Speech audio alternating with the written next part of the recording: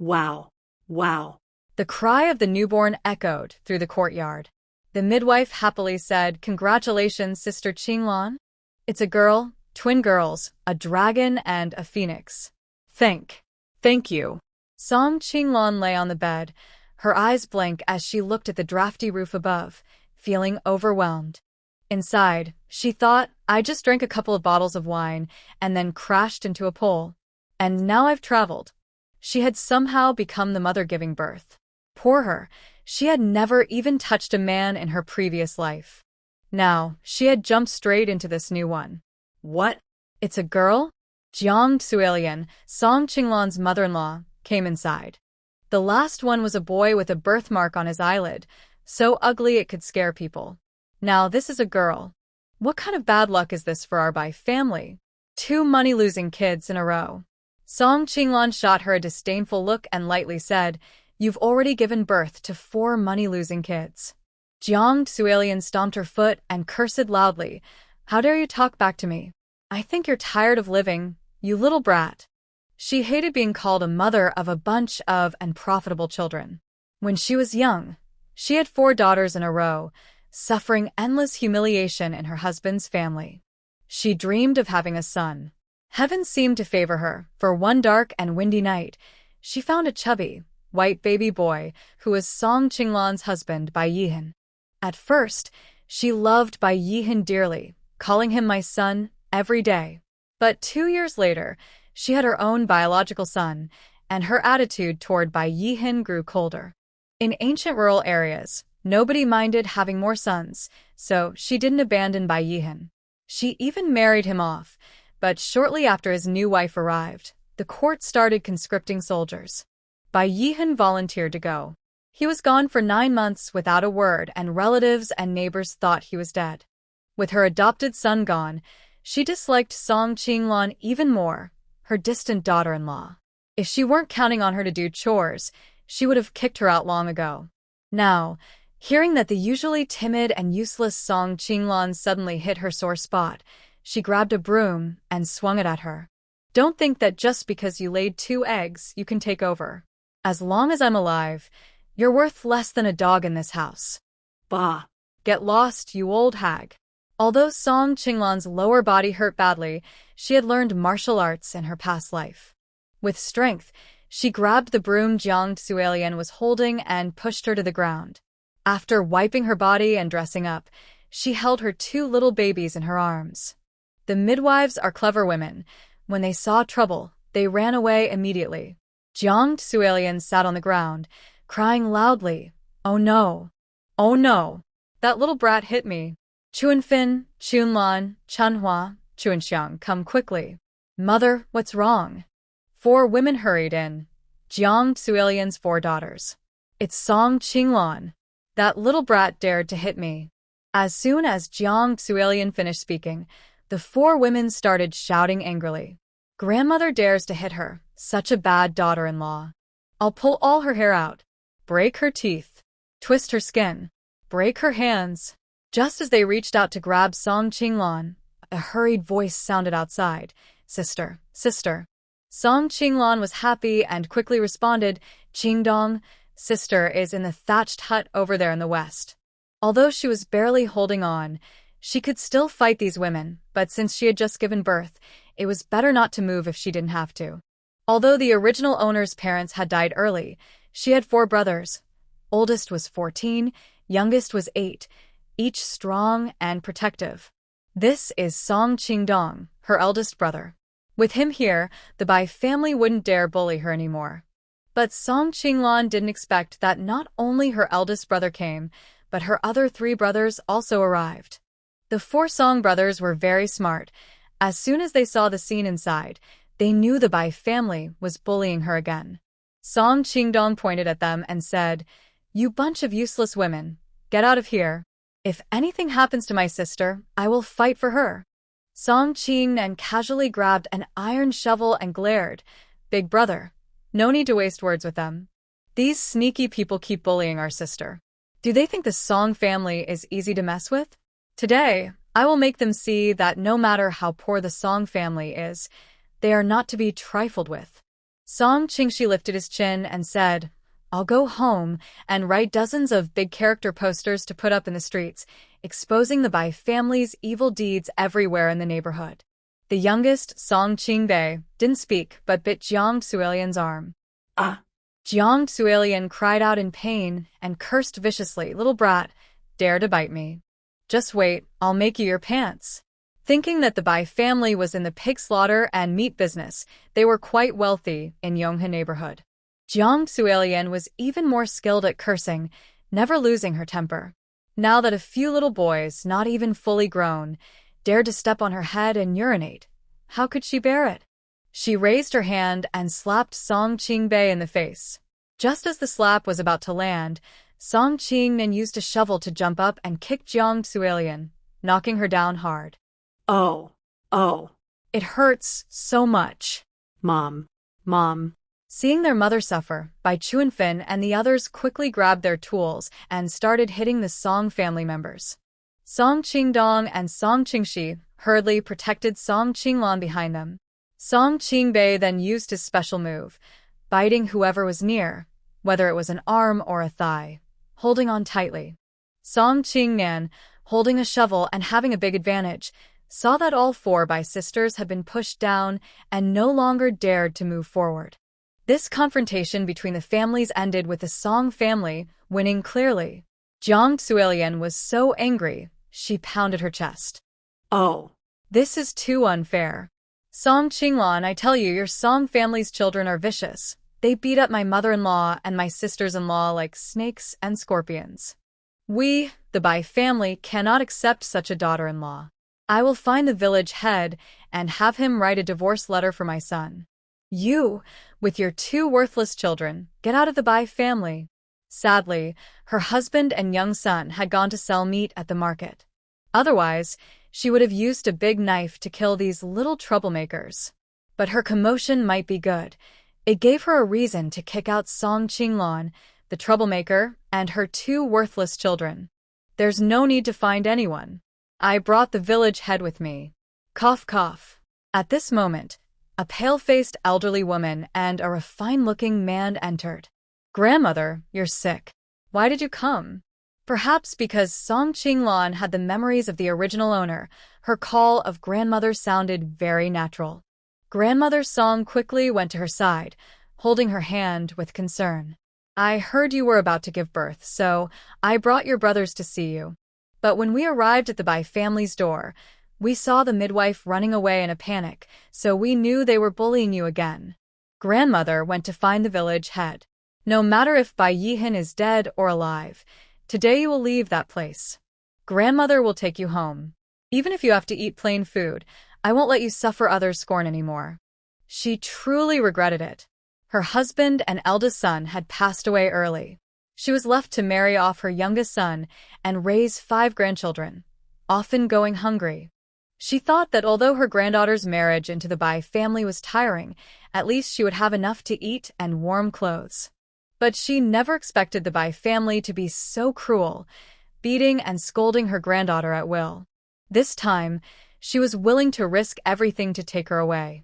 Song Qinglan was an orphan in her past life and never experienced the love of a family. At this moment, she couldn't help but feel a lump in her throat. Grandmother, I hear you. Look, I've given birth to twins, dragon and phoenix twins. When mentioning the children, Grandma Song looked down, then quickly took a step back, covering her mouth and nose with her sleeve, worried that her illness might affect her grandchildren. Cough, cough, cough. The twins are very beautiful. It was a twin birth, and you, granddaughter, have suffered. Song Qinglan smiled bitterly. That was true. The original owner had died from a difficult delivery. But now she was Song Qinglan, and these 2 children were her own flesh and blood. Her grandmother and brothers were also her closest family.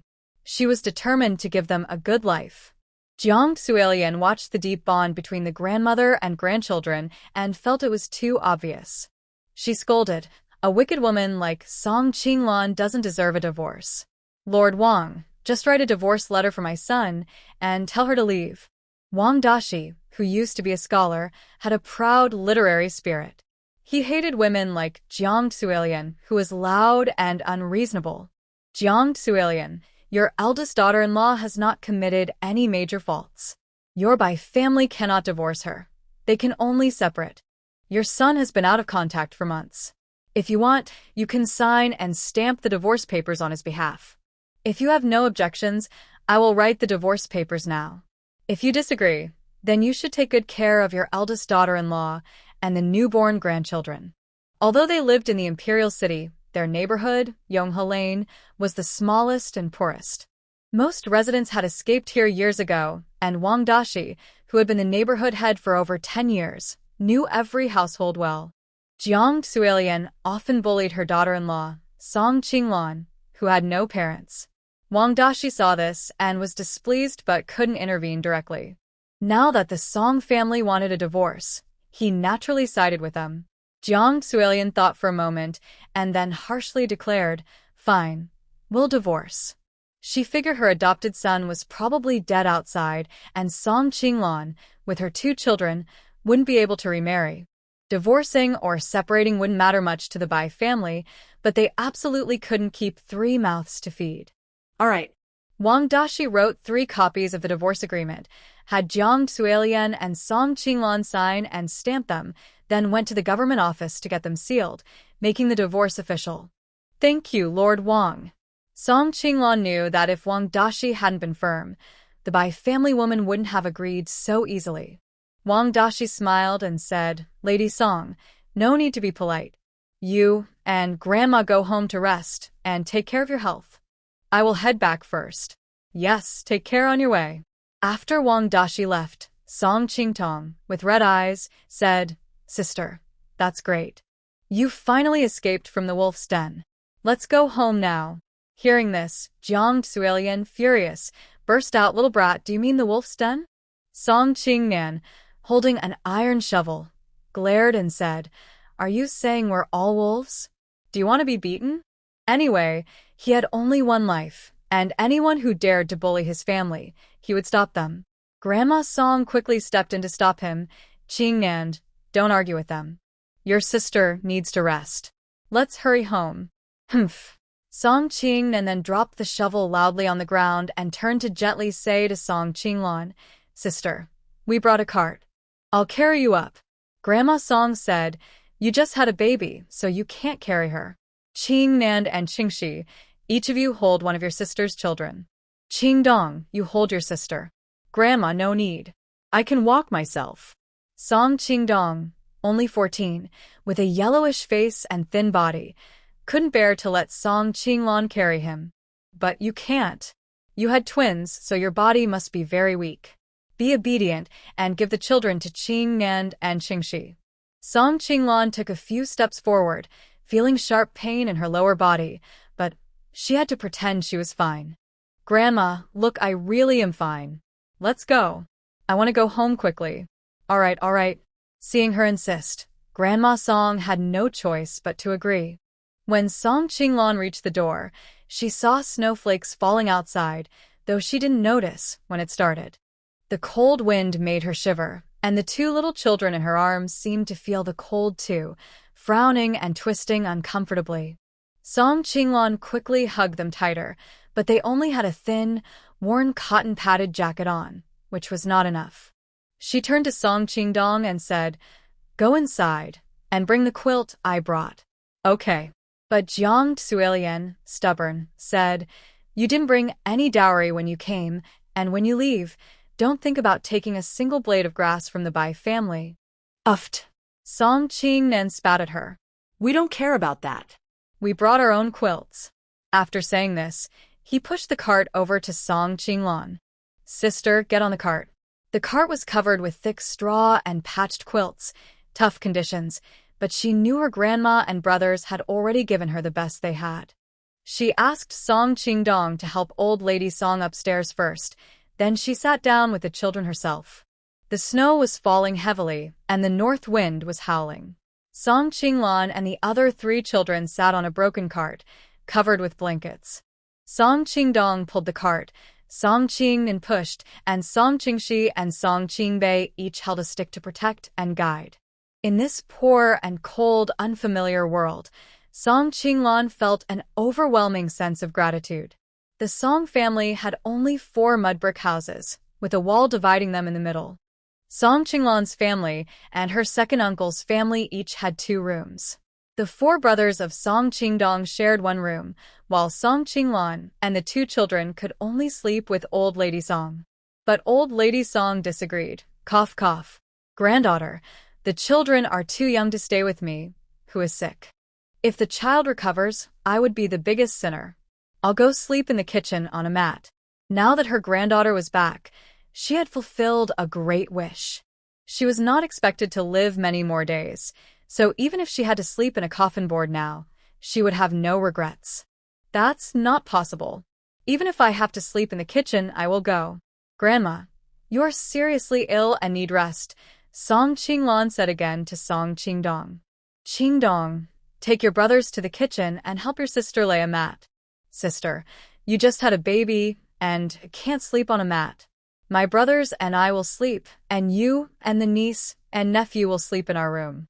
No, I must sleep on the mat. Besides, the kitchen is warm because of the fire. If you refuse, I will carry the children and go wandering. Grandma and her brothers loved her so much. How could she become a burden to them? Old Lady Song's eyes reddened.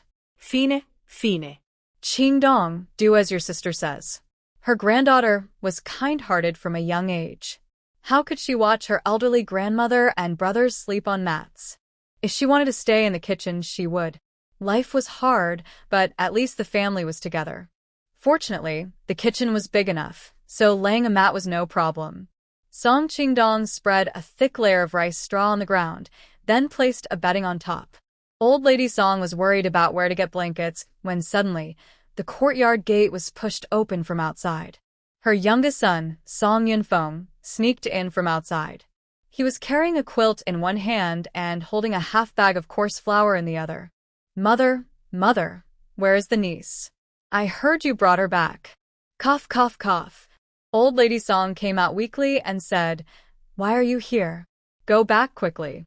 Even though life was hard for her with several grandsons, she didn't rely on Song Yunfeng.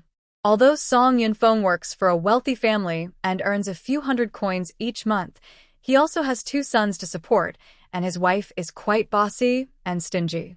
Every time he brings something home, his wife starts arguing. After a while, she simply refuses to let him come back.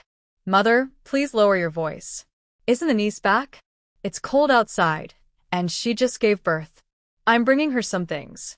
Hearing this, Song Qinglan came out of the kitchen and called, Second uncle. Song Yunfeng turned around, his eyes filling with emotion.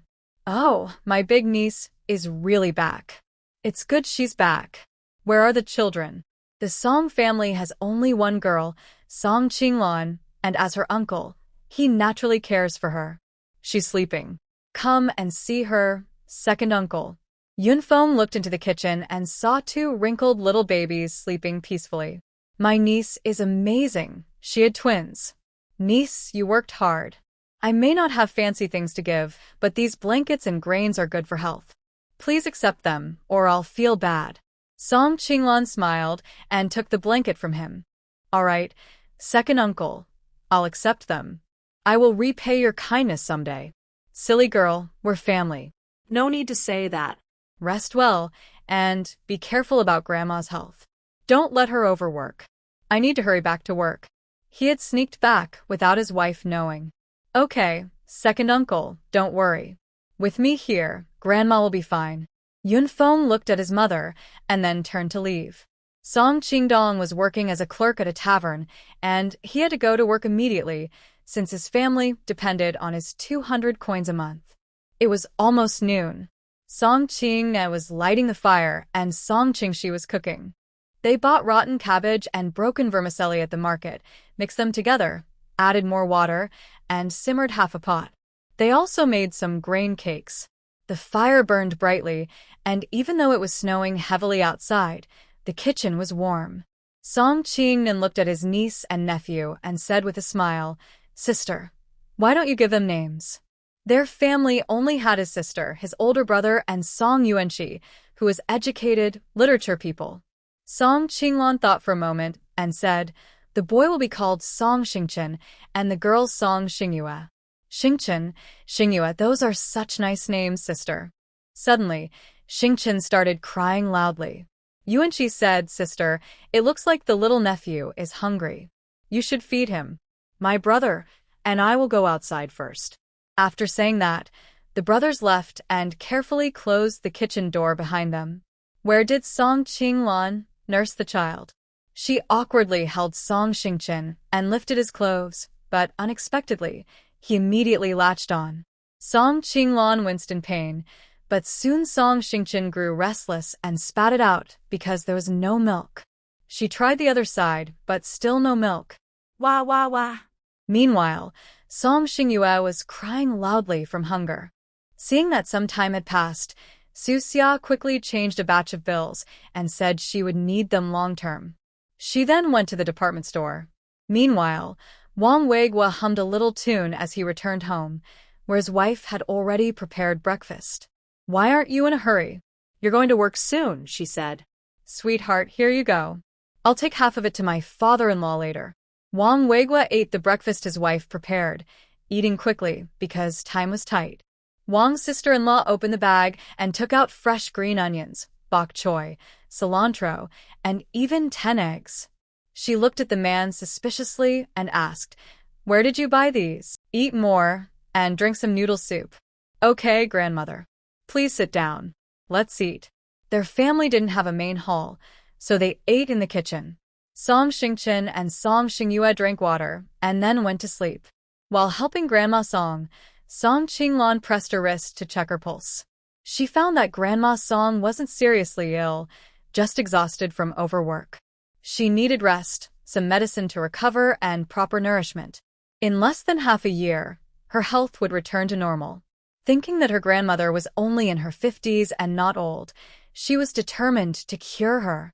He looked up briefly and said, 30 yuan. If you want it, just scan the QR code.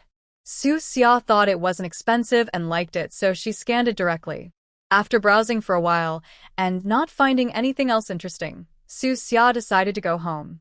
At home, she took a hot shower, applied a face mask, and planned to watch the popular drama Father and Mother. Before starting the show, she ate some grapes, strawberries, and an apple. She preferred to peel and cut the fruit into pieces. She took a peeler, peeled the fruit quickly, then used a small knife to cut it. Halfway through, when she reached the core, she suddenly felt a sharp pain in her finger. The man's neighbor Wang's family has a sheep. Their lamb was just born a few days ago. I'll go borrow some sheep's milk. But her trip took over 2 hours. It was almost sunset when she happily returned, leading a sheep. Big sister, look. I bought a ewe. My little nephew and niece won't go hungry anymore. Song Qinglan was stunned. Qingnan, where did you get the money to buy the sheep? Qingnan hesitated and said, I went to work for a wealthy family as a servant. The master there felt sorry for me and paid me 10 taels of silver in advance. I spent 2 taels on the sheep, so I have 8 taels left. Sister, you can keep it. Use some to get medicine for grandma. Song Qinglan's held back emotions finally broke, and she burst into tears. Qingnan, oh, my silly brother. No matter how good the employer was, they wouldn't pay him 10 taels in advance. It was clear he had sold himself. And he also met a greedy buyer. Big sister, don't cry. Song Qinglan was right. Qingnan had sold himself for 10 taels. Tomorrow, he would go to work for the buyer doing chores. Thinking about being separated from his family made him tear up too. But he didn't regret it. The 10 taels would support their family for 2 or 3 years. Plus, he would earn wages later, enough to support everyone. Fearing Grandma Song would see her tears, Song Qinglan quickly wiped her eyes and patted Qingnan's head. When you leave, I'll see you off. Just bear with it for a few days. I promise I'll buy you back. According to the market price here, Qingnan was worth at least 50 taels, but the buyer only paid 10 taels, showing he was greedy and dishonest. If she paid 2 or 3 times that amount, the buyer would surely let him go. Qingnan nodded heavily. Yes, sister. I believe you. Don't cry anymore. Go squeeze some sheep's milk for Chun Chun and Yaya. Okay.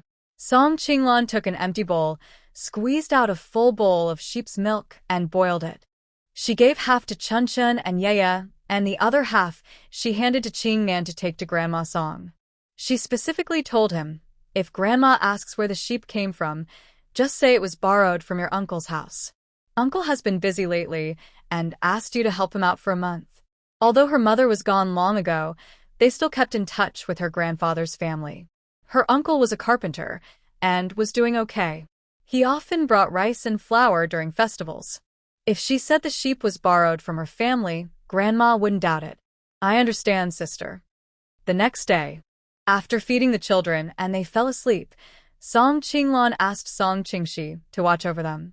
Then she took Qingnan to the blacksmith shop to meet the buyer. The owner of the blacksmith shop is Chao Gui, who has a dark mole on his chin. He looks sharp and clever. Seeing Song Qingnan with a fake smile and no warmth, he said, "You're here? And you brought someone?" Then he looked up and down at Song Qinglan. She is quite pretty, but too thin. Song Qinglan smiled and said, "Big brother, I am Song Qingnan's sister, Song Qinglan. My brother is naive and sold himself to you, but I will come back in a month to buy him back. Please take good care of him. Buy him back. Once someone is sold, you can't just decide to buy him back whenever you want." He was happy to buy a clever bargain, so he wouldn't let her go easily. "I'll pay double the price. 20 taels of silver." 20 taels? Wang Gui was tempted. His blacksmith shop made only about 5 taels a month when busy. This kid could make 10 taels in one sale. That's too much money too quickly. But he didn't agree right away. Instead, he pretended to be serious and said, "My brother and I get along very well. I can't let him go." Song Qinglan understood what he meant. "Triple the price. I'll sell everything I have to gather 30 taels for you. But you must promise that during this month, he won't go hungry, be cold, be beaten, or scolded." Well. Wang Gui wanted to say more, but Song Qinglan continued, "I'm a straightforward person. Let's be honest. My parents are gone, and my family is so poor we had to sell my brother. Borrowing 30 taels is already the limit. I can't pay more." She was eager to buy back her brother, but she couldn't be taken for a fool. Wang Gui understood. Those who sell themselves are usually desperate, with no other options. 30 taels was enough for her to sell herself again. "All right, as long as you can come up with 30 taels in a month, I'll give you the contract to sell your brother." Of course, he also had a plan. If Song Qinglan couldn't get the money, he would make her his concubine and use her to exchange for her brother. Words are not enough. We need a signature and a seal. Song Qinglan was worried he might cheat later, so she prepared a written agreement in advance. "Okay, let's sign and seal." Wang Gui was sure that a woman like her couldn't escape his grasp. Seeing him sign and press his thumbprint, Song Qinglan finally relaxed.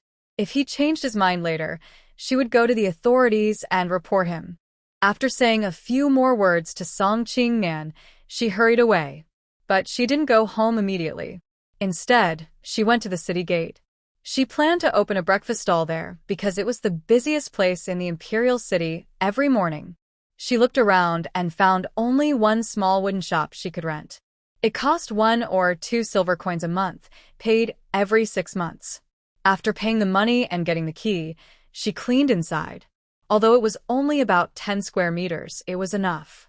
She still had 2 taels of silver left.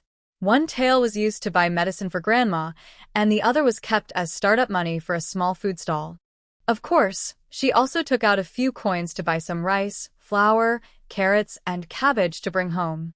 When she reached the door, she happened to meet her second aunt, Lu Guixia. Lu Guixia had also heard that Song Qinglan had returned, so she wasn't surprised.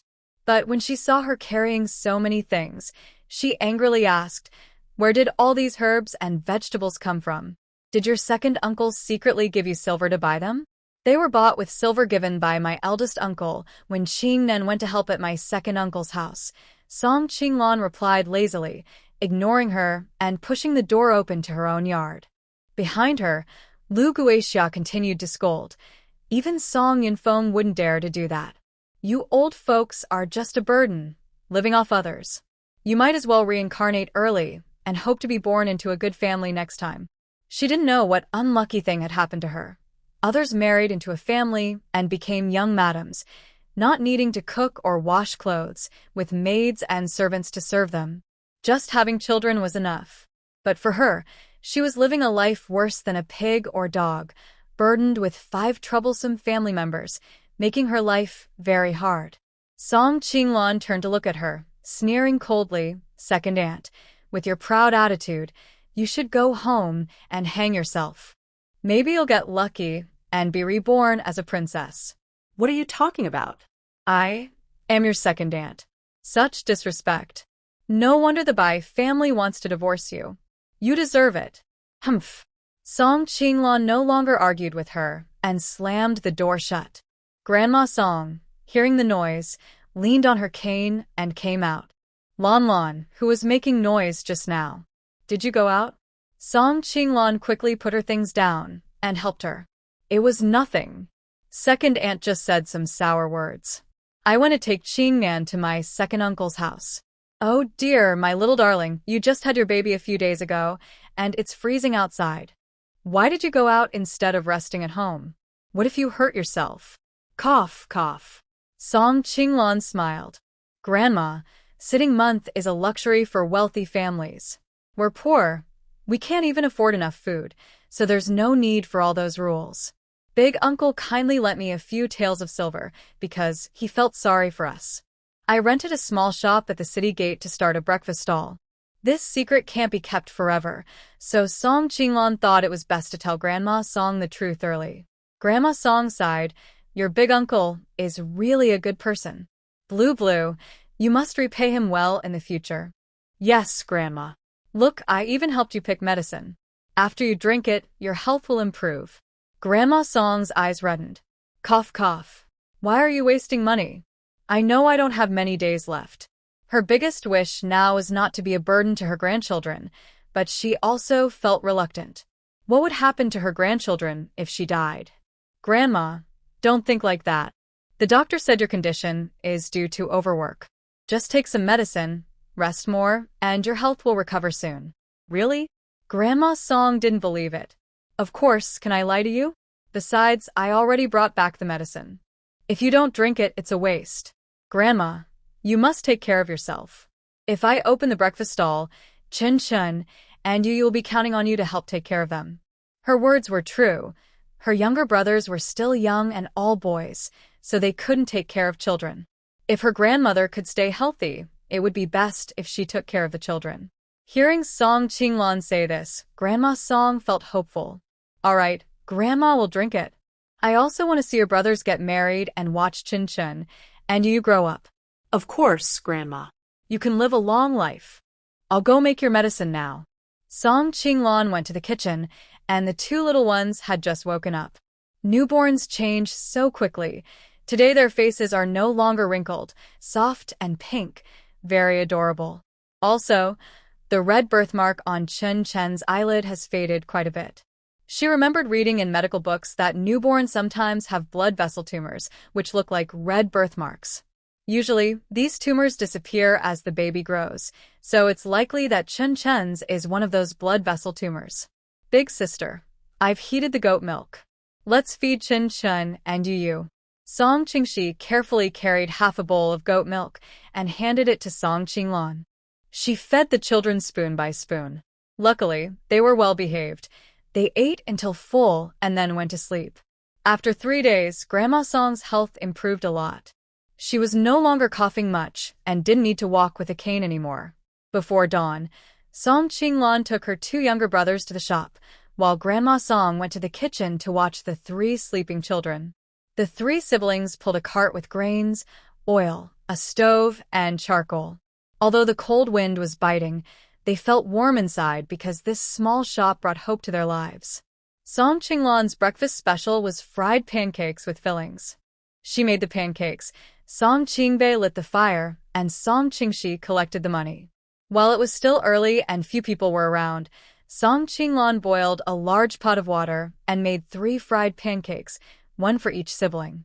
Song Qingbei held his pancake like a precious treasure.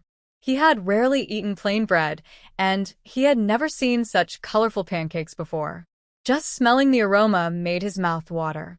Seeing him just holding and not eating, Song Qinglan smiled and said, "Don't just look, try it." "Okay." Song Qingbei took a big bite. The outside was soft and fluffy, the inside crispy and crunchy, and it had a fried egg inside. Delicious beyond words. "Big sister, this is so tasty." Song Qingshi also said, "I never thought I'd taste something this good in my life." Song Qinglan smiled, but suddenly her nose felt a bit sore. They had improved their lives because Qingnan had sold something precious to get the money. She had to work hard to earn more money, or she wouldn't be able to repay Qingnan. After they finished eating, people started arriving at the city gate, waiting for it to open so they could leave. Many others outside the city were also waiting to enter. Song Qinglan quietly encouraged herself. Today, she wanted a good start. "Keep going." While making pancakes, she called out, "Fried pancakes with fillings. 10 coins each, free tea included." She brushed some oil on the pan, poured the batter, cracked an egg on top. Soon, the delicious smell spread, attracting a few customers. "Hey, what kind of pancake costs 10 coins each?" "The boss's daughter looks so fair and clean. Why is she so stingy?" "This isn't just a pancake, it's a filling." "Didn't the boss's daughter just call it that?" "Whether it's a pancake or a filling, it's too expensive. A basket of meat buns costs only 8 coins. While rolling up the pancakes from the pan, Song Qinglan smiled and said, "This is fried pancake with fillings. Whether it's worth 10 coins or not, you'll find out after trying it. Free tea is included." Her voice was clear and sweet, like a bubbling spring, and her lovely appearance and bright smile made many people like her. A tall, bearded man carrying a bag cheerfully said, "This thing is quite new and interesting. I'll buy one to try it out and share with everyone." "Thank you for your support, big brother." Song Qinglan neatly wrapped the freshly made pancake and handed it to him. Song Qingshi was quick-witted. After receiving the money, he hurriedly scooped a bowl of brewed tea from a large iron pot and handed it to him.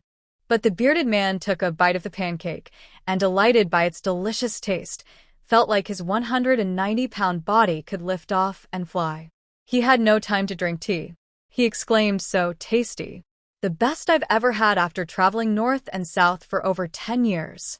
Even if it costs 10 or 20 coins, it's worth it. Miss, give me another one." Sure. Song Qinglan skillfully made another. Seeing the bearded man eating so happily, the onlookers, some with money, started to feel tempted. "Miss, I'd like to try one too." "Me too." "Okay, please wait a moment, guests." Thanks to Song Qinglan having 2 flat pans, she could work twice as fast in the same amount of time. Very good. This is the best breakfast I've ever had. I used to think the girl was stingy, but after eating, I realized she's just careful with money. Give me another one." "Give me one too." I want one. "I want 2. I want 3. Soon, her small shop was crowded with people. "Everyone, please don't rush. Line up properly. It will be faster that way. Thank you for your cooperation." The city gate was crowded with all kinds of people. If it were any other shop, customers would have started complaining about the long wait. But Song Qinglan's pretty and sweet face, along with her warm smile, made everyone obediently line up. Some kind-hearted people said, "Miss, don't worry. Staying calm helps you make even better food." Yes. We're not in a hurry. The city gate will open soon anyway." Song Qingshi personally brought them a cup of hot tea. "Since it's cold outside, everyone, have some tea to warm up." After drinking the tea, everyone's faces lit up with smiles. These siblings are honest people. Usually, a bowl of tea at a tea house costs 2 coins. Exactly. From now on, whenever I pass by here, I'll definitely support Mrs. Business. They chatted and laughed, and some started teasing Song Qinglan. "Miss, what's your name?" "Miss, how old are you? Are you married?" Song Qinglan smiled gently and said, "My name is Song Qinglan. I am 16 years old.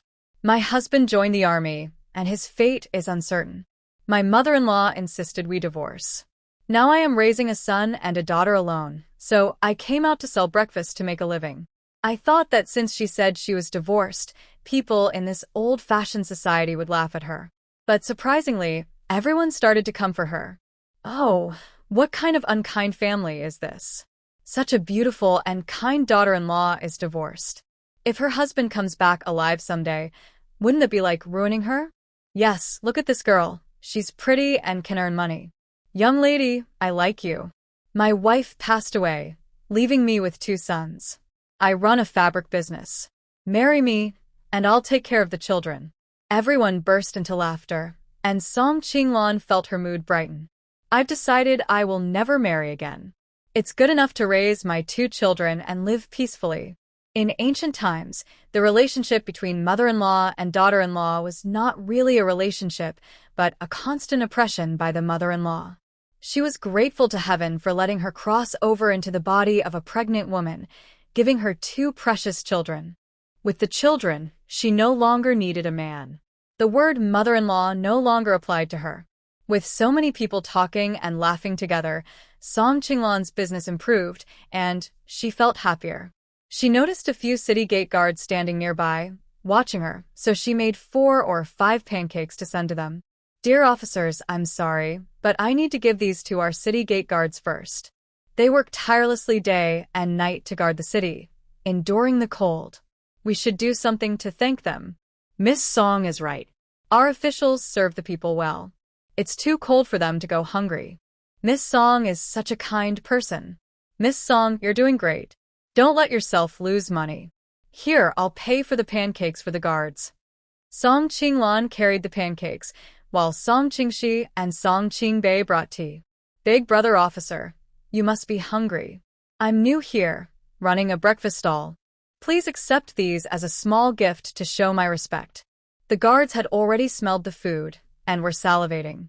But since they couldn't leave their posts, no one dared to buy anything. They didn't expect this young female boss to be so thoughtful and bring them food. A slightly chubby officer named Wang Zhe smiled brightly and said, "Thank you, young lady. You are both beautiful and kind-hearted." He reached out to take something, but was nudged by the slim officer Su Meng, who said, "It's duty time now. Be careful about your image." Oh, okay. Wang Zhe licked his lips and reluctantly straightened up. At some point, a group of people had gathered behind Song Qinglan. Everyone shouted together, "Thank you, officers, for your hard work. Please join us for a meal. Officers, please join us for a meal." The 4 officers were stunned. Such a grand scene, showing genuine concern from the common people.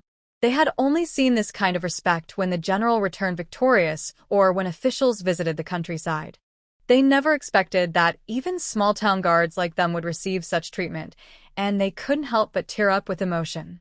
The villagers insisted they eat, and not eating would seem ungrateful. But they accepted the food, and they paid for it without hesitation. Song Qinglan didn't refuse either. With so many people around, if she didn't take the money, it would seem like she was trying to cheat them. However, for any official in any era, nothing is more valuable than the support of the people. She liked to believe, perhaps a bit vainly, that these young men would remember her today. People are naturally self-interested. Since Song Qinglan was new to this society, with no money or power, she needed to build good relationships with officials and even the court. Once the city gate opened and people started moving around, there weren't as many visitors at her shop. But the line for pancakes and snacks was still long. Meanwhile, the captain of the city gate guards, Wu Daong, approached and kicked Wang Zhe, who was eating his second pancake. "During your shift, who told you to eat?" Wang Zhe quickly hid the pancake in his hand behind his back and said, "Captain, it's the villagers. The villagers said we've worked hard guarding the city, so we should eat." "Then why aren't others eating, but only you?" "They've finished eating." Wu Daong glared and said proudly, "What are you eating? Show me." He hadn't seen clearly earlier, but the smell was quite tempting. Wang Zhe proudly took out the pancake again, saying, "Boss, look at this. It's fresh. It's called a pancake snack." "Humph, the name is quite new. Is it tasty?" Wang Zhuo looked enchanted. It can only be described in one way. This is a heavenly delicacy, rare to find in the world. Wu Deong looked down on him and said, "Look at you, a foodie. Where did you buy this?" He confidently assured that not only near here, but the entire imperial city has no such breakfast. Wang Zhu pointed and said, "It's at that Song's breakfast shop." Wu Deong turned his head and saw Song Qinglan busy working. She wore a rough blue cloth dress with patches, her long black hair casually tied in a bun. But her figure was graceful, and her face charming. 2 strands of hair in front fluttered in the wind, adding a gentle, charming look. Wu Deong swallowed nervously, feeling his heart pounding for the first time in over 20 years of being single. Wang Zhu saw him staring blankly and thought he also wanted to eat, so he said, "Boss, wait for me, I'll buy one for you too." "Stop." Wu Deong quickly grabbed Wang Zhu, but kept his eyes on Song Qinglan without blinking. "I'll go myself." After adjusting his uniform, he walked over seriously. As he got closer, his heartbeat quickened even more. The girl in front of him had curved eyebrows like willow leaves, bright almond-shaped eyes, a small, high nose, and red lips without makeup. Even though it was the cold winter, her smiling face felt like spring breeze, full of warmth and vitality. Song. Usually brave and fearless, he suddenly became nervous and fidgeted. "Miss Song, can I have a fried pancake?" Song Qinglan looked up and saw his military uniform was thicker than the city gate guards, so she guessed his rank might be higher than theirs. "Officer, today is our shop's first day open. I'll treat you to a fried pancake." No. Wu Deong quickly took out 10 coins and handed them to Song Qinglan. "As officials, we serve the people. We can't take food for free." "Officer, you are truly wise. I admire you," she said politely. He chuckled shyly, his face slightly reddening under his rough skin. "My name is Wu Deong. Just call me Brother Wu." Wu Deong? People who lived in the 21st century are often sensitive about the name Wu. Song Qinglan looked at him and smiled. "All right, Brother Wu. You drink a bowl of tea to warm up." Good. Just as Song Qinglan was about to serve him tea, he said hurriedly, "Little brother, put it down. I'll do it myself." He carefully took the bowl and said, "It's not easy for young people to earn money. Where are your parents?"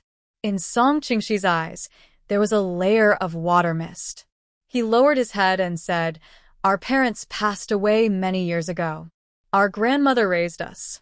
Now that she is not feeling well, only the 3 of us siblings are out making a living." He has some memories of his parents. His father was very kind, and his mother was very gentle. Unfortunately, his father fell off a cliff while out working, and not long after, his mother became depressed and passed away. Late at night, he still misses them very much. "Oh, how sad," Wu Deong said with sympathy and regret. "In my opinion, you should find a good match for your sister. Having a brother-in-law would help support you all." Bah.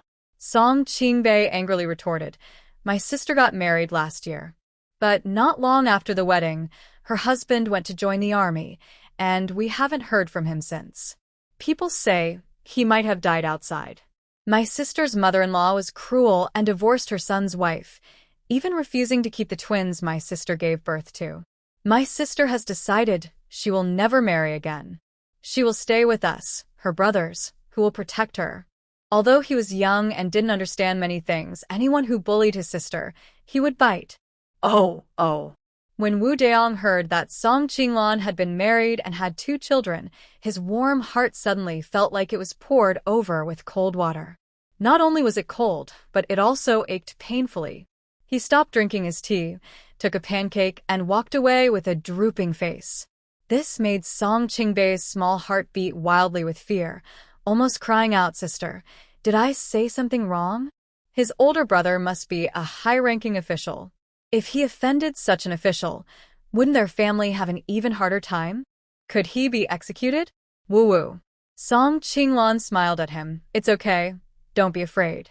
This officer doesn't seem like a bad person. Maybe he was thinking of something else. All right, if he really gets angry, I'll apologize to him tomorrow. As long as they didn't cause trouble for their family, and he could do whatever he wanted, it was fine." Hee hee. Our little Qingbei is so sensible. The three siblings continued selling pancakes until nearly noon. Although fewer people came and went at the city gate, there were still some customers. Song Qinglan was reluctant to leave, but worried about the children and grandmother at home, so she closed the stall. Their home was not far, only 3 or 4 miles away. She asked Song Qingxi and Song Qingbei to go to the tavern and call Song Qingdong to come home. She herself took 2 pancakes to the blacksmith shop. Of course, she didn't dare tell her 2 younger brothers and only said she needed to buy some things at the market.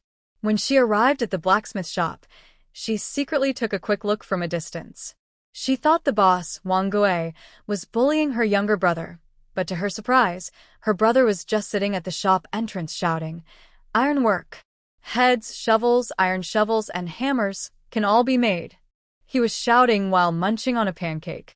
Song Qinglan couldn't help but wonder, did she see the wrong person? Maybe the blacksmith boss wasn't a bad person. No, that's not right. Even if he is a very kind person, wouldn't the little servant he bought be expected to serve him? It's impossible for him to treat Qing Nen like his own child. Something unusual must be happening. She decided to come back every day to check. Since he eats well, she wouldn't give him the pancake, so he wouldn't miss home even more when he saw her. She wanted to work hard to earn money and buy him back. She spent 15 coins to buy 2 pig bones and hurried home. Just then, Song Qingdong and the others arrived too. "Big sister, are you calling me back because something's wrong at home?" Although on the way here, her 2 brothers told him that her business was doing well, he still felt reassured. Song Qinglan grabbed his arm. "Come on, let's go inside and talk." Inside, the old lady was feeding Chen Chen and Yaya goat milk. When the 2 little ones saw Song Qinglan, they happily shouted "Ayuu" and waved their small fists excitedly. "Mom is here." Although Song Qinglan had been single in her past life, seeing the 2 children now, her maternal love naturally overflowed, and her heart almost melted. She hugged the 2 kids and kissed their cheeks. Then Qingdong took the bowl from the old lady and fed Chen Chen and Yaya spoonful by spoonful. "Big sister, it's only been a few days since we last saw each other, and my little nephew and niece have grown so much, and they're even cuter now." Song Qingbei proudly said, "Of course. Just look at Chen Chen and Yaya's high noses and big eyes. So much like our family." The old lady smiled. "Our little ones are the most adorable." Song Qinglan also smiled, but suddenly, her mind flashed with Bai Yuhan's face, sharp eyebrows, starry eyes, fair skin, handsome looks. Looking closely, Chen Chen actually resembled him quite a bit. After Chen Chen and Yaya finished drinking and fell asleep, Song Qinglan took out a cloth bag. When she opened it, she saw it was full of copper coins. Song Qingdong was very surprised. "Big sister, where did you get so much money?" The old lady was also shocked. "Granddaughter, could these be from selling breakfast this morning? She has lived her whole life and has never seen this much money at once." Song Qinglan smiled and said, "Grandmother, I counted, and there are 2,000 coins. If exchanged for silver, it's about 2 taels. After deducting costs, I earned about 1.5 taels of silver." Song Qingdong and his younger brothers were playing with firecrackers. When Song Qinglan saw them, she quickly waved and said, "Sister, come join us." Song Qinglan waved her hand and replied, "You all play first. I'm going to make dumplings and prepare breakfast." After the dumplings were cooked, her 4 brothers returned just in time. Song Qingbei still looked excited and said, "That was so fun. This is the first time our family bought so many firecrackers. Before, we could only watch others play. Now we can really enjoy it." Song Qingxi looked at him and reminded, "Fourth brother, don't just focus on playing. Looking closely, when there are many people, we can make pastries together. When there are fewer people, he can do it alone, and I can go home to do chores and take care of the children." "Good, good. Sister, I'll help you." Song Yuandong agreed, without hesitation. "All right, then let's settle accounts honestly. You work hard, and I'll pay you 2 taels of silver a month. Qingxi and Qingdong will get 800 coins each month." "Sister, I don't want money." "I don't want it either. Just work with sister, and we'll provide meals. Song Qinglan pretended to be angry. That's not possible. You'll all get married someday. Without silver, how can that work?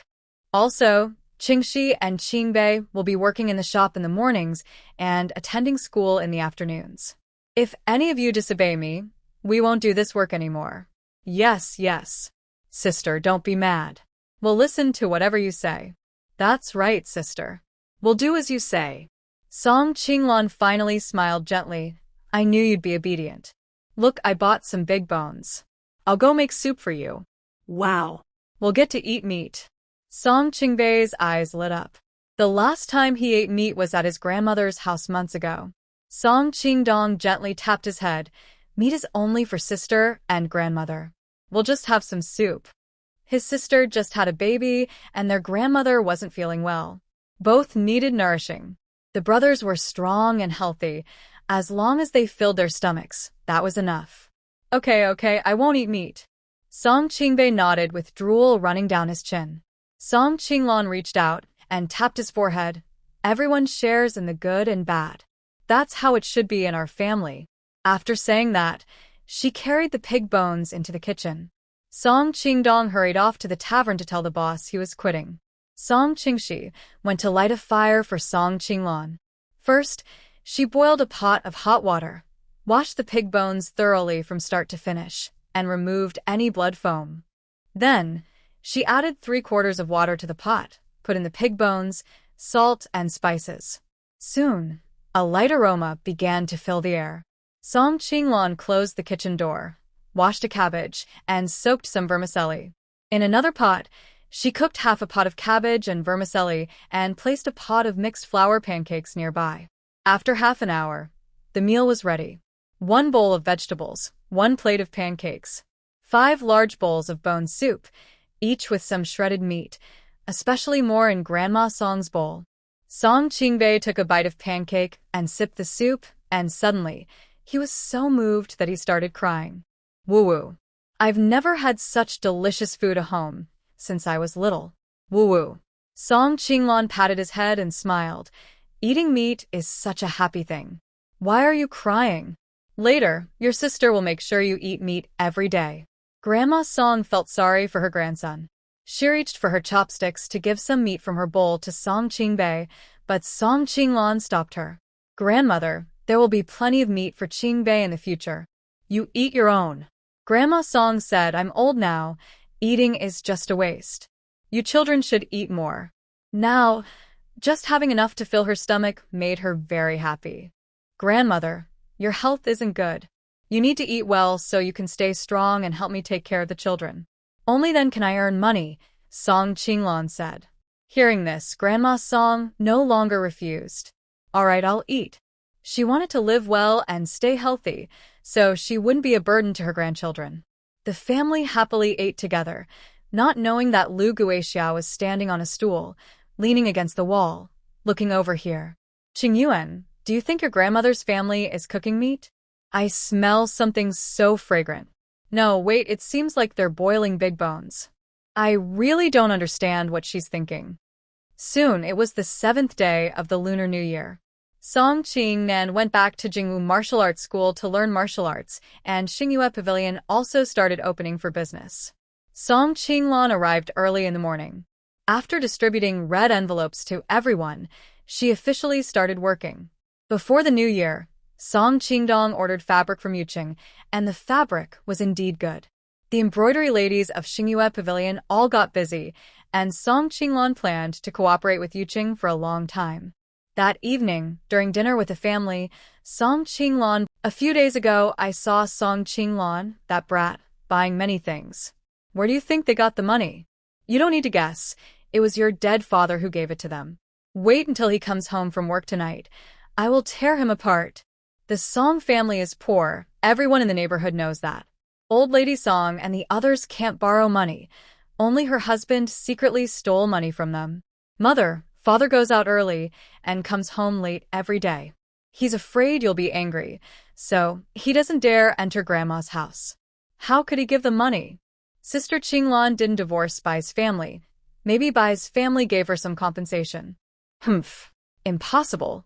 I heard that the day they divorced, your grandmother took Song Dong and his brothers to cause trouble at Bai's house, even hitting Jiang Tsuelian. Jiang Tsuelian wishes she would die soon. How could she give them money? Enough talk. It must be your father secretly giving it to them. Lu Guixia is convinced that Song Qinglan's family is doing better because of Song Yinfeng. So, when Song Yinfeng comes home from work in the evening, Lu Guixia pulls his hair. She scolds loudly, "You traitor! Tell me, how much money did you secretly give to those old, miserable people next door? They eat meat and soup, while my two kids and I can only eat coarse rice and vegetables." The more Lu Guixia thinks about it, the more she feels wronged. Song Yinfeng's monthly salary is only 500 won. Usually, she has to buy pig scraps to make dumplings. She never dares to buy real pork. Their life is so hard, and this dead man secretly gives money to others. How can they go on? Song Yinfeng is stunned by her outburst.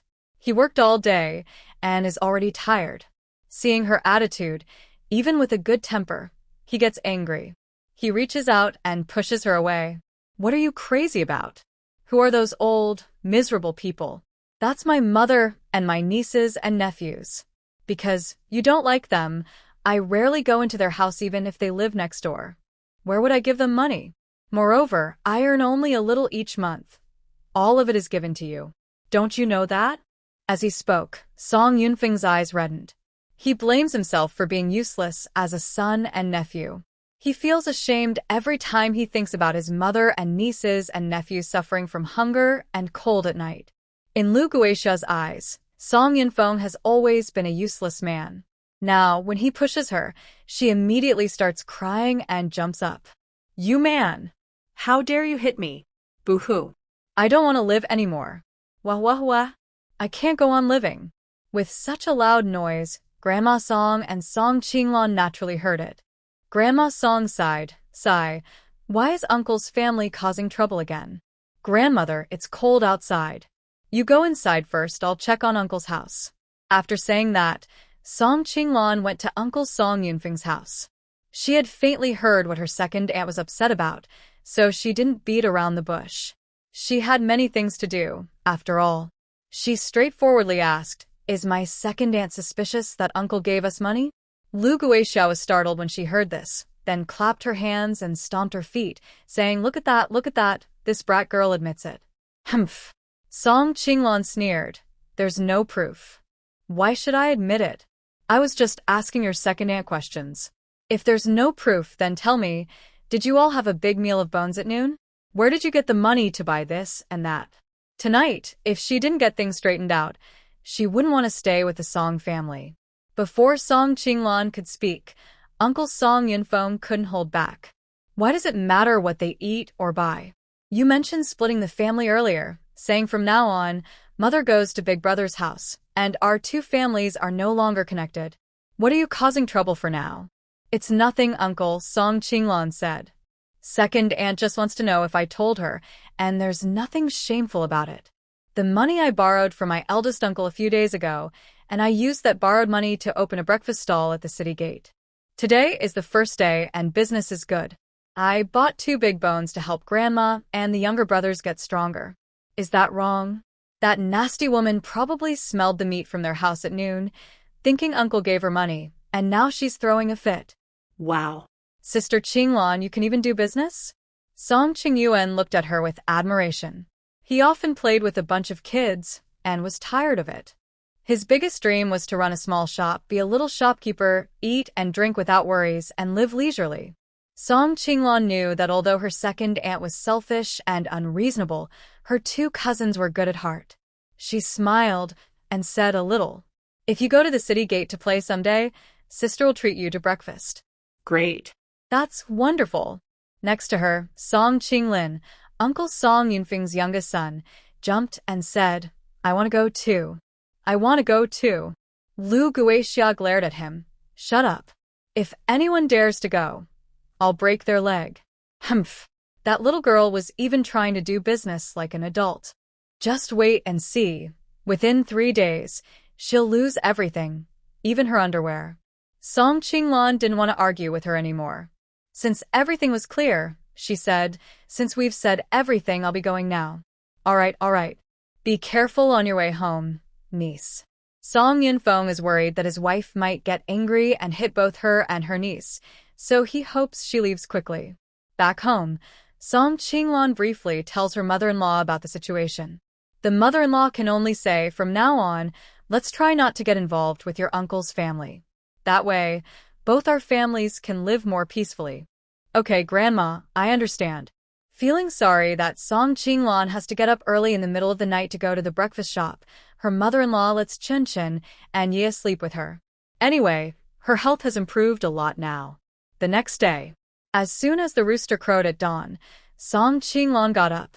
People in ancient times went to bed early, and she had slept about 7 hours, which was enough. She took her 3 brothers to the shop, first cleaning the place and scrubbing the stove. When she opened the door, people immediately gathered around. I bought a pancake roll here yesterday. There's only the last piece left at home. My wife wanted to try it, and she loved it. This morning, before dawn, she kicked me out of bed to buy her more. Miss Song, please bring me 4. No matter what, I want to enjoy them today. All right, sir. Please wait a moment. Following the usual routine, Song Qingbei starts the fire and Song Qingxi takes the money. While making pancake rolls, Song Qinglan teaches Song Qingdong. He is eager to learn, and with her secret spicy sauce, he can usually master it in a few days. This morning's business is even busier than yesterday, and among the crowd, there are some familiar faces. One slightly overweight woman just returned from outside the city and recognized Song Qinglan. Hey, isn't that the former daughter-in-law of the Bai family? Why are you selling breakfast here? Song Qinglan looks up at her and smiles. Oh, Aunt Peng, you're out shopping again? My breakfast shop just opened yesterday. It's too busy now for me to chat. Sit inside first, and when it's less crowded, I'll treat you to breakfast for free. This woman is called Peng Yi, a neighbor of the Bai family, and she loves gossip about family affairs. She used to criticize Song Qinglan a lot, so now she's only being polite and saying superficial words. Because she knows Peng Yi sells cloth and is busy with her own business, she doesn't have time to wait around for free breakfast. But she underestimated Peng Yi's persistence. Look, I still need to open my cloth shop later. Qinglan, why don't you treat me to a breakfast now? She loves to eat and had already smelled the delicious aroma from afar and hurried over. I didn't expect that the person selling breakfast was Bai family's incompetent daughter-in-law, Song Qinglan. God truly favors her. Knowing she worked the road, he rewarded her with free breakfast. Song Qinglan still smiled kindly. Aunt Fat, I wouldn't offer you food now if it weren't for this. Look, there are several people waiting behind us. They are also waiting to go into or out of town for errands. Although my business is small, I still believe in first come, first served. Before Aunt Fat could speak, the waiting crowd started to complain. You're still doing business, but you're so rude. You don't want to queue for free food. Such cold weather, it's not easy for the siblings to sell breakfast. How can she be so shameless to eat for free? Free is free, and she's just wasting our time. Get lost. Go away now. Aunt Fat was instantly furious, but also clever. She knew she wouldn't get anything now, so she snorted angrily and drove her donkey cart away. After she left, passing by family's pork stall, she saw Jiang Zuelian and started to gossip maliciously. Oh. By sister-in-law, you don't know, your daughter-in-law is now doing business and her shop is booming. She's so proud. Her eyes seem to be on top of her head. She doesn't even bother to talk to me. Jiang Zuelian looked at her puzzled. My daughter-in-law? Which one? She only has one son, who isn't married yet. Who else? It's Song Qinglan, the one you drove out. She's now selling breakfast at the city gate with her 3 brothers. Really? Jiang Zuelian dropped her knife with a clatter. I'll go see for myself. What can a fallen woman do? In the past, Song Qinglan was so timid at her house, she didn't dare to speak loudly or walk confidently. Weak and useless, she couldn't run a business. She definitely wanted to see that little troublemaker's joke. Jiang Zuelian hurriedly arrived at the city gate, and from afar, she saw a long line of people at a place called Song's breakfast shop. Getting closer, she saw Song Qinglan and her brothers busy and working hard. What kind of food could this little troublemaker be selling that her business was so good? She must be earning a silver or two today, more than her family's pork stall. No. This little troublemaker doesn't deserve a good life. She, a lowly person, how could she be better off than the Bai family? Jiang Suelian strode forward, pointing at Song Qinglan and shouting, "Oh my goodness! Song Qinglan, you heartless girl, why do you charge everyone 10 coins for a pancake? Why don't you just rob them instead?" You. Song Qingdong wanted to step forward, but Song Qinglan stopped him, signaling him not to move. There are so many people watching. Song Qingdong understood that he shouldn't act impulsively. While making the pancake, Song Qinglan said, "My breakfast ingredients only cost about 7 or 8 coins. I make 2 coins profit on each pancake. Isn't that fair? Everyone does business to make money.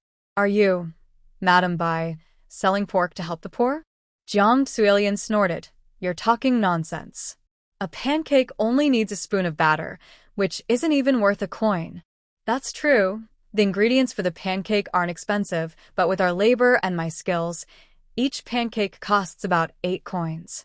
If you're jealous of my good business and high earnings, you can come sell too. When you're grandchildren and you left the Bai family in the cold weather, you didn't even let me take the bedding. Now you're here causing trouble. I once called you mother, and your grandchildren carry half of your Bai family blood. Why do you want to be so ruthless?" Fat Yi's quick tongue was really sharp, and this old lady came so fast that she was truly eager to cause trouble. Since she came to make a scene herself, I wouldn't give her face. "Oh my! This woman is Song Girl's mother-in-law." From her tone, it seems she forced her and her 2 children out with nothing. I know. Yesterday, Song Girl said her husband went to join the army and is missing in action. Her mother-in-law decided to divorce them. Poor Song Girl returned to her parents' house with her newborn twins. Her parents died early, and she has no income, so she brought her younger brothers here to sell breakfast. Oh, dear. What kind of bad karma did Song Girl have in her past life to end up with such a heartless family this time? Abusing her daughter-in-law is one thing, but to drive out her own grandchildren, such cruelty is rare in this world. This is because Song Girl is now making money, and someone is jealous and causing trouble. Her family sells pork, and from now on, no one will buy pork from her stall. Madame Bai couldn't keep up with all the chatter, but she was not one to take the blame easily. She sat down on the ground and started crying loudly. Oh, I can't live anymore. Song Qinglan, you little brat, you've been freeloading at our house for so long. Now that you've divorced my son, you're ruining my reputation everywhere. Everyone, don't be fooled by her. She pretended to be pitiful just to gain your sympathy and sell more of her own products." Song Qinglan looked at her coldly. "Then tell me, which part of what I said is false? Is your son missing? Did you divorce me and my family for your son? Are my parents both gone? Do you have an elderly grandmother and newborn twins waiting at home?" Song Qinglan spoke clearly and confidently, her voice strong and powerful, which moved many people nearby. That. It's not my family's fault." Before Old Lady Song could finish, many people started throwing rotten vegetable leaves at her. "This old woman is so hateful. Just look at her sharp face. She's no good person. If it weren't for poverty, who would sell breakfast in the cold right after giving birth? With her underage brothers? Old woman, get out of here. Don't delay us buying breakfast." "Ah."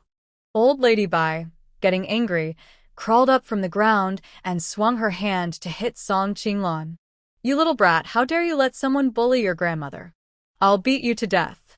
People nearby, unable to watch anymore, clenched their fists and prepared to hold Old Lady Bai down. Suddenly, a loud shout came from a distance. "Stop." Everyone turned to see a group of city gate soldiers walking confidently toward them, led by Wu Daong. "City gate is a restricted area. You old woman causing trouble here, disturbing the peace. Arrest her and hold her for half a month." This wasn't because Wu Daong was defending Song Qinglan. The city gate was the face of the imperial city, and no one was allowed to cause trouble there. Jiang Chui Lian, usually domineering, was now trembling with fear.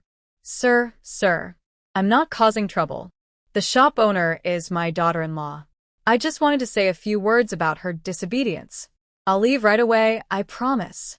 After speaking, she turned to run, but two soldiers grabbed her shoulders.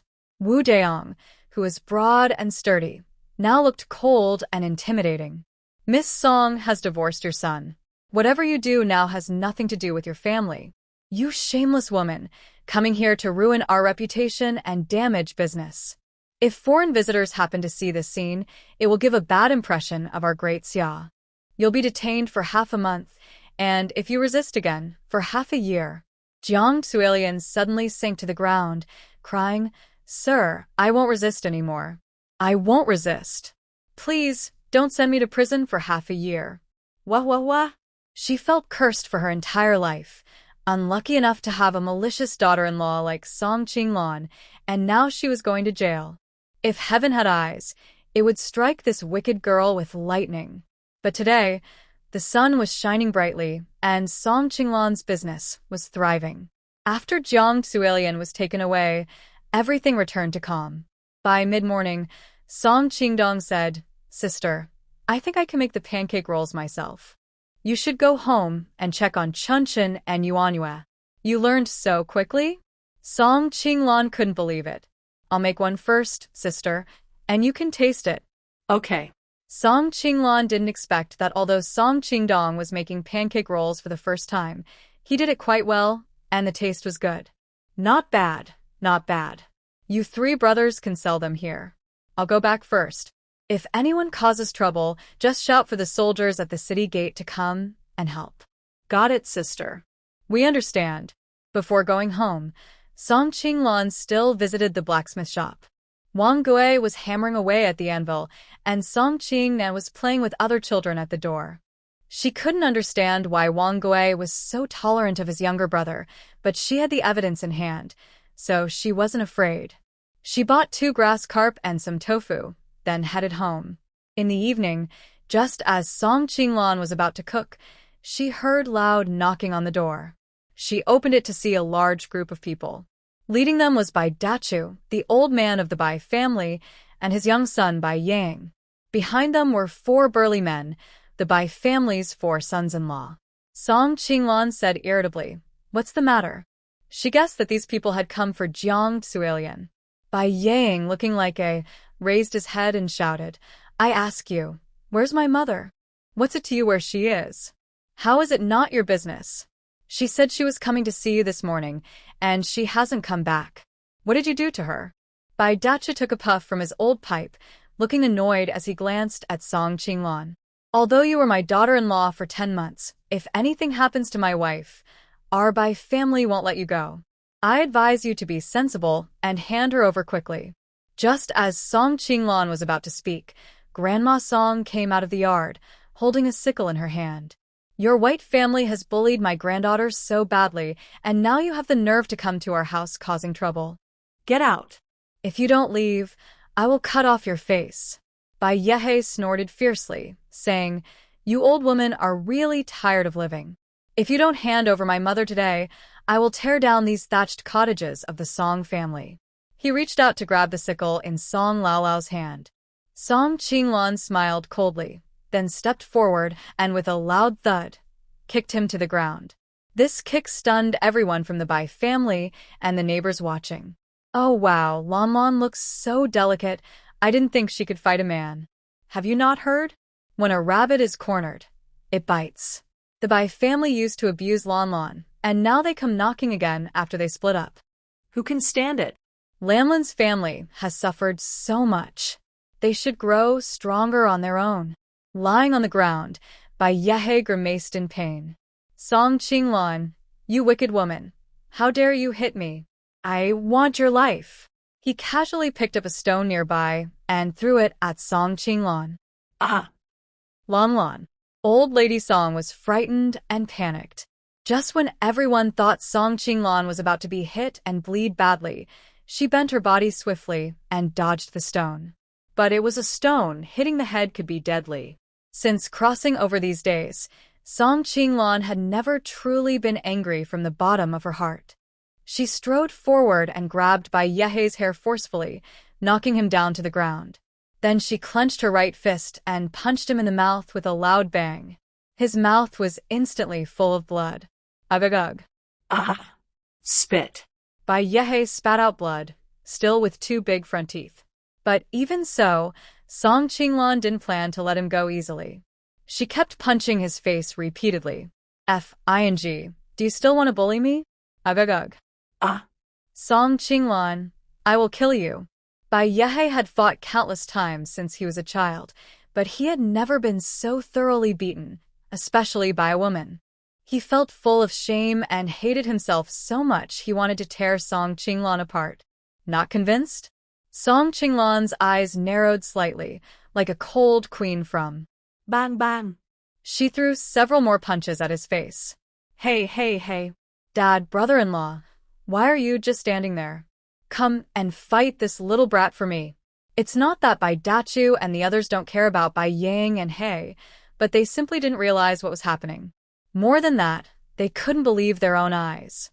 In their minds, Song Qinglan was seen as a weak and timid person who wouldn't speak up or fight back. She was so fragile that a gust of wind could knock her down. Logically, Bai Yang and He should have stepped on her easily, but somehow, she turned the tables and fought back fiercely. Bai Yang and He were completely stunned by her strength. Bai Dachu roared loudly, "This lowly woman dares to hit my son. All the sons-in-law, get over here. Unload her arms." Yes. 4 rough men eagerly rubbed their fists and rushed towards Song Qinglan. But she only smiled mischievously, stretched out her long legs, and kicked all 4 men to the ground. Ouch. That hurts so much, they groaned. How did this little brat suddenly become so fierce? She took out a bottle of soda to drink and lay down to rest herself. When the children woke up, about half an hour had passed. Su Xia picked some wildflowers nearby and quickly braided a flower crown with her fingers. Nunya watched curiously as the flowers grew in just a short time. Mom, what are you going to do? Su Xia continued working with her hands. You'll see in a little while. Once the crown was long enough, she connected the ends. She tried it on and found it was quite sturdy. Nyonyo, come here. Mom will try it on you. Nyonyo had been waiting eagerly. When she heard Su Xia call, she obediently stayed by her side. She was so fragile that a gust of wind could— Miss, can I call you my auntie? Humph. If you cause trouble at our house again, I'll break your leg and leave you disabled for life. Yes, I won't dare anymore. He was crying and sniveling, almost kneeling before Song Qinglan. Enough, go away. Yes. Bai Dachu helped He up and hurried to run away. Suddenly, Song Qinglan remembered something and said, "Stop right there." He couldn't hold it anymore and peed himself, trembling so much he almost couldn't stand. Annie, do you have something else to say? Forgot to tell you. Jiang Suelian caused trouble at the city gate this morning. The guards caught her and will hold her for half a month. No one was allowed to cause trouble at the city gate, and everyone in the imperial city knew about it. Bai Dachu sighed heavily. That silly woman was just too impatient. It was also because Song Qinglan, that cunning woman, had chosen to set up her shop right at the city gate. After they left, the neighbors all clapped for Song Qinglan. Lan is so impressive. You have to fight hard against bad people to make them respect you. I heard Lan even opened a breakfast shop. Old Song's family finally has hope. Things change over the years. Old Song's family is finally turning luck around. Of course, there were some who were jealous. I think Song Qinglan is just a paper tiger. She's just a helpless girl. How could she suddenly turn things around? She's so fierce, like a mother tiger. In the future, she won't be able to find a good husband. Lu Guixia, hiding in the yard, kept peeking through the door, hoping the Bai family would teach Song Qinglan a harsh lesson so she could enjoy seeing her suffer. But she didn't expect the little girl to be so strong and the Bai men so useless. How boring. She had to take action herself. Lu Guixia opened the door and went outside, sarcastically saying, "Oh wow, so lively. Why are so many of you blocking my door? Song Qinglan teased with a smile. Second aunt, didn't you hide inside to watch the fun? Her words made the neighbors around laugh. They had been neighbors for so many years and knew what kind of person Lu Guixia was, so they started teasing her too. Mrs. Song, stop pretending. I just saw you peeking out the door to watch. Yeah, you're really something. The Bai family is bullying right at your doorstep, and you're hiding inside like a coward. Now that Lon Lon has driven them away, you come out pretending to be nice? Ha ha ha. You usually look sharp-tongued and clever, but today you're so timid. Exactly, with your quick tongue. You could have scolded them so badly they'd run away in shame. Bah. Why do you all talk so nastily? What are you stirring up here? Lu Guixia spat at the women criticizing her, then crossed her arms and said, We already separated our family. We're not the same. The Bai family bothering Song Qinglan has nothing to do with me. Don't throw dirt on me. Those women neighbors weren't easy to deal with either, and they quickly retorted. TSK, TSK, TSK. Lu Guixia, your heart is really black. Even if you separated your family, Lon Lon is still your niece. Your niece was bullied, and she has 2 newborn children. Even if you're not family, you should have some compassion and help out. Yes. Have you lost your conscience? I think she has no conscience at all. Otherwise, she wouldn't have forced Song Yinfeng to split the family back then. Let Granny Song take care of 5 grandchildren. How could that be right? Fortunately, these children are doing well. They are strong and independent, especially Lon Lon. She even started a business. I tried her pancake snack, and it was really delicious. Oh, it's not just pancakes. It's called jianbingguzi. Anyway, Lon Lon is great. I believe the Song family will get better and better in the future. Hearing everyone praise Song Qinglan, Lu Guixia grew angrier. You can praise her all you want. Right now, Song Qinglan is actually a strange person possessed by evil. One day, she might harm you all, and then you'll realize your mistake. Song Qinglan's eyes turned cold as she stepped forward. Second aunt, have you been eating too much dirt? Are your brains full of dirt? How can you say such nonsense? Seeing her nervous look, Lu Guixia sneered. You're probably upset because I hit a nerve, huh? She looked at everyone and said, You all grew up watching her. Song Qinglan has always been weak and silent when beaten or scolded. How can she suddenly start doing business and fighting? If she's not possessed, what else could it be? People in the countryside are a bit superstitious about ghosts and spirits. When Lu Guixia said this, everyone's faces changed. Hey. This old woman is talking so confidently. Could it be? Look closely, Lon Lon really does seem different than before. Really? Could it be true?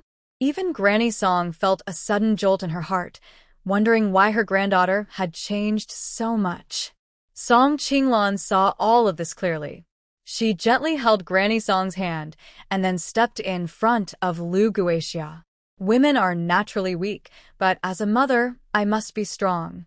When I was young, I didn't know how to fight back, so I let you and the Bai family bully us for so long. If I don't wake up now, our family will always be oppressed. Even a rabbit bites when it's cornered. From now on, anyone who bullies us, I will fight back. As for starting a business, I think everyone here can do it, except you. Song Qinglan pointed at Lu Guixia and sneered, because no one is as lazy as you, wasting your life being a woman who just causes trouble and makes a scene. Well said. In my opinion, Madame Song is just jealous that Lon Lon can earn money. She's here causing trouble and slandering others. Her manners are really bad. Exactly. She's just jealous because she's not capable. A rude woman like her, only someone as patient as Yunfeng could tolerate her in Yonghe Lane. Song Qinglan's quick comeback received loud applause. Lu Guixia originally wanted to mock Song Qinglan and make her feel embarrassed, but unexpectedly, she ended up looking like the fool. She suddenly got very angry. Shut up. All of you shut up. Lu Guixia grabbed a long broom from the yard and waved it at the neighbors outside the door. You say I'm a troublemaker, right? Well, I'll show you what a troublemaker looks like. Get out of here. All of you, go back. Don't block my door. After driving everyone away, she snorted at Song Qinglan, dropped the broom, and angrily went back to her own house. "Let's go, grandmother. Let's go home and cook." Song Qinglan didn't bother to pay attention to her. She pulled old Madam Song and went back inside. That evening, Song Qinglan prepared to cook a fish and tofu stew. She first fried the cleaned fish until both sides were golden, then added seasoning, poured in water, and waited for it to boil before adding the tofu to simmer together.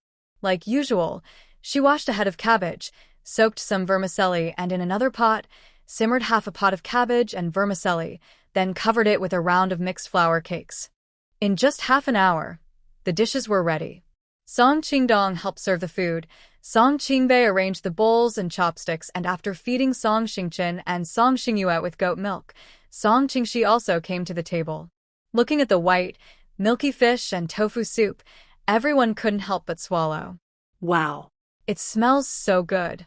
Song Qingbei smiled and said, "Ever since my sister came back, I feel like I'm dreaming. I can finally eat meat and fish again." Song Qinglan served 5 bowls of fish soup and shared them with everyone. "Don't worry, our days will get better and better." Yeah. "My sister is right." Song Qingdong nodded.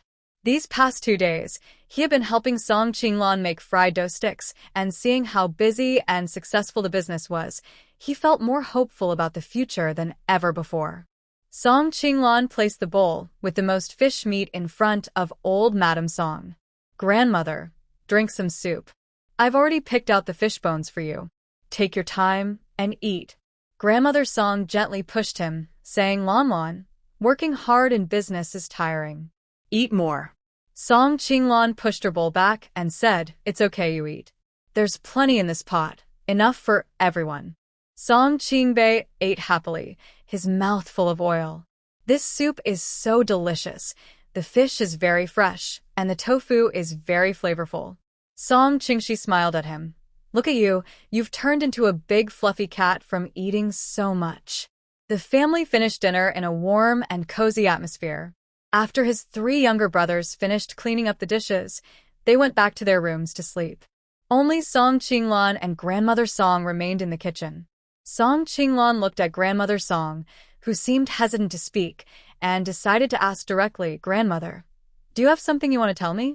"Humph. Having a grandson is good, but he's not as handsome, strong, or chubby as my granddaughter. They all look like little black donkeys. How can they compare?" Mother Chen now takes Nuno for a walk around the village every few days.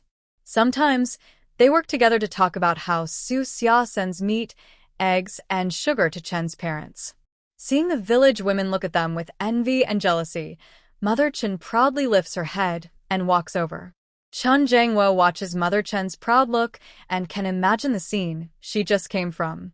Thinking about the good things at home, he guesses his wife has made some progress in the county town. Anyway, it's getting late. "Grandmother, go to bed early. All right, sleep well. You need to get up early tomorrow."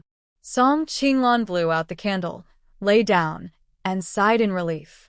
Luckily, this story is a common excuse for someone who has traveled through time. The next day, just before dawn, it was cold and freezing, and some people were still snuggled in their beds. The Song siblings had already woken up and started working. Worried that the Bai family might come to cause trouble again, Song Qinglan decided to take the 2 children and Grandmother Song to a breakfast shop. They set up a small bed in the shop and placed the 2 little ones on it. Grandmother Song played with her great-grandchildren nearby. The 4 siblings divided their tasks clearly. As soon as they arrived at the shop, they each started working. Song Qingbei was in charge of tending the fire, Song Qingxi collected the money, and Song Qinglan and Song Qingdong made pancakes. Song Qingdong was really talented at business. His skills in making pancakes and fried dough sticks were becoming more and more skillful. It was not yet fully dawn, and the air was especially cold. The people who planned to leave the city had not yet come out early. Today, Wu Deong was on duty. As soon as he saw the door of Song's breakfast shop open from afar, his eyes couldn't help but follow the figure dressed in rough cloth. Finally, he saw Song Qinglan finish her preparations. Wu Deong tidied his uniform and walked toward the shop. "Miss Song, I'd like a pancake roll." Song Qinglan looked up and smiled brightly, like a peach blossom, making Wu Deong feel happy and his heart beat faster. "Brother Wu, Today you're our first customer. I'll add an extra egg for you." While skillfully spreading the batter, she cracked 2 eggs into it and added some other ingredients. In no time, a warm pancake roll was ready. "Here you go, Brother Wu." Wu Deong took it with both hands, took a big bite and smiled happily, saying delicious. At that moment, the sound of a baby babbling came from inside the shop. Wu Deong then realized that Chun Chun, Yu Yu, and Old Lady Song were inside. He could only faintly see the little faces of the 2 children, and curiosity filled his heart. He looked at Song Qinglan and asked, "Can I see the children?" She nodded and said, "Sure, come in." The shop was small, and Wu Deong, being tall and strong, made the space feel even tighter when he entered. The 2 little ones had already woken up and were communicating in baby talk. Somehow, when Chun Chun saw Wu Deong in a military uniform, he excitedly waved his little hand and kept making crying sounds. After lying down for a while, Su Xia decided to take advantage of the quiet to cook in the kitchen. She took a small bowl, filled it with millet and 2 sweet potatoes, and headed to the kitchen. She washed the pots, added rice, cooked porridge, and placed a steamed lotus root along with the washed sweet potatoes. When no one was around, she took out 5 large buns from the storage and placed them nearby. She covered the pot and started a fire. Su Xia's hometown is rural, so she's familiar with this kind of stove. While lighting the fire, she planned how to live. The old Su family had made it clear, at least for the next 2 months, she didn't need to go back. "So, they share your family name, Song?" "Of course. They are my children, so they naturally have my family name." Wu Deong understood that from Song Qinglan's attitude, she had made up her mind not to have any ties with her in-laws for the rest of her life. He thought that was really good. Although Song Qinglan had married and had children, at night when it was quiet, he felt like he was under a spell. His mind kept replaying her beautiful image, and he even wanted to take good care of his whole family. As dawn approached, more people lined up to buy pancakes and fritters.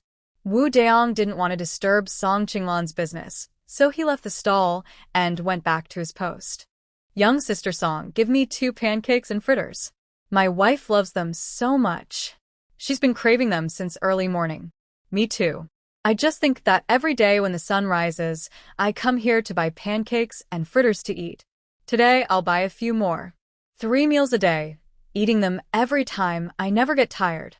Looking at it this way, these 10-cent pancakes and fritters are really worth it.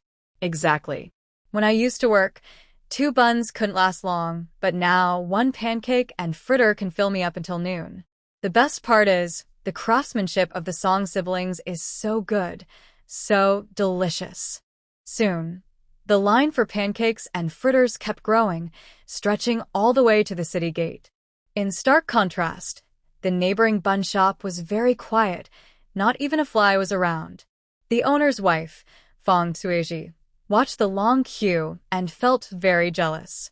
After all, each person paid at least 10 cents. This wasn't just a line, it was money. Fong Sueji took off her apron and threw it on the table, saying, "Humph. I don't believe her pancakes and fritters are really that good." She then joined the end of the line, waiting to buy one to try. After waiting nearly an incense stick's time, it was her turn. "Give me one too." Song Qinglan looked up and realized that the person in front was from the neighboring bun shop, and she didn't look friendly. Song Qingdong also sensed her suspicion. He nervously glanced at Song Qinglan and whispered, "Sister." She remained calm and reminded him, "Watch your pancake, so it doesn't burn." "Got it, sister." Song Qingdong immediately focused on making his pancake and fritter. Song Qinglan calmly handed her finished pancake and fritter to Fong Sueji, smiling and saying, "Madam Fong, here's your pancake and fritter. Be careful, it's hot." 10 cents, thank you. Song Qingxi stepped forward and reached out to Fong Sueji, waiting to collect the money. Fong Sueji was holding a pancake roll and quickly pulled it back, pouting her lips. "Hey, wait a minute. Do you think 10 coins are easy to earn? My meat buns only cost 8 coins per basket, and I dare to promise that if it's not tasty, you don't have to pay. Do you dare?" She looked at Song Qinglan with a teasing gaze. Song Qinglan glanced at her calmly and didn't reply. Fong Sueji could only continue talking to herself. She took a bite of the pancake roll, but before tasting it, she immediately spat it out on the ground. Phew, what a lousy thing, so disgusting. Song Qinglan's eyes turned cold. She said sharply, everyone has their own taste. Aunt Fong, if you think it's not good, you can go back and eat your meat buns. But you still have to pay the 10 coins. Uffed. Such bad food. And you still dare to take my money? Do you think I'm stupid or rich? Are you all crazy? Is your head kicked by a donkey? Is this lousy thing worth 10 coins? Angry, Song Qingdong shouted at Fong Sueji, you're just deliberately causing trouble. Song Qingshi also chimed in, Aunt Fong, you see our business is better than yours, so you're deliberately coming to pick a fight, right? Fong Sueji's mean behavior was exposed right in front of everyone. Her face turned red, but she stubbornly said, you two kids better not slander me. What? If this thing isn't tasty, I can't say anything? Bang. Song Qinglan threw the batter stick onto the table, her eyes turning cold and her expression grim as she looked at her. Fong Sueji was startled. She looked at Song Qinglan's icy face and asked tremblingly, what are you going to do? Fong Sueji also heard about the trouble the Bai family man caused at Song Qinglan's house yesterday. She was amazed that she, as a woman, managed to chase them all away. She was so brave. Song Qinglan said coldly, if you really don't want to pay, then leave quickly and don't block my business. I'll just pretend this pancake roll was eaten by a dog. Hearing this, Fong Sueji's eyes widened with anger. What do you mean by that? Are you calling me a dog? Song Qingdong chuckled and said, whoever responds is being insulted. At this moment, the people waiting in line to buy pancake rolls also grew impatient and started criticizing Fong Sueji. Oh, Sueji, enough already. Just go back to selling buns. Yeah, it's freezing outside. I've been waiting for almost half an hour. My wife is still waiting for me to buy her a pancake roll. Exactly. Hurry up and leave, so we can buy our pancake rolls. If you think it's not tasty, don't eat it. I think it's very delicious.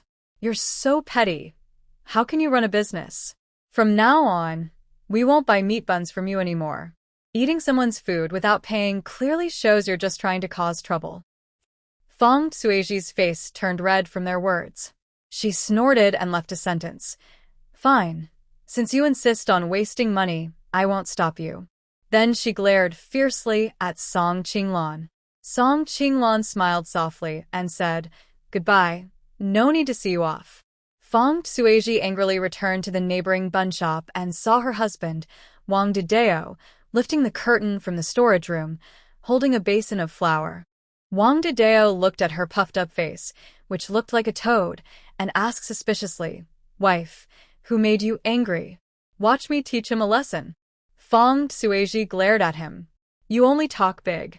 Just now I was bullied outside. Why didn't you come out to help me? She threw the pancake she was holding onto the counter. Although Wang Dideo was big and rough, with a full beard, he looked quite intimidating. But he was very honest and straightforward, an honest fool. Wang Dideo chuckled foolishly, patting Fong Sueji's back to comfort her. Peace is the most important. Besides, I was just inside bringing out flour to make buns. Making buns. What's the point of making buns? It's already morning, and we haven't sold a single basket of buns. All the business has been taken by that little brat from the Song family next door. Wife, don't be angry. Song Mei's stuff is delicious. It's normal for more people to buy. As long as we make good buns, they'll be tasty, and no one will be able to resist. Fong Sueji was so angry, she pinched his ear. Oh my, you're such a big guy. How come you have no brains? You're really making me mad. Wang Dideo quickly changed the subject, pointing at the pancake on the counter. Hey, wife, isn't this Song Mei's pancake? Did you buy it for me to try? Don't eat that thing made by that little brat. Before Fong Sueji finished speaking, Wang Dideo quickly took a bite, looking excited. Oh my, this is so delicious. Wife, you try a bite too. I won't eat it. Wang Dideo forcibly shoved the pancake into Fong Sueji's mouth. She naturally chewed it and suddenly brightened her eyes, saying, It smells so good. After speaking, he snatched the pancake from Wang Dedeo's hand and started eating it quickly. As noon approached, the crowd gradually dispersed, and fewer people were buying pancakes. Song Xingchen and Song Xingyue, the two children, woke up from their nap and began to cry loudly because they were very hungry. Song Qingdong suggested, "Sister, why don't you take Grandma and Chunchun and Ye home first? The three of us can watch the stall here." Song Qinglan nodded and said, "Okay, I'll go home to cook. You all pack up the stall in half an hour and come home to eat." Song Qinglan helped Grandma Song and the two children onto the cart, then led them home. Unbeknownst to them, at that moment, Bai Yehe was angrily knocking on their door with a group of fierce-looking men. "Open the door! Open the door! Song Qinglan, hurry up and open the door for me." After a long time, Bai Yehe still heard no response. His younger brother behind him couldn't help but say, "Brother He, maybe this woman is hiding inside and is too scared to come out?" Another younger brother immediately flattered him. Yeah, she must be scared and doesn't dare to come out." Thinking of how Song Qinglan had beaten him and made him beg for mercy, Bai Yehe was furious. In anger, he kicked the door hard and cursed softly At this moment, a clear and pleasant voice came from behind them. "Bai Yehe, today you're here again to pay respects to your aunt?" Bai Yehe turned around and saw Song Qinglan calmly walking over, pulling her cart. Several of his younger brothers excitedly shouted, "Brother He! Brother He! The woman is back!"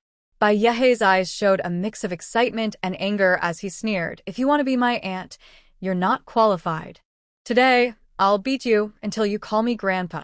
Song Qinglan smiled faintly and said, "It seems the lessons I gave you before weren't enough. Now you're here looking for a fight again?" Bai Yehe lazily shook his leg and said confidently, "Today, I've brought a bunch of brothers to teach you a lesson. You caused my mother to go to jail. Old grudges and new ones, I'll settle them all today." He waved to his brothers behind him. "Brothers, attack." Song Qinglan calmly put down her cart, but Grandma Song grew nervous. Lan, with so many people, what should we do?" Song Qinglan gave her a reassuring look and softly said, "Grandma, don't be afraid. You watch the children well. I'll handle this." As the voice fell, Song Qinglan turned around with a cold look in her eyes, a playful smile at the corner of her mouth. Bai Ye and his men rushed forward aggressively, attacking Song Qinglan. She quickly took a fighting stance, throwing a left hook with her left hand, a right hook with her right hand, then a sweeping kick. Next, she executed a spinning kick followed by a shoulder throw, knocking several people to the ground, crying out for their mothers. "Oh no! Brother He! Why is this woman so strong? Brother He! Who is this woman? Is she really a woman?" Seeing that the ATM hadn't been living at home, it was clear that Man hadn't been back for a long time. Later, she planned to go to the county town to buy more things gradually. She also took out a small box from the Kong cabinet. When she opened it, it was filled with the original owner's saved money and banknotes. Quite a lot. Sushi'ye reorganized her belongings. Chun Jangwo sent 35 yuan each month. During her pregnancy, they didn't split the family property. She kept 15 yuan for herself, and the rest of the money and tickets were given to Chen's mother. That year, there were few expenses, and she saved up 185 yuan, and softly said, "Grandma, don't be afraid." "Bai Ye, looks like you're asking to die today." Angered, Song Qinglan didn't bother with words. She coldly grabbed his wrist and squeezed hard. Bai Ye grimaced in pain, his teeth clenched, and the dagger in his hand was snatched away by her. With a graceful and swift turn, she controlled Bai Ye's body and pressed the sharp dagger against his neck. Bai Ye felt the cold touch on his neck and trembled in fear. Song Qinglan, what are you trying to do?" She sneered coldly. "What do you think I want to do?" Don't kill me." Begging now? Too late. A cold glint flashed in Song Qinglan's eyes. She gently sliced with the dagger, drawing a cut on Bai Ye's neck, blood streaming out. "Ah!" Bai Ye cried out in disbelief. "Song Qinglan, you really went all out." Or did you think I'd be easy to bully? She pushed him to the ground. She leaned forward, wiping the blood from the dagger onto Bai Ye's face. Her crazed, bloodthirsty look terrifying, like a demon from. Bai Ye was terrified. A grown man, and he was crying out in fear. He started crying loudly. Song Qinglan, feeling annoyed, tapped his face with a dagger. Keep crying, and I'll cut you again. Bai Yehe immediately closed his mouth obediently, tears in his eyes, looking at Song Qinglan with a pleading expression. Miss, please spare me. I promise I won't bother you again. Song Qinglan brushed her hair aside and snorted coldly. You little brat, try to fight me, and I'll teach you a lesson you won't forget. Grandmother Song, watching the blood, was very frightened. Worried that Song Qinglan might cause trouble leading to jail, she hurriedly advised, Lan, forget it. Don't hurt anyone. Let him go. Bai Yehe immediately seized the chance to beg. Yes. Yes. Hurting someone can land you in jail. Shut up. You talk too much, Song Qinglan said, raising her fist and hitting Bai Yehe's mouth. Bai Yehe spat out blood and lost a tooth. Afraid of angering Song Qinglan again, he could only sob softly, not daring to speak. Song Qinglan stood up, looking at him with disgust. She coldly said, Today, I'll spare your life because of my grandmother. But the death penalty is off the table. You still need to learn a lesson to remember. After saying that, she kicked Bai Yehe a few times in the lower body, with enough force to make him scream loudly. Finally, she stepped on his ankle and pressed down hard. Bai Yehe's face looked pained, pale as a ghost. He cried out, Ouch! Ouch! It hurts. It hurts so much. Please spare me. Song Qinglan narrowed her eyes and sneered. Say it. Do you admit you were wrong? I was wrong. I was really wrong this time. Oh, miss, please let me go. Bai Yehe, nervous and scared, involuntarily urinated on himself. Seeing the yellow liquid flow out, Song Qinglan frowned. If you dare cause trouble at my house again, I'll make sure you have no descendants. She didn't believe there were people who refused to obey her. Bai Yehe nodded quickly like a chick pecking grains. I won't dare anymore. Never again. Song Qinglan finally released her foot, disgusted, and shouted, Get out of here. Okay, I understand. Bai Yehe scrambled and crawled away from Song Qinglan's control.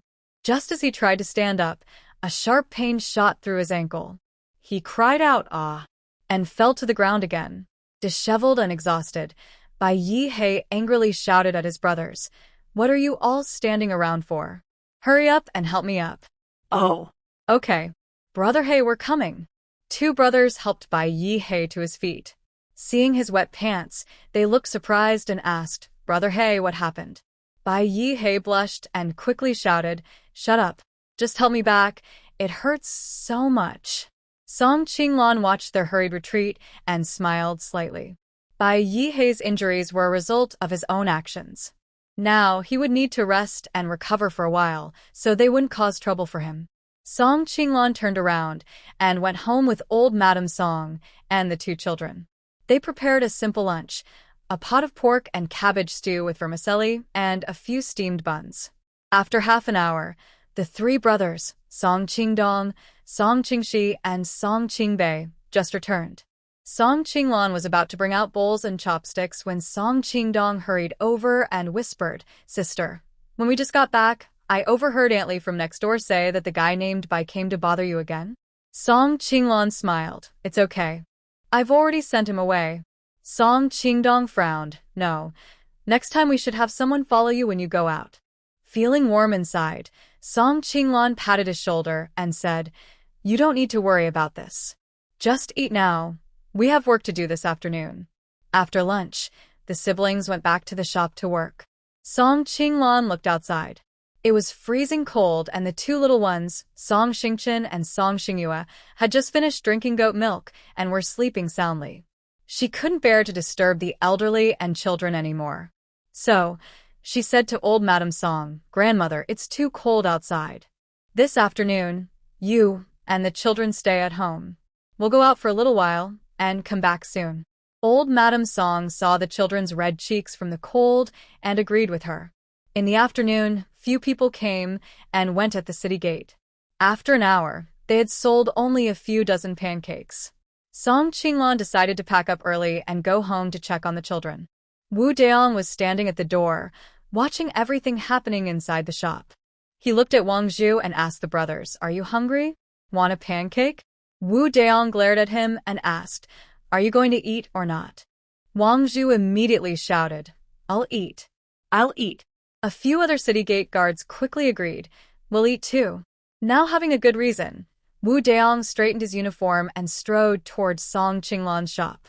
The other guards gathered around, gossiping, "Hey, do you guys notice? Why does the boss seem to like eating fried pancakes so much lately? I remember he used to stand guard all day without eating anything." Wang Zhu smirked and raised an eyebrow, saying, "You guys are so shallow. Can't you tell? The boss's favorite isn't the pancakes, it's Miss Song." Oh, right. No wonder the boss often goes to support Miss Song's business.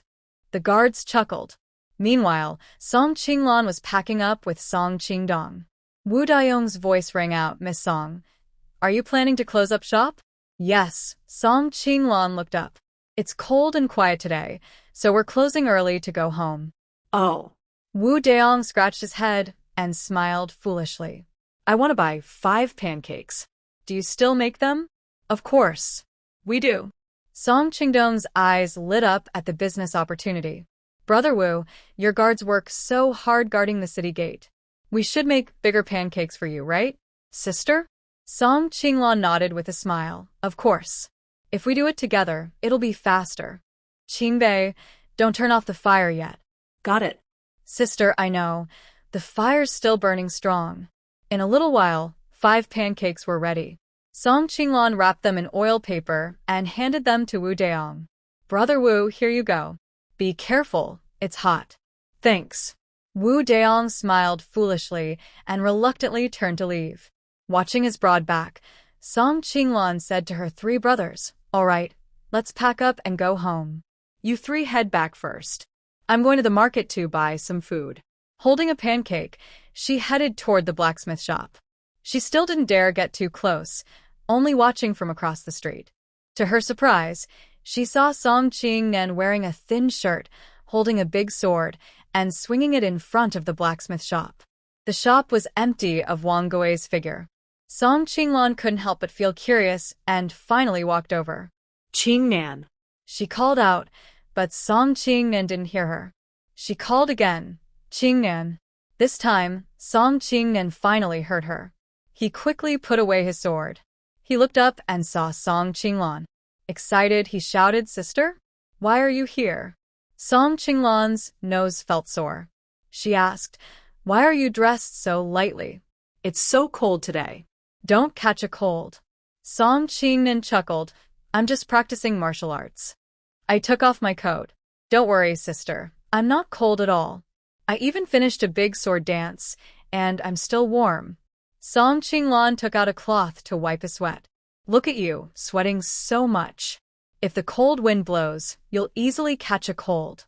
She glanced into the blacksmith shop and asked, "By the way, is your boss here?" While putting on his clothes, Song Qingnan replied, "Oh, the boss went back to his hometown to visit family today. He won't be back until tomorrow." Song Qinglan immediately became worried. "Then what are you going to eat tonight?" Song Qingnan smiled. "The boss left me lots of steamed buns. I just need to warm them up. Here, sister made a pancake roll for you. It's still hot. Eat it quickly." "If I had known, I would have made more," Song Qinglan said regretfully. Song Qingnan took it and took a big bite. "Wow. "It's so delicious." He gave a thumbs up to Song Qinglan. "Sister, I also heard you opened a breakfast shop at the city gate. Is that what you sell?" Seeing how his brother was eating so eagerly, Song Qinglan felt a twinge of sadness. She managed to open the shop thanks to the money Song Qingnan earned from selling himself. But she kept her smile and gently touched Song Qingnan's shoulder. "Qingnan, tell me honestly, is the blacksmith shop owner good to you? Does he give you a hard time?" "Sister, don't worry. The boss treats me well. He gives me food and clothes, and I don't have to do heavy or tiring work. Song Qinglan mumbled softly. Strange. Why does Wang Gui treat you so well? He doesn't seem like a good person. The boss said he treats me like family and often tells me stories. He said that someone from their village joined the army, became a great general, and now his family is living a good life. Sister, I want to join the army too and become a great general so I can support the whole family. Seeing Song Qingnan's clear eyes, Song Qinglan felt even more upset. Qingnan, I support whatever you want to do, but you don't need to worry about supporting the family. We are now making good money selling pancakes and fruit sticks. Don't worry, I will definitely buy you back. Big sister, I believe in you. As the sky darkened, Song Qinglan felt reluctant. Suddenly, she suggested, Qingnan, since your boss isn't home, why don't you come back with us tonight and have dinner together? No, I promised my boss I would take care of the shop. If I leave now, what if business picks up? Also, you told the family I was going to my uncle's house to help for a month. After finishing, Chen Jiangwo held his wife, kissed her tired little face on the forehead, then closed his eyes and went to sleep. When Su Xia woke up the next morning, the sun was already halfway through the window curtains. She looked around in a daze. Only she was left in the bedroom. The quilt beside her had already been folded and set aside. Su Xia checked her watch and was shocked when she saw the time. It was almost 9 o'clock. She had successfully slept through breakfast and was now preparing lunch. Su Xia slowly sat up, feeling much more refreshed. Her body was dry, probably clean. That day, snow was falling heavily, like goose feathers. When the bell for the 5th watch rang, Song Qinglan got up. She wanted her younger brothers to sleep a little longer, so she quietly prepared to open the stall. But as soon as she opened the door, she saw that Song Qingdong and his brothers had already packed everything into the cart.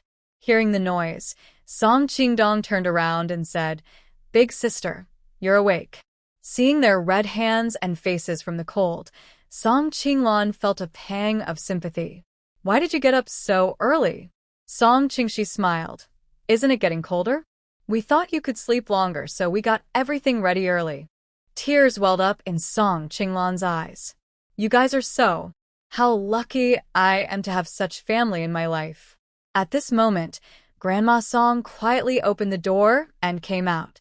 Nervously, Song Qinglan asked, Grandmother, why are you up? Is something wrong with Chunchen and Yaya? Grandma Song waved her hand. Don't worry, Lanlan.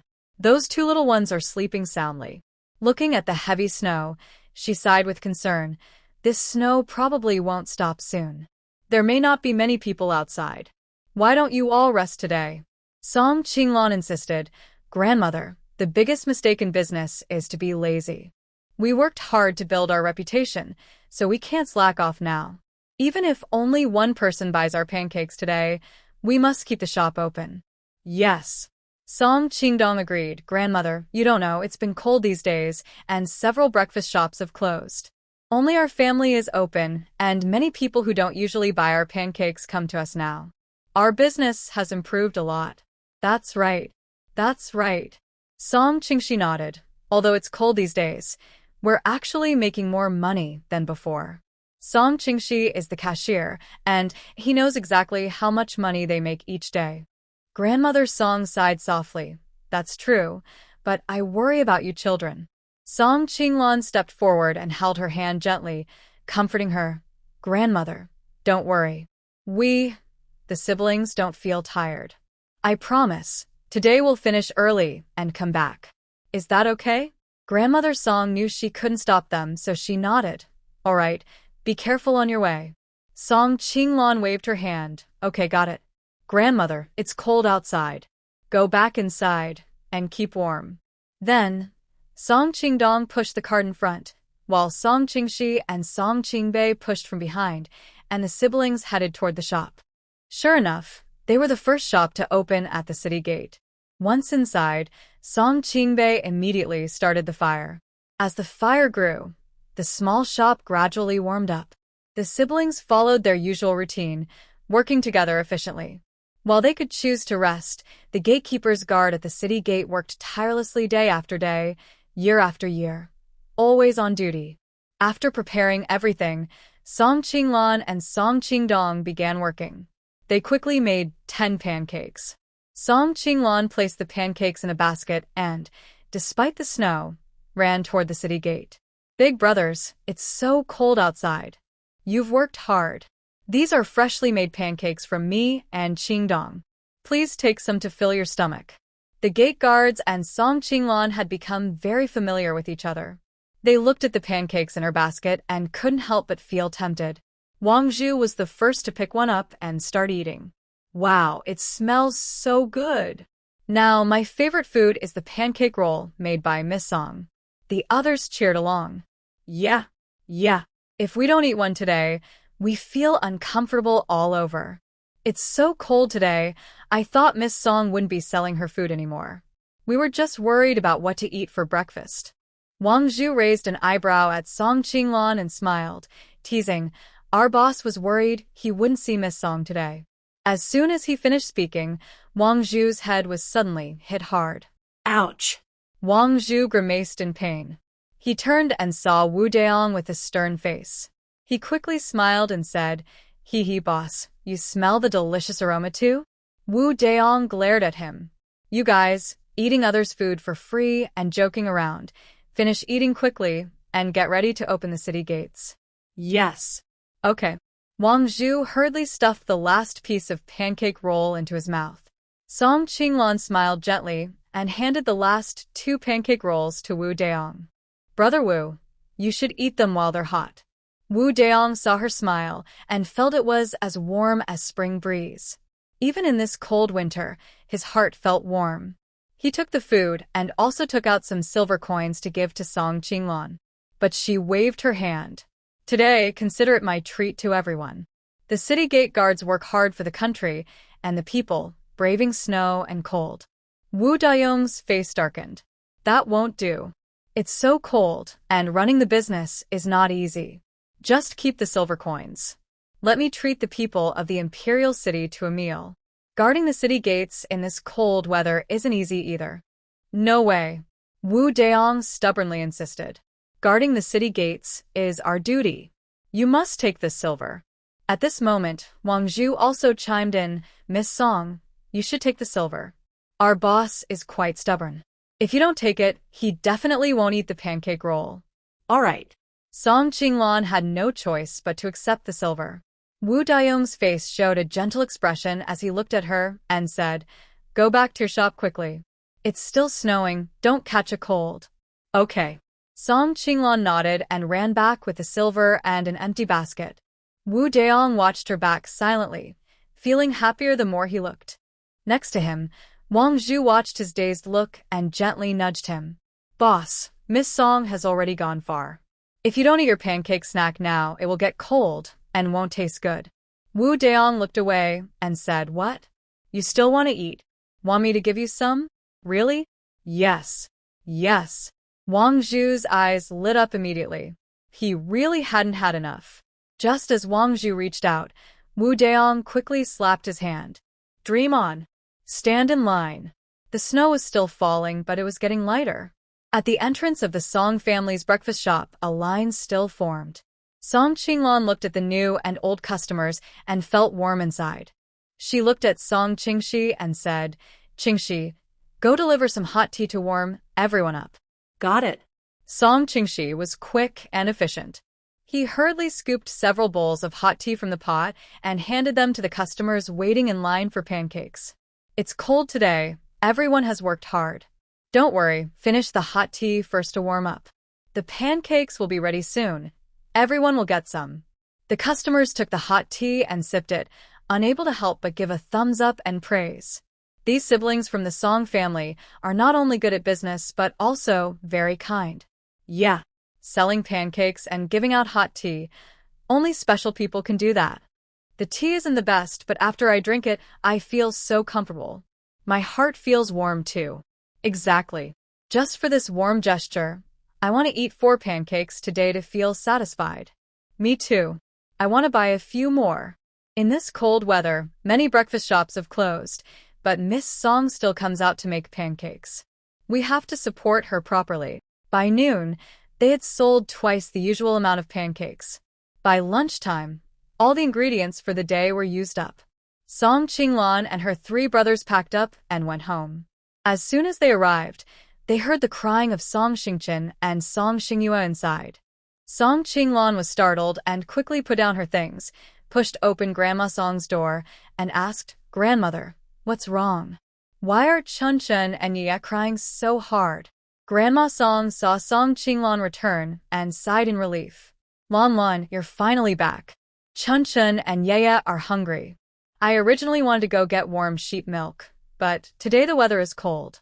The 2 children woke up early, and I couldn't leave, so." Hearing this, Song Qingxi, who came in behind, quickly said, "I'll go squeeze the sheep milk for Chunchun and Ye right away." Song Qingbei also followed, saying, "I'll start the fire." Song Qinglan went inside, holding 1 child in each arm, softly soothing them. "Oh, Chunchun, Ye, don't cry anymore. Uncle is going to squeeze the sheep milk for you. You'll have something to eat soon." Grandmother Song looked full of guilt. Lan, I can't help you at all." "Grandmother, please don't say that. You've already helped me a lot. If it weren't for you watching over Chunchun and Ye all this time, I wouldn't have time to do business. It's my fault I haven't been able to give you a peaceful life." "Lan, we're all family. Don't say such distant words." Song Qinglan smiled. "Yes, we're all family. So, grandmother, you don't need to say such distant things to me." Right now, their main focus is to work together as a family to make life better. Grandmother Song suddenly understood that this child was comforting her in a roundabout way, telling her not to feel guilty. Her grandchildren are so thoughtful.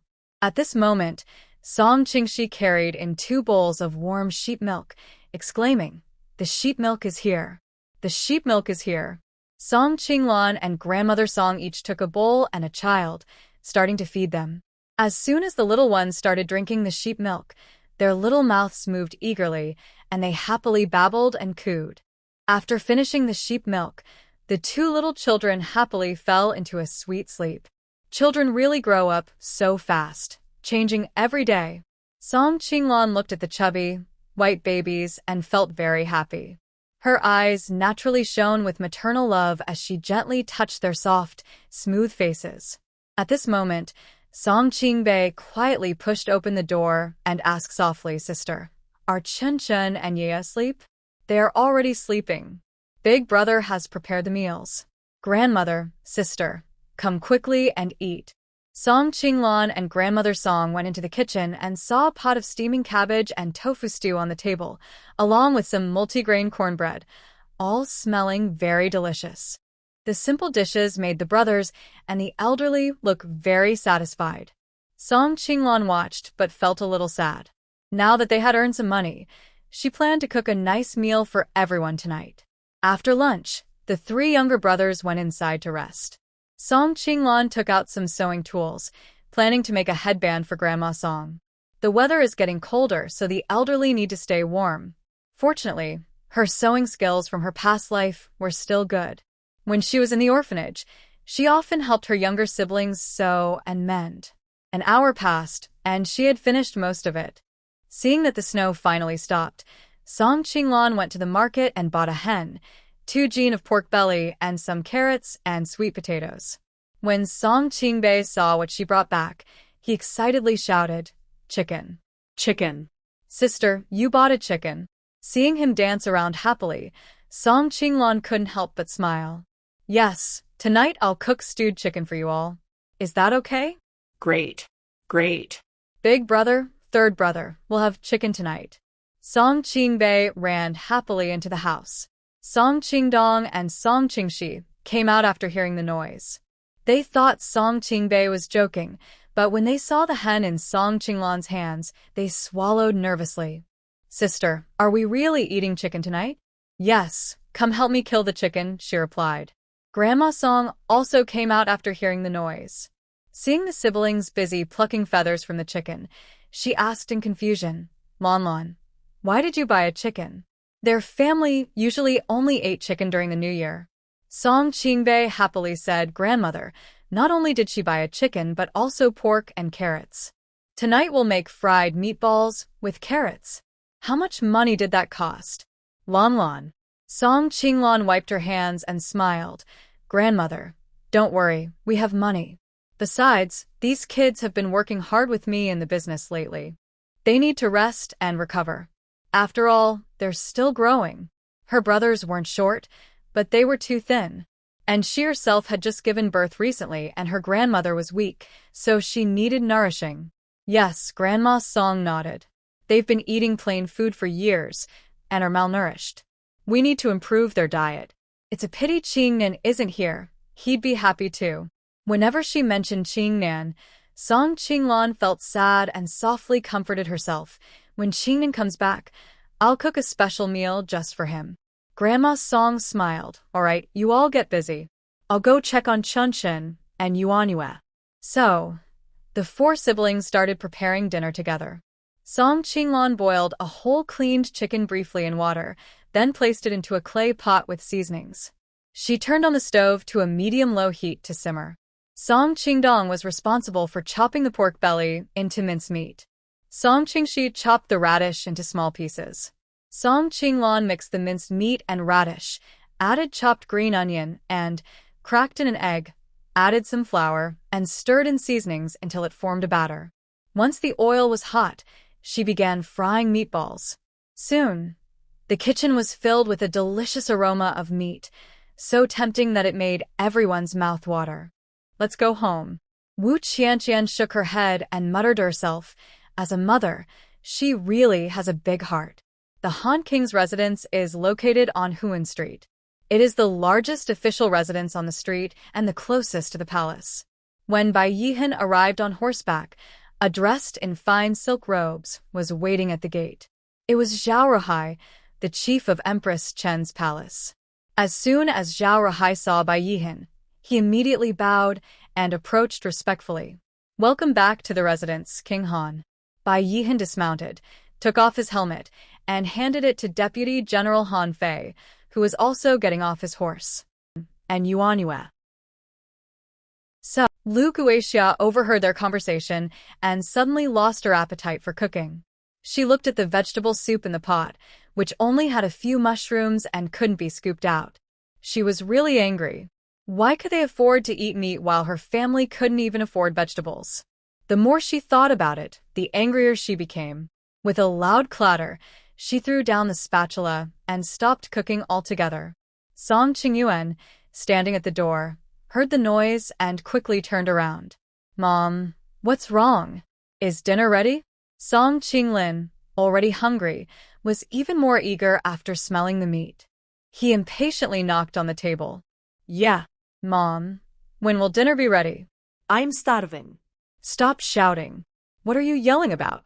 Lu Guixia glared angrily at her two sons. You two useless kids. All you do is complain about being hungry. Look at others at your age. They're out doing business and earning money. Now they can eat meat, but what about you? All you do is play around all day. Her children? How come her children were worse than Sister Qinglon and those little brats? Song Qingyuan pouted. That's because Sister Qinglon is capable. I want to learn how to do business from her, but you won't let me. Lu Guixia became even angrier. She poked his head with her finger and said, You fool! Is it only Song Qinglon who can do business? Do you have to learn from her? Can't you have some pride? She would never bow to the neighbor in her whole life. Song Qinglin looked pitifully and said, Mother, if you really want to eat meat, we can buy some too. Lu Guixia snorted coldly, furious. Buy? Do you think we have money for meat? With your father's small monthly wage, it's good enough if we can have some minced meat. Song Qingyuan complained, You want to eat meat, but don't want to spend money. Where in the world is there such a good thing? It wasn't him. His mother was proud and stubborn. She had a noble attitude and was sickly. A careless remark from Song Qingyuan suddenly woke Lu Guixia up. A flash of an idea crossed her mind, and she plotted. She looked at her two children and chuckled. Maybe there really is a good way. The two brothers felt a shiver run down their spines at their mother's sinister smile.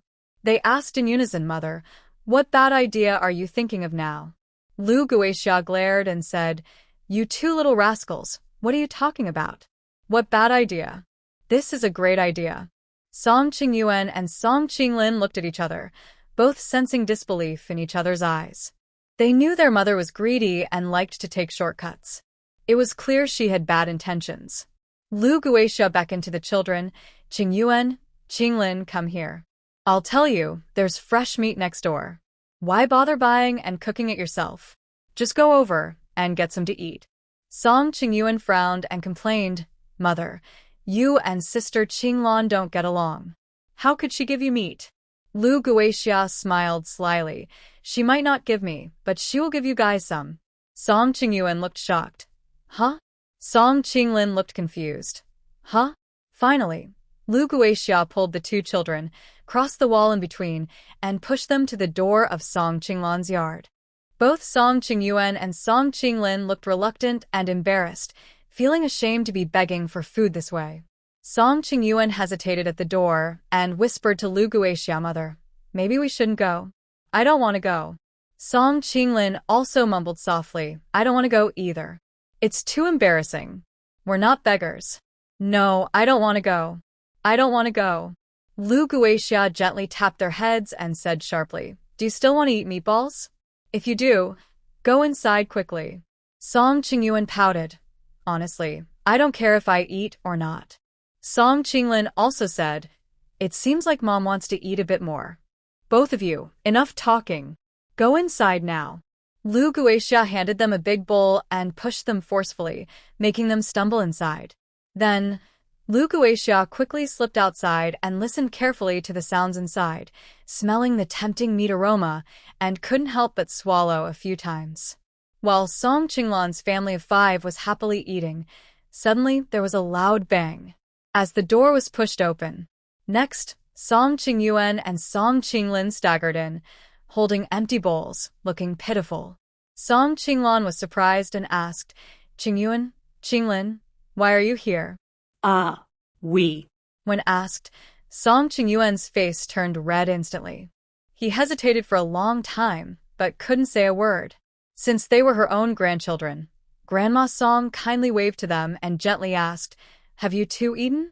Hearing the word eat, Song Qinglin, who was starving, immediately brightened his eyes and quickly replied, "No, we haven't eaten yet." Song Qingsong hurriedly called out, "Then come eat with us." He moved aside to make space for them.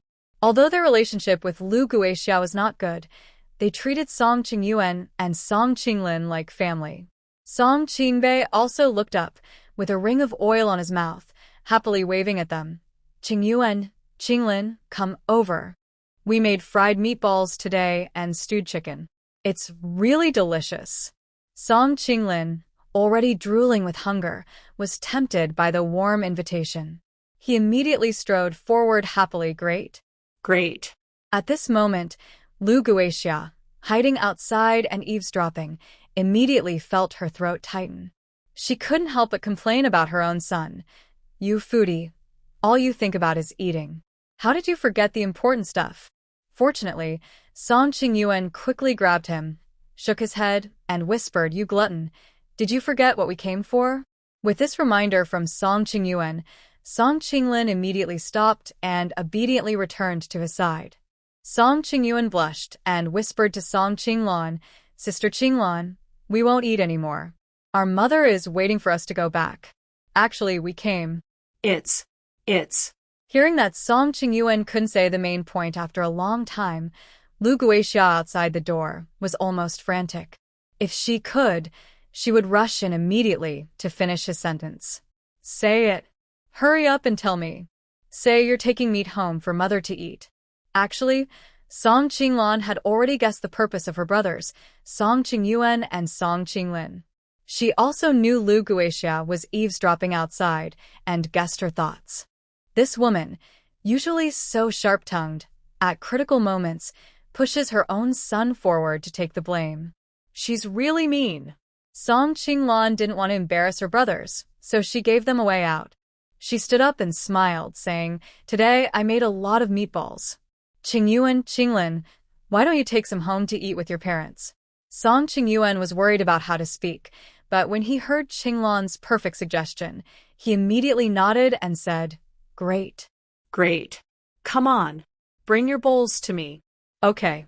Song Qingyuan and Song Qinglin followed Qinglan to the stove, where the basket of meatballs was almost empty. Qinglan put all the remaining fried meatballs into their bowls, each only filled halfway. Seeing this, Qingyuan couldn't help but say, "Qinglan, sister, you." Qinglan smiled at him. "These meatballs are still warm. Hurry up and take them home to eat." Qingyuan's eyes reddened, and he gratefully said, "Thank you, Qinglan, sister." Compared to Qinglan's generosity, their behavior was really bad.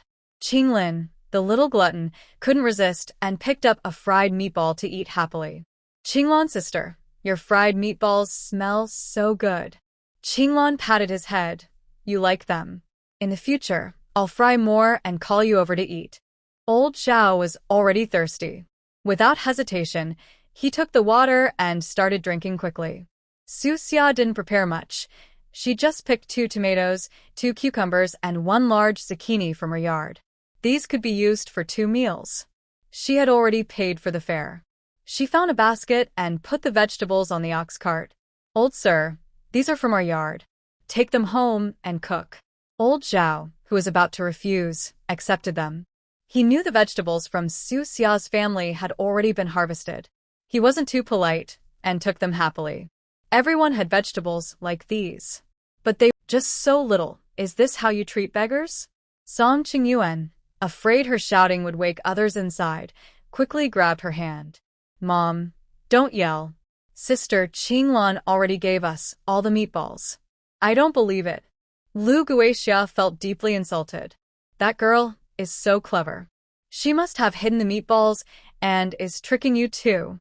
Come on, let's go find her meatballs." Seeing Lu Guixia really about to go into the room, Song Qingyuan and Song Qinglin immediately held her from both sides. Mom, "Don't embarrass us." Lu Guixia was furious, acting like a mad old hen. At this moment, Song Qinglan came out. She looked at Lu Guixia with a cold glance and sneered, "Second aunt. What are you causing trouble for now?" "What am I causing?" "Song Qinglan, you little brat, how dare you ask me? I think you're doing it on purpose. You only gave us a few meatballs, as if you're doing charity for beggars." Song Qinglan's eyes turned cold. "Second aunt, I think even beggars are better than you. At least they ask for food themselves.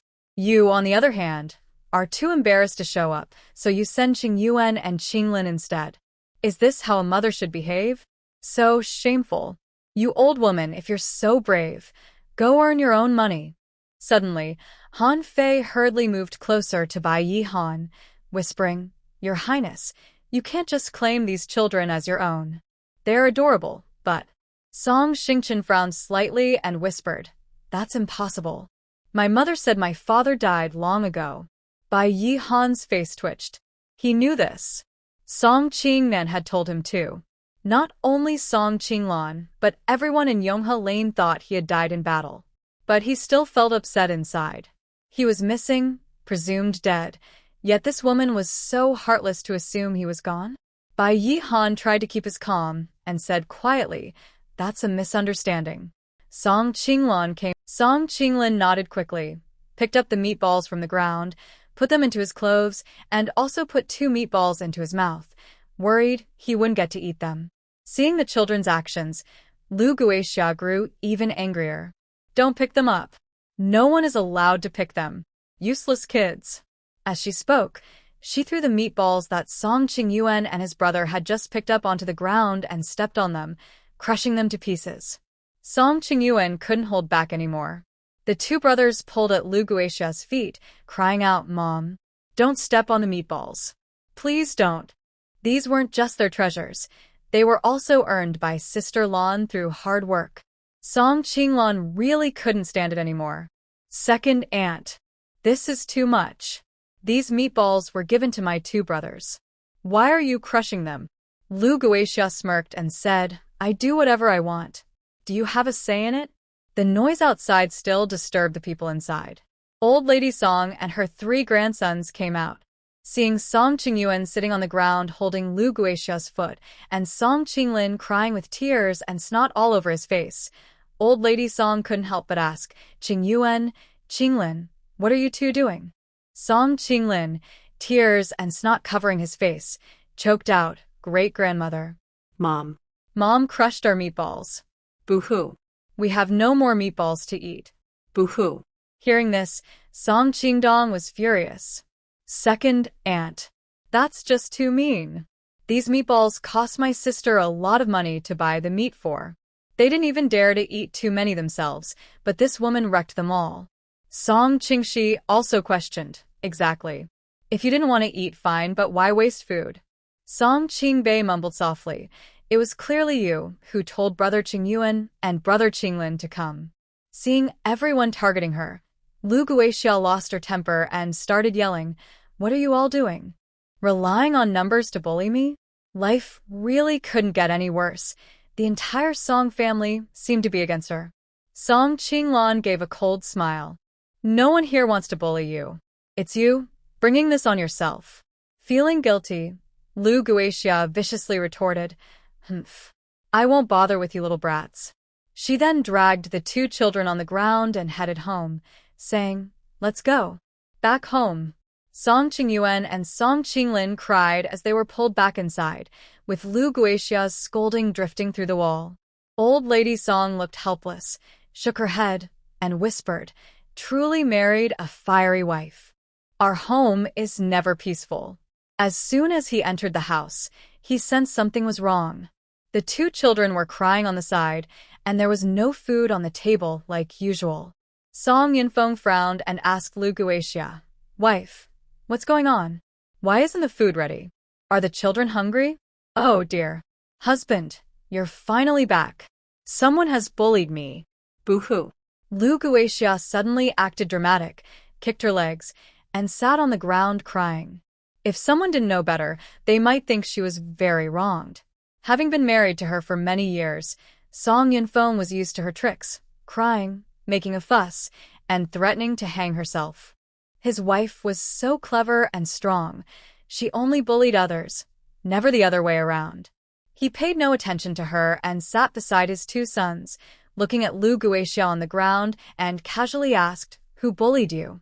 Lu Guixia suddenly got excited and said fiercely, It's none other than your good niece. Song Yinfeng was even more confused. You mean Lan Lan? He muttered softly, If you didn't bully her, she wouldn't bully you. Lu Guixia huffed and puffed, Exactly. That's her. That little brat is so unreasonable. She doesn't respect me as an elder. She insulted me and even tried to hit me. Hearing this, Song Qingyuan cried even harder and shouted, Mom is lying. Mom is lying. It's clearly your fault. Qinglan is a good girl. Suddenly, before he finished speaking, Lu Guixia slapped him across the mouth and shouted, You little brat. What nonsense are you talking? Always sticking your nose in other people's business. How many sins had she committed that even her own son was helping outsiders? Tears of grievance streamed down Song Qingyuan's face. I didn't lie. Mom, you always bully Qinglan. You're the bad one. I don't want a mom like you. Lu Guixia's eyes turned red with anger. She raised her hand, saying, Say that again. Just try saying it again. See if I don't beat your mouth to pieces. Enough. Song Yinfeng quickly grabbed her wrist and scolded coldly. Have you had enough? Why are you hitting the children? He also sensed something was wrong from Song Qingyuan's words. After stopping Lu Guixia, he gently comforted Song Qingyuan and asked, Qingyuan, tell me, what exactly happened? Song Qingyuan's lips were swollen and red, and he spoke with a lisp. But he still told everything that had just happened, step by step. Song Qinglin's eyes welled with tears as he said, The meatballs are all gone. I really want to eat meatballs. It was clearly my wife who made a mistake, but she keeps scolding Sister Qinglan.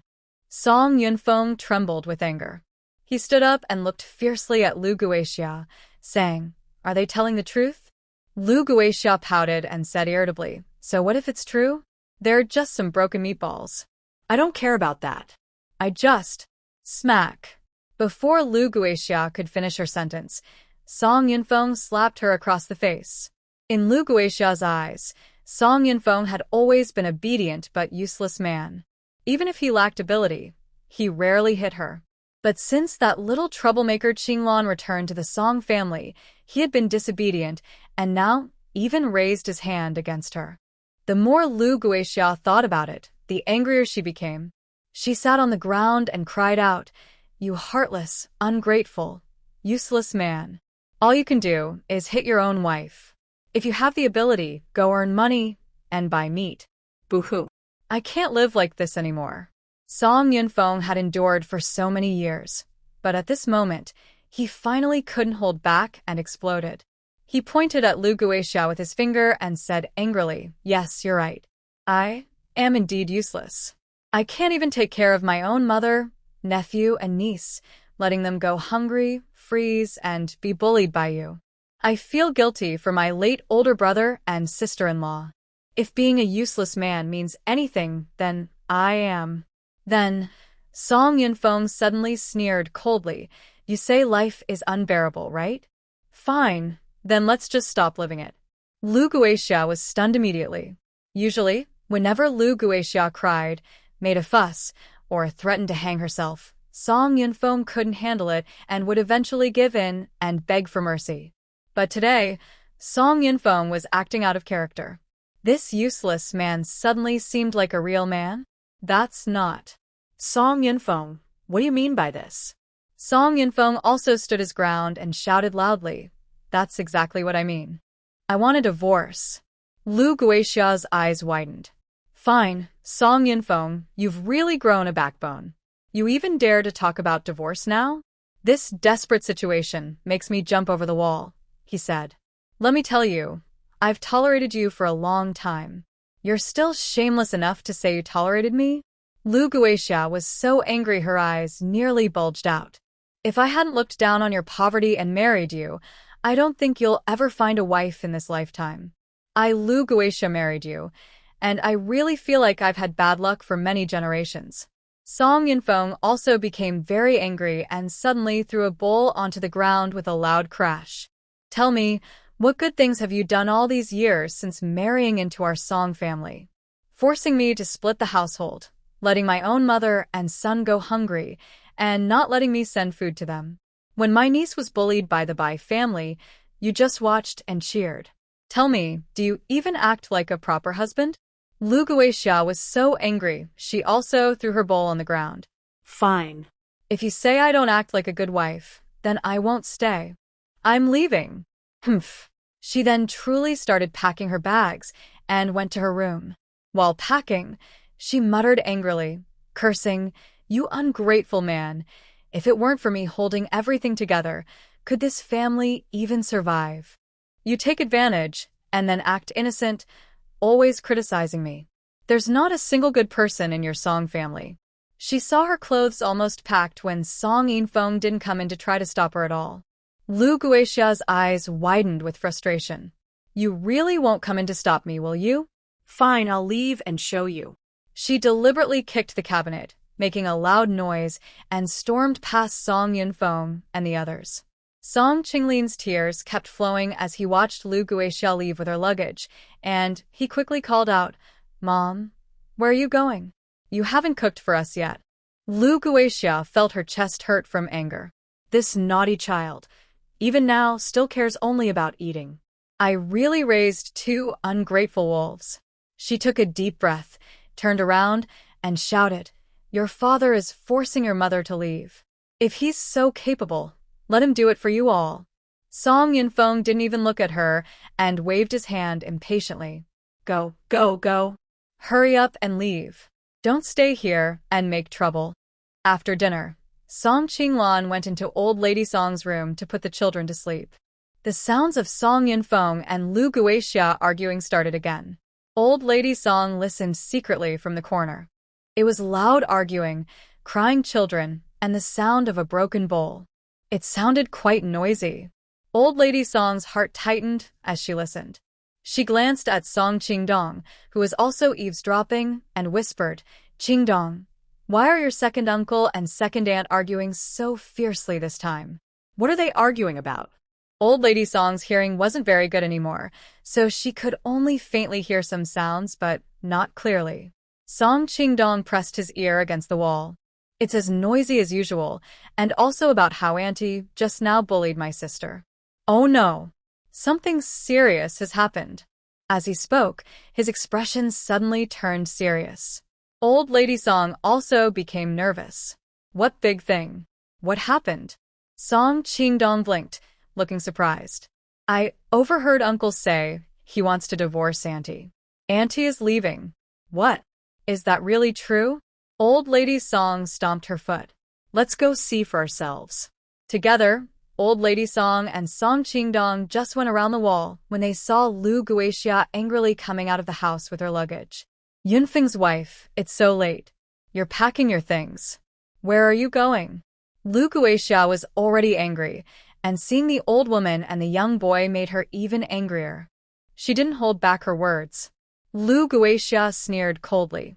Isn't it because of your useless son? He's really something. He wants to leave me. I can't stay in the Song family anymore. Move aside. She deliberately pushed past Old Lady Song and Song Qingdong. Stop right there. Song Qingdong angrily grabbed her arm. Don't talk about my grandmother like that. Apologize to her now. Lu Guixia's eyes widened. She's already useless. Did I say anything wrong? And you little brats. If it weren't for you, I and Yunfeng wouldn't be fighting every day. Get out of my way. With a strong shove, Lu Guixia pushed Song Qingdong to the ground. Old Lady Song was startled and quickly stepped forward. Qingdong, are you okay? Song Qingdong shook his head. Grandmother, I'm fine. Good, get up quickly. Old Lady Song tried to help him up, but she lost her balance and staggered forward. Fortunately, the snow on the ground was thick enough that she didn't fall badly. However, this scene was seen by Yunfeng, who had just come out. Mother! Yunfeng hurried over and helped Old Lady Song and Song Qingdong up from the ground. He looked angry and shouted at Lu Guixia, You wicked woman! What did you do to my mother and Qingdong? I didn't push them. I just said a few words, Lu Guixia said, feeling like she was caught in a tough spot, unable to speak clearly. Yunfeng was furious. Get out. Leave right now. I won't let you bully our family anymore. After Lu Guixia left, Grandma Song turned to look at Song Yunfeng and let out a soft sigh. Her second son was honest and straightforward. Since getting married, he had been under his wife's control. Today's actions must have been something he had been holding in for a long time. Song Yunfeng looked worried at Grandma Song and asked, Mom, are you hurt? Did you fall? I'm fine, Yunfeng. Let's go back inside and talk, she replied. Song Qingdong and Song Yunfeng supported Grandma Song as she walked. Song Qinglan also came out, and the four of them went to Song Yunfeng's house. At this moment, Song Qingyuan and Song Qinglin were still crying from hunger. Grandma Song looked at her two poor grandsons and felt sad again. Have you two not eaten yet? She asked. Since ancient times, when parents argued, the children always suffered most. Song Qingyuan and Song Qinglin nodded with sniffles. Song Qinglan immediately stepped forward and said, Qinglin, you start the fire. Qingdong and Yunfeng, come help. She patiently taught them how to cook. Soon, a pot of cabbage with vermicelli and some steamed rice were ready. Looking at his younger cousins, Song Qinglan gently said, Qingyuan, Qinglin, you're not little anymore. From now on, if you're hungry, you can cook for yourselves, understand? Okay, we understand, Sister Qinglan, they nodded. Grandma Song sat at the table, watching the three men eat. After a long hesitation, she finally asked Yunfeng, Are you really planning to divorce? Have you thought it through? Song Yunfeng paused with his chopsticks and said firmly, Mom, I've thought it through. I've been unfilial all these years. I haven't been able to properly honor you or take good care of the children left by my older brother and sister-in-law. From now on, our family will live a good life. Grandma Song looked thoughtful and nodded. That's good if you've made up your mind. Whatever decision you make, I will support you. It wasn't that she didn't hope for her younger son and his wife to be happy, but Lu Guixia was truly a troublemaker. Lu Guixia's family was from Lu Village, a small village near the imperial city, right next to Yonghe Lane, so going back wasn't far. When she returned home, her parents were already asleep. It was freezing cold outside, and her hands and feet were numb from the journey. She knocked on the door and called out, "Dad, Mom, please open the door." The big yellow dog in the yard barked loudly, startling Lu Daniu and He Chunhua awake. He Chunhua patted Lu Daniu and said, "Child's father, did you hear that? It sounds like someone is knocking at the door." Lu Daniu turned over, with his back to her, muttering, No, go to sleep. I'm so tired." At this moment, the big yellow dog in the yard barked even louder. "Dad, Mom, open the door quickly. I'm back." He Chunhua suddenly became alert. "Old man, someone is really calling at the door. It seems like Xiaozi has returned." She then got up, turned over from the bed, put on a thick cotton coat, and hurriedly ran to open the door. She called out through the door, "Xiaozi, is that you?" "Yes, Mom, it's me. I'm back." Hearing that it was indeed Lu Guixia's voice, He Chunhua quickened her pace and hurriedly opened the door. When she looked inside, she saw only Lu Guixia standing alone outside. He Chunhua's heart suddenly skipped a beat. A bad feeling rose in her mind, and she asked quickly, "Xiaozi, why did you come back alone?" Lu Guixia's face changed slightly. She stepped into the yard quietly and said softly, "Mom, let's go inside and talk." I'm freezing. Inside the house, after warming herself by the fire, Lu Guixia's face gradually looked better. Lu Daniu was also awakened and squinting his eyes, asked directly, "Xiaozi, tell the truth. Why did you come back in the middle of the night? What happened?" Women understand women. He Chunhua immediately saw Lu Guixia's thoughts. "Xiaozi, did you argue with Yunfeng?" Lu Guixia lowered her face and whispered, "He said he wants to divorce me." What? Hearing this, the Lu couple became much more alert. Lu Dania's face turned red with anger. Divorce is such a big matter. Can Song Yunfeng decide that easily? Is it so simple to just say he wants a divorce? Exactly. He Chunhua also said, "Xiaozi, you're really stubborn. You're angry, but you shouldn't run back to your parents' house like this. What kind of thing is this? Do you really want to separate from him?" Lu Guixia, still angry, said fiercely, "If we're separating, then so be it." Lu Daniu was now anxious. "What do you mean, separating? What nonsense are you talking? If you really get divorced, where will you go?" Lu Guixia made up her mind and said, "Then I'll go back to my parents' house and never have anything to do with Song Yunfeng again." You. Lu Daniu angrily raised his hand, about to slap Lu Guixia in the face. Fortunately, He Chunhua quickly stepped in to stop him. He Chunhua gave him a warning look. "Old man, go back to bed. Don't make a fuss. If you wake the children, I'll talk to Guixia." Lu Daniu shook off her hand. "You just talk to her properly." Then he turned and went back inside. He Chunhua sat beside Lu Guixia and said earnestly, "Guixia, I'm also a woman. I understand you're upset inside. But words are easy to say. Couples argue sometimes, but it's better to make peace afterward.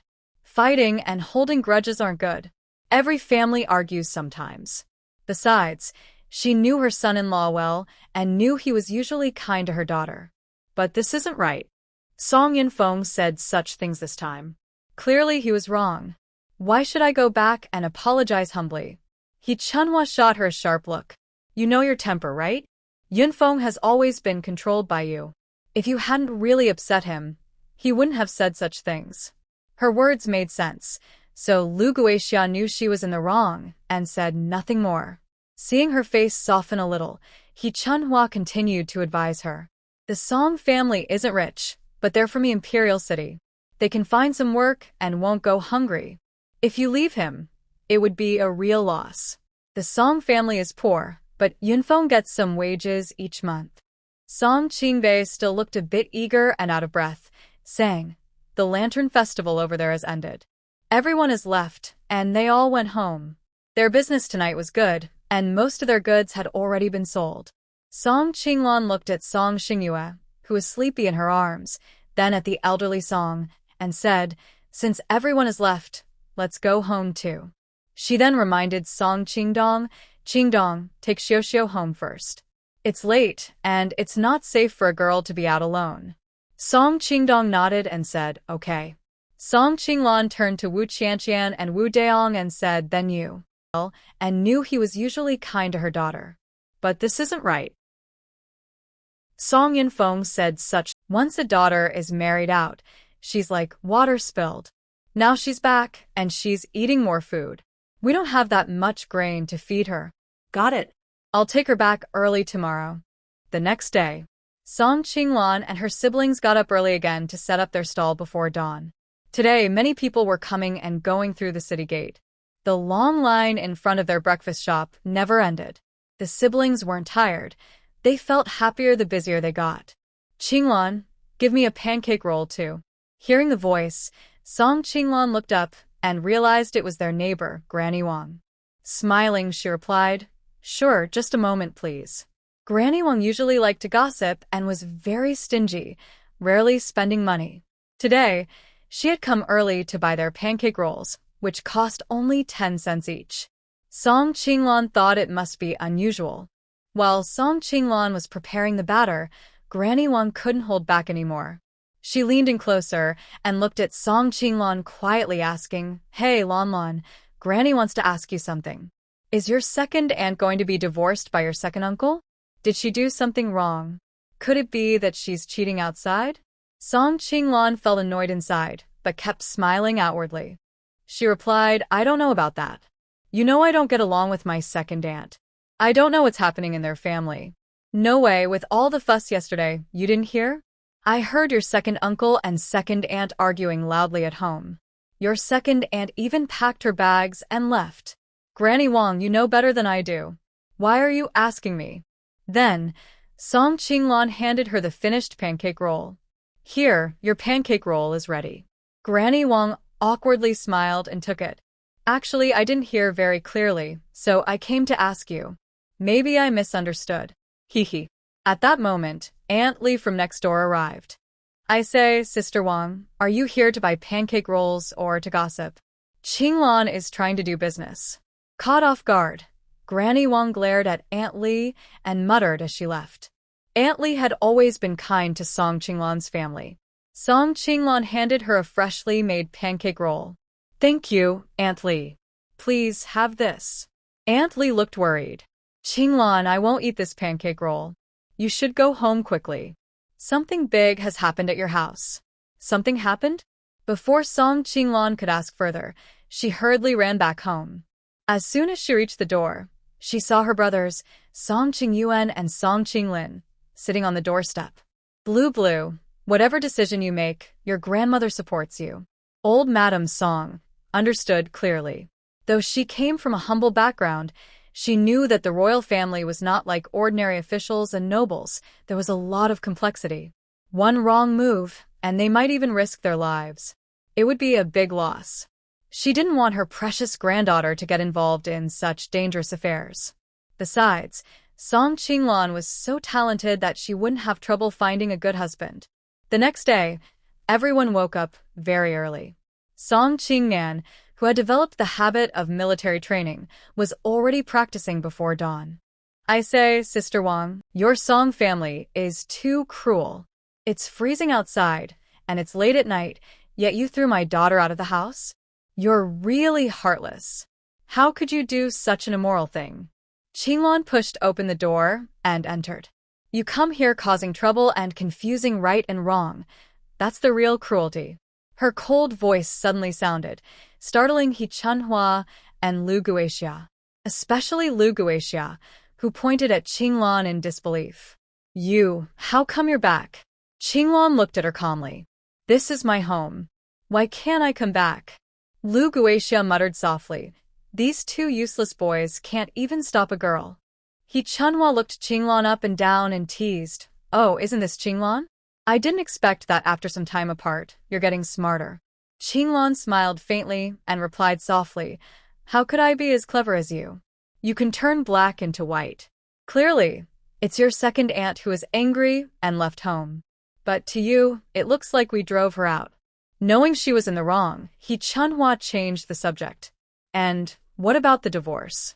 Can you just casually divorce? My daughter at least gave you 2 boys from the Song family, and she did nothing wrong. Why does Song Yunfeng have to divorce her? Qingluan looked at Lu Guixia with a smile, but said nothing. She turned and walked to the bed, picking up Song Xingyue and Song Xingchen. It's really funny. She hadn't done anything wrong, yet she could say that. Just thinking about how Lu Guixia treated her grandmother all these years, she already had a reason to call her unfilial. Old Lady Song was too tired to argue with them. She said, "Fine, let's just say it was Yunfeng's mistake. Your Lu family's girl is too delicate. Our Song family is poor and can't afford such a precious person. So, take her back today." Chunhua was so shocked that her eyes widened. She couldn't believe that Grandma Song would say such things. She thought Grandma Song would beg desperately to stop Lu Guixia from leaving. But unexpectedly, she didn't follow the usual way, which made Chunhua very anxious. Lu Guixia was also angry and replied directly, "If you want to go, then go. I don't care about your bullying family, the Song family. Mother, let's go. Don't be impulsive." Chunhua's face changed instantly, and she quickly held her back. "If we just leave like this, won't they think we're easy to bully? As long as the Green Mountains remain, there will be firewood to burn."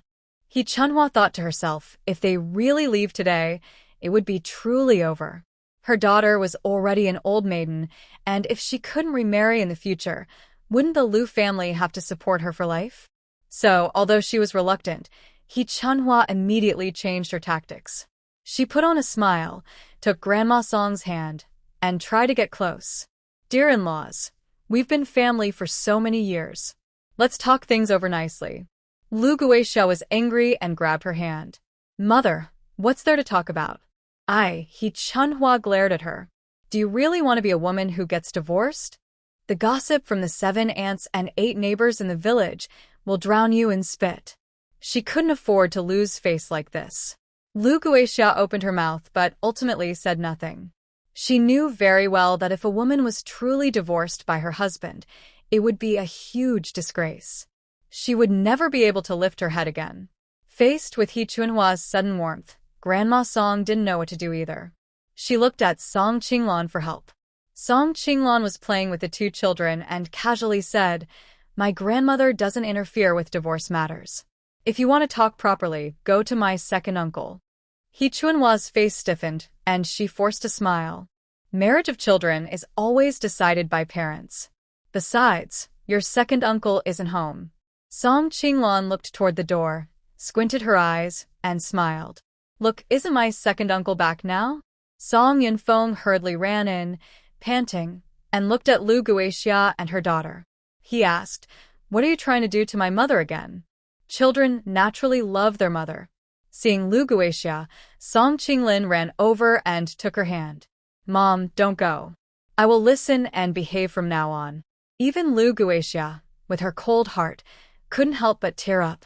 Smart as she was, she immediately realized that this was all arranged deliberately by him and someone else. Song Qingnan had been in the army for many years and had developed the skill of hiding his emotions well. He looked directly into Song Qinglan's eyes without changing his expression, as if nothing was wrong. Only after they entered the mansion did he quietly breathe a sigh of relief and said to the Song family members at the door, "Everyone, stop dawdling. Let's go inside." Song Qingdong and Song Qingxi exchanged glances, sensing something unusual but choosing not to say anything, and then they entered the mansion. "You want to talk properly, go to my second uncle." It was the first time she saw the little one cry so hard, and it made her want to cry too. Then she rode her bicycle towards the department store. On the second floor, she found books, bought some quotes, a dictionary, children's reading books, notebooks, and pencils. Holding the child's hand, she said, "Let's go, I'll buy you something to eat." This again drew envious glances from others nearby. The mother and daughter were both dressed nicely and bought many things, including snacks this time. Who knew which man could support all this? Chun Jangwo on the train sneezed twice, probably missing his wife and child. Couldn't help but tear up. Smart as she was, she immediately realized that this was all arranged deliberately by him. No more being unfilial to Mom, and no more bullying Lon Lon and the others. If you can do that, we'll stay together. He Chunhua smiled warmly and said, "Oh, I don't think it's a big deal.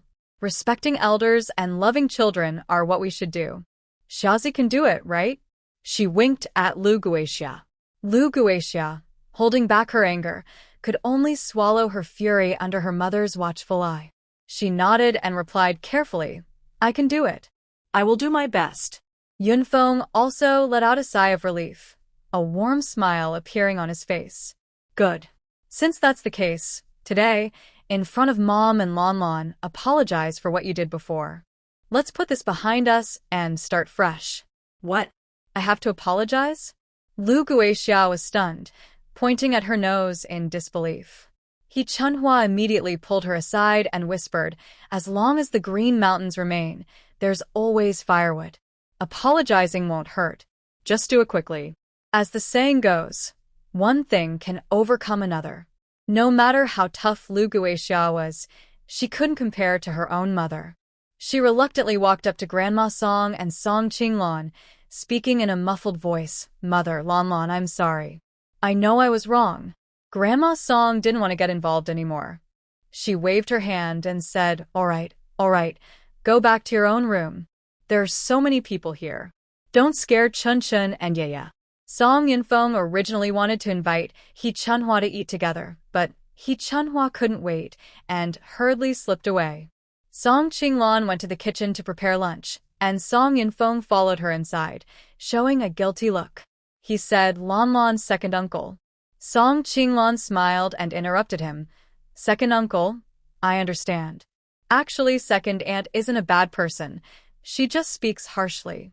Although she didn't like Lu Guixia, she was still her second uncle's wife, and they had 2 children. Song Yunfeng scratched his head and chuckled. Yes, she's not a bad person, just a bit stingy and tight. Ha. Second uncle, my cooking is almost ready. Would you like to eat with us? Just as he hesitated, a voice came from the other side of the wall. Dad, Mom has finished the meal. Come back and eat. Song Yunfeng looked at Song Qinglon with a troubled expression.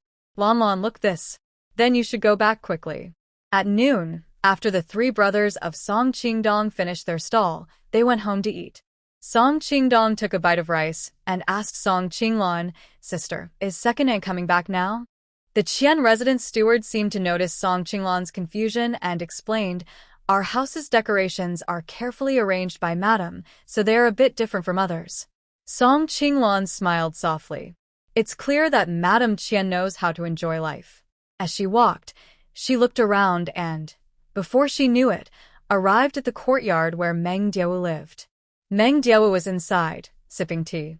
When she saw Song Qinglon come in, she put down her teacup and seemed to smile slightly, saying, "You're here." This was the second time Song Qinglon saw Meng Diawu. The first time was at the shop in the Moon and Star Pavilion. They had 2 children. Every morning, people lined up to buy pancakes and fritters. One day, seeing fewer customers, Song Qinglon decided to go to the market to buy some things. Suddenly, among the crowd, she saw a familiar figure. She blurted out, calling to the person Annie. She had never met this aunt before. It was influenced by the original owner's memory. Wei Mingji didn't notice her, so Song Qinglon stepped forward and grabbed her arm. Once again, she called out, "Big Auntie." Wei Mingji was momentarily stunned, then realized, Lon Lon? Lon Lon, is that really you? Yes, Song Qinglon nodded. In her memory, her maternal relatives had always been kind to them. After a brief moment of happiness, Song Qinglon noticed that her big aunt was carrying 2 bags of herbs, and her eyes were red, clearly from crying. She gently frowned, took Wei Mingji's hand, and whispered, "Big Auntie, why are you buying so many herbs? Is someone sick?" Hearing this, Wei Mingji suddenly couldn't hold back her tears. Song Qinglon became more worried. "Big Auntie, what happened?" Wei Mingji wiped her tears and choked out, "Your grandfather is sick." What? Song Qinglon's heart skipped a beat. She hurriedly said, "Let's go back and see him." The Li family was not wealthy either. Song Qinglan followed Wei Minji to the Li family. As soon as they entered the yard, she smelled the strong scent of medicine and saw a hunched figure in the kitchen, boiling herbs. It was Song Qinglan's grandmother, Grandma Li. Wei Minji called out, "Mom, come out quickly and see who has arrived." Who is it? Grandma Li slowly came out. When she saw Song Qinglan, she froze in surprise. Lon. Lon? Grandma Li looked much older than the kind old lady Song Qinglan remembered. Her eyes welled up with tears. She hurried forward and said softly, "Grandma." Grandma Li. Grandma Li's eyes were moist too. She gently hugged Song Qinglan and whispered, "Lon. My good Lon. How have you and your brothers been lately?" "All good, Grandma, don't worry. We're doing well," Song Qinglan replied, pulling away from Grandma Li. She asked nervously, "What about Grandpa?" Oh, Grandma Li sigue out Leslie. "He's lying inside the house." Song Qinglan pushed open the door and immediately heard a series of coughs, indicating he was quite ill. Grandma Li quickly went inside, soothing her father while saying, "The medicine will be ready soon. Please bear with it a little longer. By the way, I have good news. Lon is here to see you." Lon? Grandpa Li's cloudy eyes lit up faintly. He struggled to lift his head and waved at Song Qinglan. Song Qinglan hurried to the bedside. "Grandfather, old Mr. Li weakly smiled. "Good child, just a few days ago, I was still thinking. If only I could see my grandchildren again." Cough, cough. Before he finished, he coughed violently again. Old Mrs. Li quickly said nervously, "All right, old man, take it easy." Song Qinglan frowned and asked her aunt, "Auntie, what's wrong with grandfather? What did the doctor say?" Wei Minji sighed softly and pulled Song Qinglan aside, whispering, "The doctor said it's tuberculosis. It's hard to cure. We've been taking medicine every day, but it doesn't seem to work." After finishing breakfast, the two daughters-in-law quickly cleaned up and prepared to leave, mainly because the mother-in-law would still be scolding. "Old eldest, old second, sit down for a moment. We have something to discuss today."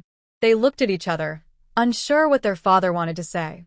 The eldest looked at his two brothers and decided to ask himself, since he was the oldest. "Father, just tell us what you want. Maybe later we can go see our sister and bring some grain," Su Dong said carefully. Su Nan's eyes lit up. "Visiting sister? That sounds good." Two daughters-in-law lowered their heads and made a dismissive gesture. He struggled to lift his head and waved at Song. "Lon, is there a problem with this medicine?" Song Qinglan opened the bag carefully and examined it. No problem with this medicine. It's definitely for treating tuberculosis, but it's only a temporary remedy. After taking it, he feels a bit better, but soon he still coughs painfully." Yes, that's exactly how it is," old Mrs. Li said excitedly. Lon, it turns out you know some medical skills?" Song Qinglan smiled and explained, "I've learned a bit over the years. I can be considered somewhat knowledgeable. I also help treat my grandmother's illness." Wei Minji's eyes lit up. "Really? Lon, you're so talented. Why don't you also take a look at your grandfather?" Song Qinglan bit her lip. "Actually, I just checked his pulse. It's definitely tuberculosis, but it's treatable. I have a recipe here that should cure his illness." Old Mrs. Li was excited. "Then what are we waiting for? Quickly write down the recipe." Wei Minji brought paper and a pen, and Song Qinglan quickly wrote out the prescription. As the saying goes, long illness makes a doctor. Wei Minji often helped at the pharmacy, so she was somewhat familiar with prescriptions. She looked at Song Qinglan's prescription and showed surprise. Lon, your prescription uses some unusual ingredients, but it seems like it will work, just." Song Qinglan hurriedly asked, "Just what?" Wei Minji looked hesitant. "It's just that one ingredient, snow lotus flower, is very expensive, at least 30 taels of silver." Old Lady Li clenched her teeth and said firmly, "I believe in you, Lon. This prescription can save Grandpa. Even if we have to sell everything, we will gather that money." Wei Minji nodded as well. "All right, Mother." Then, both of them went back to their rooms and took out all their silver, but they only managed to gather 15 taels. They still needed 15 more. Wei Minji looked worried. "Mother, what should we do?" We're still short by half. Old lady, Lee also felt troubled. When second brother comes back later, we can ask if they have any silver. You know how it is, second brother and the others probably can't spare any silver. Maybe we should ask other relatives for help? All the relatives who could lend us money already have. Who would lend us again? Old man Lee coughed again, struggling to speak. No more borrowing. My old bones are just a fragile life. If I die, so be it. Don't burden you all. Song Qinglan watched this scene with a heavy heart. Suddenly, she spoke up. I have silver. After saying that, Song Qinglan took out 15 taels of silver from her pouch and handed it to Wei Minji. Auntie, please take this. Wei Minji suddenly felt the weight in her hand. She looked at Song Qinglan in disbelief and asked, Lanlan, where did you get so much silver? Old lady Li was also confused. Yes, Lanlan? What's going on? They knew the situation of the Song family well, and they had heard that Song Qinglan had separated from Bai Yihan, so the cautious Bai Posey was even less likely to give her money. So, the source of this money made them worry. Song Qinglan smiled and explained, Grandmother, Auntie, don't worry. This silver is from my business. I've been selling breakfast at the city gate recently and earned some silver. Ah. Wei Minji suddenly remembered Lanlan. Is that the breakfast shop at the city gate that sells pancakes and fried dough sticks? Exactly. Wei Minji looked pleased. I heard that the pancakes and fried dough sticks there are really delicious. Our family has been busy lately, so I haven't had time to go. I didn't realize that shop is actually yours, Lanlan. You're really impressive. Old lady, Li wanted to return the money to Song Qinglan. Lanlan, working hard from dawn to dusk isn't easy, and you're earning your money honestly. Grandmother can't take your money. Song Qinglan insisted on keeping the money. Grandmother, I can earn more if I spend it. Right now, saving my grandfather's life is the most important. Wei Minji also spoke up. All right, let's consider this money as borrowed from your aunt. I will definitely pay you back later. Okay, then hurry and follow my recipe to make the medicine. I should go back now and take care of Chun Chun and Yeya. Wei Minji nodded. Yes, I'll see you off. Wait a moment. Old lady Li suddenly called her. She then took a basket of sweet potatoes from the grain jar in the kitchen and handed it to Song Qinglan. Lanlan, these are homegrown sweet potatoes. They're not worth much. Qingxi and Qingbei like to eat them. Take some back for them to try. Song Qinglan couldn't refuse, so she accepted the basket. On the way home, Song Qinglan was worried and troubled.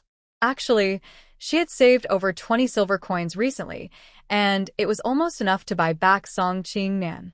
But she didn't expect such a thing to happen. Her grandfather was also her family. She couldn't just watch him die. Before going home, Song Qinglan deliberately stopped by the blacksmith shop and secretly looked at Song Qingnan. He still looked fine. He was shouting at the shop entrance while Wang Gui was working inside. Suddenly, a frightening thought crossed her mind. If she really couldn't come up with 30 taels of silver to buy her brother's freedom, would he really have to stay in the blacksmith shop for his whole life?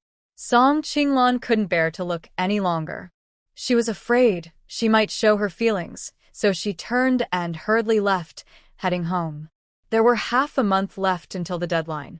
For now, she could only think of ways to earn more silver. She must rescue Song Qingnan because she had promised him she would. Before entering the house, Song Qinglan composed herself so her family wouldn't notice anything unusual. Only then did she walk inside. Song Qingdong's 3 brothers had already finished work and were in the kitchen cooking. Seeing Song Qinglan carrying a basket of sweet potatoes, Song Qingxi couldn't help but wonder, Sister, didn't you say you were going to the market? Why did you only buy this basket of sweet potatoes? Song Qinglan placed the sweet potatoes on the ground. I think these sweet potatoes look good, and you and Qingbei like to eat them, so I bought them for you. While cooking, Song Qingdong watched the fire, and Song Qingbei happily jumped up. Sister treats me the best. I dreamed last night about eating roasted sweet potatoes, and today my dream is coming true. He then picked a few large sweet potatoes and started roasting them over the firewood. When the meal was ready, the roasted sweet potatoes were also done. At the table, A fragrant, dark roasted sweet potato was added to the meal.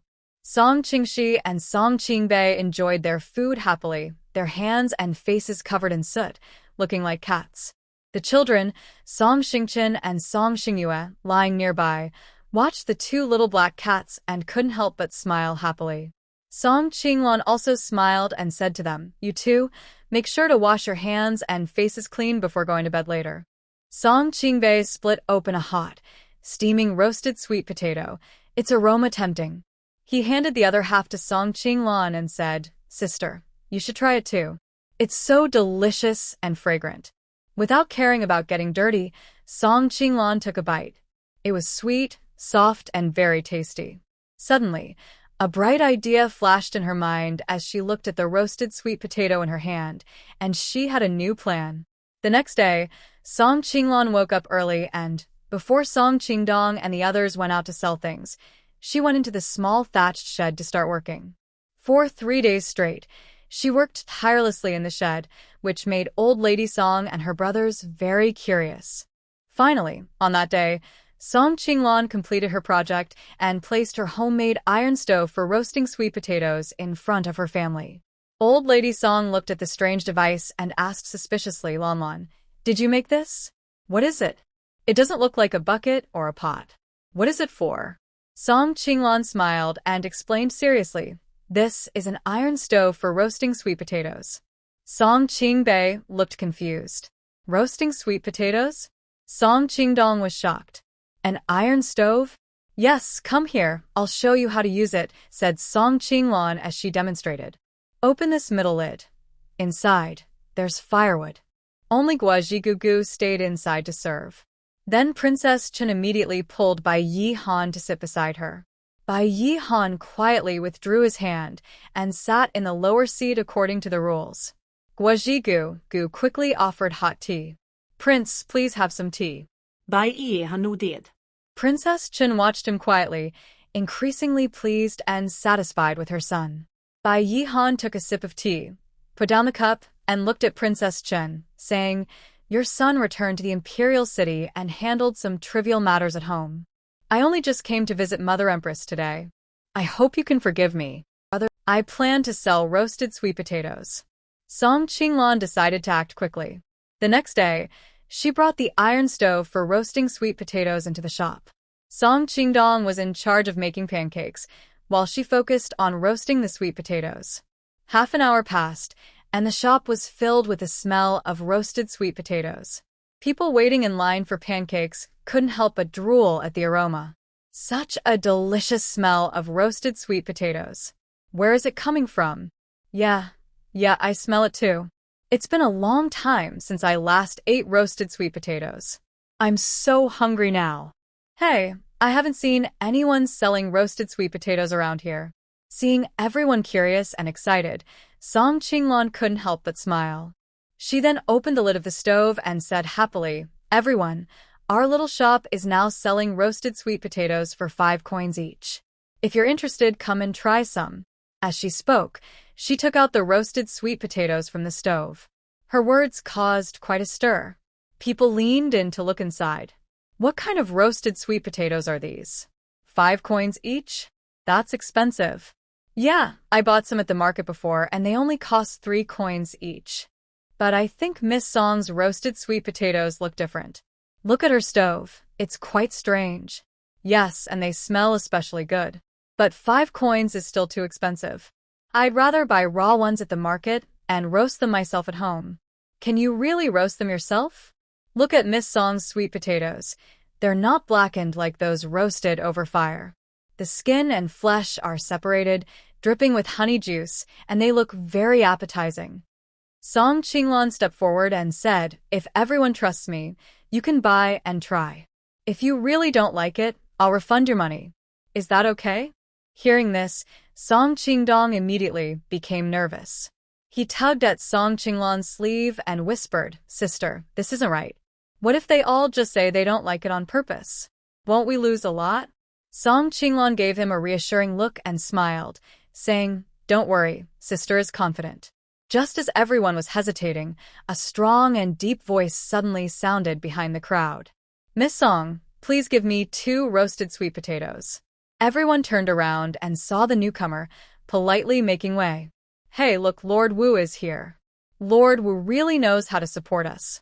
But I think Lord Wu is quite cold in personality, not the type to support like this. Yeah, I heard many people tried to give him gifts, but he refused them all. So if Lord Wu thinks something is good, then it must be good. Amidst the lively chatter, Wu Daong approached Song Qinglan. Song Qinglan knew he was helping her and decided to be the first to try. She appreciated his kindness but still reminded him, Brother Wu, maybe you should buy one first to try. If you like it, you can buy more later. Wu Daong confidently waved his hand. No need, I trust Sister Song's skills. Just give me 2. So Wu Daong, in front of everyone, started eating the roasted sweet potatoes. He split one sweet potato in half, finished one, and then ate the other. Finally, satisfied, Wu Daong clapped his hands and said to Song Qinglan, It's delicious. Give me 4 more. I want to share with my brothers. Okay, Song Qinglan smiled and quickly packed them up. Seeing Wu Daong's high praise for the roasted sweet potatoes, others also started buying. Sister Song, I want 1 roasted sweet potato. I want 2. I want. In a short while, a pot of freshly baked sweet potatoes was sold out. Song Qinglan prepared a second batch. These roasted sweet potatoes are really delicious, fragrant and sweet. Yes, it's worth 5 coins each. This taste makes you want to eat more after just one. Sister Song, when will your roasted sweet potatoes be ready? I want to buy a few more to take home. Song Qinglan smiled. Everyone, don't worry. This batch will be ready in about the time it takes for an incense stick to burn. If you have other things to do, go ahead. Rest assured, our roasted sweet potatoes are available all day.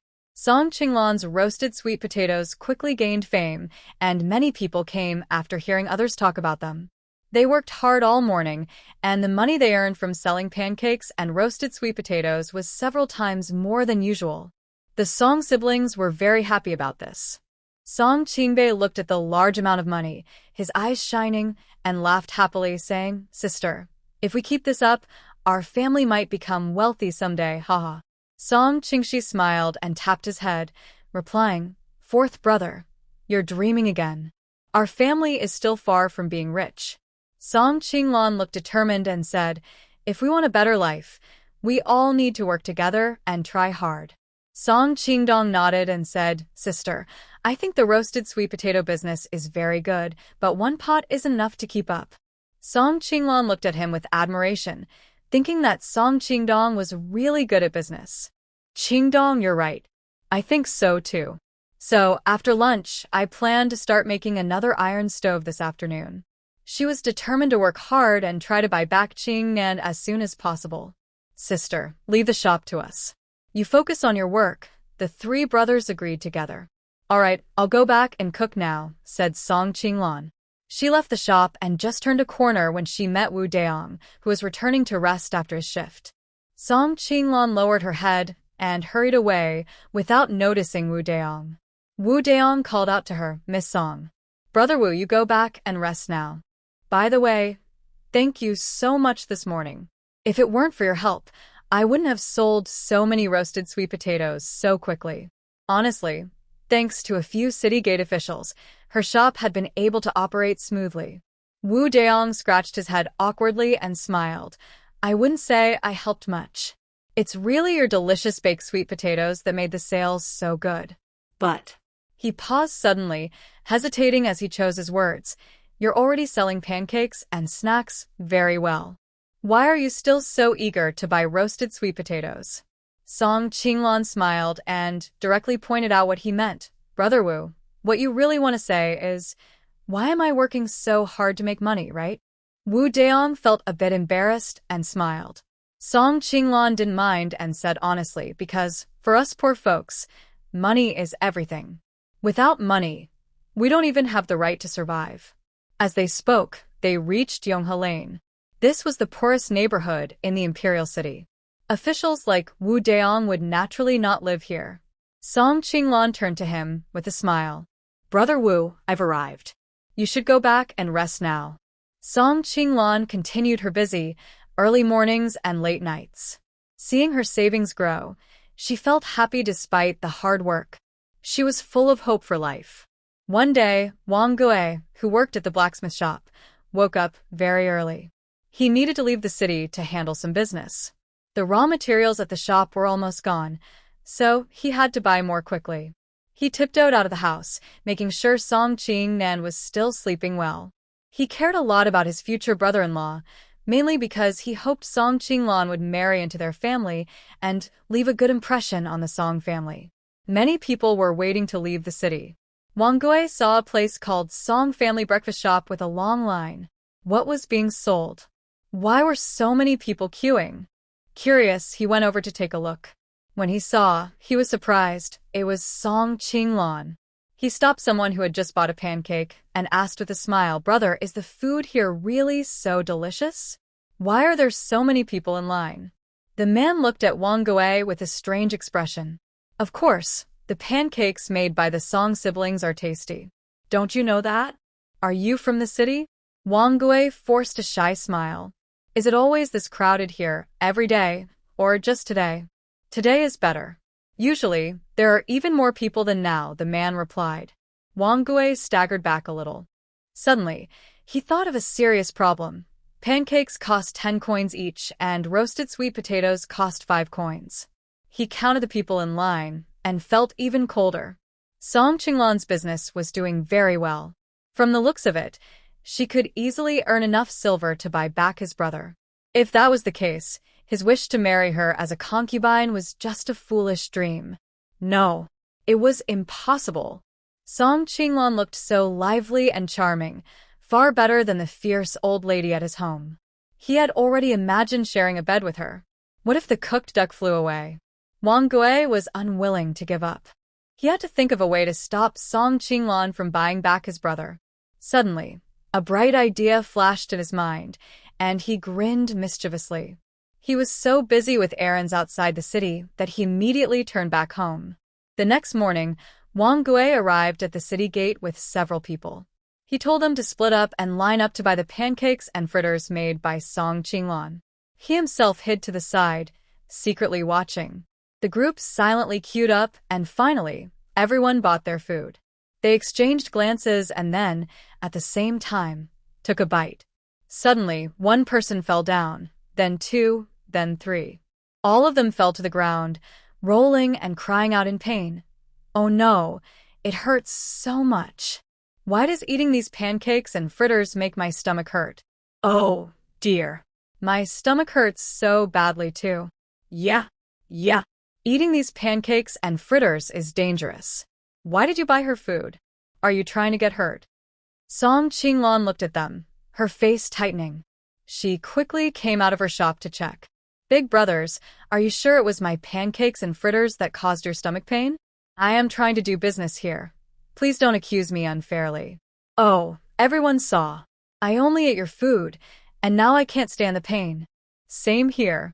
It's true for me too. If it wasn't your food, then how come all of us got stomach aches after eating? It must be your food. Stop arguing and admit it. This is so unfair. The commotion scared off others nearby who wanted to buy the food. As a modern person, Song Qinglan knew how frightening public opinion could be. She steadied herself and said, "Big brothers, before you we sold many pancakes and fritters, and everyone ate without trouble. Why is it only you who got sick? Let me check your pulses to see what's really wrong with your stomachs," she offered. She reached out her hand to take their pulses. The group, feeling guilty, quickly pulled back their hands, curling up and shouting, "Oh no! It hurts so much! It's so unfair! These pancakes and fritters are deadly. You're selling such bad food and still expect us not to say anything? Exactly. And now you even want to fight us." They put on a good act, their faces pale and sweating, looking truly in pain. People around saw this scene and became scared. Oh no, I think my stomach is hurting too. Strange, why do I feel some pain? Could it be? This pancake snack really has a problem? Maybe I should go back first. I won't buy this pancake again today. I won't buy it either. Hey, wait for me. I'm leaving too. Song Qingdong, Song Qingshi, and Song Qingbei hurriedly ran out of the shop, grabbing the customers about to leave and explaining, "Our pancake snacks really have no problem, truly. Don't go. Please don't leave." Song Qinglan stood up from the ground, looking serious and firm at the people around her. "Everyone here is a regular customer. You all know how we sell our pancakes and what kind of person I am, Song Qinglan. I guarantee that there is nothing wrong with my pancakes." Song Qinglan spoke confidently, but under everyone's doubtful gazes, her words seemed weak and powerless. She knew that no matter how she explained, it wouldn't change anything. At this moment, Wu Deong and Wang Zhu came over. Wu Deong looked cold and stern, shouting at the people lying on the ground. "What are you doing?" The few people saw Wu Deong in official uniform and felt nervous. But thinking about the money promised by Wang Gui, they gathered their courage and continued pretending. "Oh, dear, officer, you came just in time. We ate our pancakes and now our stomachs hurt badly. You have to help us." Others echoed, "Yes, yes. Our stomachs also hurt." Wu Deong remained unfazed, looking coldly at them. "Today, even our city officials ate Miss Song's pancakes, and they are fine. Why do your stomachs hurt after eating?" "Exactly." Wang Zhu glared fiercely at them. "You guys probably ate something dirty somewhere, and are just causing trouble here, right?" Wu Daiyong's face was cold as he sternly said, "Why are you wasting time talking to them? Just take them back and question them properly. You'll find out the truth." Although the people were tempted by money, they didn't dare provoke the officials and risk going to jail. So, after exchanging glances and thinking for a moment, they quickly stood up from the ground. "Oh, brother officer, I think my stomach doesn't hurt anymore." Yeah, I think my stomach also doesn't hurt now. This might just be a misunderstanding. I will leave now." A few people tried to run away, but Song Qingshi shouted, "Brother Wu, you can't let them escape. They clearly came here just to cause trouble for us." Wu Deong immediately signaled to Wang Zhu. Both of them, quick and skilled in martial arts, quickly knocked the others to the ground. Wang Zhu sneered, "Wow, you're pretty fast. So, you want to run after causing trouble? That's not so easy." Wu Deong didn't hold back and stepped on one person's chest, coldly asking, "Tell me, who ordered you to come here and cause trouble?" "Oh no, officer, please spare us. We didn't take any orders. We just..." Wu Deong pressed harder with his foot, warning, "Now's your chance to tell the truth. If you don't say anything now, it won't be easy to talk later." Wang Zhu chuckled, "Boss, I think we should take them to the yamen and give them a good punishment. Then they'll be honest." When the others heard they might be taken to the yamen, they immediately became scared. "Officer, please don't take us. I'll tell you everything." Wang Zhu kicked them and said, "You little rascals, you need a scare, right? Speak up. Who told you to come here and cause trouble?" It was Wang Gui from the blacksmith shop. He paid us a silver tael each to ruin Song Girl's business. Wang Gui from the blacksmith shop. Hearing this name, Song Qinglan's heart suddenly skipped a beat. Suddenly, one person pointed at a figure running away nearby and shouted, "Look, Wang Gui is over there. He's trying to escape." Wu Deong loosened his grip and was about to chase after him, but Song Qinglan suddenly stopped him and said, "Brother Wu, don't chase." Wu Deong frowned, confused, and looked at Song Qinglan.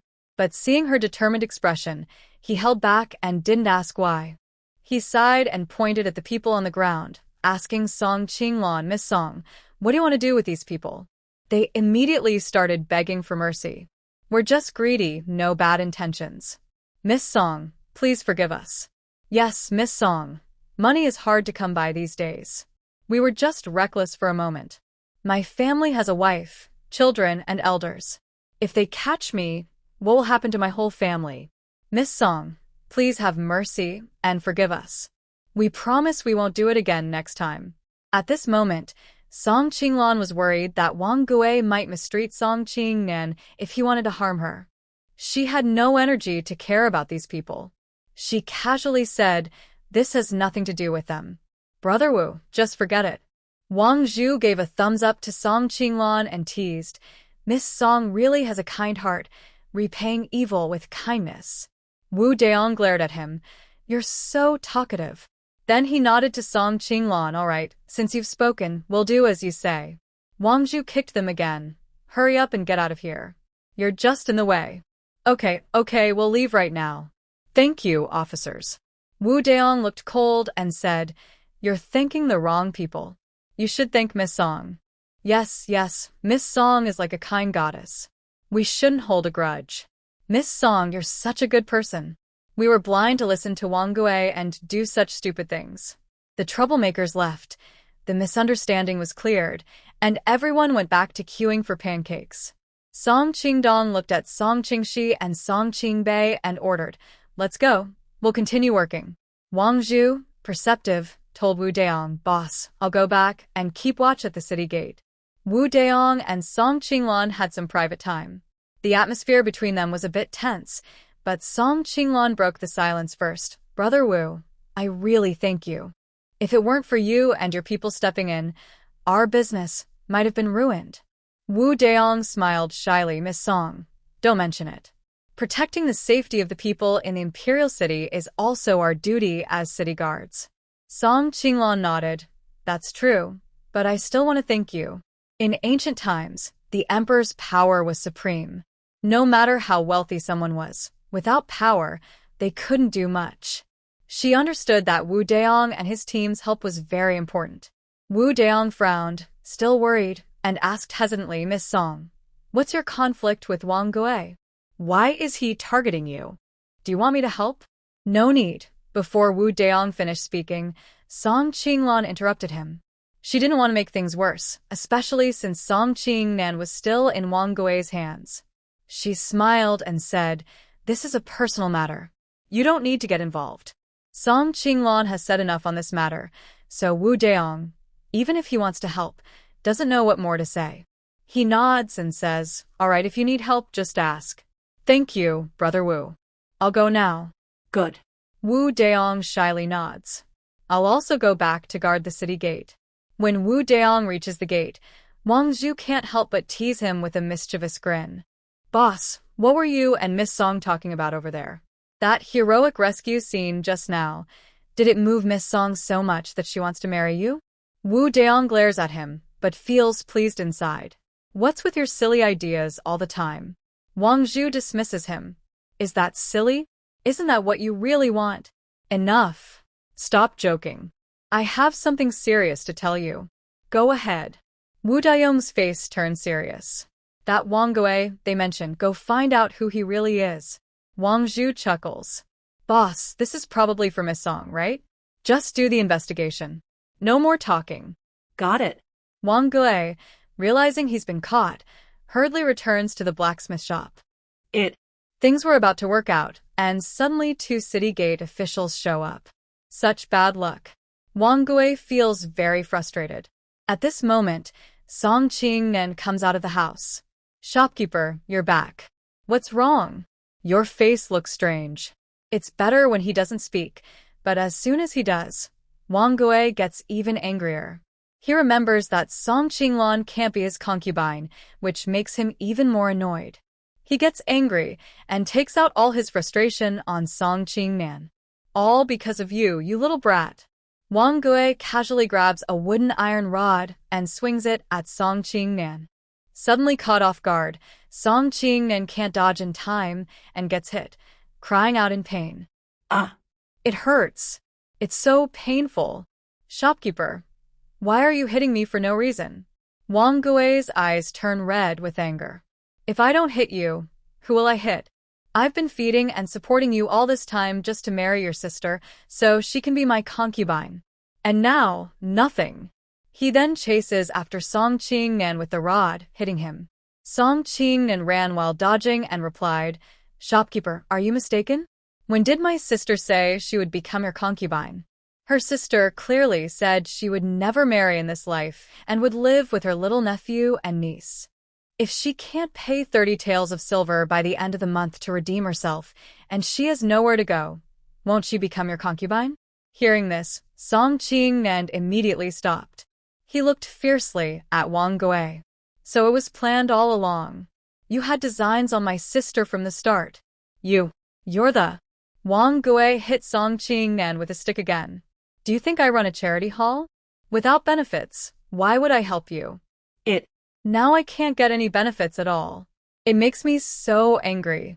Wang Gui threw down the iron stick and started hitting and kicking Song Qinglan. Song Qingnan couldn't beat Wang Gui, but he refused to fight back. He was afraid that if he fought back, he might lose control and hurt Wang Gui, which would also cause trouble for Song Qinglan. So he took a few punches, waited until Wang Gui was tired and exhausted, then it would be fine. Sure enough, Wang Gui's arms got tired and sweaty, and he threw Song Qingnan aside and said, "No dinner for you tonight." Song Qingnan was beaten to a swollen face. All over his body hurt, cold sweat pouring down. But he clenched his teeth and stayed silent.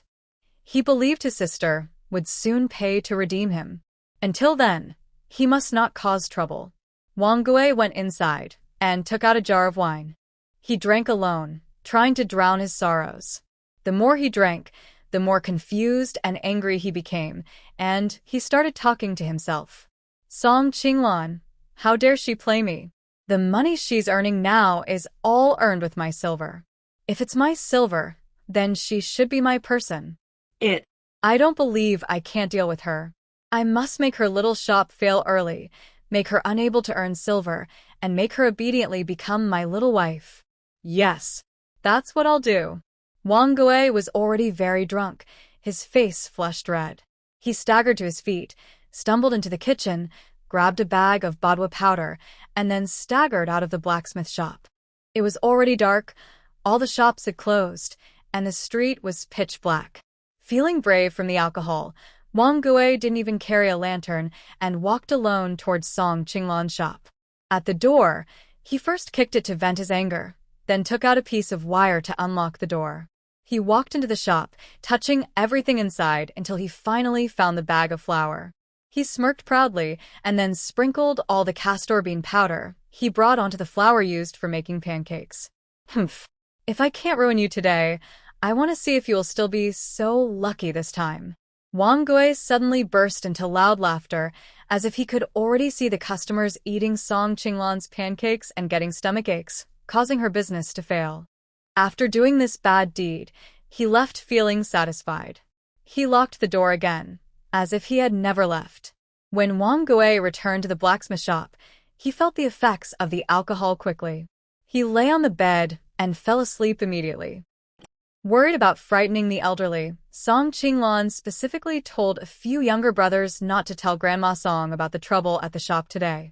But no wall is completely airtight. The incident at the shop earlier that day still reached Grandma Song's ears through neighbors' words. During dinner, she couldn't ask directly, but after Song Qingdong and the others went to bed, Grandma Song finally spoke. Lan, what exactly happened at your shop today? Why did that blacksmith Wang Gui come looking for trouble? Song Qinglan couldn't honestly tell Grandma Song about Song Qingnan being sold to him. She smiled and explained it's nothing. He came to buy pancakes earlier and was unhappy with the amount of ingredients I gave him. We argued a little, and he's holding a grudge. Bah. Such a big man, and he's so petty. Exactly. Everyone knows he's just that kind of stingy person.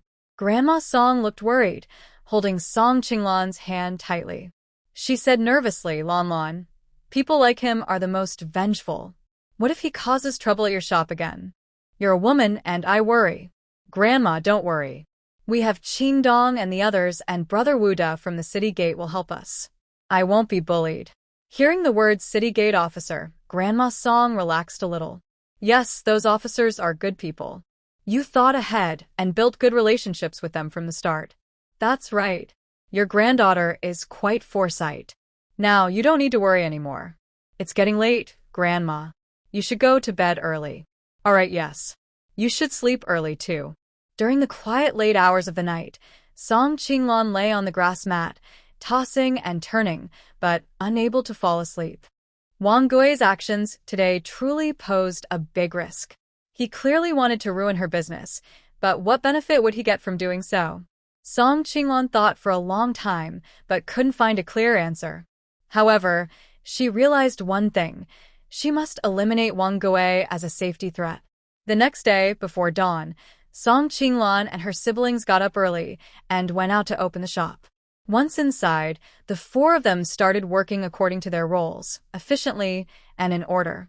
Song Qingdong prepared the batter and told his two brothers, "Today, we must be very careful. We can't let anyone cause trouble again." After scolding, Su Xia went back home busy with her work. A few people looked at Su Lanshou, who was breathing heavily with anger. They also envied Su Xia, but only said that all the women in the big team were jealous. Still, they wouldn't go around insulting others like her. They all decided to stay away from her and stop talking to her. Su Xia ignored her troublemakers and went home to start working. Back home, she closed the door and began tidying up her space. She used 1 bag of white flour and 1 bag of cornmeal for building.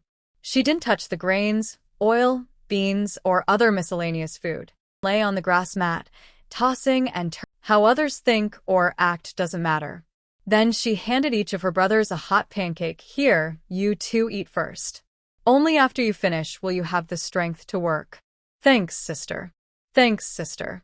The two took the pancakes and started eating eagerly.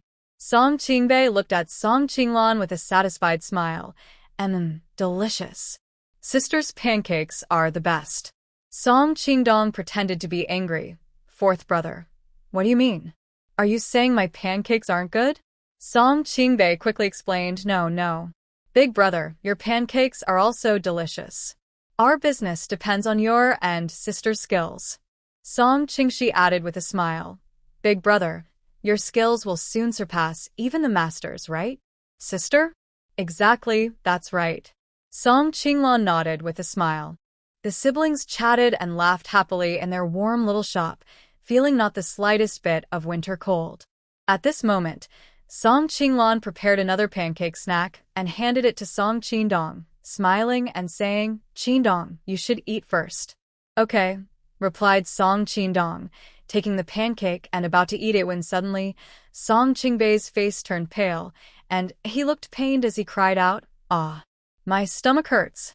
Immediately, Song Qingdong put down the pancake and stepped forward. Su Xia also knew that the truck belonged to the factory. After the truck left, she looked at the 2 large containers, 3 20-jean jars, 3 10-jean jars, and 5 5-jean jars in the yard. These should be enough. When I got home, I saw Mother Chen surrounded by a group of people. I only took out Debeo and held him myself. I didn't pay attention to the others. When I reached the backyard, half of a big pig had already been cut into strips, following the village's way of dividing pork. Father Chen saw Su Xia coming and asked, "Old Big, do you want to split your half?" Su Xia handed Debeo to Father Chen, as he was too heavy to carry. With a smile, "Big brother, your skills will soon surpass even..." Could it be? She picked up the pancake that Song Qingdong hadn't finished and sniffed it. Her expression tightened as she examined all the ingredients. Finally, she discovered that the flour was spoiled. Song Qingshi and Song Qingbei had been suffering for nearly an incense stick's worth of time. Song Qingdong carried both of them back to the shop. Seeing his 2 pale, exhausted brothers, Song Qinglan quickly brought some medicinal soup. "Qingshi, Qingbei, I just went to the pharmacy to get medicine for you. Drink this anti-diarrhea potion quickly." The 2 hurriedly took the bowl and drank it, feeling some relief in their stomachs. Breathing heavily, Song Qingshi analyzed, "Sister, I and the 4th brother both ate the pancake." Could it be? Song Qinglan nodded. "Yes, I just checked and found someone put croton seed powder in our flour." All 3 said together, "Croton seed powder?" Qingbei clenched his teeth. No wonder I got so sick. Who did this? Looking outside at the gradually brightening sky, Song Qingdong asked, "Sister, should we still do business today?" Yes. "Of course." Song Qinglan replied coldly, with a smile. "That troublemaker just doesn't want us to succeed. We'll do business even better to show him." Then she looked at her 3 brothers and ordered, "Qingdong, take Qingshi and Qingbei home on the cart to rest, then go to the grain shop to buy flour. I'll stay here and roast sweet potatoes." "Okay, sister." Song Qingdong acted quickly and followed Song Qinglan's instructions without hesitation. Wang Gui slept all night and woke up with a terrible headache. He rinsed his mouth and stepped outside the shop, seeing a bruised and swollen Song Qingnan. That's when he remembered being beaten last night. Annoyed, Wang Gui shouted at Song Qingnan, "Hurry up and open the door to call customers. Also, go make me a hangover soup." Song Qingnan clenched his teeth, holding back his anger. He knew he could only pretend to be calm for now, so he decided to obey Wang Gui first and think later. Soon, Song Qingnan brought a bowl of hangover soup, along with warm steamed buns and porridge. Wang Gui drank the soup and instantly felt more energetic. Thinking about how Song Qinglan's pancake snacks might cause diarrhea and how her business might fail, and that she might soon become his concubine, Wang Gui felt so happy he almost floated. He hummed a tune while eating. Seeing Wang Gui so happy, contrasting sharply with his furious outbursts last night, Song Qingnan thought they were two different people.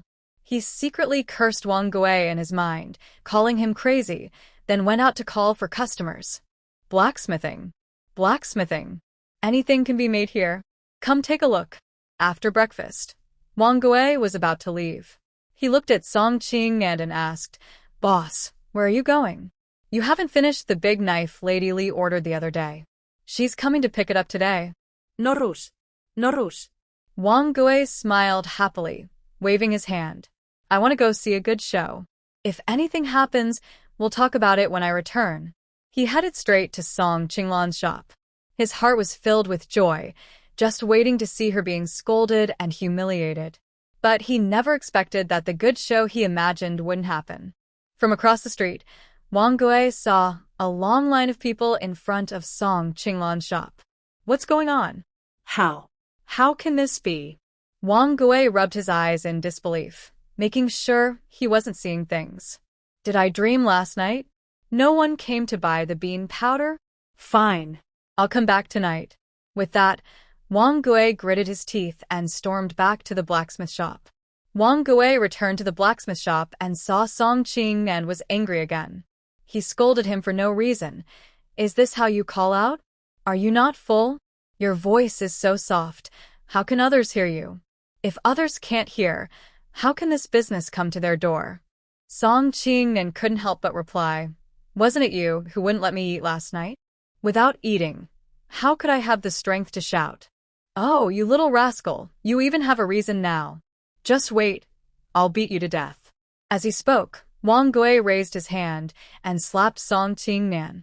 Song Qingnan looked at him with cold eyes, his hands clenched tightly into fists at his sides, trying to hold back his anger. A voice in his mind told him, "Song Qingnan, just endure a little longer. Your sister will come to take you home." Wang Gui saw his defiant look and couldn't help but slap him again. He sneered, "What? Not convinced? Listen, if your sister can't be my concubine, then you, little brat, will be my for life." "No way. My sister will definitely come to rescue me." Hearing this, Wang Gui got even angrier. "Humph. Don't dream about it. Your sister's business." Before Wang Gui could finish, a chubby woman approached from the other side. Before she reached the blacksmith shop door, her voice rang out, "Oh, Wang Gui, is my big sword ready? Hurry up and bring it out." Wang Gui's face immediately lit up with a smile. "Oh, sisterly, you look so pretty today. That big sword still needs a bit more work. Wait a moment, it'll be ready soon." After saying that, Wang Gui shot a warning glance at Song Qingnan and then ran into the shop. Meanwhile, Song Qinglan and Song Qingdong worked hard all morning, exhausting the brother and sister. When they finally had time to rest, it was already noon. Song Qinglan looked at the time and immediately became nervous. "Oh no, it's already noon. Qingdong, let's go home." The two quickly returned home. As soon as they entered, they smelled the aroma of food. Song Qinglan went into the kitchen and saw Song Qingbei tending the fire and Song Qingxi stir-frying. Song Qingbei smiled and said, "Sister, big brother, you're back. Wash your hands quickly so we can eat."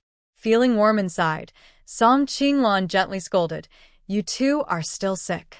Why aren't you resting in bed properly? Why are you coming down to cook? Diarrhea can be serious and even life-threatening if severe."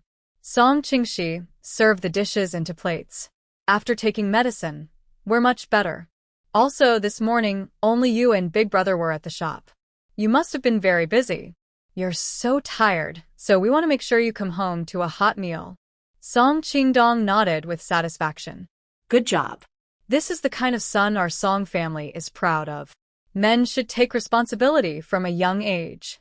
Song Qinglan was surprised not to hear the crying of Song Xingchen and Song Xingyue. She asked in confusion, Chun Chun and Yaya. Song Qingbei peeked out from the stove. Sister, don't worry. Brother San and I just finished milking the sheep. We heated the milk and took it to Grandma to feed Chun Chun and Yaya. Song Qinglan was moved by her younger brother's thoughtfulness. All right, I'll go call Grandma to come eat. After lunch, she still let Song Qingxi and Song Qingbei rest at home. She and Song Qingdong went to the shop. In the afternoon, there were many customers buying roasted sweet potatoes. Seeing that the roasted sweet potatoes were in high demand, it strengthened Song Qinglan's resolve to quickly make another iron stove. When the customers lessened, Wu Deong came over. Song Qinglan smiled brightly at him and asked, Brother Wu, still 2 roasted sweet potatoes? Yes, Wu Deong nodded. Here, these 2 large ones for you. Thank you. Wu Deong took a bite of the sweet, soft roasted sweet potato and casually asked, By the way, why is it just you and Qingdong today? What about Qingbei and Qingxi? Wu Deong silently watched her all morning. Seeing her busy and tired, he felt sorry for her. Hearing Wu Deong start asking about this, Song Qingdong wanted to take the opportunity to ask for help. Brother Wu, I need to tell you something. Before Song Qingdong could finish, Song Qinglan interrupted him. Qingdong, go flip the sweet potatoes or they'll burn. Song Qingdong was stunned for a moment. Seeing the meaning in Song Qinglan's eyes, he nodded and said, Okay, I'll go right now. In this family, she was still the main pillar. Song Qinglan smiled at Wu Deong and explained, Qingbei and Qingxi weren't feeling well this morning, so I let them rest at home. They're still kids and can't handle too much tiredness. Wu Daiyong's expression flickered. You shouldn't tire yourself out either. People will worry. Yes, Song Qinglan replied with a gentle smile, but her eyes were clear and bright, without any hint of maternal or filial affection. Wu Deong seemed to think he had said the wrong thing. His face reddened quickly, and he said, I'll go back now. After saying that, he turned around and ran back to the city gate. Once Wu Deong left, Song Qingdong immediately came over and whispered, Hey, sister, why didn't you tell Brother Wu about the people throwing beans into our flour? Brother Wu is so kind to us. He will definitely help us. Song Qinglan frowned, looking worried, and said, I'm just afraid. Afraid he's too eager to help us.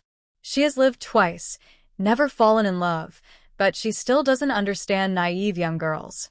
Every time Brother Wu looks at her, his eyes are full of warmth. She knows what he's thinking, but she can't give him what he wants. Sister, what do you mean by that? It's nothing, Song Qinglan continued. What I mean is, this matter shouldn't involve the officials, to avoid alarming the enemy. We need to find out who is trying to harm us ourselves. Song Qingdong nodded. All right, I'll listen to you, sister. So, what should we do next? Song Qinglan's eyes flickered as she whispered, I guess the person trying to hurt us already knows his plan didn't succeed. He'll probably keep trying, so tonight I will catch him. Sister, can you do it alone? Of course. Don't forget, I can handle a group of people myself. Be careful, sister. Yes. After dinner, the Song family quickly went back to their rooms to rest.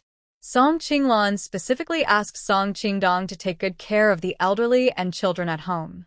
Late at night, she got up, holding a wooden stick, and quietly left the house. It's very cold in the winter night. Song Qinglan wrapped her clothes tightly and hurried to the Song's breakfast shop. But she didn't go inside. Instead, she chose a hidden corner outside the shop and waited quietly, hiding in the shadows, waiting for an opportunity. The person trying to harm her didn't succeed last time, and he might come again tonight. Sure enough, not long after she hid, she saw a sneaky figure approaching from afar, heading straight toward her shop. Her heart jumped to her throat. She tensed up and secretly clenched her stick. She was determined to teach this ungrateful person a lesson. Wang Gui wasn't drinking now. He came to do something bad and knew he had to cover his face. The street on a winter night was quiet and cold, with biting wind piercing through people. Wang Gui shivered but felt excited and not cold at all. This time, he must succeed. Thinking of this, he quickened his steps and soon arrived at the Song's breakfast shop. He skillfully took out some wire and quickly unlocked the door. The door creaked open with a loud squeak, and Wang Gui grinned mischievously as he stepped into the shop. However, before he could fully enter, suddenly there was a loud bang, as someone struck him on the back with a stick. Ouch! Wang Gui cried out in pain and immediately fell to the ground. Seizing the moment, Song Qinglan attacked him with a wooden stick, hitting him hard without holding back. While hitting him, she cursed, "You trying to cause trouble in my shop again? Watch me break your legs next time." In the darkness, Wang Gui, lying on the ground, had no way to fight back and could only beg for mercy repeatedly. Stop, stop. Don't hit me anymore. If you hit me again, someone might get hurt. Humph. If I don't give you a good beating, you won't remember this lesson. Now tell me, who are you? Song Qinglan said as she stepped on Wang Gui's body, pinning him down. Then she took out a fire stick and lit a nearby candle, illuminating the small shop brightly. She also had 1/2 meter of cloth, enough for Chen's parents to make 2 sets of clothes. She took Nuno next door. When they arrived in the yard, she first gave Nuno a few candies and told her to go play with her sisters. Is the eldest sister-in-law coming? Third sister-in-law, come here and bring some things for Mom. Come on. Sister-in-law, I'll help you carry it. In the kitchen, Xia lady, who was cooking, didn't want to bother, but when she heard about bringing things, she hurried out. Su Xia didn't refuse and simply followed to find Chen's mother. Is the eldest daughter-in-law here? Chen's mother was sitting on the Kong, mending something. What are you really trying to do? Wang Gui kept arguing. I told you I didn't do it. What proof do you have that it was me? She pulled out a small bag of bitter almond powder from his shirt. This is the proof. You sneak into my shop with such a big bag of bitter almond powder and say it's not you? Do you even want to eat this powder yourself? Caught red-handed, Wang Gui was momentarily speechless and didn't know how to respond. What I can't say anything now, huh? You've been caught red-handed, and you still want to deny it? If you don't admit it, I'll take you to the officials and they'll decide. Indeed, Song Qinglan quickly pulled Wang Gui up and made a move to take him outside. Knowing he was guilty, Wang Gui understood that if he went to the officials, he'd definitely end up in jail. He naturally refused. Hastily begging for mercy, he said, I admit it. I really did want to put some bitter bean powder into your flour, Miss Song. Please don't send me to the authorities.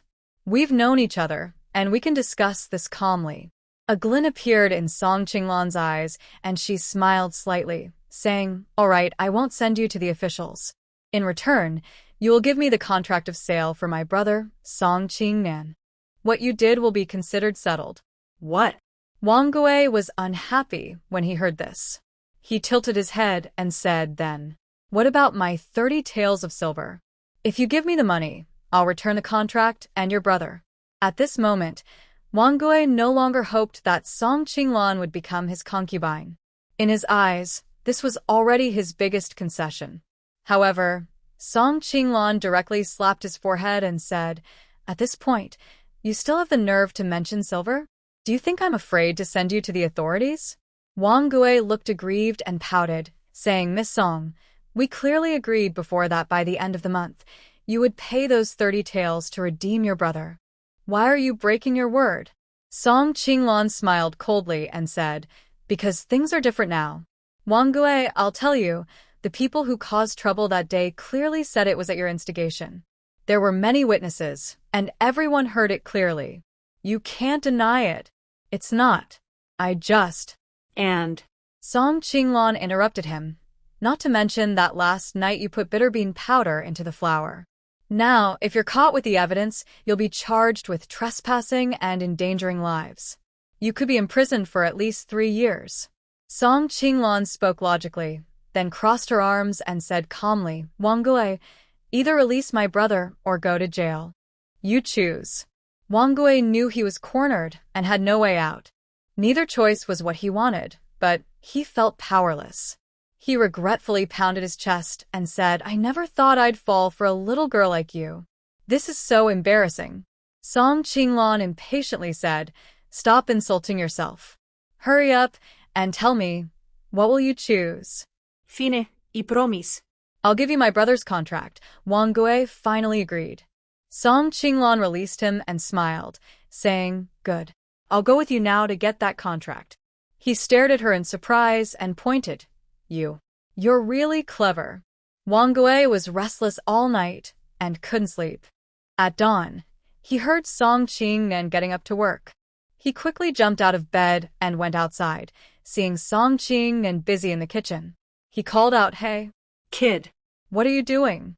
Song Qingnan didn't turn around and said impatiently, I'm making breakfast for you. Stop bothering me. Wang Gui pursed his lips and reluctantly said, All right. You don't need to do this anymore. Pack your things and go home. Song Qingnan was surprised and quickly turned to look at Wang Gui, asking in disbelief, Boss, did I hear you right? I can go home now. Wang Gui waved his hand irritably. Go. You're just in the way here. I still have to support you. Hurry up and leave. Then Song Qingnan noticed the injury on Wang Gui's face and asked with concern, Boss, how did you get hurt? Wang Gui awkwardly turned away and shouted loudly, Why are you meddling so much? Do you still want to leave or not? If you don't want to leave, keep working. Of course, I will go. Only fools would do the work for you. Song Qingnan stuck out his tongue, made a funny face at Wang Gui, then quickly packed his things and ran away. Song Qinglan and her siblings left home before dawn again. When they arrived at the shop, Song Qingtong was the first to check the ingredients. Song Qinglan smiled at him and whispered, Don't worry, everything's fine. Song Qingtong looked at her and smiled, understanding immediately. It seemed his sister had some success last night. He lowered his voice and asked softly, Sister, did you see anyone last night? Who is trying to harm us? Song Qinglan also whispered back, Yes, I saw him. It's Wang Gui from the blacksmith shop. Why him again? Song Qingtong frowned in confusion. What does he want? Song Qinglan half-jokingly, half-seriously said, Probably because he thinks your sister is pretty. What? Song Qingtong became even more worried. He's just like a frog wanting to eat a swan. Disgusting. Be careful, sister. Song Qinglan gave him a reassuring look. It's okay. Last night, I taught him a good lesson. He definitely won't bother us again. Song Qingde, who had just lit the fire, watched the two whispering and muttering, then pouted. Sister, big brother, what are you talking about? I'm so hungry I could faint. Hurry up and make me a pancake with fried dough sticks. Song Qingshi frowned and asked, Sister, big brother, are you hiding something from us? No. What could we hide from you? Song Qinglan smiled and explained, I was just saying that I have a feeling good things will happen today. Let's work hard. The morning went by very quickly. Customers kept coming one after another to buy pancakes and roasted sweet potatoes, keeping the four siblings very busy. Soon it was almost noon. Song Qinglan knew Song Qingnan should have already returned home, so she said to her three brothers, Business isn't as good today. Let's close early and go home to cook. They had worked hard all these days and deserved a good rest. The three nodded in agreement. When they got home, as soon as they entered, they heard the happy laughter of Song Xingchen and Song Xingyue from inside, along with Song Qingnan's voice. Song Qingtong excitedly put down his cart. Ah! It's Qingnan. Has she come back? Song Qingshi also said, That's really big brother's voice. Song Qingbei also smiled and said, You'll see once we go inside. Then, the three of them quickly ran into the house. Song Qinglan smiled gently and followed behind. She reached the door and saw the four brothers happily hugging each other. Song Qingdong was tousling Song Qingnan's hair and asked, Qingnan, when did you come back? Song Qingnan smiled and said, Just this morning. When I returned, You guys had already gone to the shop, so I stayed at home with Grandma to take care of Chun Chun and Yaya. Song Qingshi pursed his lips and softly said, "Second brother, you've lost a lot of weight." Song Qingnan shook his head casually and said, "I was working at my uncle's place, so I lost some weight. But I tell you, my body has become much stronger. If you don't believe it, feel for yourselves." I'll try. Song Qingbei immediately reached out and placed his hand on Song Qingnan's stomach, feeling and saying, "Wow, you're really much stronger now." Then the four brothers started joking and playing like usual. Song Qinglan smiled softly, watching this warm scene, feeling very happy inside. She then turned and went into the kitchen to cook. In a short while, lunch was ready. Song Qinglan looked deeply at Song Qingnan and said, "Today, let's keep lunch simple. Later, my sister will go to the market to buy some vegetables, and tonight I'll cook a nice meal to welcome you home." Song Qingnan nodded and looked at Song Qinglan with a look only they understood, saying, "Okay, sister. Thank you." "Fool, what are you thanking me for?" Song Qingbei, not understanding, happily clapped his hands and said, "Today has been such a happy day. Sister said this morning that good things would happen, and they really did." Old Lady Song also nodded in agreement, saying, "The best thing in the world is when the whole family is together. By the way, Qingnan, how are your maternal grandparents' health?" Song Qingnan smiled and replied, "They're doing well. Everyone is fine." "That's good." Hearing this, Song Qinglan thought of her grandfather's illness and decided she must find time to visit him again soon. After lunch, Song Qingdong, Song Qingshi, and Song Qingbei went back to the shop. Song Qinglan stayed at home, continuing to work on the iron stove for roasting sweet potatoes. Song Qingnan also entered the small shed. "Sister, let me help you." "All right, come on." Having learned some skills from working at Wang Gui's blacksmith shop, Song Qingnan helped out, making the work easier. Soon after, the two appeared in front of the restaurant.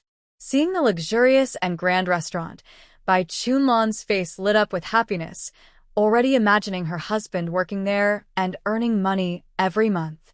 Jiang Zijian, however, felt nervous and said, "My wife, maybe we should forget it? I haven't done kitchen work in a long time, and I'm afraid I can't do it." "What are you afraid of? You have skills. Just do it a few times, and you'll get better. All right, stop hesitating. Let's go inside now." The restaurant was about to open. Lu Guixia was busy cleaning and decorating with other workers when she said, "Qingnan, you've really been through a lot lately. Sister, we're family. I don't feel wronged at all. Sister will go to the market to buy a big hen and cook it for you to help you get stronger." With that, Song Qinglan grabbed her basket and headed to the market. At this moment, Song Qinglan was in a very good mood. She bought a basket full of vegetables from the market, chicken, fish, meat. Qingnan came back, and now all the money he earned was his. He wanted to use it to help the family. Old Lady Song saw how much she bought and felt both happy and a little worried. "Lan, you bought so many vegetables. How much silver did you spend?" Song Qinglan smiled. "Grandmother, don't worry. I will earn the silver. My brothers are still growing, so they need good food to get stronger, especially Qingnan." Old Lady Song nodded. "Yes, I see Qingnan has become a bit thinner this time." Before it got dark, Song Qinglan started preparing dinner. After putting the two little kids, Song Xingchen and Song Xingyue, to sleep, Qingnan also came to help in the kitchen. The brother and sister worked together to kill chickens, clean fish, chop meat, and wash vegetables. They worked for almost an hour and a half. When the three brothers, Song Qingdong, and his brothers returned home, they immediately smelled the tempting aroma of food. Even neighbors Song Qingyuan and Song Qinglin were drawn over, just in time to meet Song Qingdong and his brothers as they finished setting up. Song Qingyuan swallowed hard and asked, "Qingdong, is there something good at home? Why does Sister Qinglan cook such delicious-smelling food tonight?" Song Qingshi looked happy and said, "My second brother just returned from our uncle's house, so my sister added more dishes and made a lot of delicious food." Song Qingyuan couldn't help but look a little envious. Wow. "So Qingnan is back." Song Qingdong looked at his two cousins and asked, "It's just you two at home. Haven't eaten yet?" Why don't you join us? Since Lu Guixia ran away from home last time, she has changed her attitude and become more diligent. She found a job washing dishes at a restaurant and works until late at night, so now the two brothers cook and eat by themselves. Ah, This. Brothers Song Qingyuan and Song Qinglin looked at each other, feeling both eager and shy, which caught Song Qingxi's attention. Song Qingxi patted their arms and smiled, saying, "You two haven't talked much with Brother Qingnan lately. Why don't you have a meal together and catch up?" "Yes, okay." The brothers nodded happily and followed the third brother, Song Qingdong, into the kitchen. When Song Qingyuan and Song Qinglin saw Qingnan, they happily greeted him.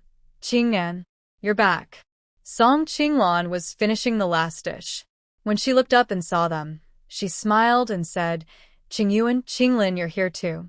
She also felt quite caring toward her two cousins. Song Qingdong explained, they heard Qingnan was back, so they came to see. Song Qinglan smiled warmly and said, "Good. Brothers should visit each other often. Go wash your hands and get ready to eat. Qingnan, go get 2 more sets of bowls and chopsticks for Qingyuan and Qinglin." Soon, the table was filled with a variety of dishes. There was stewed chicken, sweet and sour fish, crispy pork, 3 sautéed vegetables, pork and cabbage stew with vermicelli, and candied sweet potatoes. All of these were the brothers' favorites. The small dining table was crowded with people. Although it was tight, everyone's heart felt warm. Song Qingyuan and Song Qinglin looked at the dishes on the table, their eyes shining. wow. Such a rich meal. Even during New Year, we never had such good food at home. Song Qingxi smiled and said, "We're lucky today, thanks to second brother." Song Qinglan scooped a bowl of chicken soup, added a chicken leg, and handed it to Grandma Song. "Grandmother, please eat." After half a month of care, her grandmother's illness was no longer serious. She believed she would recover fully soon. Grandma Song saw this and quickly waved her hand. "I can't eat so much. You should have the chicken leg, Qingnan. You've been tired and thin lately." Song Qinglan said, "Eat it, there's another chicken leg. I'll give it to Qingnan." As she spoke, Song Qinglan also served a bowl of chicken soup with a chicken leg for Qingnan. "Eat more." Qingnan took it and said, "Thank you, sister." Then, Song Qinglan looked at Song Qingyuan and Song Qinglin and said, "Don't be shy, just treat this as your own home. Eat quickly." The two replied together, "Okay, thank you, Sister Qinglan." Song Qingyuan ate eagerly, still praising, "Sister Qinglan, your cooking smells so good, even better than restaurant food." Song Qinglin agreed, "Yes, a few days ago, my mother brought back some leftover chicken necks from a restaurant. Comparing it to your cooking, it's like heaven and earth." Song Qinglan looked at them, feeling touched. "If you like it, eat more. There's still more in the pot." Suddenly, Song Qingnan asked them, "By the way, Qingyuan, Qinglin, I didn't see you at home today. Where did you go to play?" Song Qingyuan wiped some oil from his mouth and replied, "We didn't go to play. We went to school to study." Song Qinglan was surprised. "You went to school? When did that happen?" They worked hard every day in business and didn't pay much attention to where Song Qingyuan and Song Qinglin went. Song Qinglin seriously said, "My mother said that we don't have your talent for business. Going to school to learn might help us succeed someday, maybe even become scholars." Song Qinglan smiled. "That's a good idea from your mother." Although Lu Guixia was petty and materialistic, she had good foresight when it came to her son's future. Song Qinglan then asked, "By the way, how much silver do you need to go to school?" Song Qingyuan replied, "We don't need to spend any silver." "Not spend any?" "Yes," nodded Song Qinglin. "It costs about 1 or 2 silver per year for each of us to study. The teacher knows our family doesn't have much money, so he agreed we could work at the school to pay for our tuition. So every day before dawn, we go to the school to work." Song Qinglan nodded. "Good. Work hard and study well. You'll have a bright future." After dinner, Song Qingyuan and Song Qinglin went home. Song Qinglan called her 4 brothers to sit and discuss something. Song Qingdong seemed to have guessed what Song Qinglan meant and asked, "Sister, you called us here. Are you going to talk about sending us to school?" Song Qinglan nodded. "Yes, that's right. I plan to send you to school tomorrow. What do you think? When he heard he could go to school, Song Chingshi's eyes immediately lit up, as if he had seen something he loved. He loved studying most, but unfortunately, his family was poor and couldn't afford it. If he could keep studying, he was sure he would become the top scholar in the future.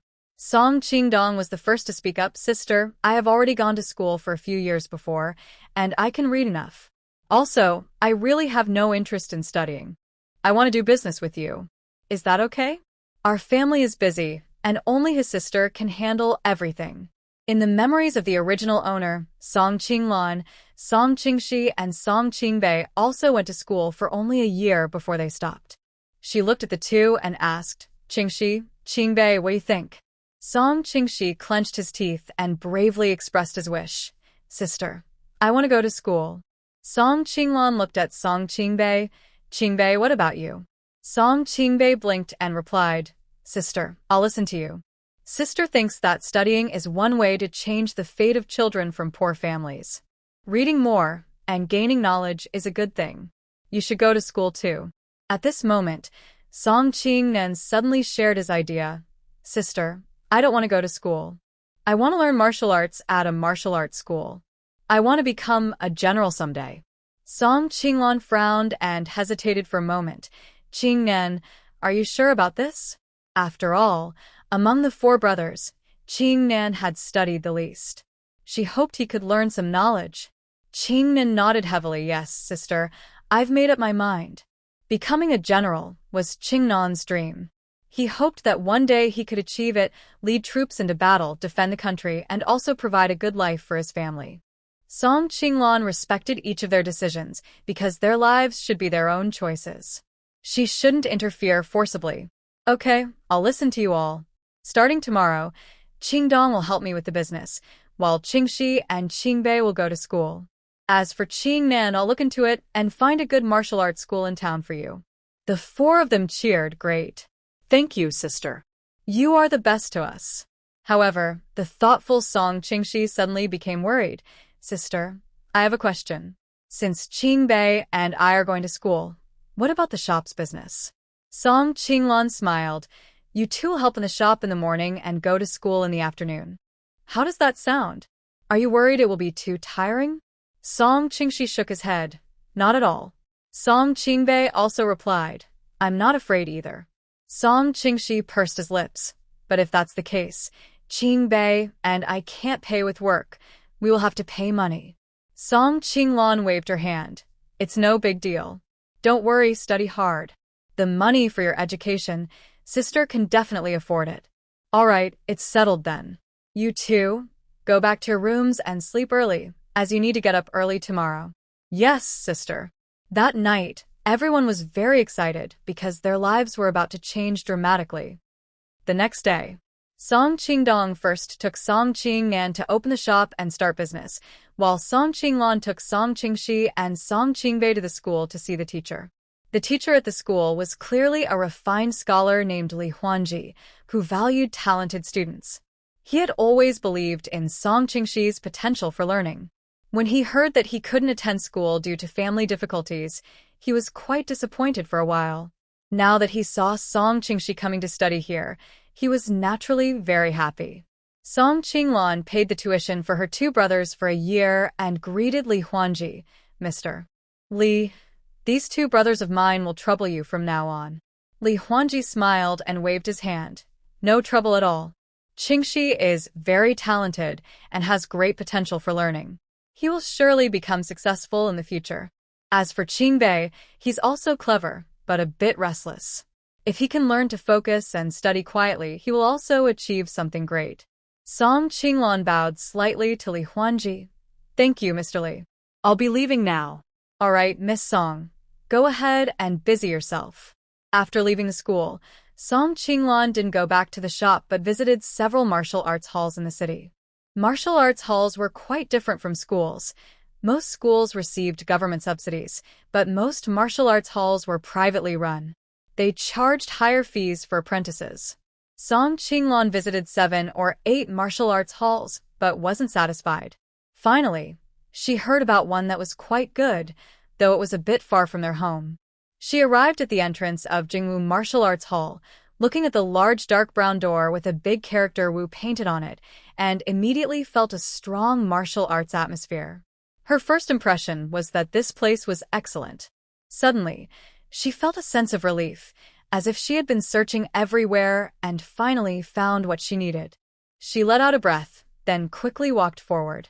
She hadn't even reached the door when she was stopped by two guards dressed in white martial uniforms standing on either side of the entrance. They asked, "Who are you?" "Unauthorized people are not allowed inside." Song Qinglan smiled and said, "Two young brothers. My younger brother wants to learn martial arts. I came today to help him understand more about it." One of the guards smiled and replied, "Miss, many people want to become students at our Jingwu Martial School. Our master doesn't take disciples easily." Song Qinglan pursed her lips and asked, "How much silver does your master want to accept a disciple?" The other guard was more friendly and said softly, "Miss, it's not about silver. Our martial school is different from others. We don't lack money. If your brother wants to come, he should come in person, write a registration letter, and let our senior brother check his muscles and bones. If he passes our senior brother's test, then he can meet our master." Hearing this, Song Qinglan secretly admired the process. She didn't expect that becoming a disciple at a martial school would involve such complicated procedures. But this also showed that the school was quite powerful. She nodded and said, "All right, I understand. Thank you, two young brothers." Just as she was about to turn and leave, she heard a familiar voice. "Miss Song?" She looked up in confusion and saw a tall figure dressed in a white long robe. She was surprised and said, "Brother Wu?" Usually, she saw Wu Daong in official robes. Seeing him in casual clothes, she thought he looked quite refined and almost didn't recognize him. Wu Daong asked, "What are you doing here?" Song Qinglan asked, "What are you doing here?" They both spoke at the same time and then smiled at each other. At that moment, the two guards stepped forward respectfully and saluted Wu Daong, saying in unison, "Little uncle, you're back." "Little uncle?" Song Qinglan blinked in disbelief and looked at Wu Daong. "Brother Wu, you're their little uncle? So you and Jingwu Martial School?" Wu Daong smiled and said, "I just came from Jingwu Martial School." He quickly asked, "By the way, Miss Song, you haven't said how you came to the martial arts school?" Song Qinglan smiled and replied, "Actually, I came today for my younger brother Qingnan.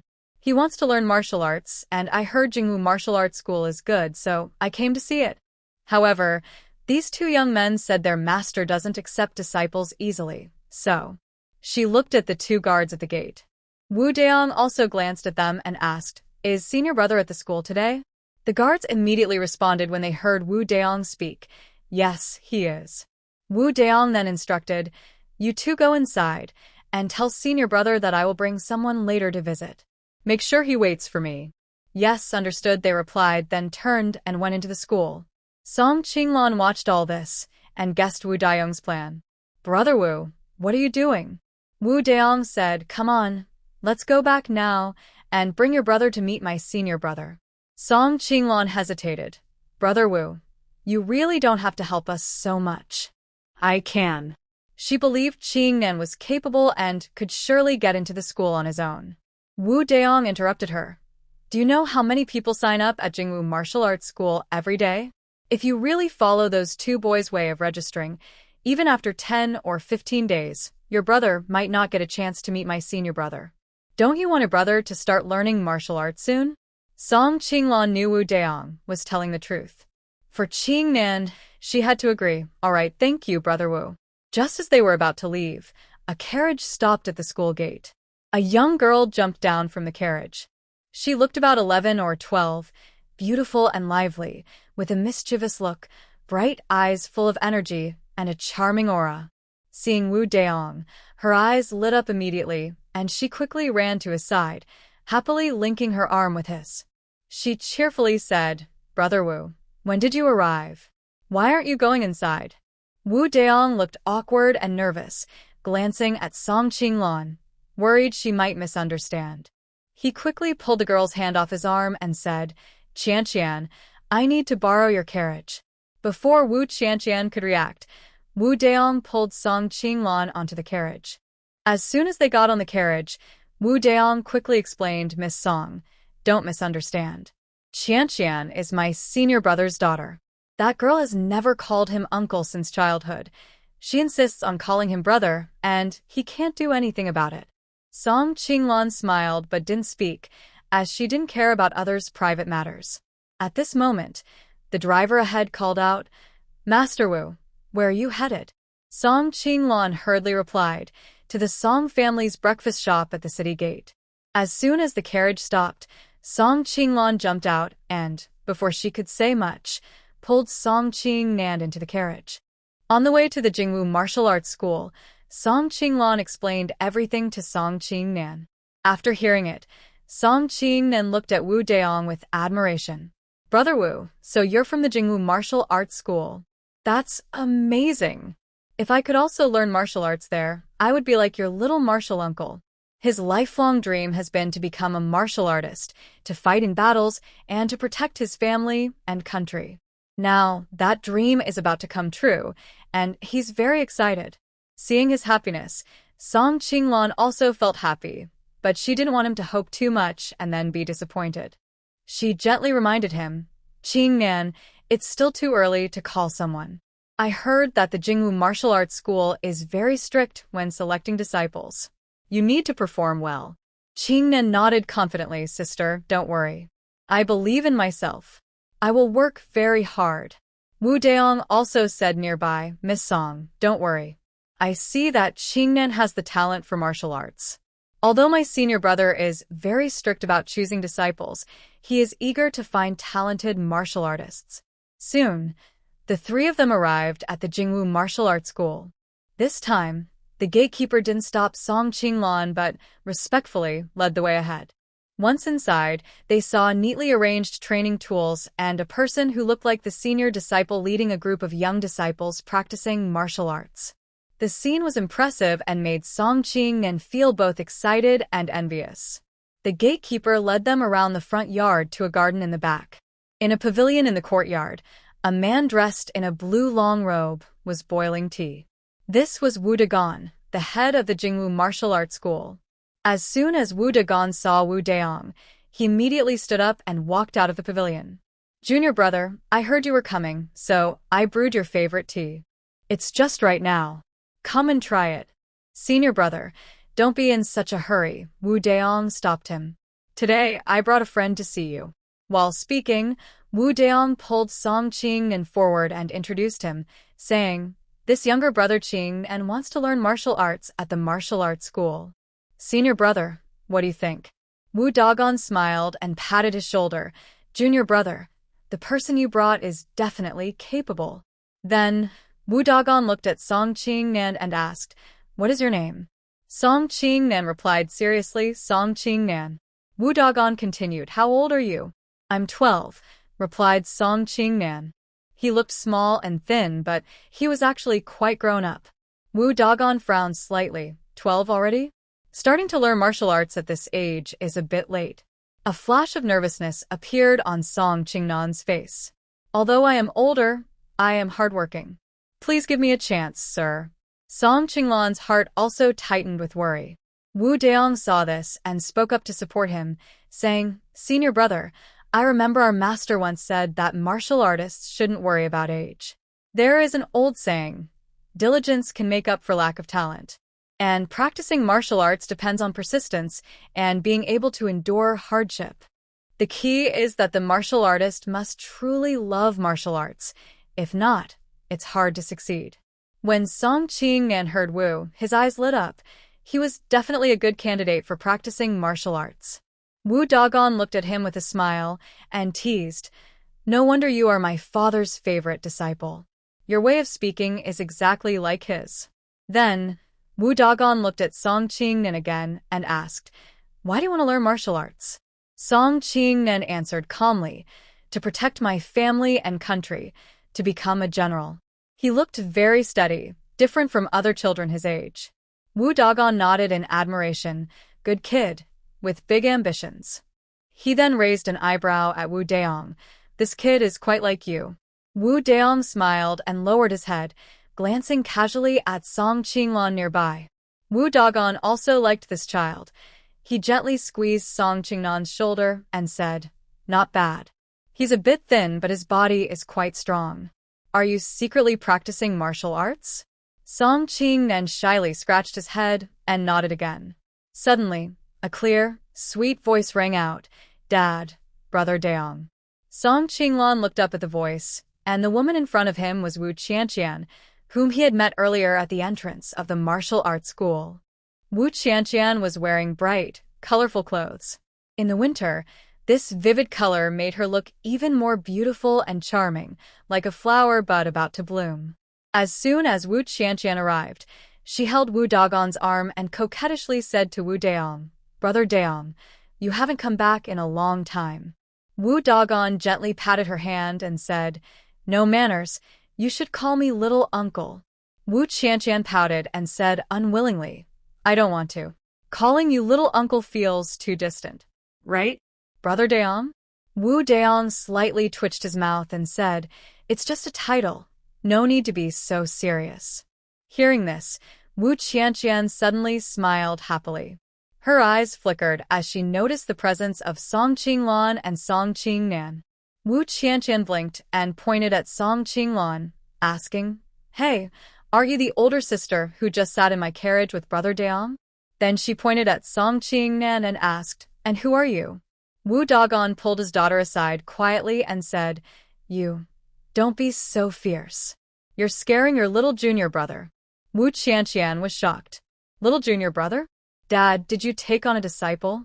Hearing Wu Dagon say this, Song Qingnan understood that the other had agreed to accept him as a disciple. He politely said to Wu Qianqian, "Hello, senior sister."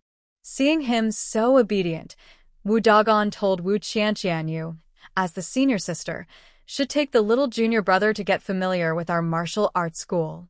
Wu Qianqian nodded and said, "Okay, let's go. Master Wu, can I also come along to see?" Song Qinglan knew that the brothers had something to discuss, so she followed Wu Qianqian and the others to tour the martial arts school. Wu Qianqian is a lively and kind girl. She looked at Song Qingnan and asked, "By the way, little junior brother, what's your name?" To answer, "Senior sister, my name is Song Qingnan. This is my older sister, Song Qinglan." Wu Qianqian looked at Song Qinglan. Although she wore simple clothes, her beauty was undeniable. Her face and features were very pretty, and Wu Qianqian felt a bit envious. She couldn't help but sigh, "Qinglan, you look so beautiful." Song Qinglan smiled and said, "You're very pretty too." Wu Qianqian immediately beamed with joy. "Of course I am." Then she suddenly grabbed Song Qinglan's hand and whispered mysteriously, "By the way, Qinglan, are you very familiar with Brother Daong?" Well. Song Qinglan was caught off guard by her sudden question and didn't know how to answer. It's okay, I guess. Not really that close. Actually, she also wasn't sure how to define her relationship with Wu Daong. Wu Daong had indeed helped her many times, but they weren't exactly close friends. Wu Qianqian giggled playfully. "Sister Qinglan, do you know what kind of girl Brother Daong likes?" Seeing her shy, girl crush expression, Song Qinglan guessed her thoughts. She smiled and replied, "That's something you should ask Brother Daong himself." Wu Qianqian blushed shyly. "I can't ask that out loud." "Never mind, I'll take you to see the place where we practice martial arts first." After Song Qinglan and the others left the garden, Wu Daong and Wu Dagon went to the pavilion to drink tea. Wu Dagon, curious, asked, "Junior brother, what's your relationship with that Miss Song? It's the first time I've seen you care so much about a girl." Wu Daong's expression flickered slightly. Just a friend." Wu Dagon smiled. "I heard you're about to get a promotion, but you refused. What's wrong? Are you addicted to being a city gate official?" Wu Daong was caught off guard, surprised that his senior brother knew about this. He calmly replied, "The imperial city is under the emperor's watch. Guarding the city gates is also protecting the country. If you don't want to do it anymore, come back to the martial arts school. Your father originally planned to pass it down to you." Wu Daong quickly waved his hand. No, I think it's fine now." In fact, Wu Daong was worried that if he wasn't the head of the city gate patrol, he wouldn't see Song Qinglan often. Moreover, Wu family's kindness to him was beyond repayment, and he could never accept inheriting the family martial arts school. Wu Dagon immediately saw his thoughts and teased, "Junior brother, I think you've fallen for Miss Song, haven't you?" Ha! Cough, cough, cough. Wu Daong accidentally choked on his tea. He looked at Wu Dagon nervously and whispered, "Senior brother, you can't say things like that."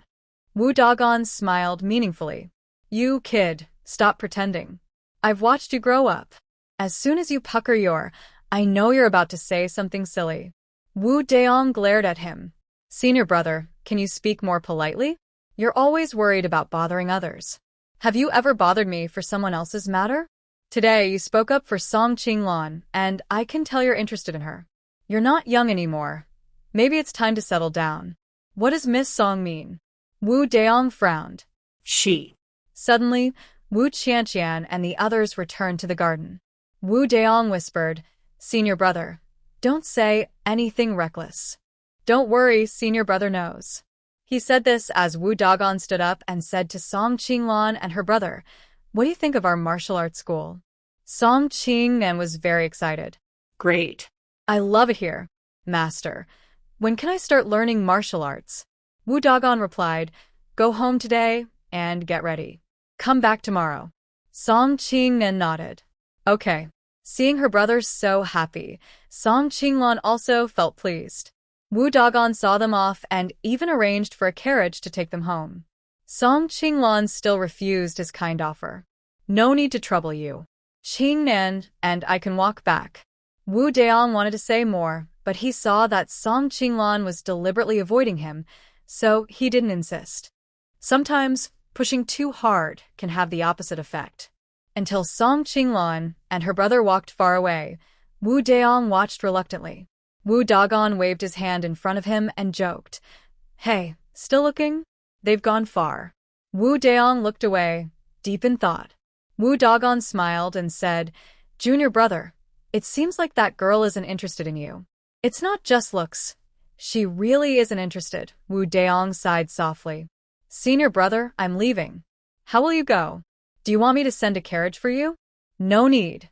I came on horseback," Wu Daong said, waving his hand and gracefully riding away. Wu Dagon watched him leave and chuckled softly. Looks like Junior brother's love journey will be a long one. Before Song Qinglan and Song Qingnan went home, they bought vegetables at the market. When they arrived, Song Qingshi and Song Qingbei had already returned from school. Inside, they could hear Song Xingchen and Song Xingyue crying and fussing, along with the voices of Grandma Song, Song Qingshi, and Song Qingbei comforting the children. Song Qinglan was startled and quickly went inside. What happened to Chun Chun and Yaya? Grandma Song saw Song Qinglan and was so worried she almost cried. "Lon Lon, you're back." Chun Chun and Yaya don't know what's wrong. They've been crying nonstop. "Nothing we do works. What should we do?" Song Qingbei softly said, "Maybe they're hungry. I'll go squeeze some goat milk for them." Song Qingshi frowned seriously. "It probably isn't that. Their crying sounds different from when they're hungry." Song Qinglan also noticed the difference in their crying sounds and quickly went to check. Grandmother Song looked at Song Qinglan's worried face and asked nervously, "Lon Lon, what's wrong? What happened to Chun Chun and Yuan Yue?" "They have upset stomachs," Song Qinglan replied, then untied Song Xingyue's swaddle and gently rubbed her belly. She looked at Song Qingshi and said, "Qingshi, copy what I do and rub Chun Chun's belly too." "Okay," replied Song Qingshi, watching Song Qinglan's movements and imitating them carefully. Sure enough, after the massage, Song Xingchen and Song Xingyue stopped crying. Grandmother Song finally relaxed and patted her chest in relief, saying, "That really scared me." Song Qinglan smiled and comforted her. "Grandmother, don't worry. Chun Chun and Yuan Yue are fine." Grandmother Song looked guilty and said, "Lon Lon, I really am useless. I feel bad for not taking good care of the kids." Song Qinglan quickly reassured her, "Grandmother, don't say that. It's my fault. I should have let you enjoy your peace, but I still need you to help take care of the children." Then she looked at her three brothers and said, "You three go make dinner. I need to stay with Chun Chun and Yuan Yue." Okay. They all replied in unison and headed to the kitchen. Over the past few days, Song Qinglan hadn't been able to spend enough time with the children. Seeing their uncomfortable expressions, she felt very sad. The two little ones seemed to sense her low mood and reached out their tiny hands to her. Song Qinglan quickly held their small hands, and the two little ones giggled happily. She also smiled, realizing that family bonds really are a wonderful thing. Not long after, Song Qingdong finished his work and returned home. Today, the shop was entirely run by Song Qingdong, and he was exhausted. Seeing his tired face, Song Qinglan felt a pang of sympathy. Qingdong, you worked so hard today. He wiped the sweat from his forehead and smiled. Sister, I don't feel tired. Look, we earned a lot of silver today. In the past, they often went hungry, but now they could eat every day and enjoy good food. Even if it was hard work, it was all worth it. At this moment, Song Qingbei ran out of the kitchen. Sister, big brother, the food is ready. Come and eat. The whole family of 6 gathered around the table, happy and harmonious. Song Qingdong looked at Song Qingxi and Song Qingbei and asked, By the way, how was your day at school today? Song Qingxi smiled and said, It was very good. Our teacher was very helpful, answering all our questions. I feel much clearer now. That's good. Song Qingdong nodded, and then looked at Song Qinglan and Song Qingnan. Sisters, have you sorted out the matter with the martial arts school?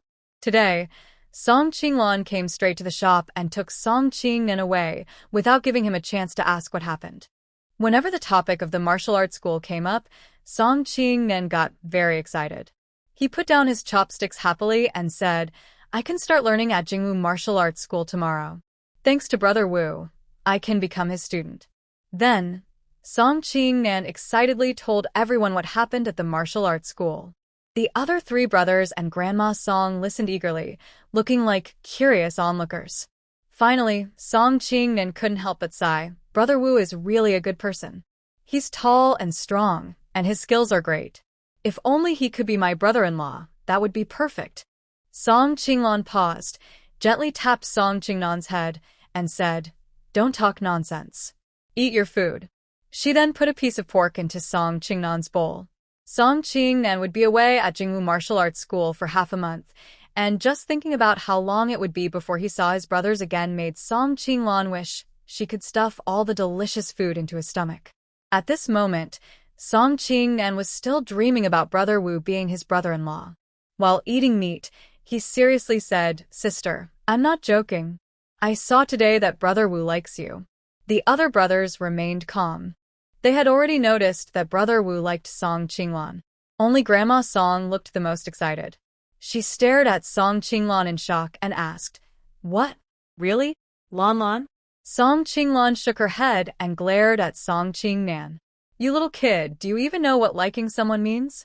Just eat your food. Suddenly, Song Qingdong looked very serious and said, No, sister, I also think Brother Wu likes you. Otherwise, why would he always stand up for us? Song Qingxi nodded in agreement. That makes sense. Yeah. Song Qingbei chimed in and nodded in agreement. Song Qinglan said, It's impossible for me and him. Let's stop talking about it and eat. Oh. With her saying that, her brothers quietly stopped talking and focused on eating. After dinner, Song Qinglan told her brothers to go back to their rooms and rest. She stayed alone in the kitchen washing dishes. Seeing Song Xingchen and Song Xingyue asleep, Grandma Song also came into the kitchen and quietly asked, Lan Lan, was what Qingnan said just now true? Does that city gate officer really like you? Song Qinglan wiped her hands and smiled. Grandmother, Qingnan, and the others are just talking nonsense. Why do you believe it? You're just getting excited for no reason. No, I think it's quite possible. You're so beautiful, so it's normal that Wu Deong likes you. Besides, if he didn't like you, why would he help our family? Song Qinglan looked serious and replied, Grandmother, that's impossible. I still have Chun Chun and Yaya. Grandma Song frowned with some difficulty and said, That's true, but maybe he doesn't mind. I mind. Song Qinglan said seriously, I don't have romantic feelings for Brother Wu. Right now, I just want to raise Chen Chen and Yaya well and give our family a good life. I don't want to get involved in other things. Grandma Song sighed softly and said earnestly, Lon Lon, you're still young. You should find someone to share your life with. If I pass away and your brothers get married, what will you do? Buffed. Grandma, don't say such unlucky words. You will live a long life. I have you, my 4 brothers, and 2 children. I'm already very happy. It's good for our family to live together. Lon Lon. Grandma Song wanted to persuade her further. Song Qinglon interrupted her. Enough, Grandma. Don't bring this up again. It's late now. You should go back to your room and rest. Grandma Song thought that Song Qinglon would need to get up early tomorrow, so she didn't insist. All right, Lon Lon, go to bed early too. The next day before dawn, Song Jie and her brothers got up.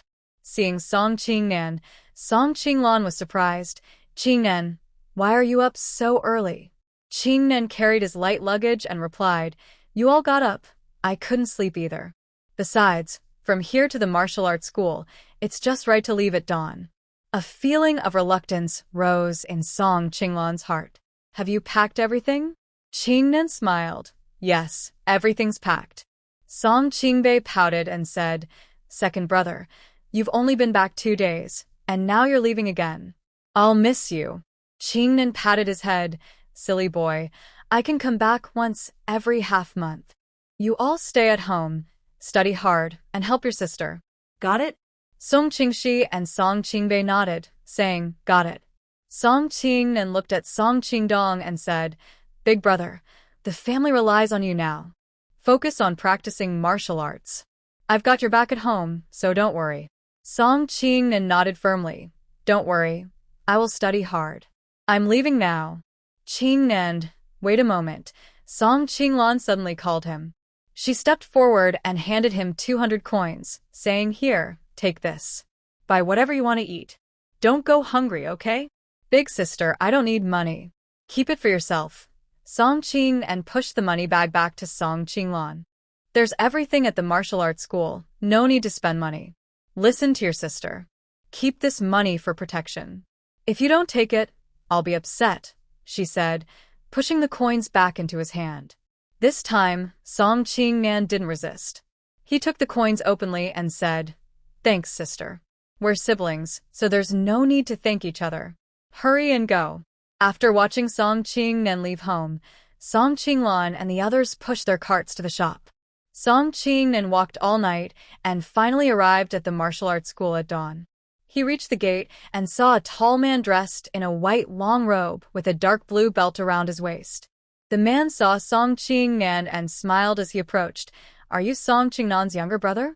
Song Qingnan nodded. Yes, I am. And you are. At this moment, the gatekeeper couldn't help but add, He's our senior brother. Song Qingnan quickly bowed. Good morning, senior brother. Shin Xinghe was a direct disciple of the martial arts master. Everyone at the school knew that the school would be handed over to the senior brother in the future. Seeing that Song Qingnan looked thin and delicate, Shin Xinghe took his luggage and said, Let's go. I'll take you to your room to put your things. Song Qingnan held back his luggage and replied, I can do it myself. No need to trouble senior brother. All right, let's go. Shin Xinghe smiled and didn't insist further. He led Song Qingnan to the disciples' dormitory.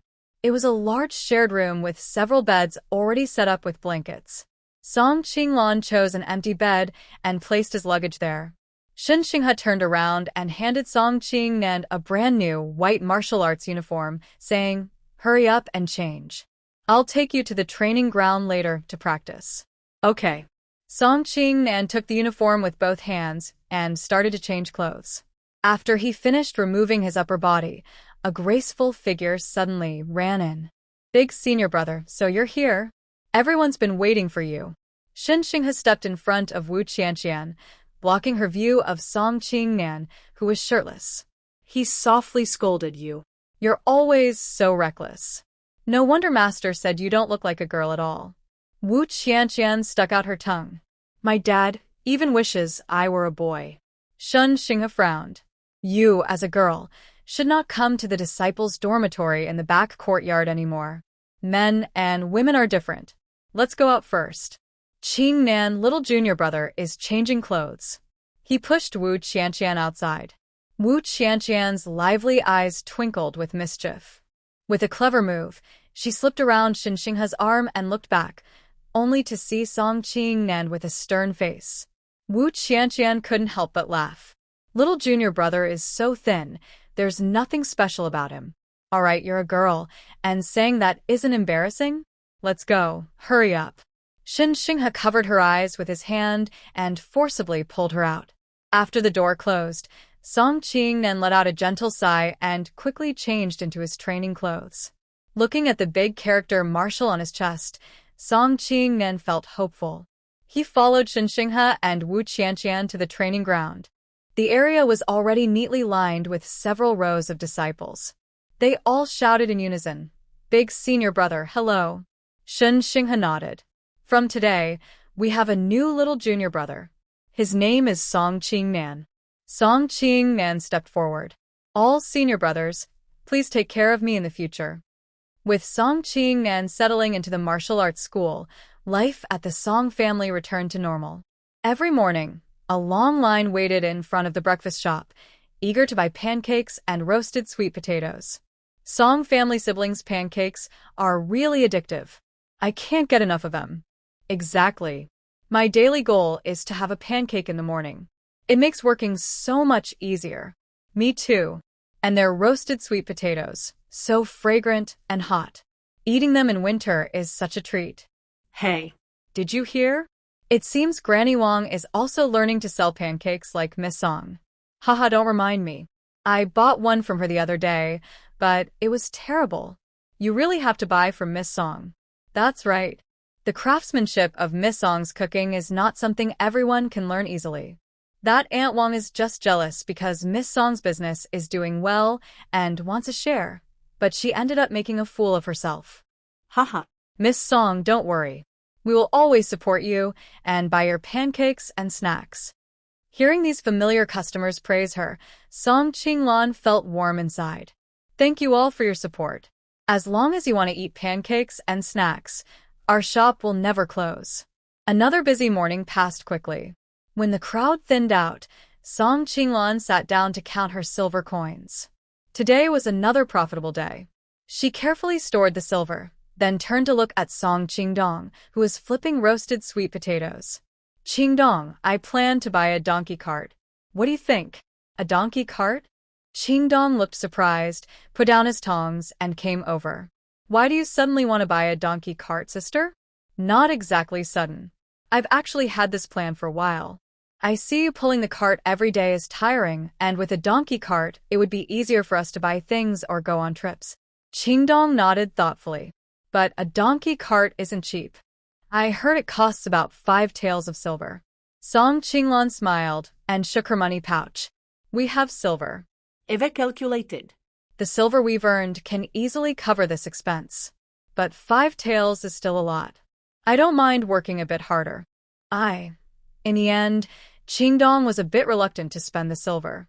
Song Qinglan patted his shoulder. Qingdong, trust your sister. I know what I'm doing. He nodded. Okay. Then I'll go to the market now. When you're almost done, you can close up and go home. Richt, sis. Be careful. I know. Song Qinglan waved goodbye and headed to the market. Today was market day. She went straight to the place selling donkey carts. The seller was an old man with white hair. When he saw a customer approaching, he smiled and said, Miss, are you interested in buying a donkey cart? Yes. Song Qinglan nodded. She looked at one cart, then another, and asked, How much does this one cost? The old man smiled. Including the donkey, it's 5 taels of silver. Song Qinglan frowned and said, It's too expensive, sir. Can you make it cheaper? Oh, miss, you should look around elsewhere to see. 5 taels of silver is the going price. And my donkeys are good donkeys, and my carts are good carts. Feel free to choose. They are all excellent. The old man was telling the truth. Song Qinglan looked around the market and saw that his donkeys and carts were the best. The old man noticed that Song Qinglan was genuinely interested in buying, so he said, Miss, if you're really serious about buying, then. Before he could finish, A sharp, harsh voice suddenly sounded nearby. Hey, if you can't afford it, don't block others from doing business. You don't even have 5 taels of silver, and yet you dare to pretend you're buying a donkey cart. TSK, TSK. It's so embarrassing. Hearing this annoying voice, Song Qinglan felt her scalp go numb. She could tell without looking that it was her former mother-in-law, Jiang Suelian. Song Qinglan didn't want to pay attention to her. She just thought of her as a barking dog and kept looking at the donkey carts, considering which one to buy. Jiang Suelian had just been released from prison yesterday. She had taken half a day off today to go to the market. Coincidentally, she ran into her most hated person, Song Qinglan. Seeing Song Qinglan hesitating over buying a donkey cart, Jiang Suelian naturally wouldn't miss the chance to humiliate her. With a sneer, Jiang Suelian said to the old man selling the donkey cart, "Old man, I advise you to save your words. Don't waste your energy on this hopeless business." She pointed at Song Qinglan with a contemptuous look and continued, "She's just a poor, lowly girl. She has no silver to buy your donkey cart. Don't bother wasting your effort." Song Qinglan couldn't bear it anymore. She refused to hold back and couldn't let this wicked woman look down on her. She smiled coldly and looked at Jiang Suelian in surprise. "Oh, who do I think you are? It's you? How come you've been released from prison so quickly?" Hearing this, Jiang Suelian was furious. She pointed at Song Qinglan's nose and scolded, "You little brat, do you have the nerve to talk about this? If it weren't for you, I wouldn't have gone to jail and suffered that punishment." Song Qinglan pushed her hand away and said coldly, "Keep your fingers to yourself. Don't point at people randomly. Don't forget why you went to jail in the first place. Do you want to go back inside and serve more time? Why you?" You. Jiang Suelian was so angry she couldn't speak properly. "You little brat. I tell you, I'm not afraid of you. We're not at the city gate now. No one is protecting you." As she spoke, Jiang Suelian was about to raise her hand to hit Song Qinglan. Song Qinglan gave her a cold look. "There are so many people watching at this market. If you dare to hurt me even a little, I will report you to the authorities. I can have the official testify that you intentionally hurt me." Jiang Suelian looked at Song Qinglan in shock, feeling a growing sense of fear. She couldn't understand how her once timid and helpless daughter-in-law had become so strong. Song Qinglan didn't want to argue further. She took 5 taels of silver from her purse and handed it to the old man, softly saying, "Old man, I've bought the donkey cart." Jiang Suelian was even more surprised. She looked at the silver in Song Qinglan's hand and wiped her eyes, thinking, how does this little girl have so much money? Is her breakfast shop so profitable? She had just insulted her for not being able to afford it, and now she was pulling out silver.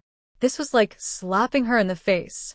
Feeling very resentful, Jiang Suelian tried to save face and shouted at the donkey cart seller, "Old man, you're not allowed to sell the donkey cart to her.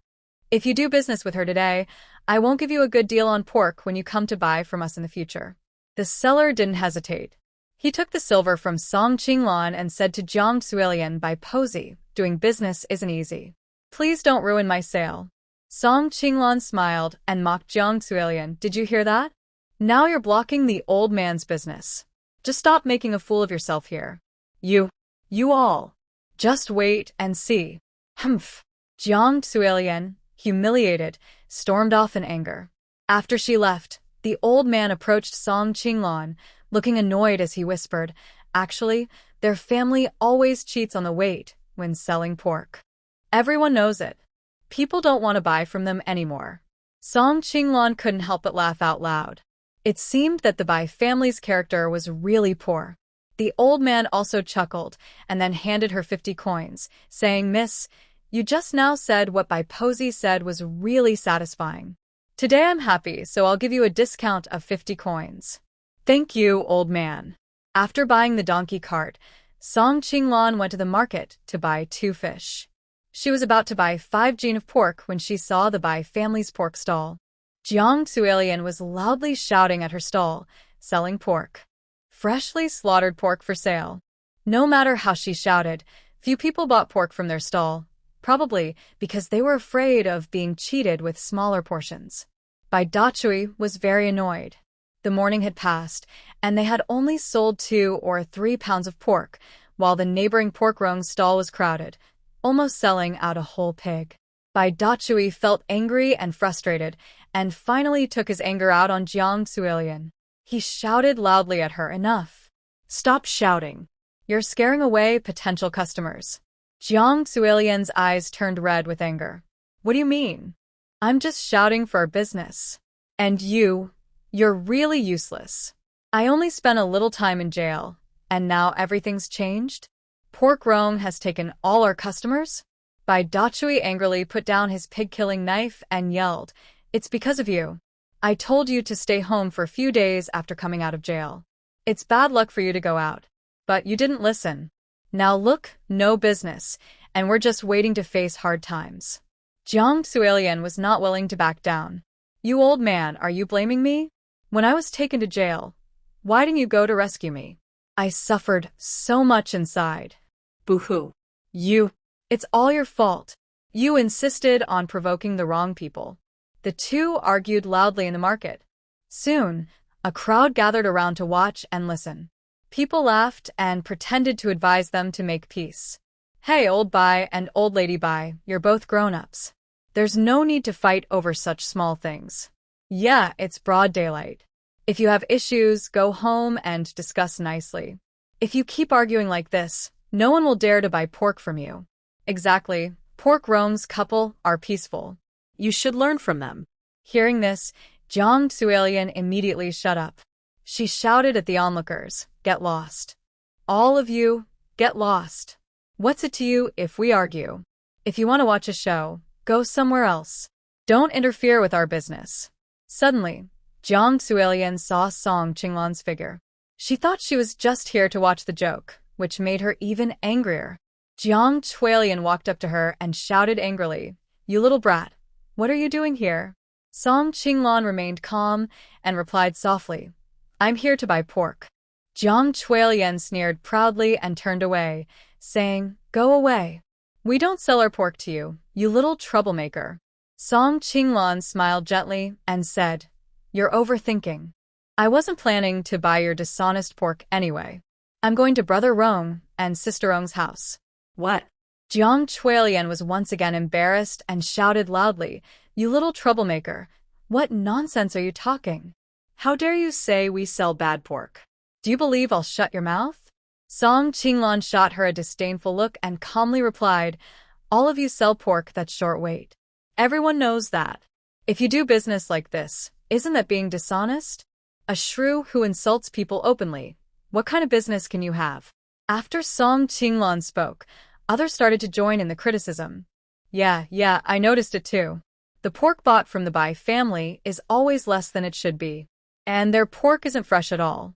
They claim it's freshly slaughtered, but that's just a lie. Anyway, I won't buy pork from them anymore. Me neither.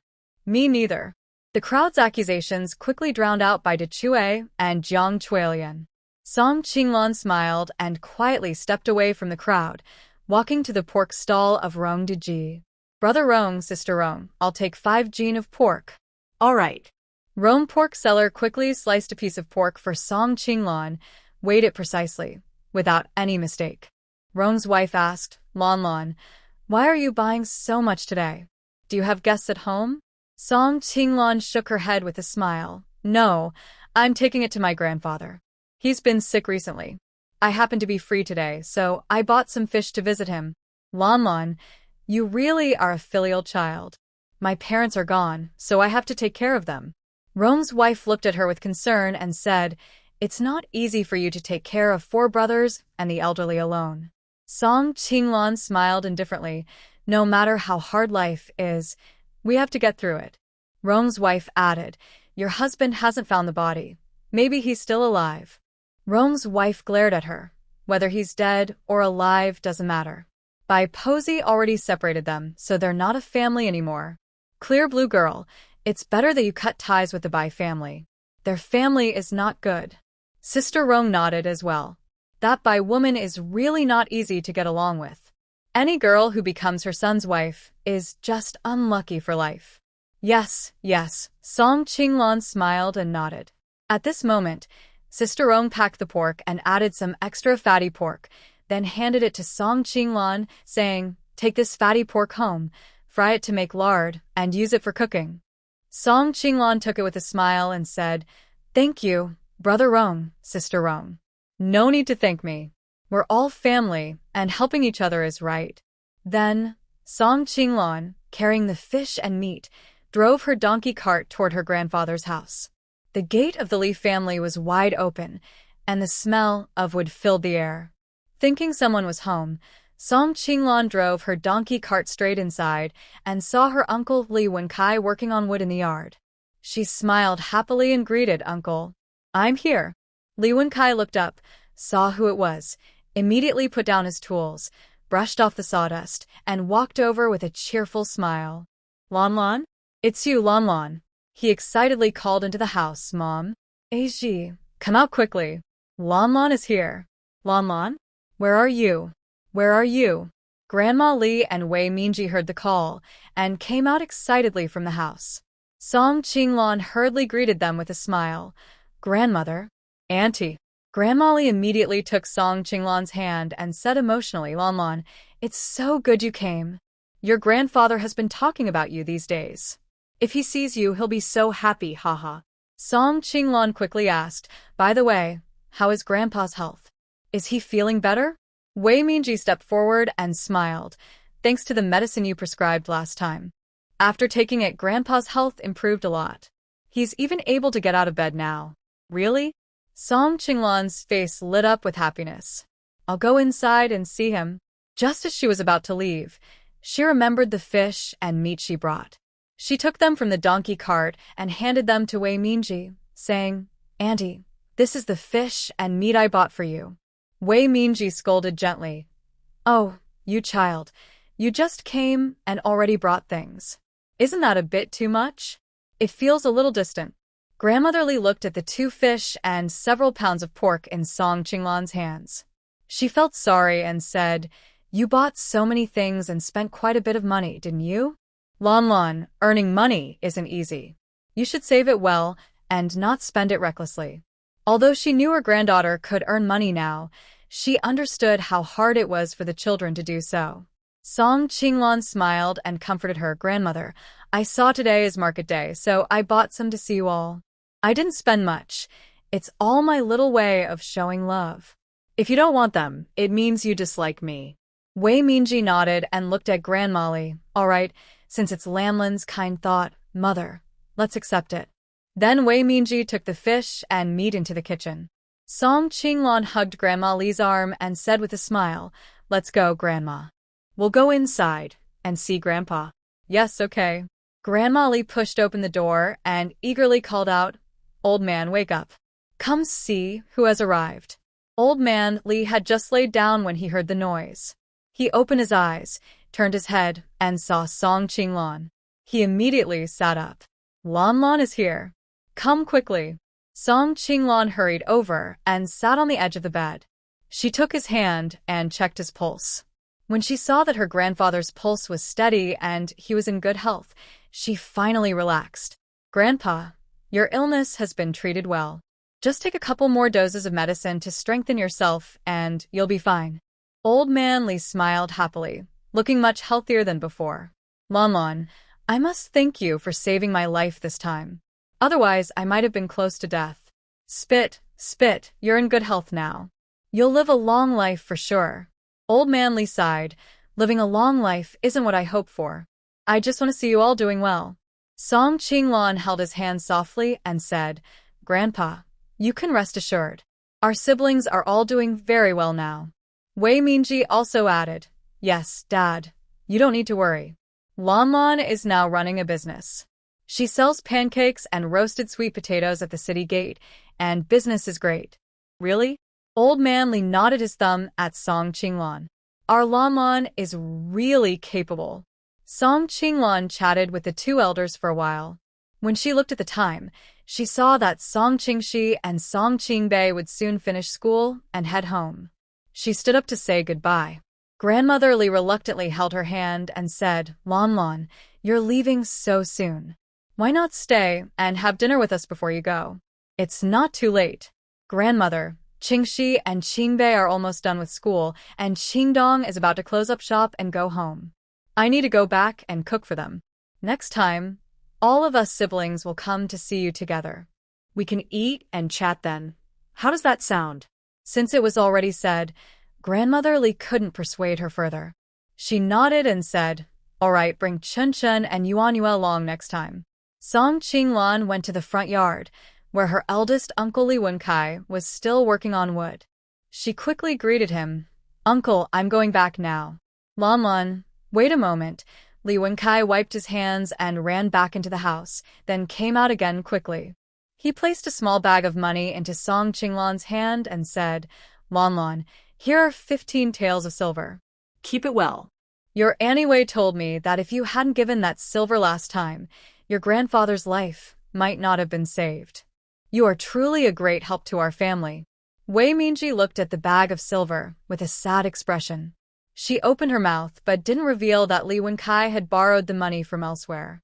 Song Qinglan frowned, pushing the silver back into Li Wencai's hand. Uncle, you're being too polite.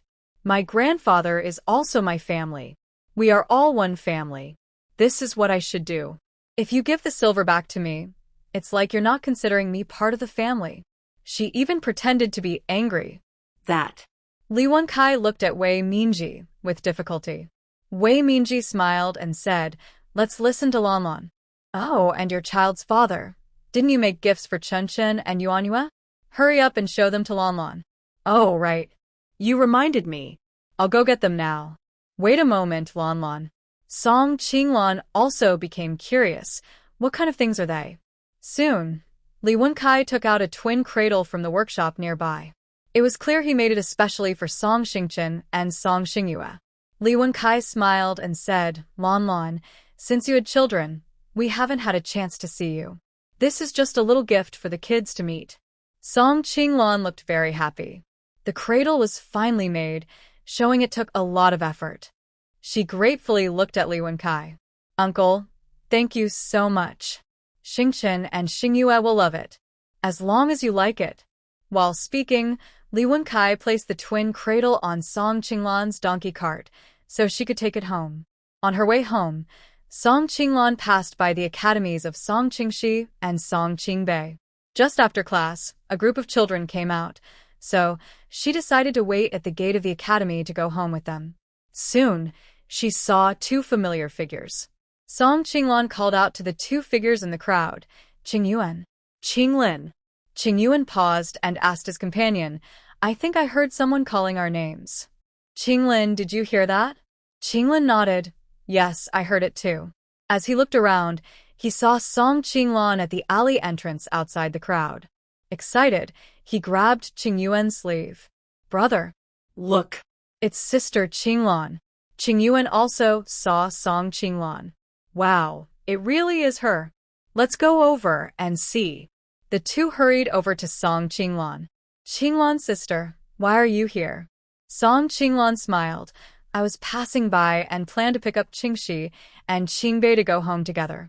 By the way, why haven't they come out yet? Qinglin explained. Qingxi is asking the teacher something inside. He's always the last to leave. Do you want me to go inside and call them? Song Qinglan quickly stopped him. No need. Let's wait a bit longer. Qingxi is eager to learn, which is a good thing. As his sister, I should support him. Qingyuan looked at Song Qinglan's donkey cart with envy and asked, Qinglan sister, did you buy this donkey cart? Song Qinglan nodded. Yes. You two can get on too. Let's ride the donkey cart home together. Qinglin happily clapped his hands. Wow, that's great. I haven't ridden a donkey cart before. Brother, let's get on quickly. The two brothers happily climbed onto the cart. Song Qinglan watched them and couldn't help but smile. Take it slow, you two don't fall. Later, I saw Bai Xiaoman leaving for the lantern fair. After saying this, Qingzhu secretly glanced at Ling Xian. Ling Xian kept a calm face and said nothing. Song Qinglan immediately grabbed her hand and asked, Xian, did you deliberately let them stay together? Why would you do that? She simply couldn't imagine a woman, especially one who loved her husband deeply, would push him toward another woman. There must be some hidden reason behind this. Ling Xian still didn't speak. Song Qinglan's brows furrowed deeply, and a flash of insight crossed her mind. She said, "Is it because of your mother-in-law? Do you want me to go inside and call them?" Song Qinglan quickly stopped him. "No need." Song Qingshi quickly asked, "Sister, what's going on here?" Song Qinglan explained, "The donkey cart was bought today. I just visited our grandfather, and the cradle was made by our eldest uncle for Chen and Nia. So, our family really has a donkey cart now? That's great." Song Qingbei happily jumped up and sat beside Song Qinglan, saying with a smile, "Sister, let me try riding it too?" Seeing his eager and excited look, Song Qinglan handed him the small whip and said, "Okay, let's go home." The 5 siblings happily sat in the donkey cart and headed home. "Grandmother, we're back." As soon as they arrived home, the 4 brothers jumped off the donkey cart and ran inside. "Hush! Be quiet. Chen and Ye are still sleeping," said Grandma Song, coming out of the house and making a shushing gesture. Grandma Song suddenly sensed something was wrong and asked, "Why are you 4 back so early today?" Song Qinglin was so happy he jumped and said, "We came back in Sister Qinglan's donkey cart, so it was quick." Grandma Song looked confused and asked, "Donkey cart? Where did it come from?" At this moment, Song Qinglan drove the donkey cart into the yard, looked at her 4 brothers, and scolded gently, "You 4 only know to run home. This donkey is shy. I took a long time to get it into the house." Grandma Song blinked, making sure she wasn't seeing things, then stepped forward and asked, "Lon, what's going on with this donkey cart?" Song Qinglan smiled and said, "I bought it today at the market. What do you think? Looks nice, right? From now on, with this donkey cart, everything will be more convenient." "Oh, the donkey looks so handsome," Grandma Song laughed happily. "I never thought I'd see our family buy a donkey cart in my lifetime." Wow, wow, wow, wow, wow, wow. At this moment, the sound of a baby's cry came from inside the house. Old Lady Song looked worried and said, "Oh dear, we must have spoken too loudly," and woke up Chen and Nia. It's okay, Grandma. "I'll go pick them up," Song Qinglan said as she entered the house. Before going inside, she told Song Qingshi, bring down the cradle from the donkey cart. Got it. Then, Song Qingshi and Song Qingbei worked together to carry down the twin cradle. Song Qinglan gently placed the 2 little ones into the cradle. The cradle swung softly, and the babies immediately started giggling happily. Now, they both looked chubby and white, and the red birthmark on Chinchin's eyelid had completely faded. They looked very adorable. Seeing this, Song Qinglan's heart melted. Old Lady Song stroked the delicate cradle and sighed, "Wow, your great-uncle's craftsmanship is really good." "Great-uncle makes a living with his skill, so of course it's good," Song Qinglan replied as she stood up and headed to the kitchen. "I'll start cooking." Song Qingbei also ran into the kitchen, saying, "Sister, I'll watch the fire." Song Qingshi and Old Lady Song watched the 2 children. In just a short while, Song Qinglan finished cooking 3 dishes and a soup, twice-cooked pork, stir-fried cabbage, spicy and sour shredded potatoes, and fish head tofu soup.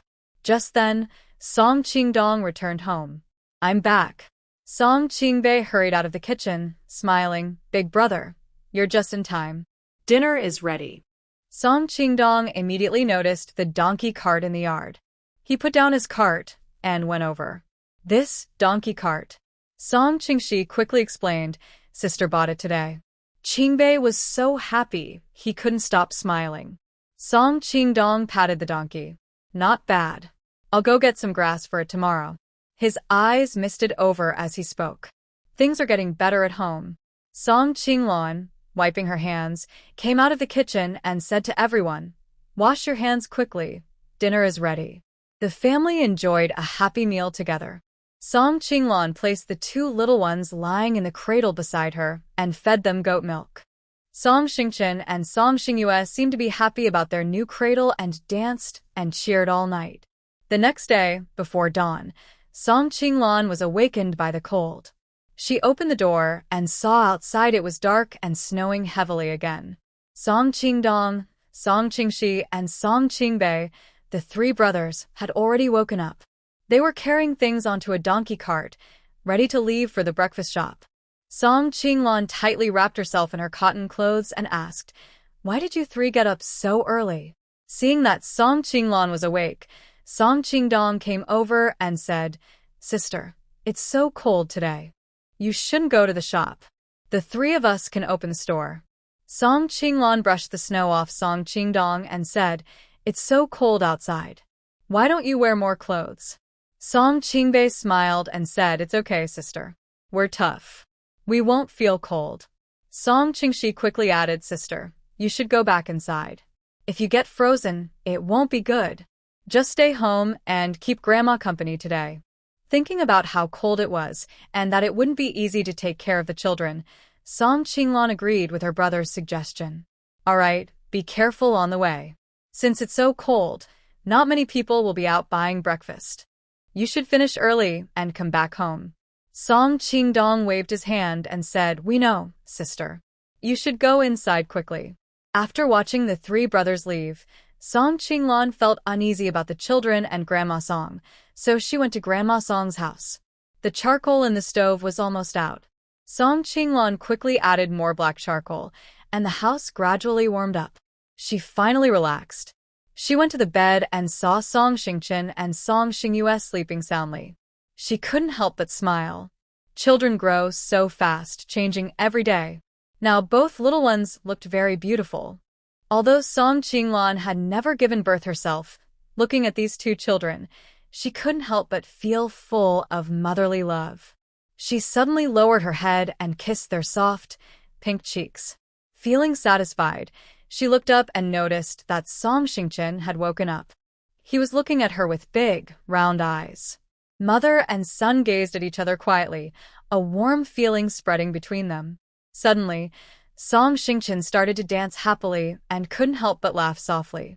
Perhaps because twins have a special connection, Song Xingyue also suddenly opened her eyes and smiled warmly at Song Qinglan. Grandma Song woke up when she heard the noise. Seeing Song Qinglan, she was startled and asked, "Lan, what time is it now?" Grandma Song propped herself up and looked outside. It was already getting light, and she saw that it was snowing outside. She asked, "It's snowing again?" Song Qinglan nodded and said, "Yes, I was worried that you and Chenchern and Yaya would be cold, so I came to add some charcoal fire. Qingdong and the others have already gone to the shop. I am staying at home today."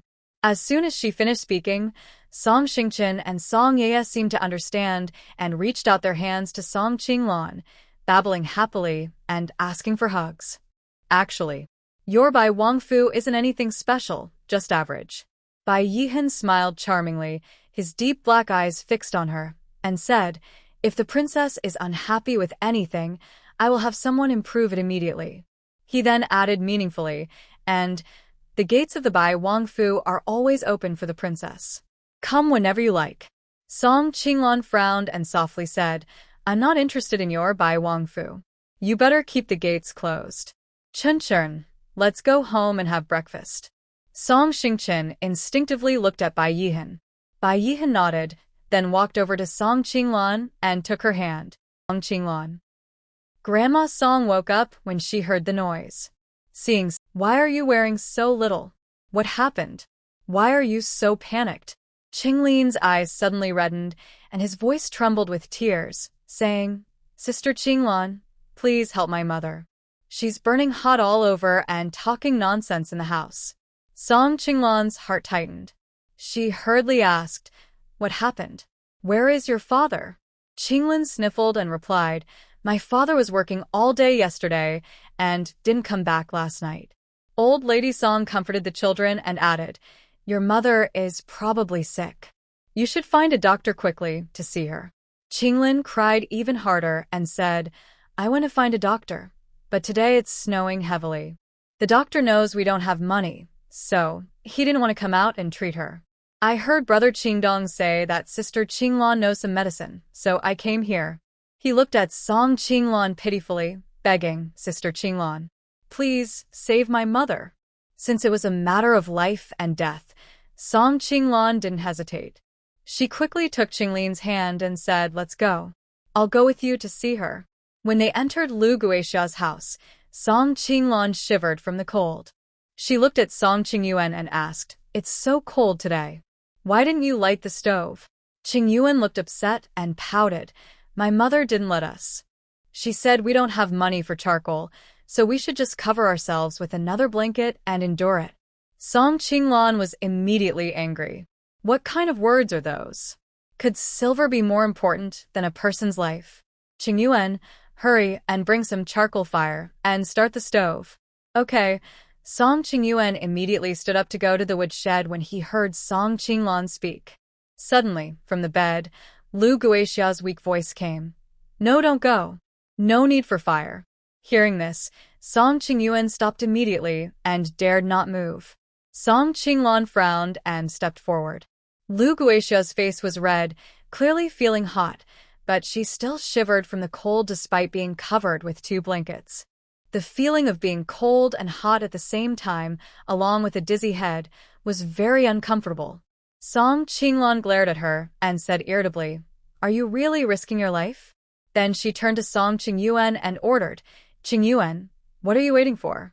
Just go to our woodshed and get some charcoal fire.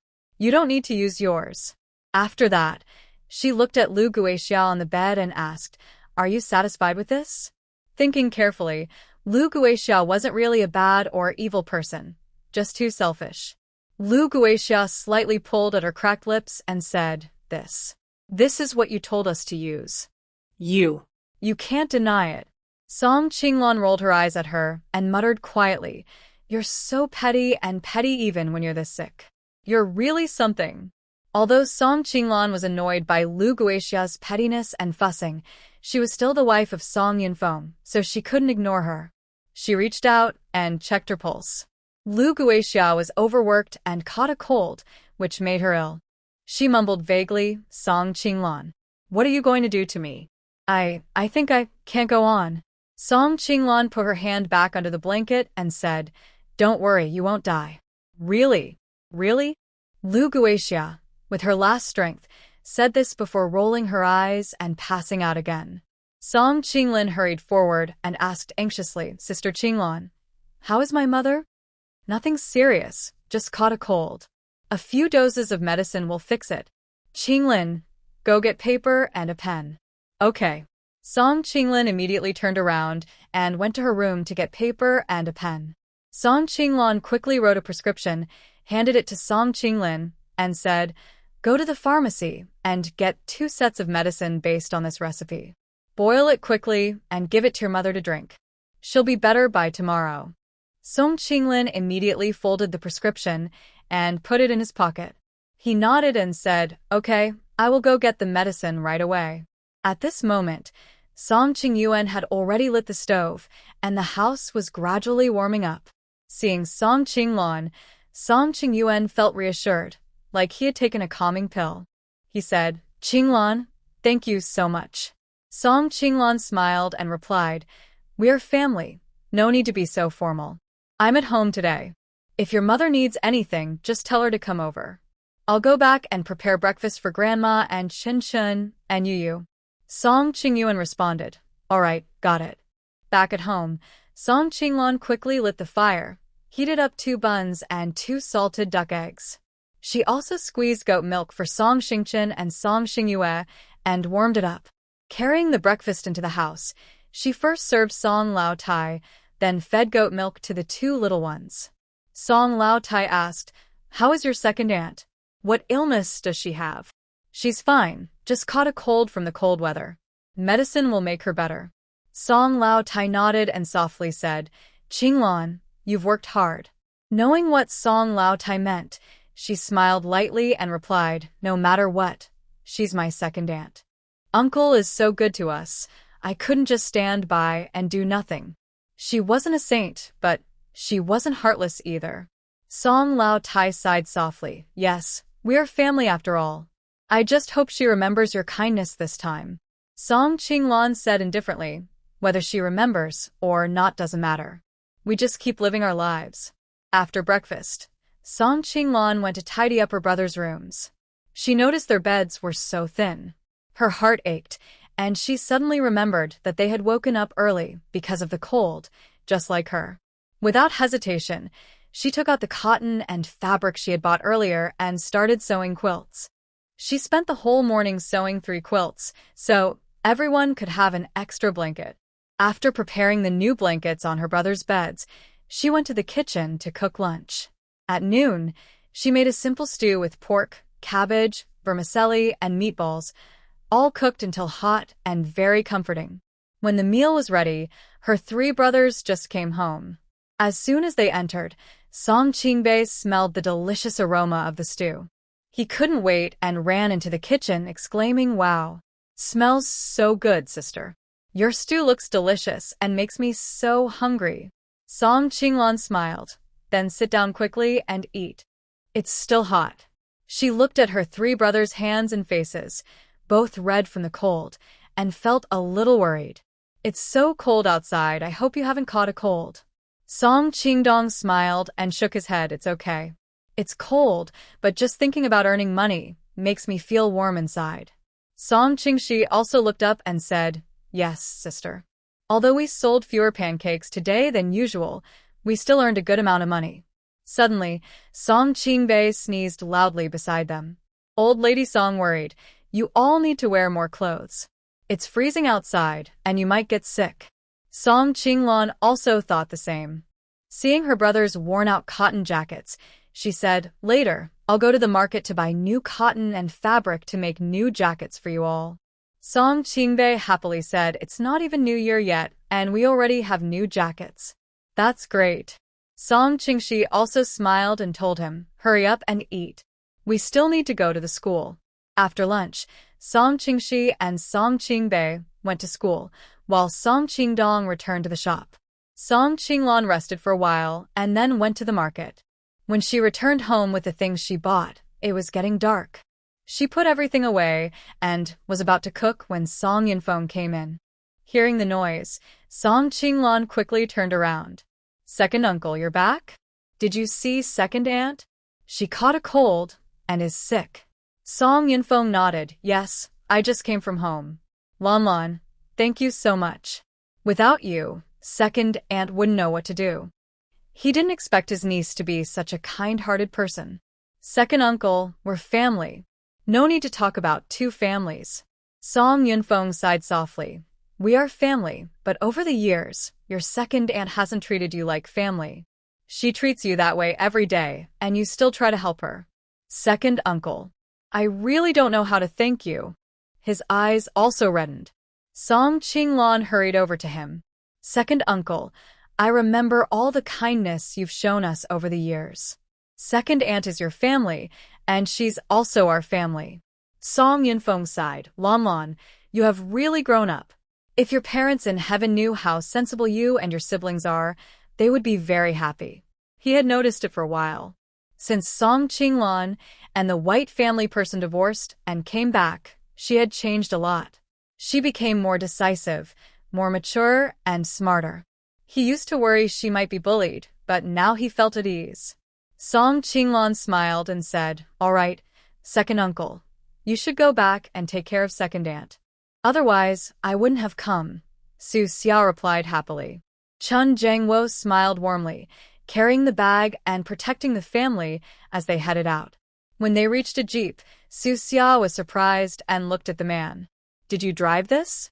Chun Jiangwo opened the car door, put the luggage inside, then carried the 2 kids into the car.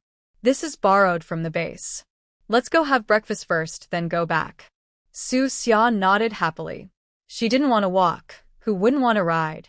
She had never been in this kind of car before. Nyo and Dabao were excited and moving around. "Dad, is this your car?" Song Qinglan hurried over to him. "Second uncle, I remember all the kindness." After breakfast, Song Qinglan first cleaned the slaughtered hen and put it with ingredients in a pot to stew. When her brothers returned at noon, the meal would be ready.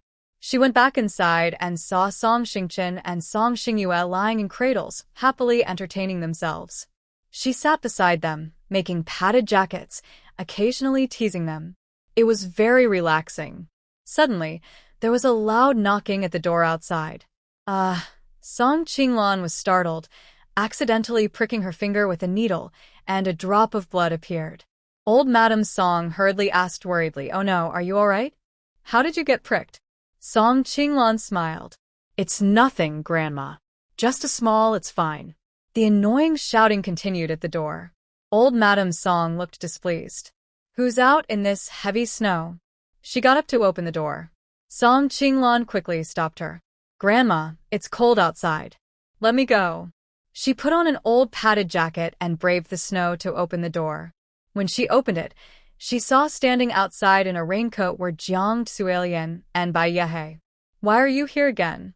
Song Qinglan frowned in disgust and instinctively tried to close the door. Hey, wait. "Don't close the door." Jiang Tsuelian quickly reached out and held the door open. Then she gave a quick look to Bai Yehe and whispered, "Hurry up and take out the stuff." Bai Yehe reluctantly pouted and then handed a piece of pork to Song Qinglan. Song Qinglan raised an eyebrow and asked coldly, "What does this mean?" Jiang Tsuelian, acting unusually cheerful, leaned in with a smile and said, "Lan Lan, we came especially to see you today. Keep this pork. Tonight, you can add it to your grandmother and brother's meals."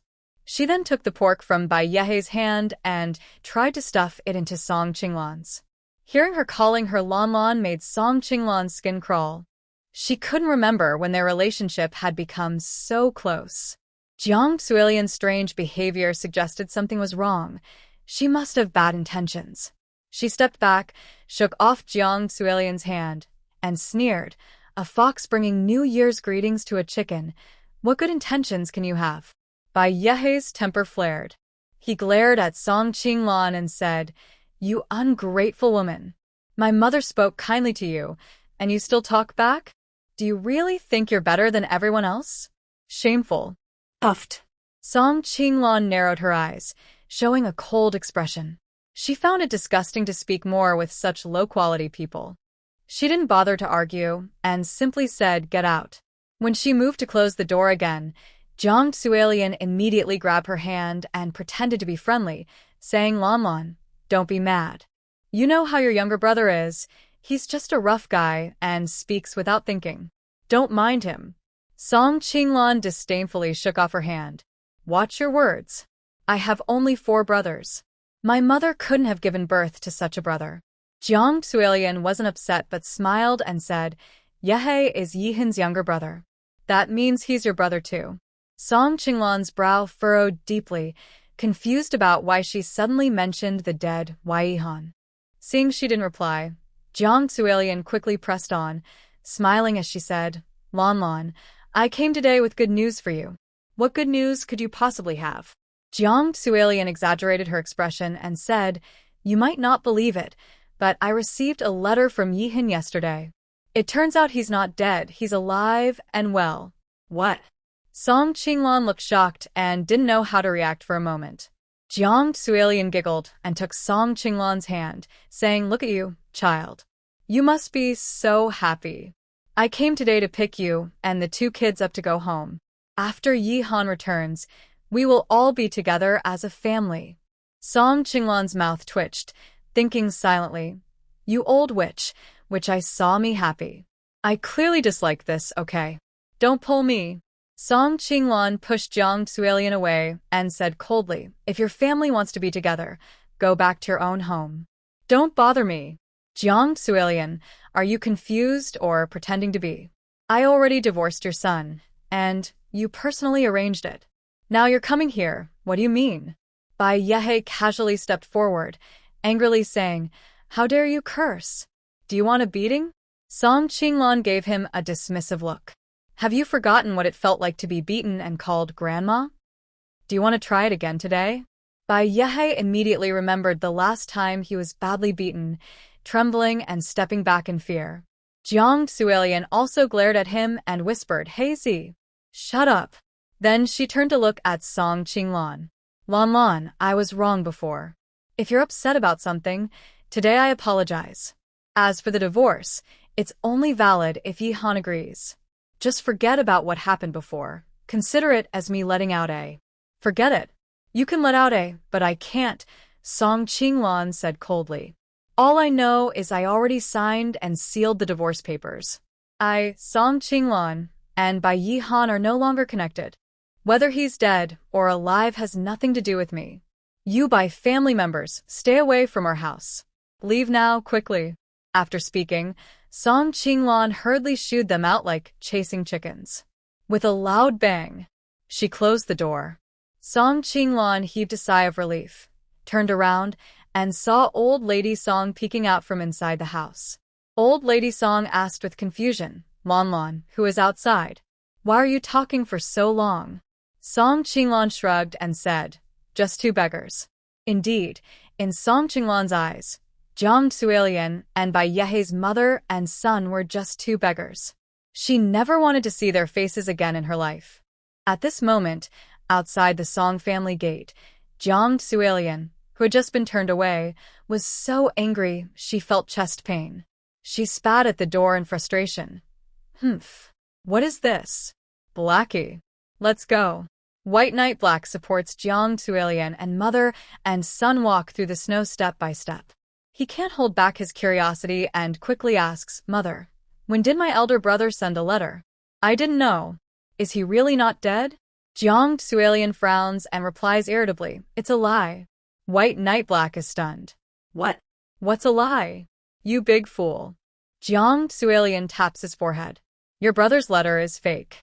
Usually you fall asleep before I finish one story, but tonight I've told 3, and you're still awake. Are you not going to sleep? Song Xingyue suddenly climbs out of bed, blinking her adorable big eyes, and asks seriously, Mom, why haven't Uncle 2nd and Uncle 3rd come back yet? The palace banquet doesn't end that quickly. You should go to sleep now. Be good. Song Qinglong reaches out to put Song Xingyue back in bed. But Song Xingyue quickly grabs her hand. Mom, what is the palace? Is it very big and beautiful? Is it bigger than Dad's mansion? Ah! Song Qinglong couldn't hold back and started to laugh. Life. At this moment, outside the Song family gate, Jiang, if we bring her home, her earnings will be ours. Thinking about how much money Song Qinglong makes, she can't sleep at night. White Knight Black suddenly laughs foolishly. So, from now on, I can just lie at home and wait to collect the money. Jiang Suilian smiles warmly. Exactly. Then her expression turns serious. But since Song Qinglong refuses to return, all this is just a big dream. We need to go home and think of a good plan. You go call your sisters and brothers-in-law back. Let's gather and figure out how to trick that little girl Song Qinglong into coming home. Okay, I'll go right now. As soon as night falls, Song Qingdong and the others return home. The family enjoys hot, fragrant chicken soup, feeling very satisfied. After dinner, Song Qinglong takes out the new padded jackets she made for her brothers. Song Qingbei sees this and is so happy he dances around, eager to try it on. He spins around and asks each of his siblings, how is it? Grandmother, do I look good? Sister, do I look good? Big brother, do I look good? Finally, Song Qingbei walks over to Song Qingxi. Third brother, do I look good? Doi. Song Qingxi also put on her new cotton padded jacket and smiled at Song Qingbei, saying, look how happy you are. You can't even find your way. I am Song Qingbei. No need to find north, he replied. Then he gave a thumbs up to Song Qinglong and said, Sister, your jacket looks so nice, even better than the clothes made by Mingxiu Workshop.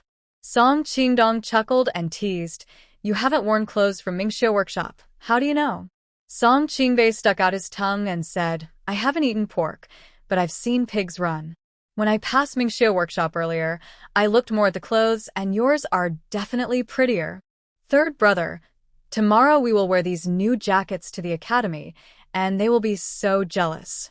After trying on the jacket, Song Qingxi took it off and said to Song Qingbei, all right, stop teasing. Hurry up and put the jacket away, don't get it dirty. Third brother, you're right. I'll quickly put the jacket back in the house, he said, then ran back inside. Song Qinglong watched them with a smile and silently took out her sewing kit. Song Qingdong stepped forward and said, "Sister, you don't need to work so hard. The candlelight is so dim. Be careful not to hurt your eyes." While threading the needle, Song Qinglong replied, "It's been so cold these days. Qingnan didn't bring thick clothes to the martial arts hall before. I need to finish making his new jacket quickly and deliver it to him tomorrow." Song Qingdong brought over a small stool and sat beside Song Qinglong. "Let me help you too." No, no, no. You've been working all day. Go wash up and get some rest. "Tomorrow you'll need to wake up early." Unable to argue, Song Qingdong had to obediently go back to his room. Song Qinglong worked until late at night to finish her sewing. She blew out the candle, lay down for a while, and then the sky brightened. Today, the snow finally stopped. Song Qinglong first went to the shop to help out. When it wasn't so busy, she made some pancakes and brought roasted sweet potatoes, then took her donkey cart toward Jingwu Martial Arts School. The guards there already recognized Song Qinglong. When they heard she was looking for Qingnan, they went inside to inform him. Soon, Qingnan, dressed in a white training outfit, ran out. His face was flushed, whether from running or practicing it was hard to tell. As he jumped over the threshold and saw Song Qinglong, he excitedly shouted, "Sister." She quickly took out a handkerchief to wipe the sweat from his forehead and scolded him gently. "Look at you, sweating so much. You should wear more clothes. If you catch a cold, it won't be good. We're practicing martial arts. Wearing too many clothes makes it inconvenient." Song Qingnan casually wiped the sweat from his forehead and asked, "By the way, sister, why did you come? Is something wrong at home?" Song Qinglong smiled and shook her head. "Nothing's wrong at home. Everyone is fine. I just saw it was cold and brought a new cotton-padded jacket to see you." As she spoke, Song Qinglong took out the new jacket and handed it to Song Qingnan, happily saying, "Qingnan, try it on and see if it fits. If it's not right, I'll take it back to fix." Song Qingnan immediately put on the new jacket and smiled. "It fits perfectly." "Thank you, sister." Suddenly, a clear, cheerful voice came from behind Song Qingnan. "Little Junior, so you're here, slacking off." Wu Qianqian stepped out of the martial arts hall and saw Song Qinglong. She immediately smiled. "Qinglong, sister, I didn't know you came. Why not come in and sit?" "No need, I just came to give Qingnan the jacket." Wu Qianqian then noticed the new jacket on Song Qingnan and curiously touched it, saying, "This jacket has a very unique style. But the stitching isn't very good. Which tailor shop made it?" Song Qinglong smiled. "I made it myself." "Really?" Wu Qianqian looked surprised. "Qinglong, sister, your jacket looks even better than the ones from Mingxiu Fong." She then jokingly added, "If you started selling clothes, your business would be very popular." Wu Qianqian's careless words left a good impression on Song Qinglong. Song Qingnan looked at the sky and said to Song Qinglong, "Sister, it's cold now. You should go home quickly." "Oh, I almost forgot. I have something for you," said Song Qinglong, taking pancakes and roasted sweet potatoes from the donkey cart.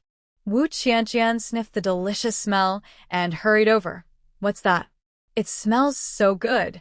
Song Qinglong handed her a pancake and a roasted sweet potato, saying, "Qianqian, these are from our breakfast shop. Try them." Wu Qianqian immediately took a bite of the pancake, her eyes brightening, and she gave a thumbs up to Song Qinglong. So delicious. "Qinglong, sister, you're amazing." After finishing one, Wu Qianqian picked up another and started eating, then said to Song Qinglong, "Qinglong, sister, how much is each of these pancakes? I want to pay you. They're just too good." Song Qinglong smiled and waved her hand. "That's so polite of you. These are meant for you to enjoy. If you like them, I'll bring more often." Wu Qianqian smiled sweetly and said, "How could I be embarrassed?" Song Qingnan stood nearby, joking, "Why are you eating so much if you're embarrassed?" After spending these days together, he had already developed a good relationship with his senior sister. Wu Qianqian smiled softly and then leaned close to Song Qingnan's ear, saying, "Little junior brother, don't blame your senior sister for not warning you. If you sneak out for so long and the older brother finds out, you'll be punished." Song Qingnan's face tightened, and he looked at Wu Qianqian without speaking, as if to say, "Are you threatening me?" Wu Qianqian proudly lifted her head and raised an eyebrow. "I am threatening you." "So what?" From their silent but expressive eyes, Song Qinglan guessed what was happening. Seeing how well they got along, she felt very happy. She gently patted Song Qingnan's shoulder and said, "Qingnan, go inside quickly. I need to return to the shop to help out, so I won't bother you while you practice." Song Qingnan nodded and said, "Okay, sister. Be careful on the road. I'll come back to see you all in a few days." Wu Qianqian waved her hand to say goodbye. "Qinglan, take care. I'll visit your shop another day to support your business." All right, you all go inside now. Song Qinglan hurried away on her donkey cart. When passing by a clothing shop, she suddenly stopped the donkey. She turned her head and saw the signboard with the words Mingxiu Fong. What a coincidence! She had wanted to see what kind of clothes this Mingxiu Fong sold. Song Qinglan got off the donkey cart, tidied her clothes slightly, and was about to enter the shop when suddenly a thin figure bumped into her from the front. She instinctively moved aside, and the thin figure fell straight into the snow. Looking carefully, she saw it was a delicate-looking girl who appeared fragile and pitiful. There were embroidery threads, fabric, and other embroidery tools scattered around her. Then, the shopkeeper of Mingxiu Fong came out quickly, pointing at the ground and scolding her loudly. "Are you a little brat? Can you do your work? If you can't, then get out. You can't even show flowers properly and insist on arguing with me. Do you want to make me lose everything? You're just a bad omen." The shopkeeper's name was Zhang Zhuzhu. She was plump and well-dressed, looking like a colorful butterfly. Her face was covered with chubby flesh that shook as she spoke, and her small, sharp triangular eyes sparkled with sharpness, clearly a quick-tongued person who shouldn't be provoked. Song Qinglan frowned and said, "Big sister, let's talk nicely. It's so cold today, pushing the young girl into the snow is not right." She then stepped forward, helped the girl up from the snow, and asked, "Miss, are you okay?" Li Xiuxiu looked at Song Qinglan gratefully, shook her head, and said, "I'm fine. Thank you." Song Qinglan crouched down, picked up the scattered embroidery fabric and threads, and looked at the vivid lotus flower embroidered on the cloth, surprised. She turned to shopkeeper Zhang Zhuzhu and asked, "This embroidery lady's skill is really good. Her embroidery looks just like real flowers. Why do you say her work is not good?" Zhang Zhuzhu glared at Li Xiuxiu, then smiled warmly at Song Qinglan. "Miss, you're here to buy clothes at Mingxiufeng, right? I tell you, we have many more skilled embroidery ladies than her. Their embroidery is so lively and realistic. Come in and take a look, I'll show you." She then casually pulled Song Qinglan into the shop. Song Qinglan glanced behind her and saw Li Xiuxiu silently holding her embroidery sample, quietly returning to the back workshop to work. Zhang Zhuzhu took out several garments and showed them to Song Qinglan. "Miss, look at these. They are our best sellers. The fabric, colors, and embroidery are all excellent." Song Qinglan examined them carefully, nodded thoughtfully, and said, "Yes, these are quite good. The fabric and craftsmanship are nice. How much does each cost?" Seeing a chance, Zhang Zhuzhu immediately explained, "It depends on which one you want. This one costs 20 taels of silver, and the more embroidered ones are a bit more expensive, around 30 taels. Song Qinglan frowned. "Shopkeeper, you just said there are better embroidery works here. I don't think these are as good as the one made by that girl earlier." Ah. Zhang Zhuzhu awkwardly tugged at her mouth. "Miss, if you think the price isn't right, we can discuss it. How about giving you a better deal?" Song Qinglan put down the clothes. "Never mind, I won't buy anything. I'll look elsewhere." As she turned to leave, Zhang Zhuzhu immediately changed her expression and called out to her back, "Miss, Mingxiufeng is a famous ready-to-wear shop in the Imperial City. If you can't find what you like here, you won't find it anywhere else." Song Qinglan raised an eyebrow and smiled as she replied, "Oh, really? I don't quite believe it." After saying that, she got on the donkey cart and left. Song Qinglan strolled around the street, visited all the ready-made clothing shops, but in the end, she didn't buy anything and simply went home. When she returned, Song Qingxi and Song Qingbei had already come back too. The house was filled with the excited sounds of Song Qingbei talking and laughing. If someone didn't know better, they might think he had won a top prize. Song Qinglan smiled as she pushed open the door and teased, "What are you guys talking about? You look so happy. Big sister, you're back." Song Qingbei turned around when he saw Song Qinglan and immediately started showing off again. "Big sister, today I and the three brothers made quite a splash at the academy." Curious, Song Qinglan asked, "Oh? Tell me more." Song Qingbei quickly grabbed a small stool and sat in front of Song Qinglan. "We wore the new cotton-padded jackets you made for us today at the academy.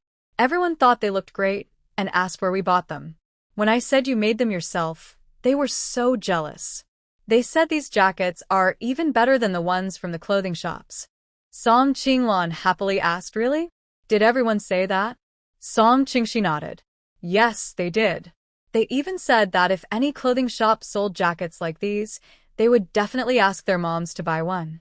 At night, Song Qinglan counted her silver in the house.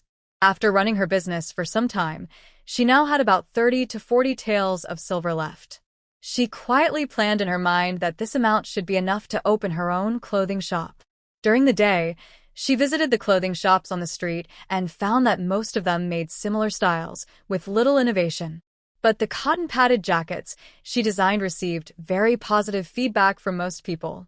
This strengthened her resolve to open her own clothing shop. After thinking it over, she had a good sleep until dawn. That morning, Song Qinglan stayed at home and made adorable tiger head hats for Song Xingchen and Song Xingyue. These hats matched perfectly with the jackets she had made earlier, and the two little ones looked incredibly cute and lovely in them. Even Grandma Song couldn't help but praise, "Oh my, our Chen Chen and Ye look so handsome in these outfits." Song Qinglan also couldn't take her eyes off the two little kids. After lunch, Song Qinglan went to the shop to help. As soon as she arrived, she put the prepared red paper on the door. Song Qingdong curiously came out to look and was surprised, saying, "Recruit? Sister? We're doing well. Why do we need to hire someone?" Song Qinglan smiled. "Our business is getting better. Qingxi and Qingbei both need to go to school.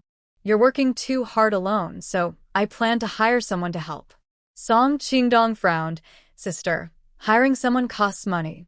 I'm tired, but it's okay. I can handle it." "Qingdong, I actually have other plans." Before Song Qinglan could finish, a shy, gentle female voice spoke from behind them. "Excuse me, are you hiring?" Song Qinglan turned around and, upon seeing the visitor, was surprised and stared wide-eyed, saying, "Is that you?" Li Xiuxiu also recognized Song Qinglan. She shyly smiled and asked softly, "Are you still hiring here?"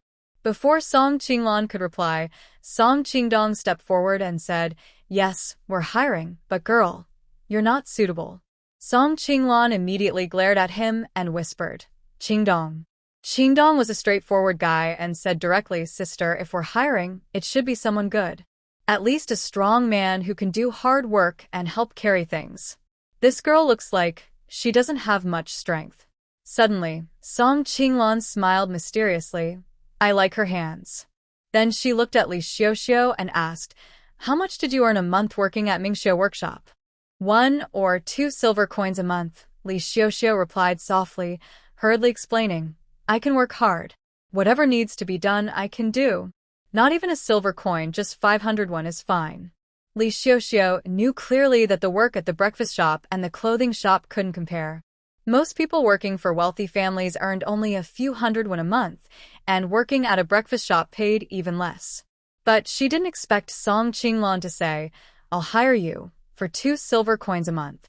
Li Xiuxiu was surprised. 2 silver coins a month? She wondered if she heard right. Qingdong was also shocked. 2 silver coins a month? And it's not a secret that people from the county come here to fetch grain. I guess they probably found out from someone else. Just watch. Since many women from our village get married out, there will be frequent visits to borrow things. Father Chen also responded, suggesting it might not be the daughters-in-law who told on them, since they rarely get to go home. Alright, don't blame them. What if it's not them? Mother Chen was unwilling. Even if it's not, they come from their family, and they don't have good intentions. Otherwise, why come to borrow at this time? Humph. I was thinking of sending each of the second and third brothers some sweet potatoes, but now there's nothing at all. Then she looked at Li Xiuxiu and asked, "What do you think? Are you willing?" Li Xiuxiu nodded quickly, yes. I want to. She loved doing embroidery the most, but she was chased out by the boss of a famous embroidery shop. No clothing shops in the royal city would want to hire her again. For her livelihood, she came here to find work. Unexpectedly, by chance, she returned to her old profession. Song Qinglan happily said, "That's great. Come here early tomorrow morning." I'll tell you more details then. No. Sister. Song Qingdong stopped the excited Song Qinglan. Why do you suddenly want to open a shop? I didn't know about this. He was worried that Song Qinglan was acting on impulse. Song Qinglan understood his concern and explained, "Actually, I've been planning to open a shop for a while. It's not a sudden idea. I've visited several clothing shops in the royal city these days and think this business has potential." Hearing this, Song Qingdong felt more at ease and nodded. "All right, then I'll listen to sister." Song Qinglan looked at Li Xiuxiu and asked, "By the way, I don't even know your name." "My name is Li Xiuxiu." "That's a lovely name." I'm Song Qinglan. "You can call me Sister Qinglan. This is my brother, Song Qingdong." Li Xiuxiu remembered them one by one, Sister Qinglan, Brother Qingdong. Song Qinglan took Li Xiuxiu's hand and said, "My shop isn't settled yet. Come here early tomorrow to help Qingdong, take care of the cash register, watch the fire, and so on. When it's less busy, you can come with me to rent a shop." Li Xiuxiu nodded. "Okay, I'll go back now." At dinner, Song Qinglan mentioned her plan to open a clothing shop to the family. The most enthusiastic was Song Qingbei. He excitedly put down his chopsticks and said, "Sister, if you open that shop, I'll tell my friends to come by." They all liked the idea. During this time, Song Qingbei stayed at the academy, not making much progress in his studies, but he did make some good friends. Grandmother Song looked worried and said, "Lon Lon, opening a clothing shop will cost a lot of silver. We'll need to hire embroidery women, and we might not make much money. It might be better for you to keep running the breakfast stall. Why bother with more trouble?" She was getting old and just wanted her grandchildren to live safe and steady lives. Song Qinglan quickly comforted her. "Grandmother, don't worry, I know what I'm doing." Song Qingxi also said, "If we want to grow, we need to think ahead. A breakfast stall can keep us fed, but if we want to become rich and successful, we need to aim higher. Sister, you're on the right path." Song Qinglan smiled happily and raised her eyebrows. "Qingxi, since you went to the academy, your vision has become broader. It's really helped you." The next day, after feeding sheep's milk to Song Xingchen and Song Xingyue at home, Song Qinglan went to the shop. When she arrived, she saw Li Xiuxiu busy working. Song Qinglan smiled to herself, happy she was right about her. Li Xiuxiu handed the money she had earned to the old man, whispering, "Grandpa, here's your pancake and some extra money. Be careful when you take it. Safe travels." Then she turned to greet Song Qinglan with a smile. "Qinglan, you're here?" Song Qinglan smiled back. "How is it? Are you tired?" Li Xiuxiu shook her head, "Not tired. Qingdong is more tired." She looked over at Qingdong, who was busy making pancakes. Song Qinglan also put on an apron and started making pancakes in another pan. Working together, they made pancakes faster, and the long line of waiting customers gradually disappeared. People who wanted breakfast left one after another. Qingdong finished the last pancake and handed it to Li Xiuxiu, saying, "Here, you came so early today. You probably didn't have breakfast. Eat one quickly." Li Xiuxiu was surprised and looked grateful. "Thank you." "Thank you, Qingdong." Song Qinglan took a fragrant roasted sweet potato from the stove and handed it to Li Xiuxiu, softly saying, "From now on, don't skip breakfast when you're working. Eat this first. After you're done, we'll go find a clothing shop to visit." "Thank you, Sister Qinglan. You're so kind." Li Xiuxiu was very grateful, but she couldn't find the words. Maybe because she was used to being bullied at Mingxiufang, now that she had such a kind new employer, she was a bit overwhelmed and surprised. Song Qinglan walked over to Song Qingdong and whispered, "How is Xiao? Is she okay?"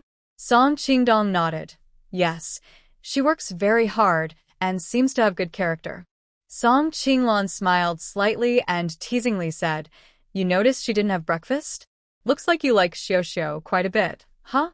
Song Qingdong suddenly became nervous, blushing, and said, "Sister, where are you thinking?" Song Qinglan smiled. "Where am I thinking? Where are you thinking?" At this moment, a cheerful voice came from outside the shop. "Miss Song, give me 2 pancakes and 2 roasted sweet potatoes." Song Qinglan turned to see it was Wang Zhu. "All right, I'll make them right away." Song Qinglan scooped some batter onto a flat pan, added various seasonings, and drizzled a secret sauce, working smoothly. In just a short while, the 2 pancakes were ready. Li Xiao, eager and attentive, quickly took 2 roasted sweet potatoes from behind the iron stove and, with Song Qinglan, handed them to Wang Zhu. Wang Zhu finally noticed that someone had entered the shop. Seeing the innocent and delicate Li Xiao, Wang Zhu's eyes brightened, and he couldn't help teasing, "Hey, Miss Song, when did you get another person here? Is she a relative?" Song Qinglan smiled. "She's Li Xiao.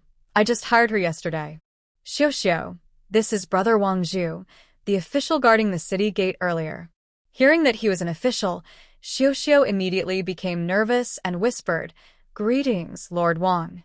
Wang Zhu waved casually. "No need to be so formal. Just call me Brother Wang."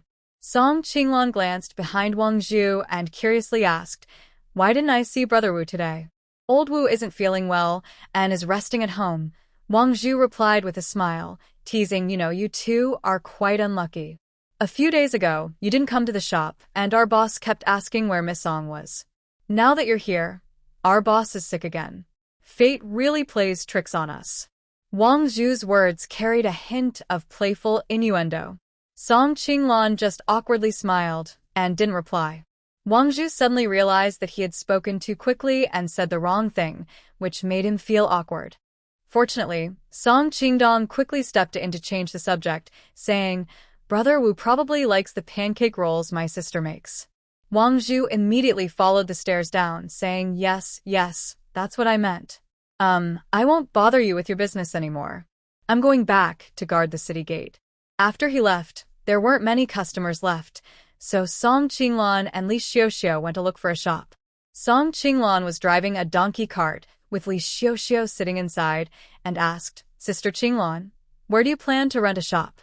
Song Qinglan, while guiding the donkey, smiled and asked, "Xiao, do you know which street in the Imperial City is the busiest?" Li Xiao frowned and stroked her chin. After thinking for a moment, she said, "Yongding Street." Song Qinglan slightly smiled and showed a teasing smile, saying, "Let's go to Yongding Street." Li Xiao was surprised and asked uncertainly, "Qinglan, are you serious? The rent on Yongding Street isn't cheap." Song Qinglan smiled mysteriously. "The rent isn't cheap, but the money we make won't be small." Soon, the two arrived at Yongding Street. As expected, Yongding Street is the most lively street in the Imperial City, bustling with people. Both sides of the street are lined with various shops, with dazzling goods displayed that make passers-by dizzy. When Song Qinglan entered, she couldn't help but think of the words shopping paradise. She smiled and blurted out, "This place is really nice." Li Xiao nodded. "It has everything. It's the most convenient place to buy things." Song Qinglan raised an eyebrow, "And the easiest to make money too. Let's go see if there are any empty shops for rent." They looked around Yongding Street and found a few good shops, but the rent was too high, so she didn't make a move. Just when she thought she might have to give up, she suddenly saw an empty shop at the corner at the end of a street. Song Qinglan's eyes lit up immediately, and she hurried over. The location of this shop wasn't very good. There weren't many people passing by, and the layout wasn't very regular, making it difficult for others to plan their business. Because of this, the shop had always been hard to rent out. She didn't know why, but even if it was rented out, it would only last less than 2 months before closing down. Song Qinglan and Li Xiao stopped at the entrance of a shop. A kind-looking old man came out and asked, "Miss, are you here to rent the shop?" Song Qinglan nodded and asked, "Sir, How much is the rent for the shop? The old man held up 3 fingers. 3 taels of silver a month. Pay every 6 months. Song Qinglong thought for a moment and nodded. Compared to other shops on Yongding Street, this rent was quite cheap. She quickly decided, all right, I'll rent the shop. Here are 18 taels of silver. The old man didn't expect her to agree so fast. He hesitated for a moment and then said, Miss, I won't hide it from you. This shop isn't very good. What kind of business are you planning to do? Make a clothing shop. Song Qinglong smiled and added, Don't worry, I will bring the shop back to life. The old man didn't say anything more. In that case, miss, let's sign the lease. Li Xiuxiu saw this and quietly tugged at Song Qinglong, whispering, Qinglong, are you sure about this? Maybe we should look at a few more shops. Song Qinglong understood her concern and gave her a reassuring look. She smiled and said, Don't worry. Although this shop looks a bit messy, I have a plan. I've already thought about how to decorate it. As for the low foot traffic, it's actually good for us to do some promotion when we open. We can attract more customers then. Li Xiuxiu blinked in confusion. Promotion? Song Qinglong smiled. You'll understand when the time comes. Soon, Song Qinglong signed the lease, and the old man handed her the key. After settling the shop, the two headed back home. Li Xiuxiu asked, Qinglong, are we coming to clean the shop tomorrow? Song Qinglong shook her head. Xiuxiu, I noticed that the fabrics at Mingxiu workshop are quite good. You've been there for a while. Do you know where they get their fabrics? Li Xiuxiu nuda. From Rui Fabric Store in the east of the city. Good. Then we'll go to the east of the city tomorrow. Okay. When Song Qinglong returned home, it was almost dark. Song Qingxi and Song Qingbei had already finished school and were in the kitchen preparing dinner. Song Qinglong sat nearby, took out paper and pen, and started drawing plans. Song Qingbei curiously leaned over and asked, Sister, why are you drawing house plans? Song Qinglong replied, This is the shop I rented today on Yongding Street. I am currently drawing the renovation plans, and tomorrow I need to find 2 people to help with the work. Song Qinglong had previously studied design, so this time her skills came in handy. In just a short while, she had already sketched out the layout of the shop and decided how to decorate it. After looking at her work, Song Qingxi couldn't help but praise, Sister, when did your drawing skills get so good? Also, although the shop's layout isn't perfect, you divided the space well, making it look harmonious and maximizing the space. You're really impressive. Song Qinglong raised an eyebrow. Qingxi, you can see so much. Not bad at all. Song Qingbei was staring at the drawing in a daze and asked, Sister, this shop looks really big. Of course, it's over 100 square meters. But right now, the tricky part is I don't know where to find people to help with the renovation. Song Qingbei patted his chest, I know. In our academy, Li Dania's father is a craftsman. Song Qingxi frowned. How come I didn't know Li Dania's father is a craftsman? Song Qingbei smiled. Third brother. You only care about books. Maybe you don't even know the names of all the students in our school. To be honest, Song Qingbei was a bit socially awkward. He had only been in the academy for 2 days but already knew everyone and got along well with them. Hearing this, Song Qinglong said, Great. Qingbei, tomorrow morning, let's go find Li Dania's father. That night, Song Qinglong couldn't sleep well, her mind full of the clothing shop's plans. She kept thinking about it until she dozed off, and not long after, the rooster crowed. Song Qinglong immediately got up and, early in the morning, went with Song Qingbei to Li Dania's house. Li Dania's family lived deep inside Yonghe Lane. The brother and sister rode a donkey cart and took some time to arrive. Just then, Li Dania's father, Li Guzi, had finished helping someone build a house and was relaxing at home. When he heard the siblings' purpose and learned that Song Qingbei played well with his son, he didn't hesitate. He grabbed his tools and headed to the shop on Yongding Street. Li Guzi looked at the shop and frowned. Young lady of the Song family, your shop isn't square or straight. It's going to be a bit difficult to fix. Uncle Li, it's okay. I already have a plan, said Song Qinglong. She then took out her renovation design drawings and placed them in front of Li Guzi. Song Qinglong explained, I plan to place the counter here, divide these sections into several ready-to-wear display areas, and turn this irregular corner into a fitting room. As for this, listening to Song Qinglan's clear explanation, Li Guzi, who had been a craftsman for many years, couldn't help but admire her. Big sister Song, your idea is really good. All right, Uncle Li will take care of this. I will follow your instructions and make everything clear. Song Qinglan handed the blueprint to Li Guzi. Uncle Li, I'll trouble you with this. Once the renovation plans were finalized, Song Qinglan finally felt relieved. At that moment, Li Xiuxiu's voice came from behind.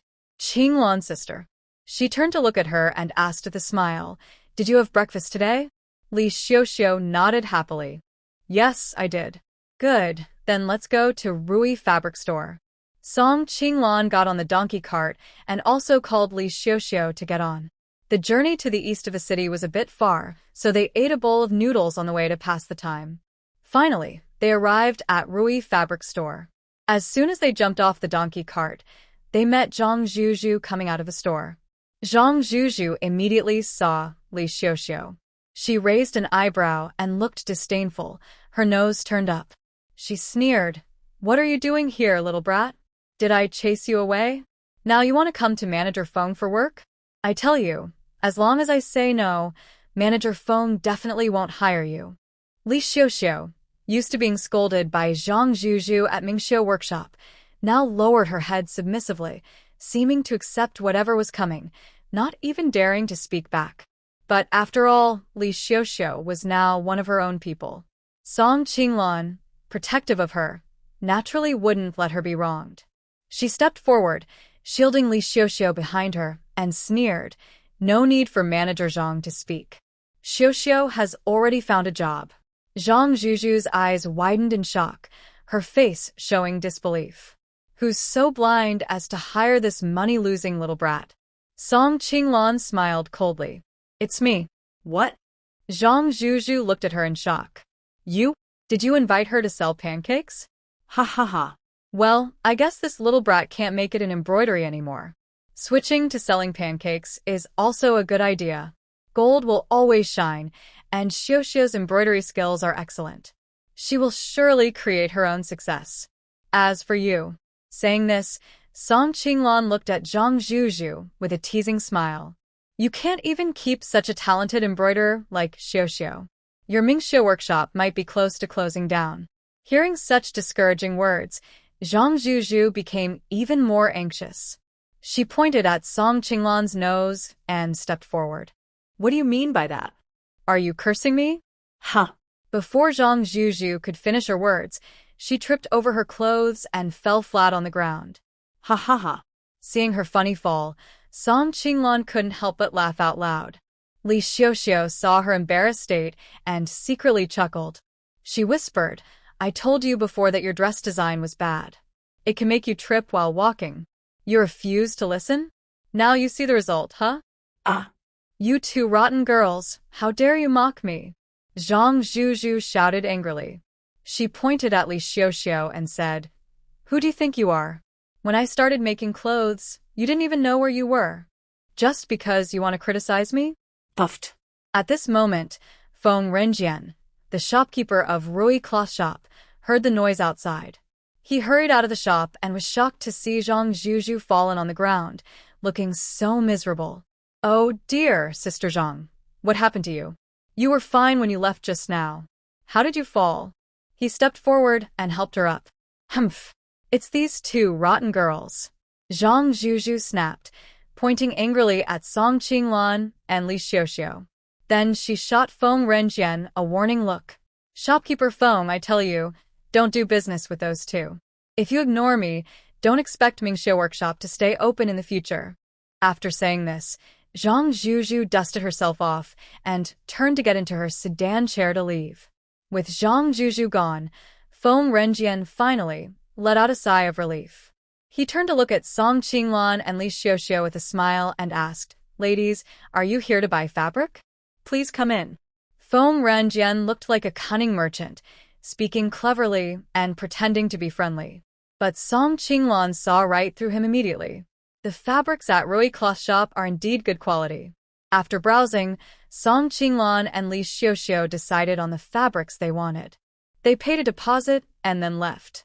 Seeing them leave, the shop assistant from Rui Cloth Shop finally approached and looked at Feng Renjian with a puzzled expression. He asked shopkeeper, "Are you really doing business with them? Aren't you worried that Zhang Dezhang from Mingxiu Pavilion will find out and stop giving us fabric?" Feng Renjian spat disdainfully and said, "It's better if she doesn't come. Zhang Zhuzhu is both stingy and clever. When we first started working with Mingxiu Pavilion and they weren't doing well, we cooperated quite smoothly. Now that her business has grown, she's become arrogant and keeps lowering her prices, which I find very annoying." As he spoke, Feng Renjian took a sip of fragrant tea and smiled. "Besides, we are in business to make money. If there's no silver sent to us, we wouldn't accept it. Also, I set a higher price for Miss Song, so in the future, we can earn from her orders." The shop assistant quickly poured more tea for Feng Renjian and flattered him, "You're so clever, shopkeeper. You have good ideas." On the way back in a donkey cart, Song Qinglan watched Li Xiuxiu's hesitant and conflicted expression and finally couldn't hold back and asked, "Xiuxiu, what's wrong? Do you have something to say?" Li Xiuxiu pursed her lips and finally gathered her courage to speak. "Qinglan, although I don't know much about doing business, I think the price Feng's shopkeeper set for us is a bit high." "I know," Song Qinglan replied calmly. What? You know? Li Xiuxiu was surprised and looked at her in disbelief. "Qinglan, you knew and still decided to buy from him?" Song Qinglan smiled. "There's no choice. When you're not strong enough, you have to be at others' mercy. Only when you become strong enough do you have the right to choose." Oh. Li Xiuxiu nodded as if she understood but wasn't quite sure. Seeing her innocent expression, Song Qinglan couldn't help but smile. Softly, she said, "Don't worry. We're just starting our shop, so we have to buy fabric from him for now. Let him earn a bit. Once our business grows, Feng Renjian will be begging us to buy from him." Li Xiuxiu suddenly looked serious and said, "Qinglan, I will work hard to help you run the shop well. By the way," Song Qinglan suddenly changed the subject, "I kept forgetting to ask you, why is Zhang Zhuzhu targeting you so much? Do you have some deep grudge with her?" Li Xiuxiu smiled and shook her head, replying, "It's because of the embroidery work. She always wants to save costs and has us, the embroidery girls, use the least amount of thread. But to make good things, the embroidery methods are complex and naturally require more materials. She told me several times, but I didn't listen, so she kicked me out." Song Qinglan gave a cold smile. "That does sound like something she would do, short-sighted. The business won't last long that way." She then smiled at Li Xiuxiu. "Don't worry about this here. Just do your embroidery work well. By the way, Sister Qinglan, have you decided on a name for our clothing shop?" Song Qinglan thought for a moment. "Let's call it Star Moon Pavilion." They talked and laughed, soon returning home. Song Xingchen and Song Xingyue, the two little ones, hadn't seen Song Qinglan all day. When they saw her return, they immediately started babbling and begging for hugs. Song Qinglan kissed their chubby little faces. The two kids immediately smiled happily and danced around. Grandmother Song watched with gentle affection and softly said, "Xingchen and Xingyue are starting to recognize people and know who to be close to." Song Qinglan immediately put her arm around Grandmother Song's shoulder and smiled.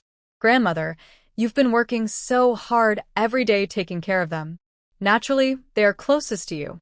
Grandmother just hopes not to hold you back. By the way, did your errands today go smoothly?" Song Qinglan nodded. "Yes, everything went well." At that moment, Song Qingbei's voice came from the kitchen. "Grandmother, sister, come out quickly for dinner." Song Qinglan placed the two little ones in a cradle and took them to eat. As soon as she entered the kitchen, she saw Song Qingxi and Song Qingbei busy working. Recently, she had been busy with a clothing shop, and all the household chores depended on them. At this time, Song Qingdong also finished and came home. At the dinner table, Song Qinglan looked at her three brothers, feeling warm inside. She couldn't help but say, "Qingdong, Qingxi, Qingbei, you've worked hard these days." Song Qingxi said, "Sister, we're all working for this family, so it's not hard." Yes, yes, Song Qingbei nodded. If anyone's been through hardship, it's you, sister. You've been busy everywhere. Without you, we wouldn't be able to eat meat now. So, this big chicken leg is for you. At this moment, Song Qingdong suddenly spoke, saying, By the way, sister, I want to talk to you about something. What is it? Go ahead. Today, 2 people came to apply at the shop. They are a married couple. I think they are quite hardworking, so I plan to accept them. Song Qinglan smiled and said, Qingdong, you can decide for yourself. If it works out, it's fine. Just remember, the most important thing about our pancake and fritters is the secret sauce recipe. Everything else, let others handle it. She was already planning to let him take charge independently. Song Qingdong nodded, already having a plan in mind, and asked, By the way, sister, how was your trip to the Rui cloth store in the East City today? The fabric has been ordered. Once the shop is renovated in a few days, I'll have it delivered. The next day, Song Qinglan didn't go anywhere and stayed at home. She was taking care of the children and sketching clothing designs. While waiting for the shop renovation to finish, she wanted to use this time to draw more designs and prepare for their grand opening. Suddenly, Song Qinglan had a burst of inspiration. In just one morning, she drew 4 or 5 sketches and was very pleased. Old Grandma Song came over to look. Lan, why do your clothing designs look different from what we usually wear? They're quite nice. Grandmother, I want to make clothes that are different from others. That's what makes them special. At this moment, the 2 little kids, Song Xingchen and Song Xingyue, also saw the sketches and clapped happily, as if they understood them. Song Qinglan smiled unexpectedly. Chen, yeah, do you also think Mommy's clothes look good? Hee hee. The 2 kids giggled again. Old Grandma Song chuckled and said, Oh, Chen and Yaya are so clever. Song Qinglan proudly lifted her head and boasted, Of course. Just look who I gave birth to. As the 3 generations laughed happily together, Song Xingchen and Song Xingyue suddenly started crying loudly for some unknown reason. Old Grandma Song immediately became worried. Oh no. What's wrong with Chen and Yaya? Do they need a diaper change? Oh. Don't cry, don't cry. Mommy's here, Mommy's here. Song Qinglan also sensed something was wrong. She gently placed the children on the bed, preparing to change their diapers. Just as she was about to undo their clothes, there was a knock at the door. The knocking made the children even more upset. Song Qinglan frowned deeply and said to Grandma Song, Grandmother, please watch Chen and Yaya. I will go outside to check. When Song Qinglan opened the door, she immediately understood why the 2 children were crying. Probably because they sensed the annoying people from the Bai family arriving. Song Qinglan squinted slightly and looked coldly at Jiang Suilian, Bai Dachu, and Bai Yehe outside. She said unhappily, What are you here for again? I told you before, don't disturb us. Jiang Suilian approached with a fake smile, saying, Lan, we haven't seen our grandchildren in a long time. We came to see the kids this time. Song Qinglan sneered, Jiang Suilian, can you pretend a little more?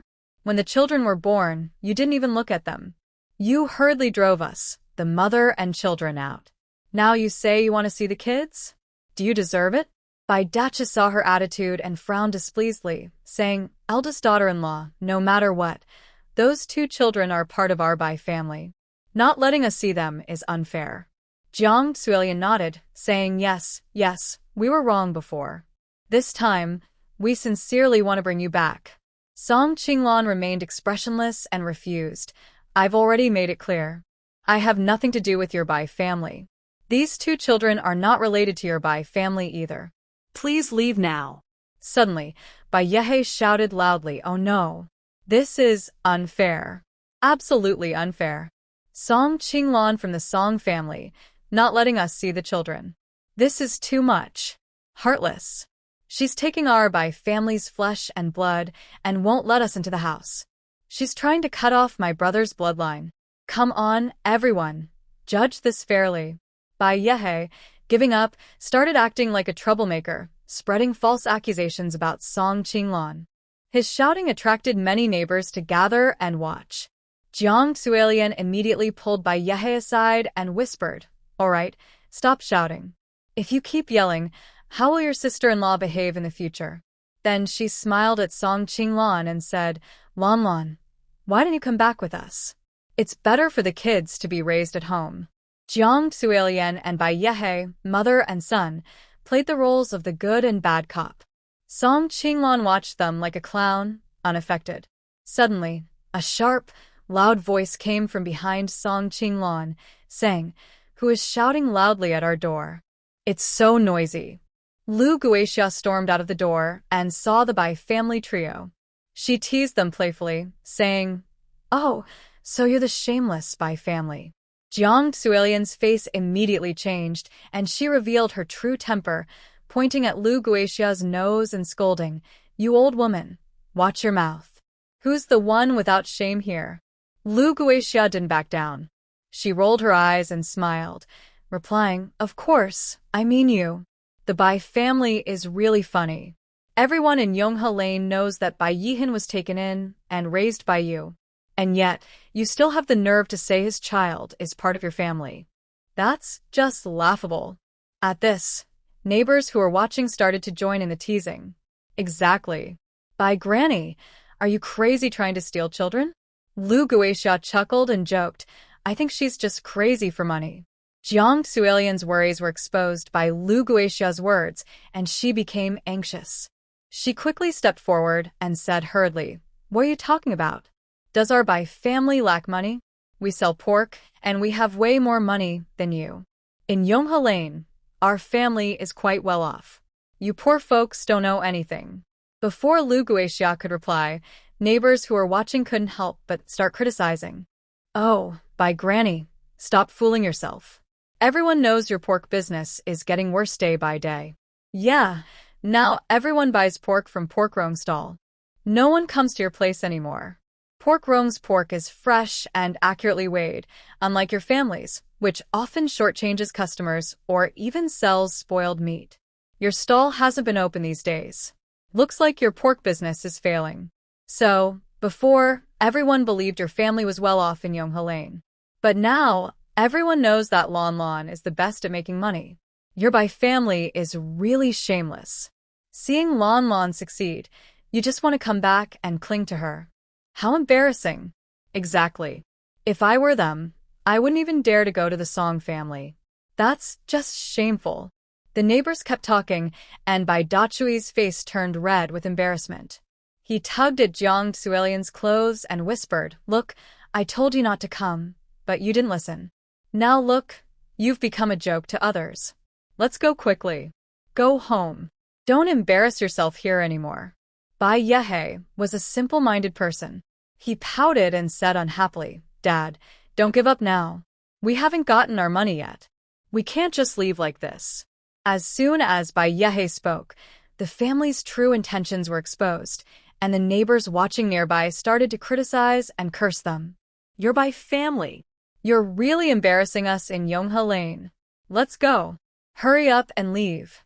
In the future, everyone should stop supporting their business. Yes, yes. Hurry up and leave. Amidst the scolding, Jiang Suilian, Bai Dachui, and Bai Yehe left in a hurry.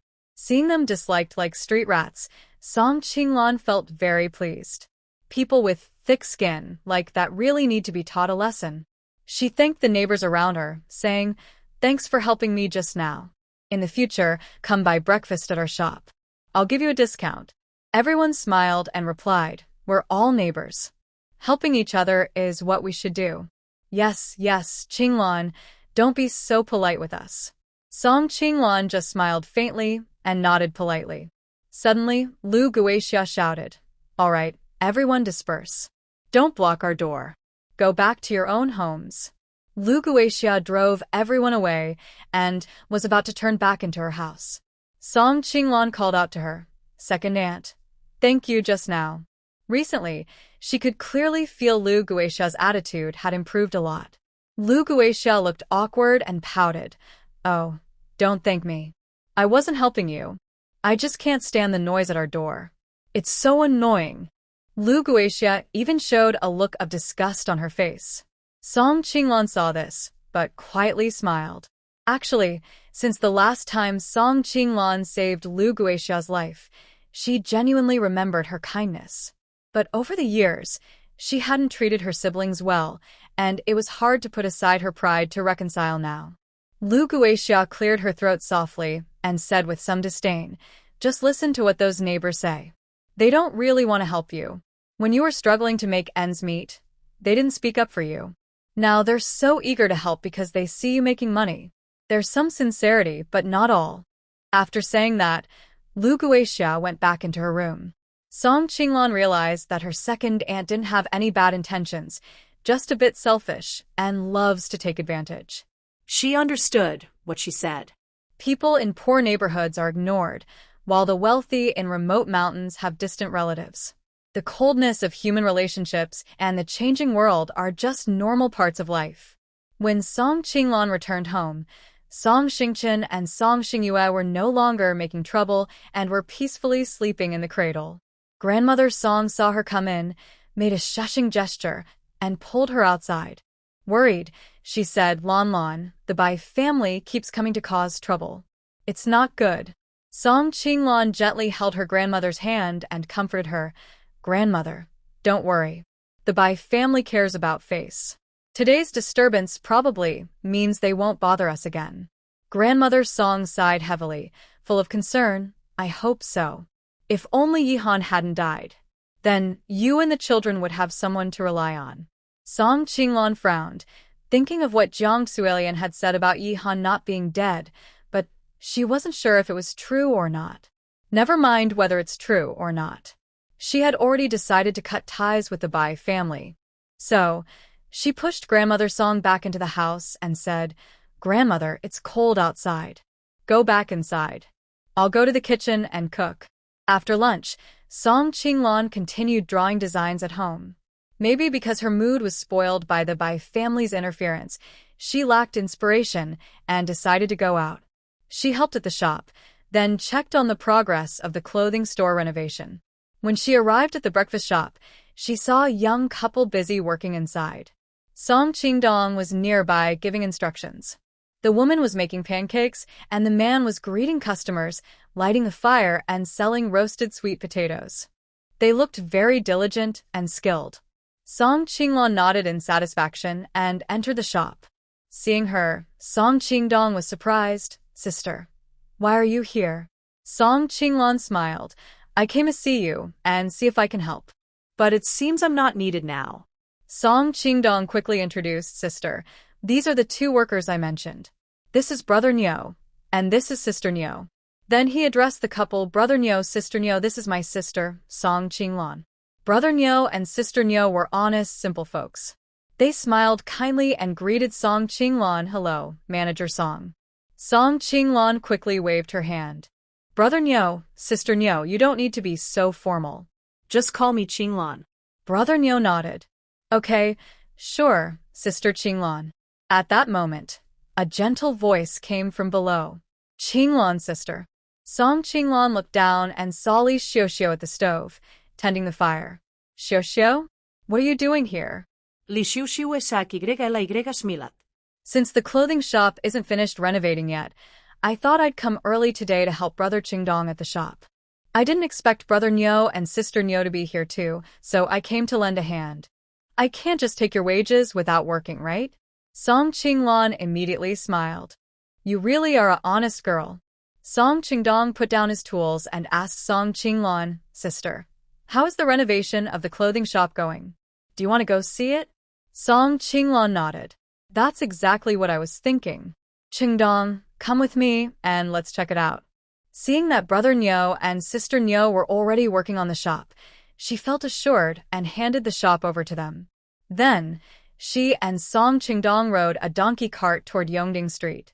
Before leaving, they bought some fruit to bring along. When they arrived, Song Qinglan asked Song Qingdong to carry the fruit and share it with everyone. "Uncle Li, I brought some fruit and snacks to share with everyone. Please rest for a while."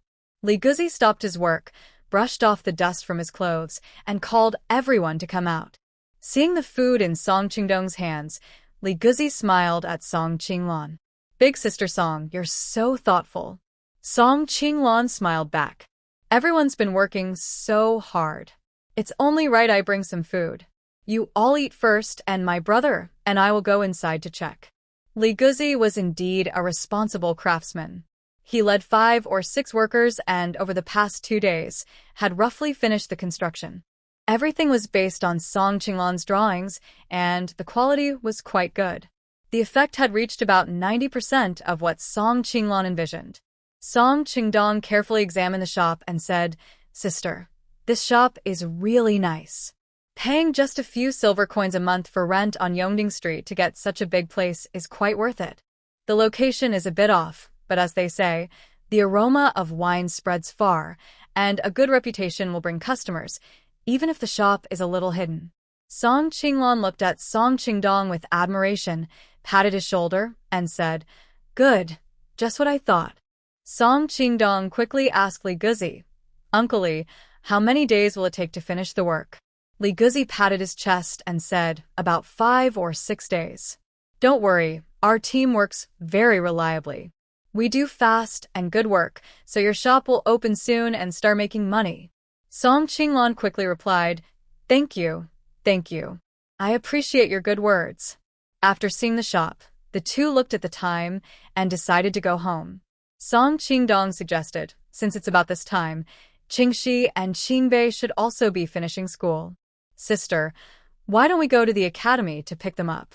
Song Qinglan nodded and said, "Good idea. Let's go." After that, Song Qingdong turned the donkey's head toward the academy. Sure enough, when they arrived, they met Song Qingxi and Song Qingbei. Song Qingbei jumped onto the donkey cart happily and asked, "Sister, big brother, why are you both here to pick us up today?" Song Qingxi said, "Sister and big brother probably went to see the new clothing shop's renovation, then came to pick us up." "Really?" Song Qingbei looked at Song Qinglan and Song Qingdong with doubt. They nodded. Song Qingbei immediately looked confused and asked Song Qingxi, "Third brother, you've been with me at the academy. How do you know that?"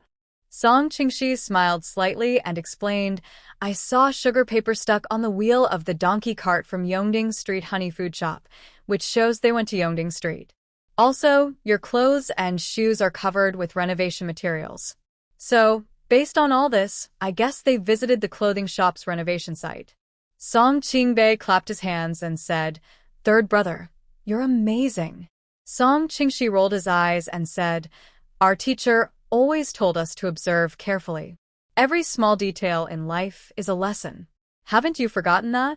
Song Qingbei grinned and said, "I only remember that the teacher said life is short, only a few decades. We need to find our happiness, or it's all for nothing." Song Qinglan immediately interrupted and asked, "All right, let's discuss something important first. What should we eat tonight?" Song Qingbei said, "I want to eat steamed bassfish." Song Qinglan looked at the other two brothers and asked, "Qingdong, Qingxi, what about you two?" Song Qingdong said, "I'm fine with anything." Song Qingxi also said, "Me too." So, the 4 siblings went together to the market. After buying groceries and returning home, the siblings started working together again. Song Qingbei was in charge of lighting and watching the fire. Song Qingxi went to squeeze sheep's milk to warm it for feeding Song Xingchen and Song Xingyue. Song Qingdong handled the vegetables, and Song Qinglan was responsible for stir-frying. Half an hour passed, and a table was set with steamed base, pork and cabbage stew with vermicelli, spicy and sour potato strips, and meatball soup. Song Qingbei happily ate, looking very satisfied. "Wow. I feel that the happiest thing now is eating." Song Qingdong rolled his eyes at him. "Look at you, so proud." At this moment, the little kids, Song Xingchen and Song Xingyue, suddenly started laughing. Song Qingxi quickly took the chance to tease, "See? Even Chen Chen and Yeye are making fun of you." The family enjoyed dinner with laughter and chatting. After dinner, the younger brothers and old lady Song went to bed early. Song Qinglan still lit a candle and continued drawing colorful puppet figures on paper, inspired by the flickering firelight. She planned to display clothes on human-shaped mannequins, like modern clothing stores, to attract customers. She kept drawing into the late night before blowing out the candle and going to sleep.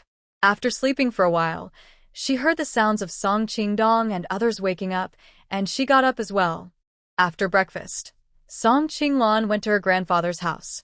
Li Wenkai was already working in the carpentry shed early in the yard. He was so focused that he didn't notice her arrival. She called from behind, "Uncle." Li Wenkai turned around happily and asked, "Lon Lon, why are you here so early?" Song Qinglan smiled and took out her drawings, saying, "Uncle, I came today because I need your help with something." Li Wenkai immediately looked nervous and asked, "Lon Lon, what is it? Is something wrong at home?" She shook her head quickly and explained, "No, everything is fine at home. I want you to help me make some hollow wooden figures." She then handed him her unfolded drawings. Li Wenkai looked at the drawings and asked, "Lon Lon, how big do you want these wooden figures to be?" Song Qinglan smiled. "They should be life-sized." What? Li Wenkai was surprised, eyes wide open. "So big? Lon Lon, what are you planning to do with them?" When Minji, hearing the voices outside, slowly came out of the house. "Wenkai, who are you talking to?" "Oh, so Lon Lon is here now." Song Qinglan quickly greeted, "Good morning, sister-in-law." Wei Minji saw Song Qinglan and felt happy, immediately walking over. "Lon Lon, you came so early. Is there something you need? Have you had breakfast?" "Yes, I have. Today, I came to ask for your help, big brother-in-law." Wei Minji knew Song Qinglan was here to work on the wooden figures. Looking at the different shapes on the drawings, she couldn't help but ask curiously, "Lon Lon, what are you making these for? You're a grown woman, so they're not for playing with Chen Chen and Ye Ye, right?" Song Qinglan explained, "No, I plan to open a clothing shop on Yongding Street. These wooden figures are meant to wear clothes on, to display them." Hearing this, Wei Minji's eyes lit up. "Wow, Lon Lon, you're really talented. I heard that the rent on Yongding Street is very expensive. Opening a shop there is a big deal. You're amazing." At that moment, Song Qinglan's second aunt, He Hailing, came out of the house. "Lon Lon, when we're clothing shop open, we should go and celebrate." Song Qinglan smiled slightly, "Not so soon. The shop is still being renovated, and it will take 5 or 6 days to finish. So, I came here to ask big brother-in-law for help with making the wooden figures." "I want to see," He Hailing said, stepping closer and looking at Song Qinglan's drawings. She couldn't help but praise, "Lon Lon, your mind is so clever. Using wooden figures to display clothes is so innovative. I've never seen or heard of this before. When it's ready, I'll definitely take my friends to see it and support you." Li Wenkai also said, "Creative thinking, Lon Lon. You really have a good business mind." Song Qinglan felt a little shy from their praise. "You're all so kind. By the way, big brother-in-law, I want to ask, when will these wooden figures be finished?" "Let me check," Li Wenkai said, glancing at Wei Minji. "Child's mother, do you know if there are any unfinished orders?" "Okay, I'll go get the account book to check." She went inside and brought out a thick notebook. "Wenkai, the only thing left now is Uncle Lee's chairs. Once those are done, there won't be any more orders, so it's perfect timing to help Lon Lon with these wooden figures. These chairs can be finished today, and as for Lamlin's wooden figures." Li Wenkai examined the drawings carefully, "About 5 days. They should be ready by your opening." Song Qinglan took a deep breath and said, "That's great." Then she turned away Minji and asked, "By the way, sister-in-law, can you help me estimate how much these wooden figures will cost once they're finished?" Wei Minji was not pleased to hear this. She closed her account book with a snap and took Song Qinglan's hand. She said, "Lon Lon, you're being too formal. We're family, so there's no need to worry about money. These wooden figures can be made by your eldest uncle, and you don't need to pay for them." "But that's not right," Song Qinglan insisted. "Even brothers should settle accounts honestly. Plus, my eldest uncle works hard as a carpenter, so I can't accept them for free. Sister-in-law, if you won't take my money, then I won't let my eldest uncle make these for me. I'll find someone else to do it." As an elder, her sister-in-law shouldn't take advantage of them for free. "Oh, Lon Lon, you're such a child. What should we do, Wenjie?" Wei Minji looked helpless and turned to Li Wenjie for help. Li Wenjie didn't know what to say either. He opened his mouth, about to try to persuade Song Qinglan. Hearing this, He Hailing, who was very perceptive, quickly spoke before Li Wenjie could. She said, "Big brother, big sister-in-law, I think we should listen to Lan Lan and accept the money. She's grown up now and has her own opinions. We can't keep treating her like a child." Song Qinglan smiled and said, "Second sister-in-law is right." Then, all right, Wei Minji finally agreed. She opened her account book again and kept records. Song Qinglan also moved closer to look and realized that Wei Minji was excellent at managing accounts. Every income and expense was recorded clearly, everything detailed and easy to understand. Song Qinglan couldn't help but praise, "Sister-in-law, you're amazing. You keep such clear records, and you even calculate the profits so accurately." Wei Minji smiled shyly and said, "It's nothing. Your eldest uncle works very hard, so I can only help with small things like this. You're too modest, sister-in-law. Keeping accounts is no small matter. For people like us living frugally, we need to be careful. Knowing these numbers helps us plan our days." Song Qinglan nodded. Suddenly, a few neighbor women walked past the Li family's door. They peeked inside and, upon seeing Song Qinglan, paused for a moment before asking, "Oh, isn't this Lan Lan? When will you be back?" He Hailing quickly stepped outside and said, "Just got back. Oh, by the way, Lan Lan is planning to open a clothing shop. When the time comes, if your family wants to buy clothes, remember to come and support us." Neighbors quickly responded, "Sure. Where will the shop be opened?" He Hailing turned back and looked at Song Qinglan, asking Lan Lan, "Where did you say the shop will be opened?" Song Qinglan replied, "Yongding Street." He Hailing then enthusiastically recommended to the neighbors, "It's on Yongding Street. It will open in a few days.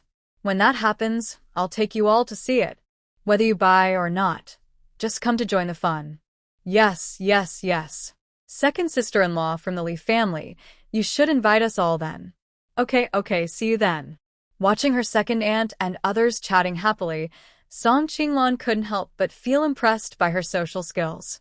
Suddenly, a bright idea flashed in her mind, and she came up with a plan. She looked at her second aunt Wei Minji, and then at her second aunt He Hailing, and suddenly said, "Second aunt Wei, second aunt He, I want to discuss something with you." Wei Minji asked, "What is it?" He Hailing also returned to the yard and asked Lan Lan, "What's the matter?" "I'd like to invite you to help at my clothing shop. Would you be willing?" "Us?" Wei Minji and He Hailing looked at each other with surprise. Wei Minji awkwardly smiled and said, "Lan Lan, my embroidery skills are just okay. If I go to the shop to help, I'm worried I might cause trouble." He Hailing also chuckled and said, "Yeah, Lan Lan, I can talk to people, but doing embroidery? That would kill me." No, it's not possible."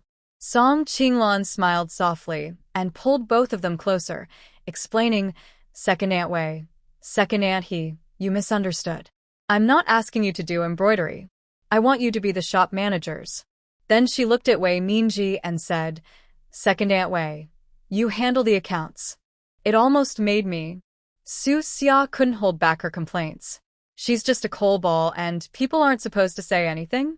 Mother was speechless, feeling a bit nauseous herself. At that moment, Su's father happily entered with the two children. Seeing his wife looking like she might and his daughter, lying on the bed looking unhappy, he asked, "What's wrong? Dear, are you feeling sick? What's wrong?" "It's because of your good daughter. She's grown up and still gives people nicknames." "What nickname?" "Mom. Are you saying she's dark? I think our coal ball is brighter than her." Song Qinglan was very happy and said, "Great, it's settled then." After having lunch at the Li family, Song Qinglan discussed some business ideas for the clothing shop with her two aunts. As they talked, the sky gradually darkened. She said goodbye and returned home. Once there, she told her family about her plan to train her two aunts to be shop managers. Old Lady Li nodded and agreed, "Lan Lan, you're doing the right thing. Your eldest uncles have taken good care of us over the years. Now that you've found a way to make money, you should definitely help them."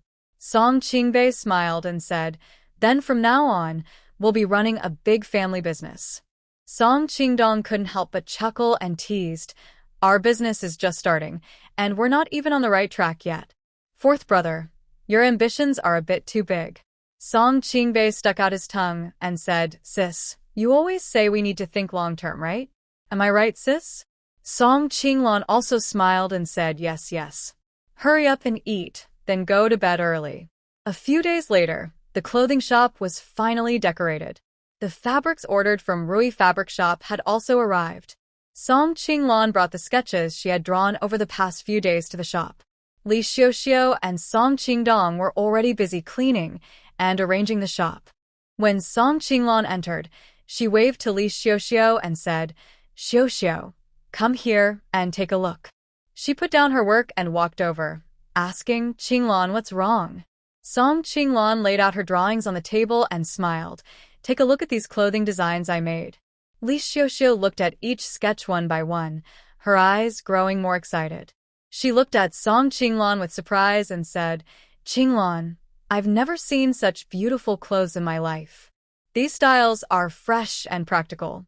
If they are made, they will definitely be popular. You're amazing, Qinglan. How did you come up with these ideas? Song Qinglan smiled and explained, Currently, there are nearly 100 clothing shops in the entire Imperial City, and Rui Fong holds most of the business. We've already established a stable customer base. So if we want to break through, we must use a clever strategy.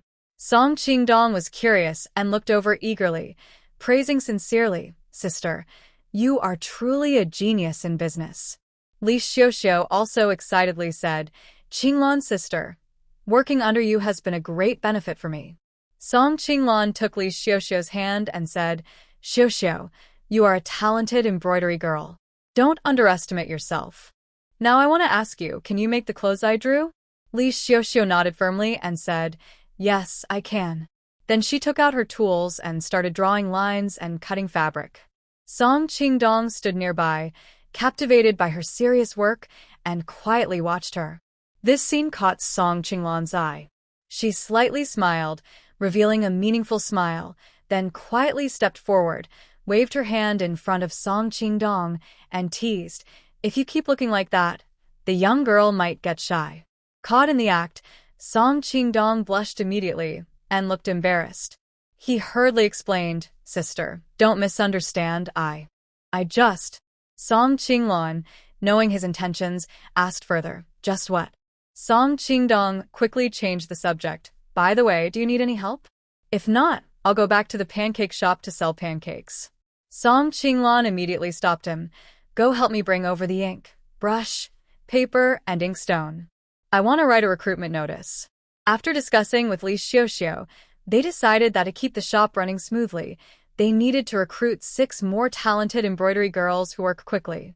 When the recruitment notice was posted at the clothing shop's door, it attracted many passers-by, who gathered around and discussed eagerly.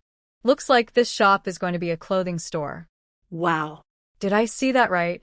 The embroidery girl they're hiring will earn 2 silver coins a month? Yes. You saw correctly. I saw it too. It's definitely 2 silver coins. That's too much. I work for a wealthy family and I work hard all month, earning only a few hundred coins. Ha ha ha. If you're so jealous, quit your job and come apply here. Hey, don't be impulsive. Remember, this shop usually closes within 3 months of opening. If you quit your job and end up without work, what will you do? Yeah. I will still earn my few hundred coins peacefully. But those 2 taels of silver are really tempting. Do you really think it's easy to earn 2 taels of silver? They want skilled embroidery women, not just anyone. Without proper skills, they won't hire you. Forget it. Without the right skills, I shouldn't take on such work. I think I'll leave now. Let's disperse. The crowd watching earlier dispersed, but immediately another group gathered to watch again. Song Qinglan carefully drew her design in the clothing shop, while Li Xiuxiu sat nearby making clothes. Li Xiuxiu listened to the noisy discussions outside and felt restless. She looked up at Song Qinglan, who seemed unaffected and kept working on her project. She admired her quietly. Finally, Li Xiuxiu couldn't hold back and asked, Sister Qinglan, you're so calm. Aren't you worried at all? We posted the notice for embroidery women a day ago, but no one has come to apply yet. Song Qinglan looked up from her drawing, glanced at her, and said, "No one treats money lightly.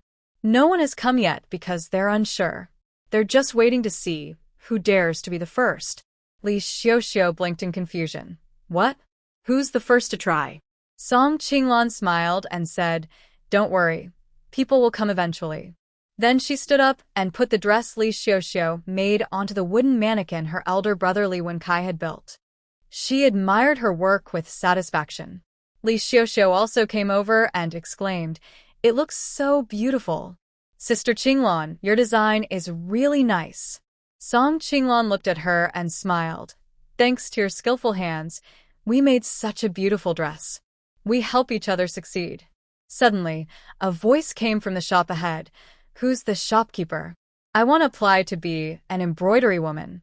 Soon after, more voices joined in. "I want to be an embroidery woman too." "Me too? Count me in." Song Qinglan glanced at Li Xiuxiu beside her, raised an eyebrow, and said, "What do you think? I told you so, right?" Li Xiuxiu nodded enthusiastically, looking at her with admiration. "Lan Lan, you're amazing. You guessed everything. By the way, should I go out and look for embroidery girls?" Song Qinglan shook her head and said, "You don't need to go. Just stay here and work peacefully. My two aunts are managing the front." Li Xiuxiu nodded and said, "Okay, got it." Then she returned to her work table to continue embroidering patterns. Wei Mingji and He Hailing were busy in front of the shop. He Hailing led the women applying to be embroidery girls into the shop, smiling and saying, "Everyone sit down. Don't be in a hurry." One woman shouted, "Hey, you really pay 2 taels of silver a month for embroidery work? Isn't that a scam?" Wei Mingji answered seriously, "Of course not. We've posted it clearly in black and white. We can't cheat anyone.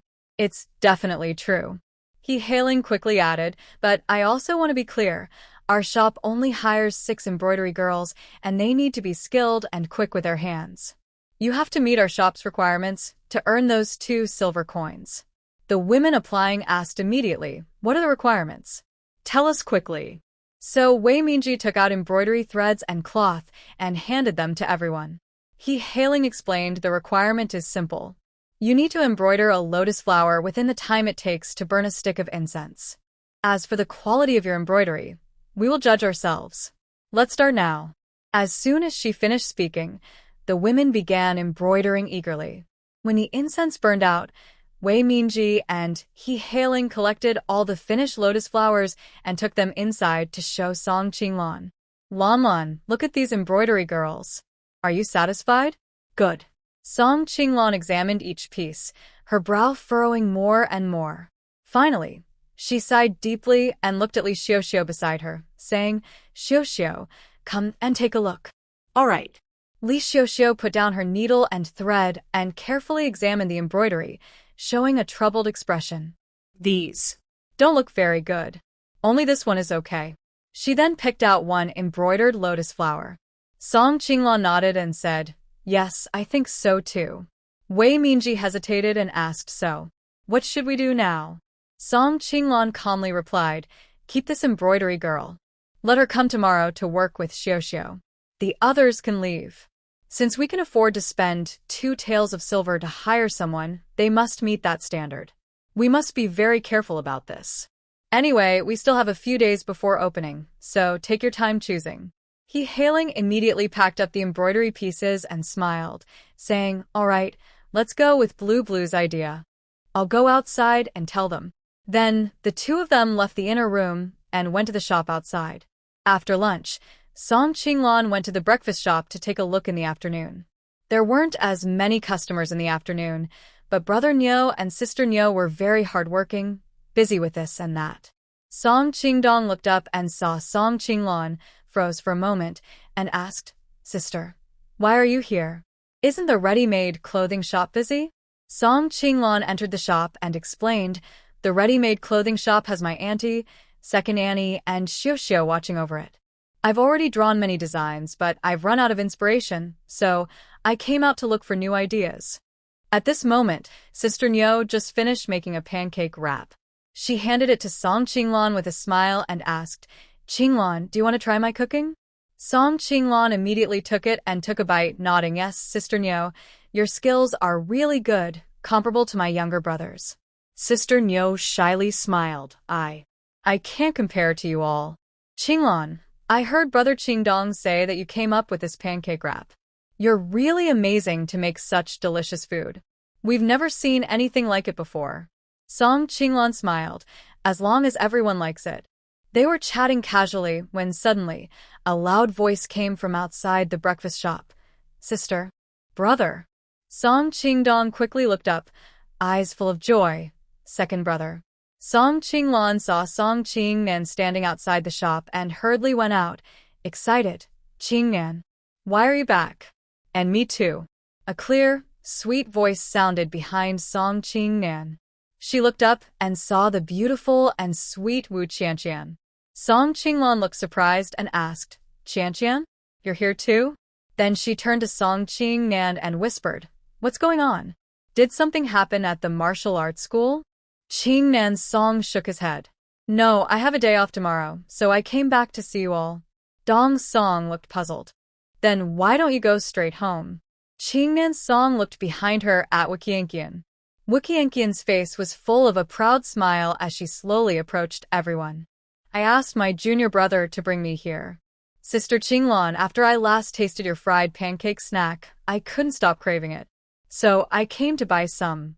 Qinglan Song looked at her innocent, cute smile and couldn't help but smile. All right, I'll make some for you right away to satisfy your craving. She turned and went into the shop, tying on an apron and starting to cook. In a short while, a fragrant, hot pancake snack was ready. Here, Qianqian, eat it while it's hot. Thank you, Sister Qinglan. Wuqianqian quickly took a bite, and her face showed pure satisfaction and joy. So delicious. It's even better when eaten hot. Qinglan Song asked with a smile, if you like it, I can make you another one? Wuqianqian held up. Make two. After finishing her first pancake, Wuqianqian took the two Qinglan Song had made and ran toward the city gate. I'm going to deliver these to Brother Daong. Qinglan Song watched her cheerful back and understood her young girl's thoughts at a glance. Before Wuqianqian reached Daongwu, she couldn't help but happily shout out, Brother Daong. He turned around and saw Wuqianqian running toward him excitedly. He frowned instinctively. Qianqian? Why are you here? Wuqianqian ignored his displeasure, raised the pancake in her hand, and smiled. I came to Sister Qinglan's shop to buy pancakes, and I brought some for you to try. At this moment, Wang Zhu, standing nearby, also came over with a mischievous smile, teasing, Hey, Qianqian, you're so inconsiderate. You only bought pancakes for Brother Daong and didn't buy one for me, Brother Wang Zhu. That's pretty obvious favoritism. Daongwu looked at the pancake in Wuqianqian's hand and said seriously, Qianqian, I'm on duty right now. I'm not hungry. You should keep the pancake for yourself. Wang Zhu chuckled. Qianqian, if Brother Daong doesn't want it, then give it to me. He reached out to grab it. Wu Qianqian's expression tightened as she quickly withdrew her hand and said to Wang Zhu, if you want to eat, just buy it yourself. It's not far, and these two pancakes are specially bought for Brother Daong. She then pushed the pancakes toward Wu Daong and said, Brother Daong, try it. These pancakes are really delicious. TH. Wang Zhu crossed his arms and winked. Qianqian, Brother Daong knows the taste of these pancakes much better than you. He goes to help out every day. And today, I haven't seen Miss Song. Wu Daong glared at him. Wang Zhu quickly changed his words. If you don't eat these pancakes today, Brother Daong won't feel well. Wu Qianqian frowned, already sensing Wu Daong's strange feelings towards Song Qinglan. She pouted and stubbornly pushed the two pancakes into Wu Daong's hands. Angrily, she said, anyway, these two pancakes are bought for you. If you like them, eat them. If not, just throw them away. I'm leaving. When Wu Qianqian returned to the Song family's breakfast shop, she saw Song Qinglan, Song Qingdong, and Song Qingnan about to leave. She hurriedly asked, where are you all going? Song Qinglan turned around and replied, Qingnan is finally back home. We're planning to go to the market to buy vegetables and cook a nice dinner tonight. Wu Qianqian raised her eyebrows, smiling innocently, and asked, Qinglan, I wonder if it's okay for me to visit your home? Actually, Wu Qianqian had her own secret reason. She wanted to get to know this woman better and understand why her brother Daong liked her. Song Qinglan was surprised for a moment, but then smiled and said, Of course, it's fine if you don't mind. Wu Qianqian affectionately linked her arm with Song Qinglan's and said, How could I mind? Qinglan, your pancakes are so delicious. Your cooking must be excellent too. After shopping, they returned home. As soon as Song Qingnan entered, he said, Sister, I want to see Chen Chun and Yaya. He hadn't seen these adorable little ones for over half a month and missed them very much. Song Qinglan nodded and said, Go ahead. They should be awake now. Wu Qianqian, hearing this, followed Song Qingnan into the house. Who are Chun Chun and Yaya? When she saw the two chubby, cute twin babies lying inside, Wu Qianqian was shocked and widened her eyes. Wow. These two babies are so beautiful, and they're twins. Whose children are they? Song Qingnan looked proud and confident. This is my sister's child. What? Wu Qianqian was even more shocked. Qinglan's sister already has a child? Despite her surprise, Wu Qianqian felt a little happy inside. Now, Qinglan wouldn't compete with her for brother Daong anymore. She had liked Qinglan before, but was worried she might steal Wu Daong away. Now, she felt relieved. Thinking this through, Wu Qianqian quickly stepped forward and smiled. These two kids are really handsome and adorable. Can I hold one? Old Madam Song looked at the lively girl and asked Song Qingnan, who is this girl? Song Qingnan hurriedly replied, Grandmother, this is my senior at the martial arts school. Her name is. Wu Qianqian quickly added, Grandmother, hello. My name is Wu Qianqian. Just call me Qianqian. Old Madam Song looked at the cheerful girl and smiled happily. Qianqian, your words are so sweet. Wu Qianqian joked, Today I came to your house to eat. How can I not be sweet-tongued? Ha ha ha. Old Madam Song laughed happily. You are quite the talker. Then Wu Qianqian and Song Qingnan played with Song Xingchen and Song Xingyue. Looking at these cute little ones, Wu Qianqian suddenly sighed. If only my parents could give me a little brother or sister. After a while, it was completely dark outside. In the kitchen, Song Qinglan cheerfully called out, Grandmother, Qingnan, Qianqian, come eat. Wu Qianqian was holding the adorable Song Xingyue and looked at Song Qingnan. She asked, What about Chun Chun and Yaya? Old Madam Song smiled. Take them to the kitchen and put them in the cradle. Okay. When Wu Qianqian arrived in the kitchen, she saw a big table filled with delicious food. She couldn't help but stare, drooling with hunger. In the middle was a large pot of pork belly and cabbage stew with vermicelli, surrounded by corn pancakes, looking very tasty. There was also sweet and sour pork, braised pork knuckles, chicken with mushrooms, spicy and sour potato strips, cucumber salad, and the main dish, 3 flavor dumplings. Wu Qianqian looked at Song Qinglan with surprise. Qinglan, sister, you are amazing. Such a rich feast, it's like a full banquet. Qianqian, you're exaggerating a bit. Song Qinglan happily waved to her. Come over and sit down. The family gathered around the round table, full and lively. Song Qingbei looked at the many dishes and swallowed hard. Tonight's feast is thanks to second brother. We haven't had such a big meal in a long time. Second brother, look how much my sister favors you. Every time you come back, she prepares a big table of delicious food. So, second brother, for the sake of our meals, try to come back more often. Sitting nearby, Song Qingdong gently tapped his head with his chopsticks and smiled. Are you silly?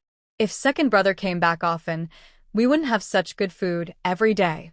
Song Qingbei stuck out his tongue. I was just saying. Big brother, you took me seriously. Song Qingshi rolled her eyes at Song Qingbei. You're getting more clever. I can't tell what you're serious about and what you're joking. Song Qinglan quickly interrupted. All right, enough about what's real or fake. Let's eat. Song Qingbei pouted and looked at his two brothers, joking. Yeah, you two keep talking about me. Look at second brother, he's almost finished all the dishes. Song Qingnan smiled. You're ungrateful. Don't you see I'm just serving food to grandma? While speaking, Song Qingnan scooped some braised pork knuckles and placed them in Grandma Song's bowl. Wu Qianqian watched the warm, happy scene and couldn't help but feel a bit envious. Sitting next to her, Song Qinglan noticed her expression and gently touched her arm. Softly she asked, Qianqian, what's wrong? Why aren't you eating? Is the food not to your taste? Wu Qianqian shook her head and whispered, No, Qinglan. Your cooking is so much better than our cooks. I just feel so envious of your big family, the lively atmosphere. Unlike me, I eat only with my father every day, just the two of us, staring at each other. It's so boring. Song Qingnan paused slightly with his chopsticks and secretly looked at Wu Qianqian. Song Qinglan grew up in an orphanage. She understood Wu Qianqian's longing for family and warmth. Though she usually appears carefree and cheerful, she is actually very sensitive and thoughtful. Gently holding her hand, Song Qinglan smiled. Qianqian, you're our Qingnan's senior sister, and senior sisters are also sisters. So, by that logic, you're part of our family too. If you don't mind, you can come to our house often to eat. It's just a matter of sharing more chopsticks. Wu Qianqian's eyes lit up immediately. Really? Is that really possible? Old Lady Song liked Wu Qianqian at first sight. She also took Wu Qianqian's hand and smiled warmly. Yes, if you like, come over. It's lively with many people. Our door is always open for you. Huffed. Song Qingbei couldn't hold back and burst out laughing. He teased, so, does that mean I have another older sister now? Then, Song Qingbei looked seriously at Wu Qianqian and asked, should I call you second sister? Song Qingnan rolled her eyes at him. You're so full of yourself. Just eat your meal. Such delicious food can't keep your mouth shut. Then, she looked at Wu Qianqian and said, Senior sister, my brother is very talkative. Please don't mind. Wu Qianqian smiled casually. I don't mind. I've always hoped to have a younger brother. Now it's perfect. Haha. The family chatted and laughed happily until they finished their meal. Song Qingxi and Song Qingbei were responsible for washing the dishes. Song Xingchen and Song Xingyue had already gone to sleep. Song Qinglan lit a candle on the table, took out some needle and thread, and made a new pair of shoes for Song Qingnan. They practiced martial arts, so their shoes wore out very quickly. Wu Qianqian sat quietly beside her and suddenly asked, Sister Qinglan, do you like my big brother Yong? Song Qinglan was surprised. She paused her work, turned to look at Wu Qianqian, and under the candlelight, her bright black eyes sparkled. She smiled. Qianqian, do you like your big brother Yong? Wu Qianqian, a straightforward and honest girl, said everything openly. Song Qinglan liked her from the bottom of her heart. Wu Qianqian didn't hide her feelings either. She nodded confidently and admitted, Yes, I like big brother Yong. Song Qinglan gently pinched her nose. You little girl, you're so straightforward. Oh, Sister Qinglan, you haven't answered me yet. Do you like my big brother Yong or not? Song Qinglan focused again on sewing the shoe sole and replied, Of course I don't like him. Besides, whether I like him or not has nothing to do with it. Wu Qianqian looked serious. Of course it matters because my big brother Yong likes you. Song Qinglan was surprised again, but then smiled softly. Now, our master personally teaches in the backyard. At this time, training is almost finished. Well, I will take Miss Song to see the backyard. Song Qinglan quickly thanked him, saying, Thank you, senior brother. Shen Xinghe led Song Qinglan, taking twists and turns, until they reached the backyard. The environment was peaceful and pleasant, a good place for cultivation and martial arts practice. As they approached the gate, they heard sounds of swords clashing and fighting inside. At that moment, a young disciple hurried over, bowed to Shen Xinghe, and said anxiously, Senior brother, something's wrong. Everything open. Seeing her happy expression, Song Qinglan smiled and said, Don't worry, you'll get your wish very soon. Wu Qianqian blinked in surprise and asked, Sister Qinglan, what do you mean by that? Song Qinglan smiled and replied, I'm planning to open a ready-made clothing shop on Yongding Street. Soon, these designs will become real clothes. Yongding Street? I heard others say that a new clothing shop is opening there soon, and the embroiderers are paid 2 taels of silver a month. So, Sister Qinglan, you're the shop owner? I must go support you. Song Qinglan gently held her hand and whispered, Qian, don't tell anyone. The official shopkeepers are my 2 aunts. I just want to focus on drawing patterns and designing more beautiful clothes. Wu Qian raised her eyebrows and immediately understood. Oh. So, Sister Qinglan, you want to be the behind-the-scenes boss? You're quite clever, little girl. Wu Qian couldn't wait and asked then. Sister Qinglan, when will your clothing shop open? Very soon, in just a few days. Wu Qian pouted. I really want to wear those beautiful clothes now. Do you think Brother Daong will be enchanted when he sees me? Song Qinglan couldn't help but laugh, rolled her eyes, and said, that's all you've got. As they chatted and joked, suddenly, Song Qingnan's awkward and discordant voice interrupted. Senior sister, it's getting late. I need to send you home quickly. Wu Qian looked outside the window and muttered softly, Already so dark? How did it get so late? Song Qinglan pulled her up and took her to the door. Go back first. Come visit again when you have time. At this moment, Song Qingnan had already brought out the donkey cart. Wu Qian got on the cart and waved goodbye to Song Qinglan. Sister Qinglan, you should go inside now. It's cold outside. Okay, Song Qinglan replied, reminding her, be careful on the way. On the way back to the martial arts hall, Wu Qian hummed a little tune happily, feeling so joyful that she seemed to forget the cold winter night. Song Qingnan silently drove the donkey, quietly asking, Senior sister, are you so happy? Yes, of course I am happy. Wu Qian was so excited when she thought about how Song Qinglan didn't like Wu Daong, and she had a better chance to be with Wu Daong. She was so happy she almost wanted to fly. Song Qingnan whispered again, What's so happy about? Wu Qian smiled, placing her hand on his shoulder. Song Qingnan immediately stiffened straight. Ah! Wu Qian couldn't help but laugh. You're so nervous. Little junior brother, you're still young and don't understand what it's like to like someone. But don't worry, when you grow up, you'll understand. Song Qingnan's mouth twitched. I'm about the same age as you. And I'm a month older than you. Wu Qian playfully tapped his forehead. No matter how old I am still your senior sister. Hurry up. Get the donkey moving. Okay. Song Qingnan responded softly and made the donkey walk faster. The next day, before dawn, Song Qinglan got up early. She thought she was waking up early, but she didn't expect someone to get up even earlier than her. When she opened the door, she saw Song Qingnan wearing thin clothes, practicing in the yard. Surprised, Song Qinglan asked, Qingnan, why did you get up so early?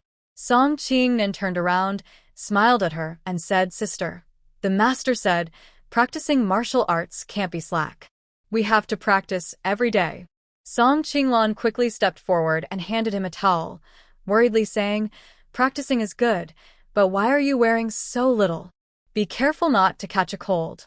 Song Qingnan took the towel, wiped the sweat from his face, and said, Sister, don't worry. My body isn't that delicate. All our senior brothers and sisters at the martial arts hall practice like this. Song Qinglan patted his head and asked, What do you want for breakfast this morning? Song Qingnan thought for a moment and said, I want to eat the egg noodles you make. Okay, I'll go to the kitchen and make it for you. At this moment, Song Qingbei's dissatisfied voice came from behind. Sister, you're too biased. When second brother came back, he got to eat egg noodles, but we only eat pancakes and roasted sweet potatoes every day. Song Qingshi teased him. Didn't you say pancakes and roasted sweet potatoes are the best? Why are you complaining now? Song Qingbei pouted and said, They're tasty, but eating them every day gets boring, right? If you eat too much, you'll get tired of it. Song Qinglan couldn't help but speak up, saying, All right. Everyone stop arguing. This morning, we all had egg noodles and everyone got some. Isn't that enough? Song Qingbei happily replied, "Oh, okay. That's great." Song Qinglan smiled as she looked at his playful expression and said, "Enough joking now. Come into the kitchen and help out." Song Qingdong was responsible for lighting the fire. Song Qinglan was kneading the dough and making noodles. Song Qingbei cooked the noodles. Song Qingshi made a pot of minced meat soup as the broth, and Song Qingnan was frying eggs in another pan, one for each of them. Together, the 5 siblings worked hard and soon prepared a delicious meal of egg noodles. Grandmother Song smelled the aroma and got up. When she entered the kitchen and saw the busy siblings, she asked, "What big meal are you making?"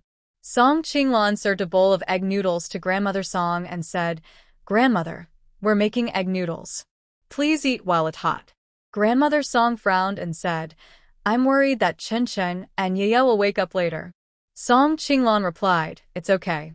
They won't wake up so soon. You should eat first."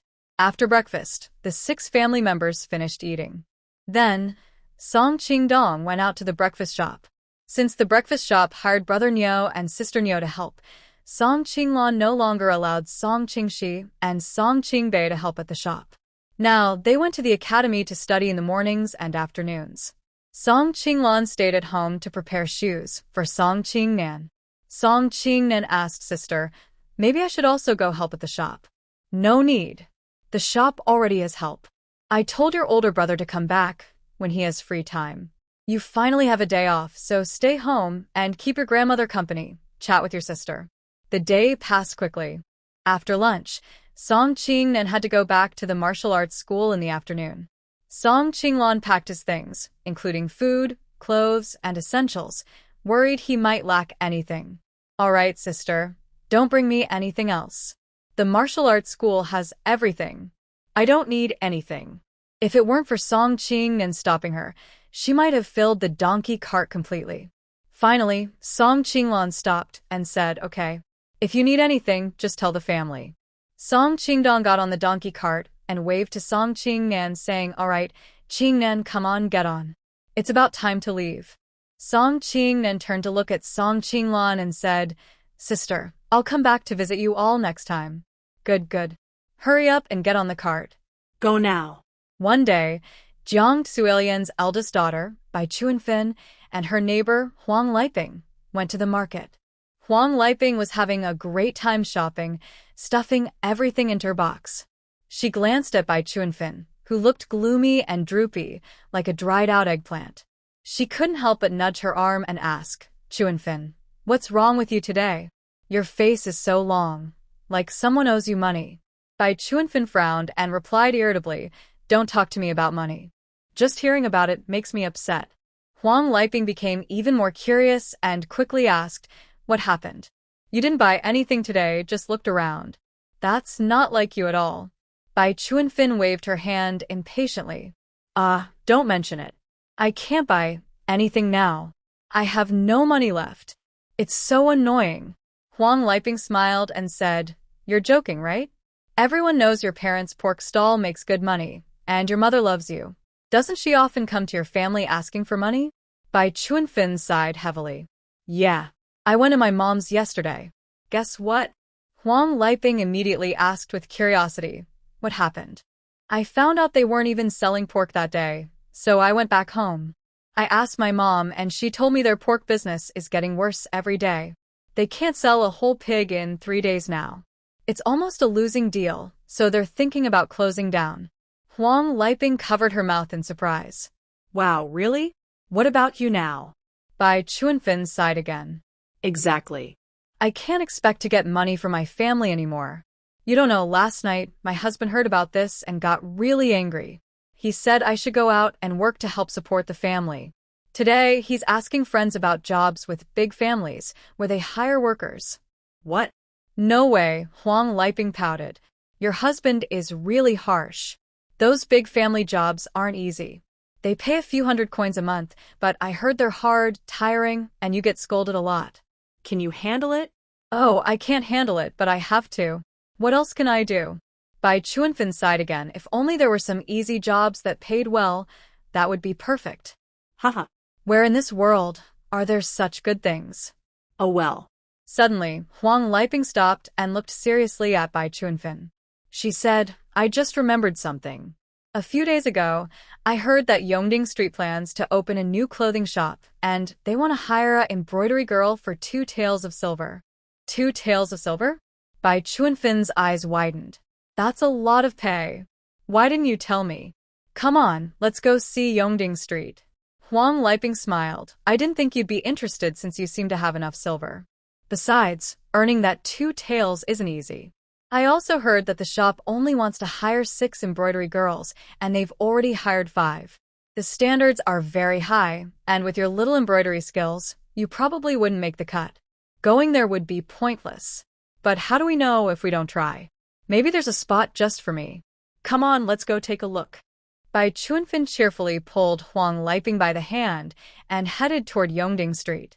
They arrived at Yongding Street. In front of the unopened shop, many people were waiting in line. Bai Chuanfin couldn't help but sigh. Wow, so many people. Huang Liping squinted and said, yeah, everyone wants to grab a good job. Suddenly, the door opened and a group of people came out. They were all applicants for the embroidery girl position. Others still queued up, asking eagerly, how is it? Did anyone get hired? Those who came out shook their heads and replied, no. No one was chosen. Huang Liping immediately became nervous, tugging at Bai Chuanfin's hand and whispering, it seems not so easy. Chuanfin, are you really going to try? Bai Chuanfin was still full of confident excitement. She stared and said, of course I will try. We agreed to go together, and now you can't back out. Otherwise, neither of us will have anything to do. Okay, I got it. You're so eager. Bai Chuanfin and Huang Liping waited a little longer. When it was their turn in the second group, they went inside. As soon as Bai Chuanfin entered, she saw that the shop was beautifully decorated and couldn't help but exclaim, wow, this place is really nice. At this moment, He Hailing spoke, please take a seat, everyone. I will say a few words now. Bai Chuanfin looked up in surprise. When she saw that the shopkeepers in front of her were Wei Mingji and He Hailing, she immediately smiled and grabbed Huang Liping's hand softly. She whispered, Liping, I came at the right time. I've met someone I know. These 2 shopkeepers are my relatives. This is great news, haha. Huang Liping frowned in disbelief and whispered back, really? Are you sure you're not mistaken? Bai Chuanfin confidently replied, no way. How could she mistake her sister-in-law's family? When Song Qinglan married into their Bai family, she carefully remembered all their unlucky, poor relatives from the Song side, worried they might get involved or cling to her. Who would have thought that fortunes would turn around? The once poor relatives suddenly became wealthy, while their own family gradually declined. When Wei Mingji handed over embroidery thread and fabric to Bai Chuanfin, she quickly took the opportunity to get closer, smiling softly, hey, auntie, do you remember me? Wei Mingji looked at her excited face and frowned in confusion, trying hard to recall who she was, but she couldn't remember. Bai Chuanfin quickly added, it's me. Bai Chuanfin, the eldest daughter of the Bai family. Hearing the Bai family, Wei Mingji's expression immediately changed. The Bai family in Yonghe Lane was the only one she disliked. Wei Mingji looked at Bai Chuanfin without saying a word and simply walked away. Seeing Wei Mingji's darkened face and unhappy expression, He Hailing quietly asked, sister-in-law, what's wrong? Are you too tired? Wei Mingji pouted and signaled He Hailing to look toward Bai Chuanfin. Look at that person. He Hailing followed her gaze. Who is she? She looks a bit familiar. Wei Mingji immediately pulled her aside and whispered, she's the eldest daughter of the Bai family. The Bai family? He Hailing was shocked and stared wide-eyed. Is she the Bai family from Lanlan's former in-laws? Wei Mingji pouted again. Yes, that Bai family. Who else would dislike us so much? Always bullying Lanlan. He Hailing also looked displeased and said coldly, why is she here? What does she want? That family had both good and bad people, but poor Bai Yihan had passed away early. Wei Mingji sneered. What else can we do? Just that she's after the small pay of 2 taels of silver. The White family, all of them, are greedy for money. I'm worried that Lanlan will get annoyed when she sees her. He hailing nodded. Exactly. Let's find an excuse later and send her away quickly. A stick of incense later. Wei Minji and he hailing packed up all the embroidery pieces. They even took a special look at Bai Chuanfin's lotus flower embroidery, then exchanged smiles. Wei Minji whispered, "What is this embroidery supposed to be?"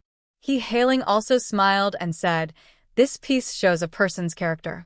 You can tell she's not a good person." Inside, Song Qinglan saw her two aunts holding the embroidered pieces, chatting and laughing as they came in. She couldn't help but tease. "What's the good news? You two are laughing so much." Wei Minji and he hailing looked at each other, then stepped forward and said, "It's not good news, but a troublesome matter." They then handed the embroidery pieces to Song Qinglan and Li Xiuxiu to look at. Curious, Song Qinglan asked, "What's the troublesome matter?" He hailing took one embroidery piece, pointed at it, and asked Song Qinglan, "Lan, guess who embroidered this?" Song Qinglan frowned. "How can I guess? Just tell me, who is it?" "You two look so angry." Wei Minji sat down on a nearby chair, annoyed, and said, "It's that eldest daughter of the Bai family, Bai Chuanfin." Song Qinglan was stunned, then realized who they meant. She frowned and, with a look of disgust, threw the embroidery into the nearby fire basin, coldly saying, "Why did she come here?" Wei Minji smiled. "People die for money, birds die for food. She's probably after the silver." Song Qinglan quietly said, "So annoying," and stopped talking. She never wanted to have anything to do with the Bai family, but those Bai family members kept coming close, which she found very irritating. After a while, Song Qinglan and Li Xiuxiu both chose one embroidery piece from the embroiderers. This meant the task for the 6 embroiderers was complete. Wei Minji and he hailing took the results outside to announce. When Bai Chuanfin heard that the chosen embroiderer wasn't her, she was stunned. Huang Liping also looked confused and pulled Bai Chuanfin, asking, "Chuanfin, what's going on? Didn't you say there was a chance?" Bai Chuanfin immediately changed her expression, coldly saying, "No way. I will go talk to them and reason with them." After saying that, she walked straight toward Wei Minji and he hailing. Huang Liping reached out her hand, initially wanting to stop her, but when she thought there might be good entertainment, she immediately withdrew her hand and followed behind. Bai Chuanfin approached the two women and directly asked, "What is going on?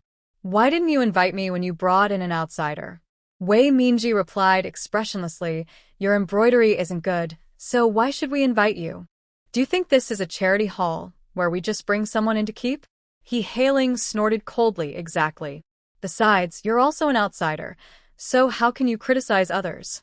Bai Chuanfin shouted loudly, "What are you two pretending to be? Didn't I tell you? I am the eldest daughter of the Bai family.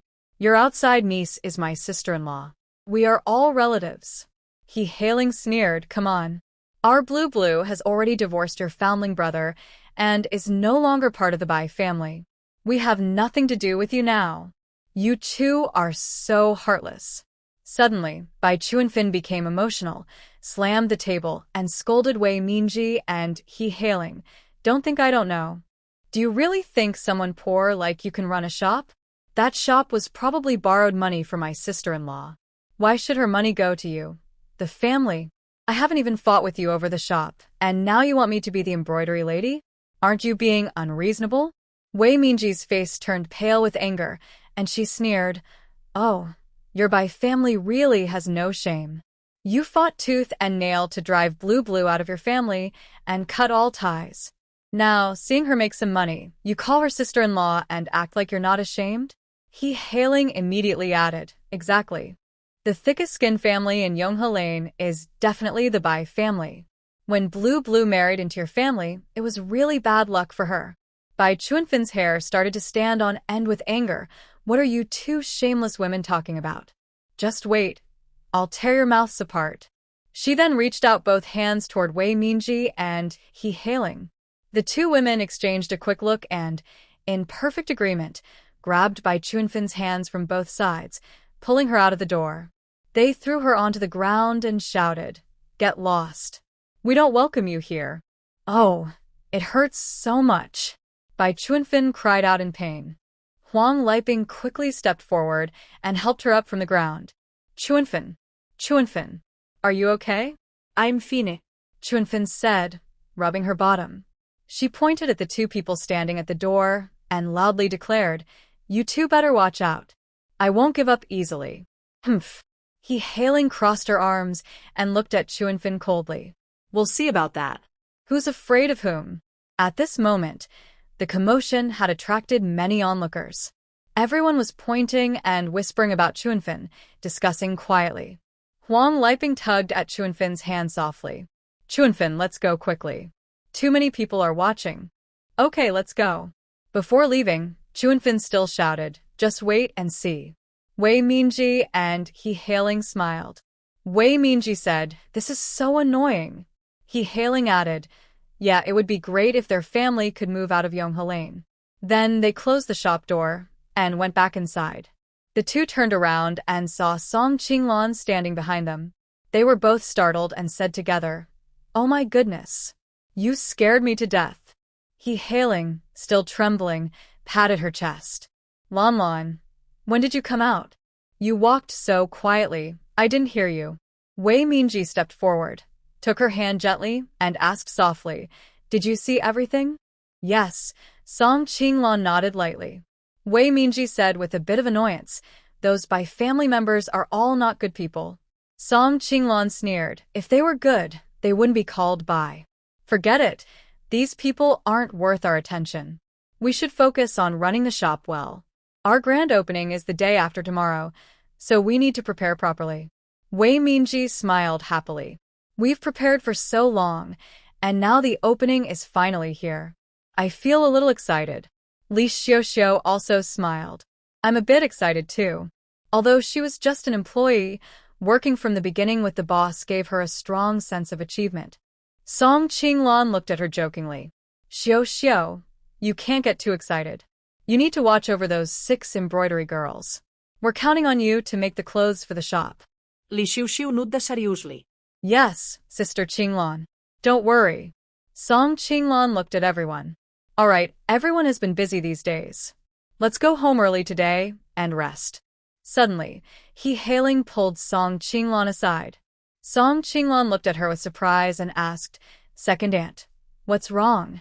You seem so secretive. He hailing replied seriously, Lan Lan, I think Bai Chuanfan isn't a good person. She might cause trouble in the next few days. It's better for us to be cautious, just in case. Song Qinglan nodded and said, I understand. She didn't pay much attention to the Bai family members. Before going home, Song Qinglan went to the market to buy vegetables. When she finished shopping and was about to head back, she unexpectedly met someone she knew. Wu Deong saw Song Qinglan immediately and excitedly called out, Miss Song. His shout drew the attention of many people. Wu Deong then realized he had lost his composure and blushed. Song Qinglan didn't mind and walked over, asking, Brother Wu, what a coincidence. Are you here to buy vegetables too? Wu Deong shook his head. I'm alone and don't cook often. I just finished my shift and was planning to rest at home.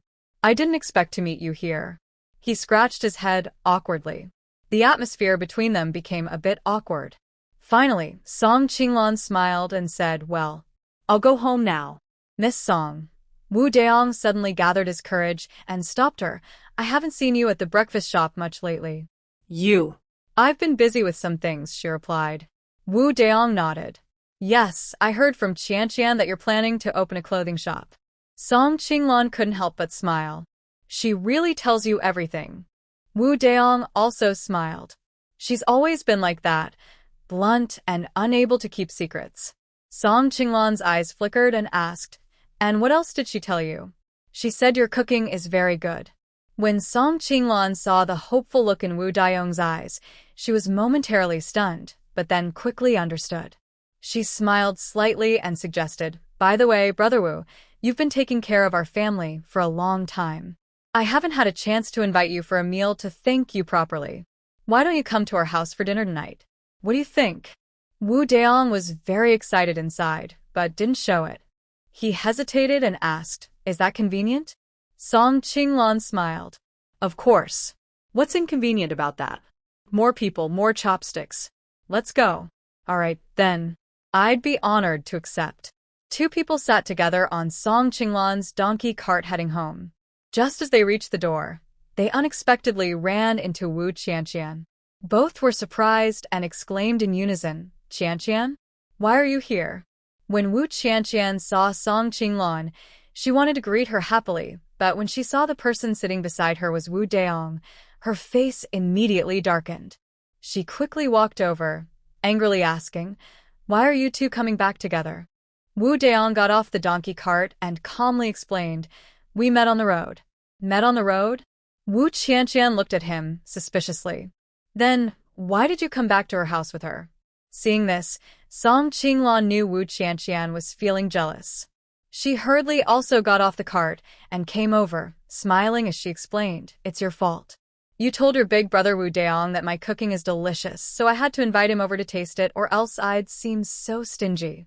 Wu Qianqian finally relaxed a little. "Oh, I see. I thought." Song Qinglan raised an eyebrow and teased, "What did you think?" Wu Qianqian's face turned red. She playfully hit Song Qinglan and said, "Oh, Qinglan, you're so annoying. Why do you tease me?" Song Qinglan smiled and said, "I wouldn't dare tease Miss Wu. I just, well, smelled a lot of jealousy." Wu Daong watched these two women, looking confused. "Jealous? What jealousy? Like the vinegar you put in dumplings?" Ha ha ha. Song Qinglan and Wu Qianqian exchanged smiles, both amused by Wu Daong's words. Wu Qianqian glanced at Wu Daong and pouted, "Big brother Wu, you're such a silly goose." Song Qinglan quickly took her hand and said, "All right, stop standing outside. Come inside quickly." Old Madame Song saw Wu Daong arrive and was overjoyed, immediately greeting him warmly. "Oh, Lord Wu is here. please sit. Please sit. Our house is small, so we might not entertain you well. Please don't mind." Wu Daong smiled foolishly. "I came to bother you all." I'm really sorry." Old Madame Song said, "You've taken care of Lon Lon for so long. It's only right to invite you for a meal. Don't mind us." Wu Daong looked up at Song Qinglan, who was cooking at the stove. He had never realized before how beautiful a woman cooking could be. Wu Qianqian sat nearby, deliberately pretending to be angry and pouting. She said to Grandma Song, "Grandma, why do you only talk to Brother Daong and ignore me?" Grandma Song looked at her spoiled expression and smiled immediately. "Oh, Qianqian, Grandma loves chatting with you the most. Seeing you come makes me very happy. Grandma, then you chat with Brother Daong first. I'll go help Sister Qinglan." With that, Wu Qianqian stood up and headed toward Qinglan. Qinglan Song looked up and smiled. "Why did you come over? Why not take this chance to spend more time with Brother Daong?" Wu Qianqian took out a scallion, pinched it quietly, and whispered, "Hey, Sister Qinglan, I found out Grandma really likes Brother Daong. Maybe she's trying to matchmake you too?" Qinglan smiled. "She does want to." Wu Qianqian immediately got excited. "What? Did I guess right?" Qinglan quickly put down her shovel and held her back. Don't get so excited. I mean, Grandma does want me to remarry, but it's not aimed at Brother Daong. Don't worry, I already told her that I won't marry him." Wu Qianqian finally smiled. "That's better. Sister Qinglan, you're really kind." At this moment, Song Qingxi and Song Qingbei came in carrying children. Qinglan looked at them and asked, "Are Chen Chen and Yi awake?" Qingxi replied, "Yes, they're probably hungry." Qinglan opened a pot lid. "Perfect, the goat milk is heated. Let's feed them." "I'll do it," Wu Qianqian volunteered, picking up the warm goat milk and heading toward the two little ones. Watching these adorable, soft children, her heart almost melted. While feeding the children, she said to Brother Daong, "Brother Daong, don't you think Chen Chen and Yi look so cute and well-behaved?" Brother Daong replied quietly. Seeing how much the children resembled Qinglan more and more, he suddenly liked them a lot. But their presence also reminded him that she was a woman who had been married and had children before, which made him feel conflicted. Fortunately, the food was ready, and Qinglan helped everyone to the table. Brother Daong saw a plate full of dumplings and smiled. We're really having dumplings. Song Qinglan and Wu Qianqian exchanged a quick glance. They both chuckled softly, but said nothing more. After eating for a while, Wu Qianqian suddenly remembered something. She looked at Song Qinglan and asked, "By the way, Sister Qinglan, when will your ready-to-wear shop open? Have you set the date?" Song Qinglan nodded. "Yes, it's decided. The opening is the day after tomorrow. You must come and support us then." Wu Qianqian cheerfully replied, "Of course. I've been waiting for this day for a long time." Then she glanced at Wu Deong beside her and said, "Brother Deong, are you on duty the day after tomorrow? Why don't you come with me to support Sister Qinglan?" Wu Deong felt a bit embarrassed. "That's a place that sells women's clothes. It wouldn't be right for a man like me to go." Song Qinglan looked at Wu Deong and suddenly remembered what her second aunt had told her about being cautious of Bai Chuanfin. If there were city guards around, she wouldn't dare to cause trouble. She smiled and said, "Brother Deong, our shop doesn't only sell women's clothes. We also sell men's clothes. Just come and take a look to support us." Hearing this, Wu Deong felt happy inside and quickly agreed, All right. I'll go take a look. I don't have duty that day anyway." Wu Qianqian immediately looked unhappy. She pouted and whispered, "Brother Deong, you're so biased. I ask you to come and you refuse. But when Sister Qinglan asks, you go right away." Wu Deong felt a bit awkward. Old Lady Song, having experienced a lot, immediately saw through the subtle signals between the three. She quickly spoke to ease the mood, placing a dumpling into Wu Qianqian's bowl. "Qianqian, try this. Sister Qinglan's pork dumplings are really delicious." Finally, the meal was finished. Fortunately, Wu Qianqian was straightforward and got angry quickly but also calmed down just as fast. After she finished eating happily, she completely forgot about her jealousy. Song Qinglan looked outside at the dark night and suggested, "It's so dark outside. Brother Wu, it looks like I'll trouble you to send Qianqian home." Wu Deong replied, "All right, then we'll head back now." Song Qinglan watched their figures disappear into the night before turning back home. As she turned around, she saw her grandmother standing behind her.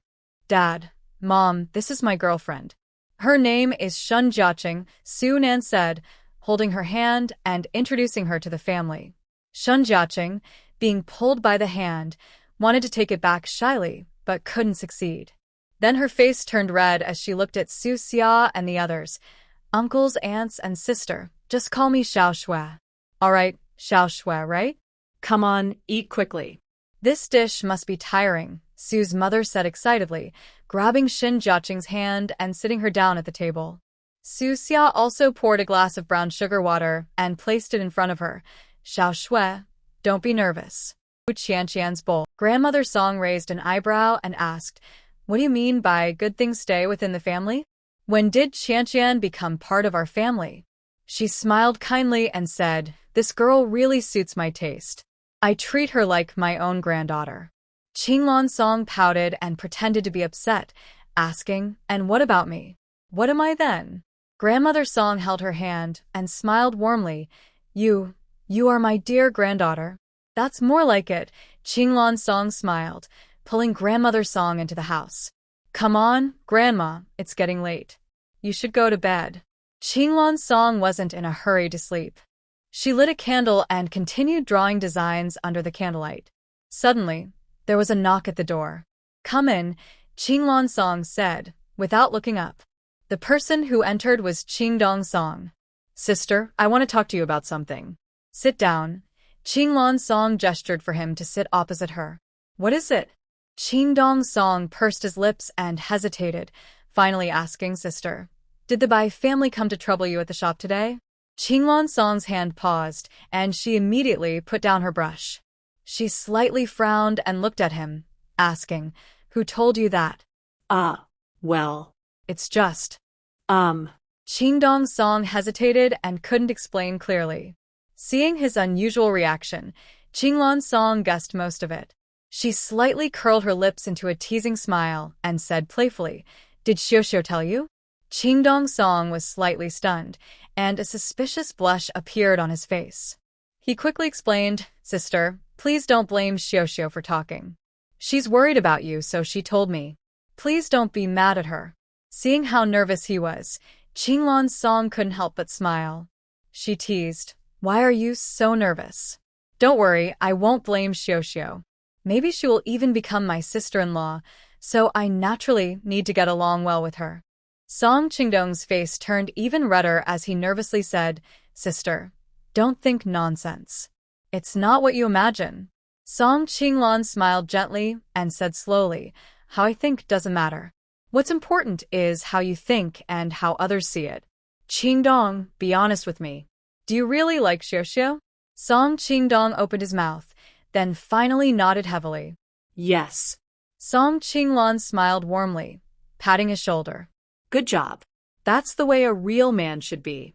This younger brother of hers was 14 years old, the age when in ancient times one would start thinking about marriage. Song Qingdong looked serious and said, "But I don't want her to suffer with me. So I want to build up my business first, then talk to her about it." Song Qinglan nodded. "Xiaoxiao is indeed a good girl. I believe she will understand your sense of responsibility." Sister, let's not talk about me now. What are you planning to do about the Bai family? They won't give up easily. Song Qinglan patted his shoulder softly. "You don't need to worry. I have my own plans. It's late now, you should go back and rest.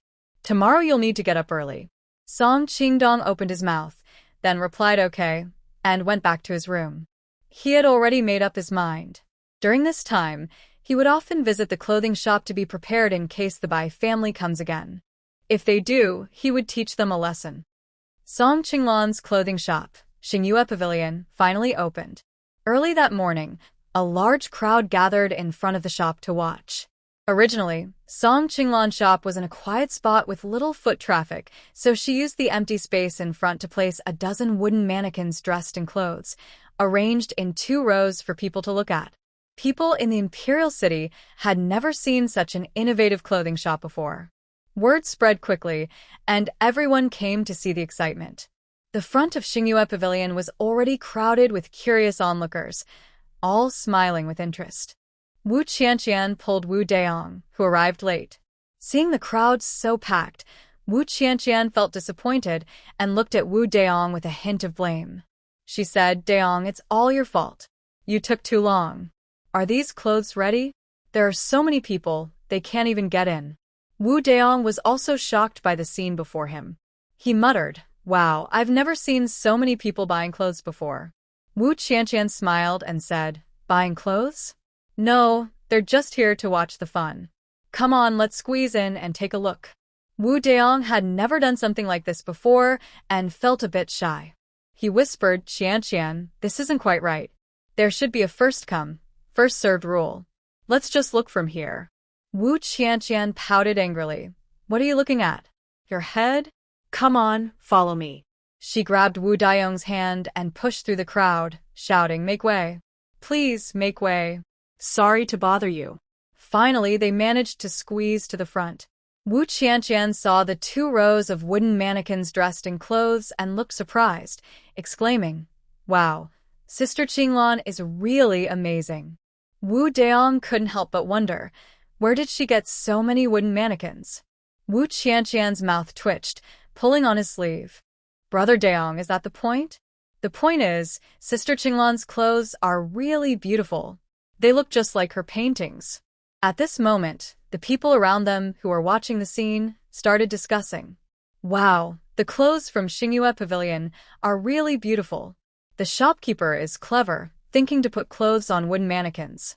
Exactly, the clothes on the mannequins look just like real people. You can tell what they'd look like on yourself. That's a clever idea.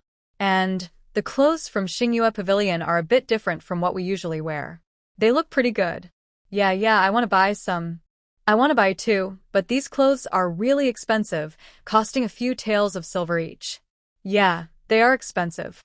The clothes from Mingxiufang usually cost a few hundred coins each, but they look nice too. Suddenly, Wei Mingji and He Hailing appeared, wearing their handmade clothes. He Hailing was holding a small drum and was beating it while saying, "Our shop is opening today. Everyone, please come support us." Wei Mingji stepped forward. "Our Xingyue Pavilion just opened. Please take care of us in the future. For the first 3 days, all clothes are 20% off. If you like anything, come try it in the shop. Hearing this, a few people couldn't help but feel tempted. Oh, it's 20% off. It seems quite affordable. Yes, maybe we should go in and try it on. Exactly, we're just trying it out, not necessarily buying. Let's try it on and see how it feels. Just as a few women were about to enter the shop, a sharp, discordant voice rang out from the crowd. Everyone, don't be fooled by them. This is a fake shop. Immediately, there was a murmur of surprise. Everyone pointed at Wei Minji and He Hailing. He Hailing's face darkened. She looked in the direction of the voice and shouted, "Who is talking nonsense over there? If you dare to say it, be brave enough to admit it. Come out if you have the guts. Let's clear this up." Yeah. Who's afraid of whom? Then, a slightly overweight woman with a sharp, mean face pushed her way out of the crowd. He Hailing smiled coldly and said, "Oh, I see who you are. It's you again, Bai Chuanfin." Bai Chuanfin smirked proudly and said, "What's the matter? Are you scared of me?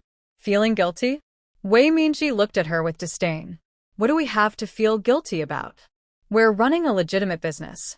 But you, spreading rumors and slander here, do you believe I won't report you to the authorities?" Bah. Bai Chuanfin spat on the ground.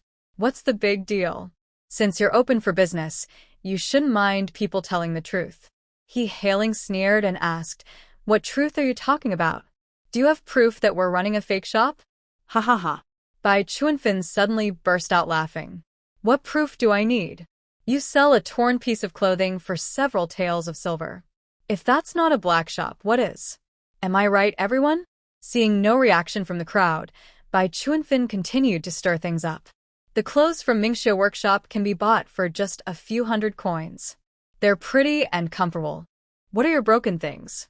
So strange-looking, how can anyone wear them?" She then reached out and, with a look of disgust, tugged at the women's clothes. He Hailing, furious, slapped her hand away. "Take your dirty hands off. Don't stain our clothes." "Oh, how dare you hit me?" Bai Chuanfin was also angry. She pushed He Hailing away forcefully.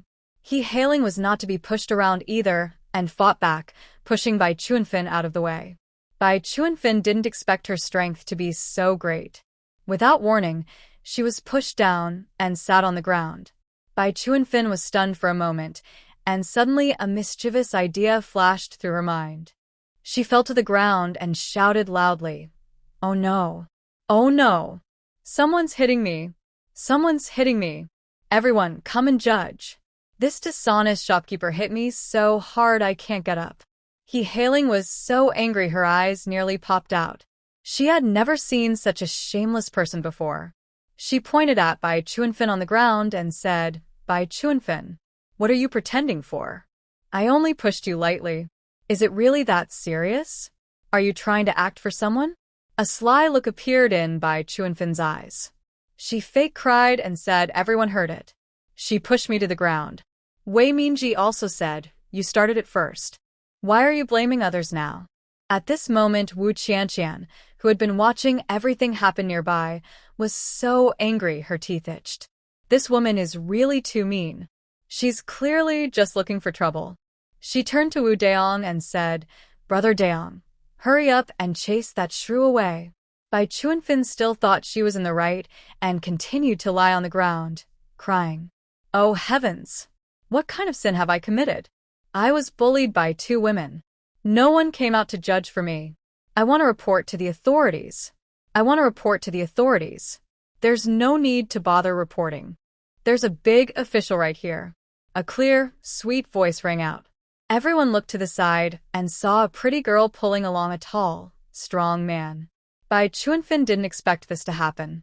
She frowned slightly and looked at Wu Qianqian. "Who is this little girl?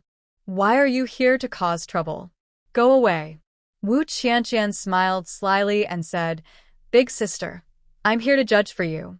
This is Wu Daong, the captain of the City Gate Patrol. Everyone should know him, right?" At this moment, the crowd around them made some noise. "Yes, that's right. This is Wu Daong. That girl looks familiar. Whose daughter is she? Oh my, you don't recognize her? She's the daughter of Wu Daong, the head of the martial arts school, Wu Qianqian. No wonder. With such presence, she's definitely from a noble family. Their conversations reached Bai Chuanfin's ears. She frowned in frustration. Oh no, this is really bad luck. Why am I so unlucky to have met these two people? Wu Qianqian stepped forward quickly, looking down at Bai Chuanfin on the ground, with a blank expression. She said, "Now that the officials are here, just tell them how you feel." Bai Chuanfin clenched her teeth and said, "I." Before she could finish, Wu Qianqian interrupted her. "Let me tell what I saw.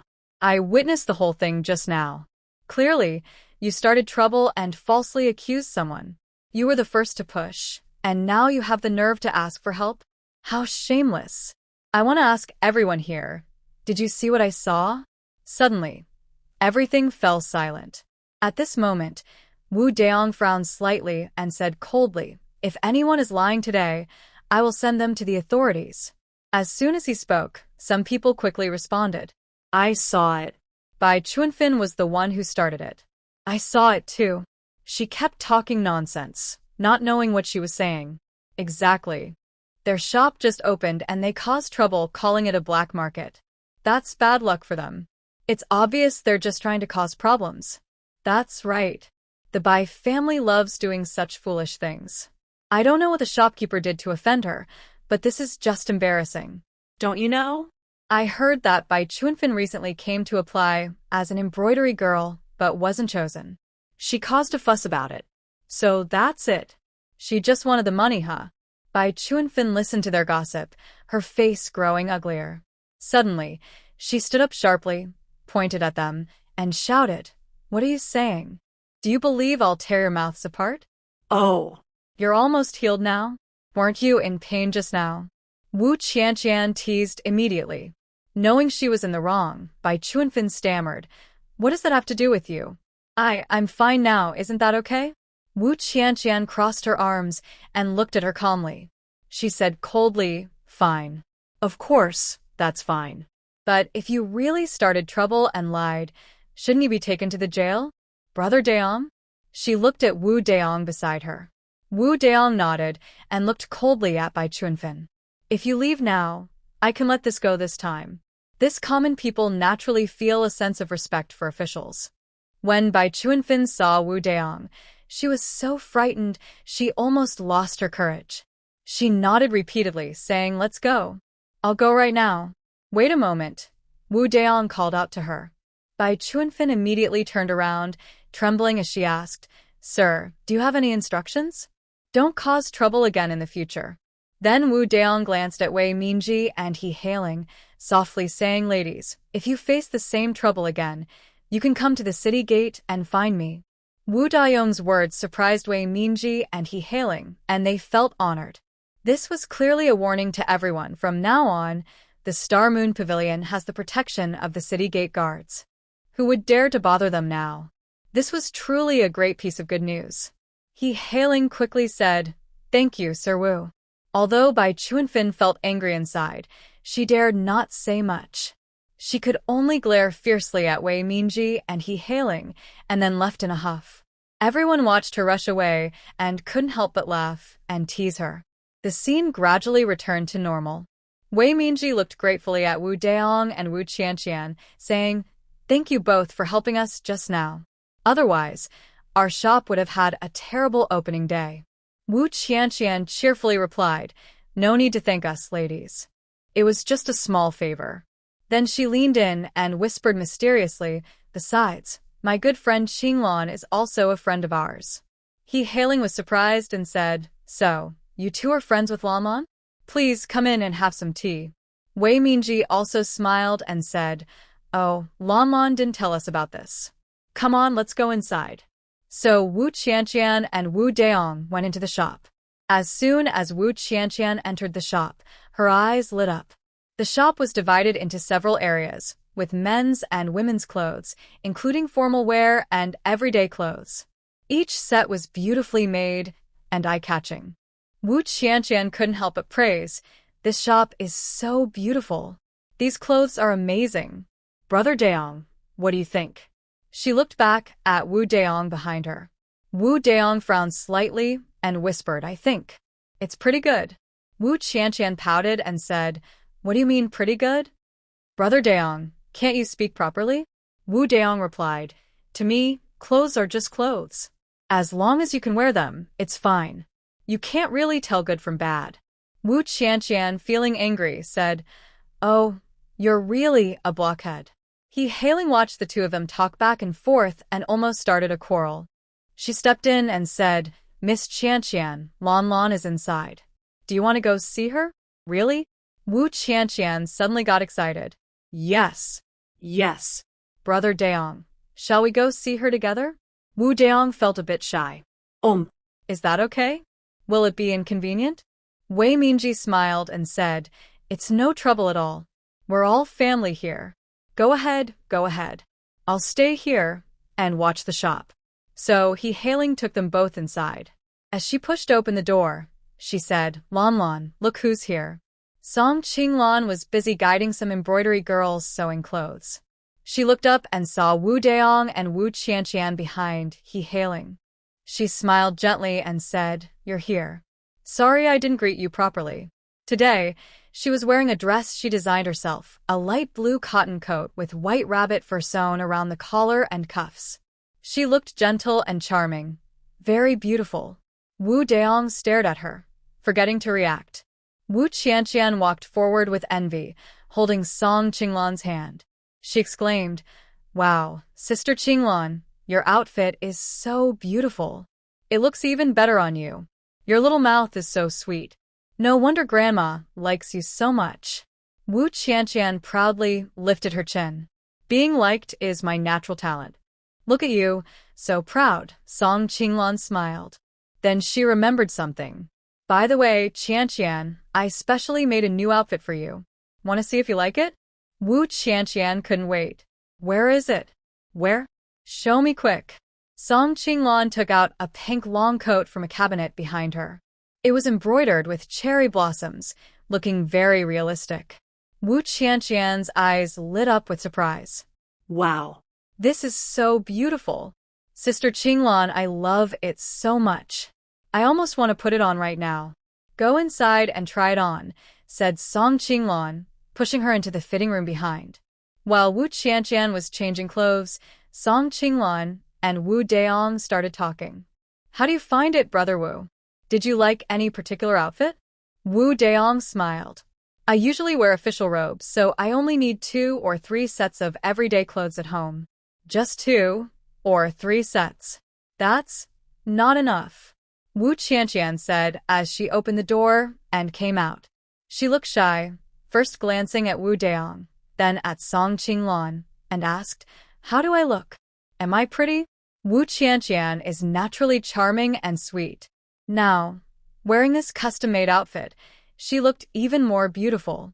Wu Daong was a bit stunned at first, but after a moment he nodded and said, You look nice. Wu Qianqian was so happy she almost jumped with joy. Really? Brother Wu, do you really think I look good? Wu Daong awkwardly smiled and said, I mean, the outfit looks good. Wu Qianqian was annoyed and glared at him. I was asking how I look in it. What does the outfit matter? How do you think I look wearing it? Wu Daong hesitated, frowning. You look pretty good. Wu Qianqian pouted in dissatisfaction. Pretty good? Just pretty good? Brother Wu, is that all you can say? She was really annoyed. Why did she like such a dull guy? Song Qinglon stepped forward and whispered near Wu Qianqian's ear. Did you see how his eyes lit up just now? Don't you understand what that means? Wu Qianqian couldn't help but laugh, her face showing happiness and satisfaction. The two of them burst into laughter. Song Qinglon carefully looked at Wu Qianqian's figure and nodded with satisfaction. Yes. Just as I imagined. That outfit looks really good on you. Wu Qianqian also nodded. Yes. Qinglon, I've never worn such a perfect fit before. You seem to know exactly what I want. I bought this outfit. Song Qinglon quickly stopped her. Hey, no, this outfit was specially made for you, as a gift. Wu Qianqian frowned. Oh, That's a bit embarrassing. It's nothing to be embarrassed about. Seeing you wear it so beautifully makes me happy, too. Wu Qianqian pursed her lips. Well, All right, I'll accept this outfit as a gift. I'll go to the shop in front and pick out a few more clothes to take home. While speaking, Wu Qianqian grabbed Wu Daiyong's arm and said, Let's go, big brother Wu. Come with me to pick out some clothes. Wu Daiyong immediately pulled her hand away and softly said, You're so rude. You're grown up now, and you should know about manners between men and women. He also deliberately looked at Song Qinglan, worried she might misunderstand his relationship with Wu Qianqian. However, she saw that Song Qinglan's face was smiling gently, unaffected by the situation. A faint sense of disappointment crossed his heart. Wu Qianqian was a very impatient person. She didn't care how Wu Daiyong felt and still pulled his arm, casually saying, Come on, let's go. Don't be so formal. After they left, Li Xiuxiu got up and went over to Song Qinglan, smiling softly and whispering, Miss Qianqian is really different from those wealthy young ladies. She has no temper at all. Song Qinglan also smiled. That's true. She's quite charming. Li Xiuxiu leaned in a bit and asked, Miss Qianqian seems to like Big Brother Wu. Xiuxiu, when did you become so nosy? Li Xiuxiu quickly smiled shyly. I was just saying it casually. Suddenly, Song Qinglan had an idea. She looked at her and whispered, Xiuxiu, can I ask you something? Li Xiuxiu replied seriously, What is it? Song Qinglan smiled and whispered near her ear, Do you like our qingdong? Li Xiuxiu's ears turned bright red instantly. She quickly moved aside, looking shy and blushing. She glared at Song Qinglan and nervously said, Qinglan, what are you talking about? You're so annoying. Song Qinglan pouted and said, Why? Only you can ask about others, but I can't ask about you. You're so annoying. I won't talk to you anymore. I'm going to do embroidery. Li Xiuxiu felt embarrassed again and turned back to her embroidery table. Next to her, Chen Jiandang couldn't believe it. His mother trusted a 4-year-old girl, but didn't believe her son. Feeling sad, he said, Mom, why don't you believe me? Older sister-in-law asked me to call you. Mother Chen glared at him. Look at how many vegetables there are. If your sister-in-law asked you to go, you should go. You're using her water and eating the vegetables she worked hard to grow. Why are you so full of yourself? Go water the plants. Mother Chen grabbed a basket and went to the neighbor's yard. Mother Chen, who was always working, visited Su Xia's backyard for the first time. Suddenly, Song Qinglan had an idea. By the way, sister, how's the clothing shop doing today? I heard that the woman with the surname Bai caused trouble again. I wanted to go see, but I remembered your instructions not to go. Song Qinglan smiled. It's fine now. The problem has been solved. We sent her away, and she won't bother us again. Also, this must stay a secret from Grandma. Do you understand? Song Qingdong nodded. Yes, I understand. I know what to do. All right, let's go inside. Song Qingxi and Song Qingbei, the two brothers, had already prepared dinner. When Song Qingbei finished setting the dishes, he looked up and saw the two of them entering the kitchen. He smiled and said, Perfect timing. Sister, older brother, are you both back together? Song Qingdong replied, We just ran into each other at the door. Song Qinglan quickly asked, Are Chen Chen and Ye still not awake? They are awake now. Old lady Song opened the door and smiled. I was wondering why these two little ones suddenly started making noises. Turns out, they knew you were coming back. Song Qinglan placed the two children in the cradle and carried them into the kitchen. While eating, she played with the children, making them giggle happily. Old lady Song couldn't help but ask, Lon Lon, how is the opening of the clothing shop today? How's the business? Song Qinglan replied calmly, It's good. Grandma, you don't need to worry about the business. I'll handle it. Yes, I know, old lady Song nodded, then continued, Today your second aunt also came to ask about the clothing shop. Song Qinglan's hand paused, and she smiled. What did she say? Old lady Song pouted and said, She kept asking how your eldest and second aunts decided to start a clothing shop. Where did they get the money? She said they only pay 2 taels of silver a month to the embroidery girls. She kept asking, and I told her I didn't know anything, so I sent her away. The two little ones opened their eyes and whimpered softly, wah wah. Song Qinglong quickly reached out and gently patted their little bottoms, softly comforting them. Oh, don't be afraid. Mama's here. Mama's here. Old Madame Song covered her mouth in frustration and held her breath until she saw the two little ones fall asleep again. Only then did she breathe a sigh of relief and let go of her hand. She lowered her voice and quietly said to Song Qinglong, Lon Lon, the more I think about it, I believe the monk from the Gratitude Temple said that the destined person is Lord Wu. Look, he lives in our Yonghe neighborhood, and the shop suddenly became quiet. Wei Minji started to feel worried. She looked at Song Qinglong, who was still calmly drawing, and clenched her teeth, unable to hold back. Lon Lon, are you really not worried at all? Song Qinglong smiled and asked knowingly, why should I be worried? You're even smiling. Wei Minji sat directly across from her. Our shop has been open for 4 days. Except for the first day, when Miss Qian bought a few outfits, we haven't sold a single piece in these days. I'm worried. If this keeps up, we might have to close. Song Qinglong smiled but said nothing. Wei Minji grew more anxious and tentatively said, Lon Lon, everyone says our clothes are too expensive. Maybe we should sell some cheaper ones? I tell you, my second uncle's wife and I want to invite relatives and friends to support us, but when they hear the prices, they get scared away. Finally, Song Qinglong put down her brush, looked up seriously, and said to Wei Minji, Aunt, you don't need to worry. From the start, I plan to sell these clothes to high officials and wealthy families. Wei Minji was stunned. What do you mean? Song Qinglong explained slowly, rich people, they're never short of money. Their money is the easiest to earn. People at their level like to show off, so they wouldn't want to wear the same clothes as ordinary folks. And our clothes are just perfect for their taste. Oh, that makes sense, Wei Minji nodded. Rich men, ladies, and young misses all dress so elegantly. It's really different from us.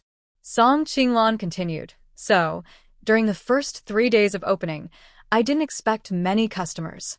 I just wanted to get our name out there. Oh, I see.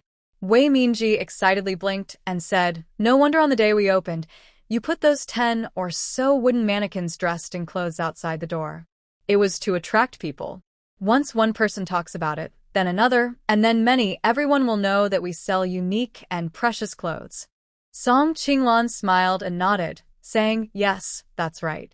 That's the idea. So, don't worry. Business will come to us very soon. Suddenly, lively chatter came from the shop ahead.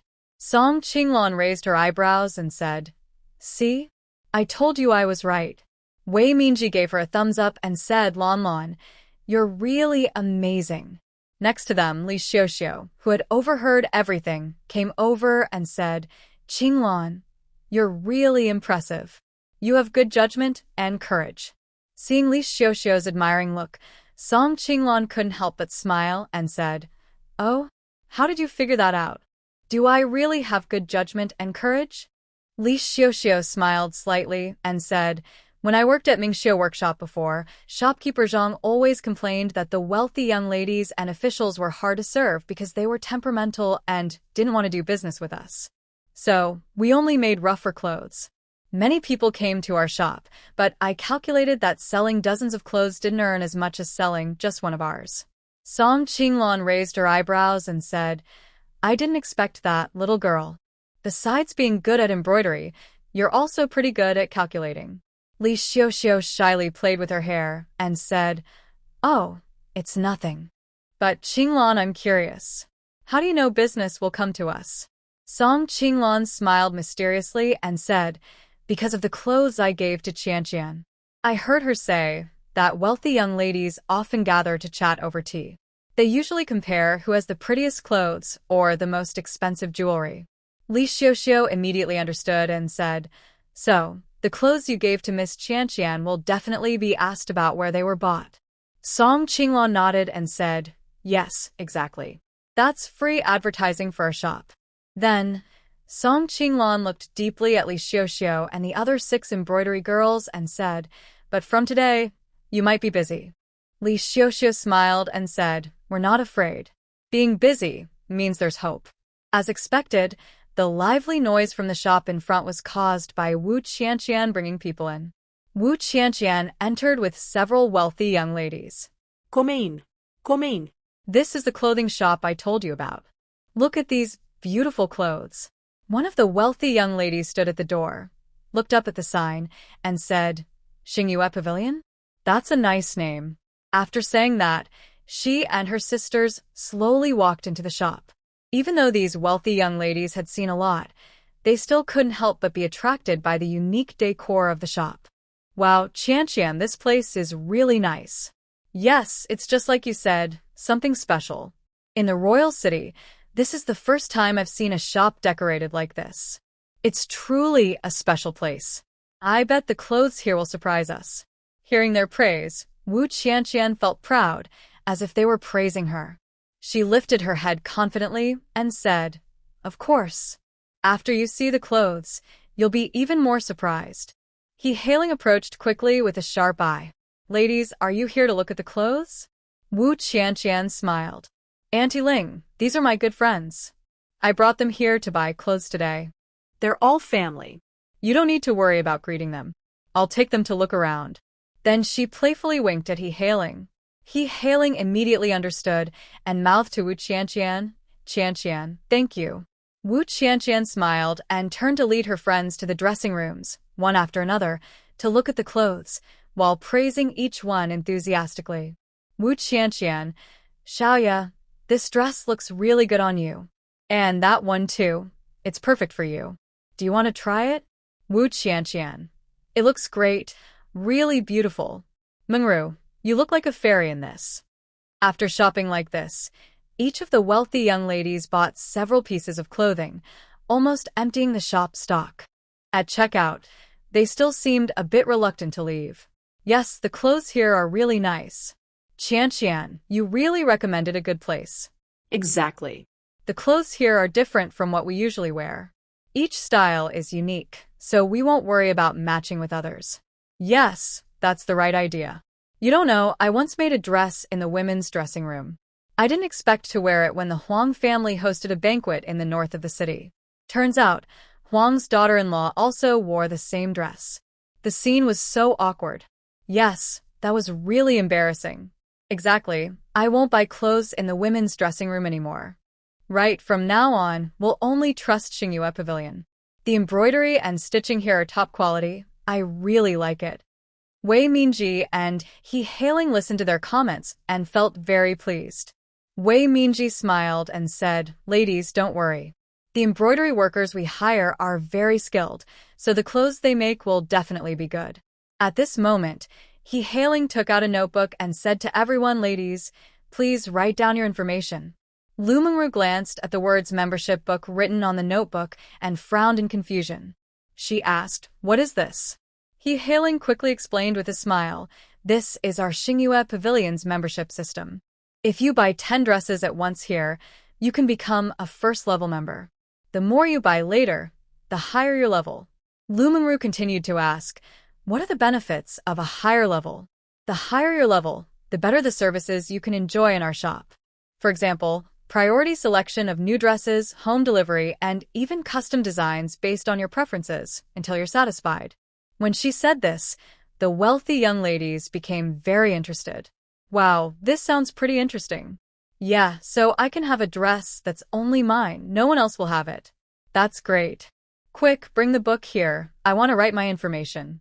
And remember, when you make new dresses, send someone to tell me at my house." "Me too, me too." He Hailing agreed one by one. "Yes, yes, don't worry, ladies." Finally, He Hailing and Wei Mingji saw the wealthy young ladies out the door. "Take care, ladies. Come back often." Wu Qianqian was the last to leave and specially told them, "Please tell Qinglan's sister that I will go to her house for dinner later." After sending off the wealthy young ladies, Wei Mingji and He Hailing happily headed to the inner room. Wei Mingji couldn't hold back any longer. She pushed open the door and cheerfully shouted, "Lanlan, that's wonderful. This isn't your fault. When huge benefits are involved, not everyone can resist temptation. Song Qingnan looked worried. Prince, it seems Prince Li will do anything to deal with you. Bai Yihan smiled coldly. Tricks like that are nothing to me. Then he looked at Song Qingnan and said, You don't need to act tonight.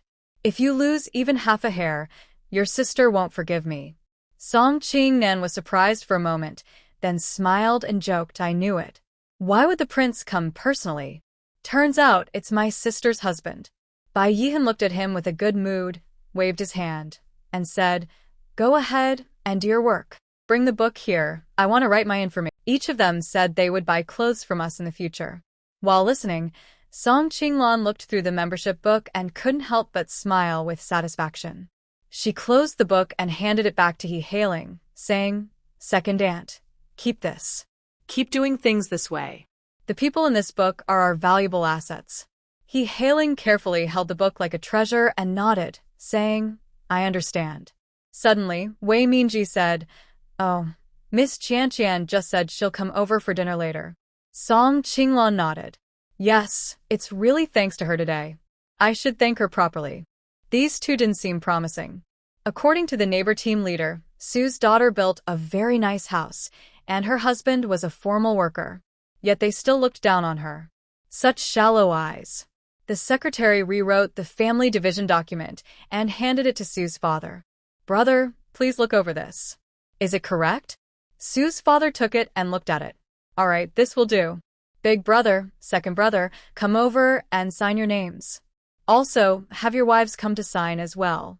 This time, Su Dong and Su Shi were not ashamed. They felt they had no face left. They looked blankly at their parents, simply wanting their children to have a good life. Waved his hand and said, Go ahead and, that's wonderful. Seeing Qianqian makes me so happy. Song Qinglan pretended to be jealous and said, Grandmother, you're so happy. If you didn't know better, you'd think she was your real granddaughter. Grandmother Song sighed. It's such a pity. She can't be my granddaughter or my grandson's wife. If only she liked our Qingnan, then we'd really be a family. Song Qinglan replied, Grandmother, you should forget about that. Qianqian likes brother Daong. That's why it's a pity. Before it got dark, Wu Qianqian arrived at the Song house. As soon as she entered, she smelled a delicious aroma coming from the kitchen. She hurried into the kitchen and saw Song Qinglan busy cooking. She couldn't help but ask, Qinglan, what are you making? It smells so good. She swallowed her saliva and quickly stepped forward. Qianqian, why are you here so early? I haven't finished cooking yet, said Song Qinglan, wiping sweat from her forehead and adding more firewood to the stove. Wu Qianqian took out 2 small drums from her bag, shook them, and they made a dang-dang-dang sound. She smiled and said, I bought gifts for Chen and Yaya. I wanted to come early and see these 2 little ones. Song Qinglan felt very touched. Thank you, Qianqian. You're so thoughtful. Suddenly, the voice of Grandmother Song came from inside the house. Is Qianqian here? Song Qinglan said to Wu Qianqian, Grandmother likes you more than she likes me now. She keeps asking me, when will Qianqian come? Wu Qianqian happily smiled. Grandmother is so lovely. Then she called out to the door, Hey, Grandmother, it's me, I've arrived. Grandmother Song responded, Come in and chat. Wu Qianqian turned to look at Song Qinglan. Song Qinglan quickly waved her hand. Go ahead, go now. Wu Qianqian left the kitchen while saying, Grandmother, I'm here. Nia, Sister Qianqian is here to see you. Look, I also brought small drums for you. She handed one of the drums to Grandmother Song.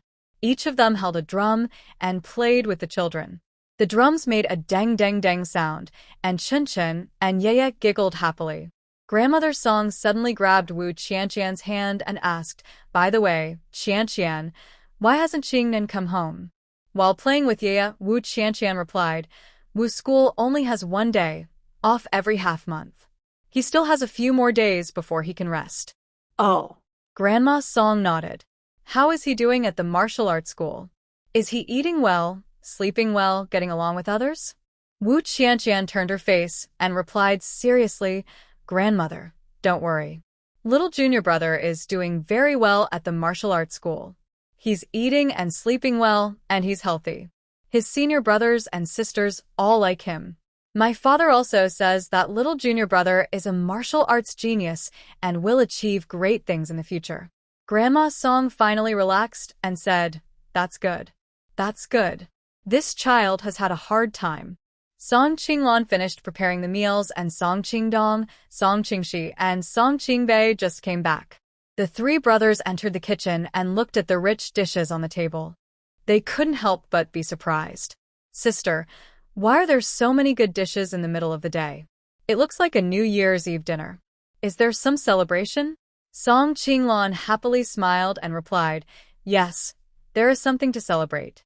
Our clothing shop had a good day today and sold clothes worth 50 or 60 taels of silver." Song Qingbei exclaimed, "Wow, that much silver?" Song Qinglan nodded. "Yes, that's why I made this big table of food to thank our benefactors." Song Qingdong smiled slightly and said, "It must be Miss Qianqian who came, right?" Song Qinglan raised an eyebrow and said, "Exactly, I guessed right." Then, Song Qinglan called outside the house, "Grandmother, Qianqian, come quickly to eat." Wu Qianqian immediately responded, "Okay, I'll be right there." When Wu Qianqian arrived in the kitchen and saw the 8 treasures duck, steamed base, sweet and sour ribs, stir-fried greens, and meatball soup on the table, she swallowed and said, This is too lavish?" Song Qinglan quickly pulled her to sit beside her and smiled. "You are the great guest of our Xingyue pavilion. Of course, we should prepare a feast to thank you." "Oh, Qinglan, you're making me feel a bit embarrassed." Wu Qianqian sat down and said, "Actually, I didn't help much. It's just that my sisters asked me where I bought this outfit, and I took them to Xingyue Pavilion. So, the most important thing is that your clothes are very beautiful. In my opinion, the noble young ladies and gentlewomen in the Imperial City will soon all wear clothes from Xingyue Pavilion. By then, you might be too busy to handle it all." Old Lady Song placed a large duck leg into Wu Qianqian's bowl, smiling and saying, "All right, you two, stop chatting. If you don't eat now, the food will get cold." Wu Qianqian looked at the big duck leg and immediately said, "Grandmother, this duck leg should be for you." She reached to take the duck leg back to Old Lady Song. "It's okay, just eat it." "There's still another leg," Song Qinglan said, pulling her gently, then placing the other duck leg into Old Lady Song's bowl. Wu Qianqian smiled and said, "Then, I won't be polite." Old Lady Song also smiled warmly. "Don't be polite. Don't be polite. We're family after all." As expected, the fame of the Star Moon Pavilion grew each day, and business became busier and busier. Rich young ladies from the royal city came one after another after hearing about it. They all had plenty of silver and, upon hearing about the membership system at the Star Moon Pavilion, each bought at least 2 items, which kept Li Xiuxiu and the other embroidery girls very busy. Wei Minji and He Hailing, who watched over the shop, were also busy every day. That evening, after everyone finally finished their work, Song Qinglan said, "These days, everyone has worked hard. Today, I will give you your wages." Li Xiuxiu suddenly realized, "Wow, I can't believe a month has passed so quickly." When she worked at Mingxiu workshop before, she always felt time dragged on, and waiting for wages was hard. She never noticed how fast time went now. Song Qinglan looked at her and teased, "You work too seriously." She handed each embroidery girl 2 taels of silver and said, "Go home early today. Tomorrow, take half a day off before working again." The girls were very happy and said together, "That's great. Thank you, shopkeeper Qinglan." After the embroidery girls left, Song Qinglan turned to Wei Minji and He Hailing and said, "Anyway, Aunt He, come with me." Wei Minji and He Hailing followed Song Qinglan into the inner room. She looked at the account book and said, "This month, after all expenses, we earned 300 taels of silver. This is your share." "Share?" Wei Minji and He Hailing looked at each other in surprise. Song Qinglan nodded and said, "Yes, our shop can make money, and you two contributed a lot. This is what you deserve." Wei Minji and He Hailing opened their money pouch and saw it was filled with 30 taels of silver. Both were surprised. He Hailing said, "Lon this. This is too much. 30 taels of silver was more than they had earned from a whole year of work. Song Qinglan held both their hands and said, "From now on, whatever profit our shop makes, you will share 10%. We are family, and I will help all of us live a good life." Hearing this, Wei Mingji and He Hailing felt very touched, and both had tears in their eyes. "Lan Lan, you are such a good girl." Thank you, they said. Song Qinglan smiled and said, "No need to thank me. We will work hard to make this shop bigger and better." "Oh, I have something else to discuss with you." She sat back in her chair and took out a notebook with her business plan written inside. "Mother and Aunt, I plan to upgrade our shop's management. Tomorrow, you should buy the best tea leaves and snacks. When customers come, serve them tea and snacks. Also, pay attention to each lady's preferences, and when you chat with them, remember what they like to wear. Every day, tell me what you learn." Wei Mingji nodded and said, "Yes, Lan Lan. That's a good idea." Last time, a young lady came to look at clothes and said she was hungry and asked if we had snacks. We weren't prepared, so she left. "Another thing," she continued, "the clothes we sell now are all priced similarly. Since customer flow is steady, I plan to introduce different levels of clothing. Ordinary clothes will sell for 2 or 3 taels, while I will design some special styles that sell for 5 or 6 taels. Then I'll create limited editions, only 1 or 2 pieces, which could sell for dozens of taels. This way, we can improve quality and variety." He Hailing nodded but looked a little worried. "Will such expensive clothes scare customers away?" she asked. Song Qinglan smiled and said, "No need to worry. We still make the cheaper clothes. We're just giving customers more choices. And, as long as the clothes look good, they won't mind spending silver." She then took out another notebook and handed it to them. This notebook contained the designs of clothes she had carefully worked on, revised many times, and finally finished. Wei Mingji and He Hailing looked at each other and couldn't help but exclaim, "Wow, these clothes are so beautiful. I used to think the clothes we sell now were nice enough, but I didn't realize there could be such beautiful ones.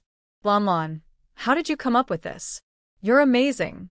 Wei Mingji nodded in agreement, saying, "Yes, if these clothes are made, the young ladies will definitely like them and buy them." Song Qinglan lowered her head and smiled silently. She couldn't tell her 2 aunts that she was a soul from the future and that her inspiration came from modern designs. If she told them, they might be scared to death or think she was crazy. So, the 2 women returned the notebook to Song Qinglan. Song Qinglan said, "It's getting late. Let's close up and go home." Okay. The 3 of them stood up together, tidied up the shop briefly, and then left. They didn't notice that from a corner nearby, a sneaky figure was watching them leave. The next day, after feeding Song Xingchen and Song Xingyue goat milk, Song Qinglan left the house. As she opened the door, she saw 2 uninvited guests. Jiang Suelian and Bai Chuanfin's faces were red from the cold. Clearly they had been waiting here for a long time, just for her to come out. Song Qinglan calmly frowned, planning to pretend not to see them and leave directly.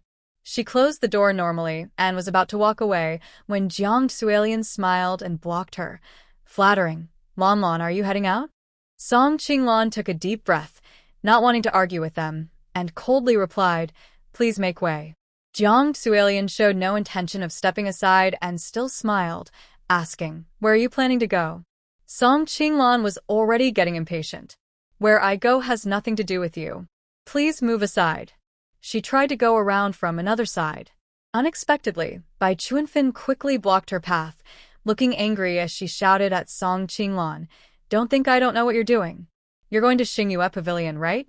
After saying that, she proudly lifted her head and snorted at Song Qinglan. Song Qinglan's expression tightened, her cold and sharp gaze fixed on Bai Chuanfin. She asked coldly, "What do you mean by that?" Bai Chuanfin didn't know why, but when she saw Song Qinglan stare, her heart trembled with fear, and she couldn't help but feel scared. She instinctively hid behind Jiang Suelian, staying close to her mother, which gave her a little more confidence. She then retorted to Song Qinglan, "Stop trying to lie. I saw everything last night. You and your 2 aunts came out of the Moon and Star Pavilion and went home. I've always wondered, how can they afford to open a clothing shop when they're so poor? Turns out, you're the real boss behind the scenes, right? Song Qinglan smiled coldly, not showing any embarrassment or anger at being exposed. She crossed her arms over her chest and looked coldly at the unkind mother and daughter in front of her, then chuckled softly. Even if the shop is mine, what does that have to do with you? Bai Chuanfin immediately shouted anxiously, You can't treat me like that. Song Qinglan raised an eyebrow. How did I treat you? Well. Bai Chuanfin couldn't finish her words, scared by Song Qinglan's tone. Jiang Suelian stepped in front of her and smiled at Song Qinglan. Lanlan, your older sister has had a hard life. Since you're willing to help your two aunts, why not help her too? Song Qinglan sneered. Help? How do you want me to help? Hearing this, Jiang Suelian seemed to think she might get her way, so she continued. A while ago, your older sister went to your shop to apply as an embroidery girl. I don't know what your two aunts did, but they sent her away. Today, we're here to ask you to help your sister get some work at the shop. After hearing this, Song Qinglan couldn't help but laugh out loud. Honestly, your nerve is really thick. Do you even know how capable your daughter is? And you still think she can work at Moon and Star Pavilion? That's far from possible. Also, I want to warn you once more, stop trying to get close to me. We're not familiar. After saying that, Song Qinglan glared at the mother and daughter and turned to leave. Jiang Suelian, furious, immediately grabbed her arm, tearing at her clothes, shouting, How can you be so heartless? We came here politely to ask for your help. If you refuse, what do you want? Do you want us to kneel before you? Bai Chuanfin, hearing this, immediately became unhappy. Mother, we can't kneel to this little brat. That would just make her even more arrogant. Yes, you're right. As she spoke, Jiang Suelian tugged on Song Qinglan's sleeve and said, Today, I am telling you this clearly. If you don't agree to find a job for your eldest sister, I will come to your shop every day to cause trouble, saying you're unkind and that your business can't succeed. See what you do then. Humph. You're a troublemaker. Song Qinglan pushed Jiang Suelian away in disgust. Jiang Suelian looked shocked and said, You. How dare you push me? Bai Chuanfin also got angry and said, How dare you push my mother? Just wait, I will. Before Bai Chuanfin could finish, a cold, stern voice sounded behind them. By Granny, are you missing prison food? Do you want to go back in? Hearing this voice, Jiang Suelian immediately became scared, her hair standing on end. She turned to look at Wu Daong and said with a forced smile, Oh, it's Lord Wu? Ha, what a coincidence, what a coincidence. Song Qinglan also looked up and saw Wu Daong and He Hailing behind him.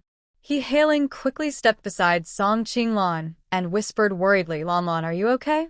Song Qinglan shook her head and said, I'm fine. He Hailing then stood in front of Song Qinglan and looked coldly at Bai Chuanfin, saying, Big sister Bai, I remember what Lord Wu said that day. You're not supposed to cause trouble here. Are you ignoring what he said?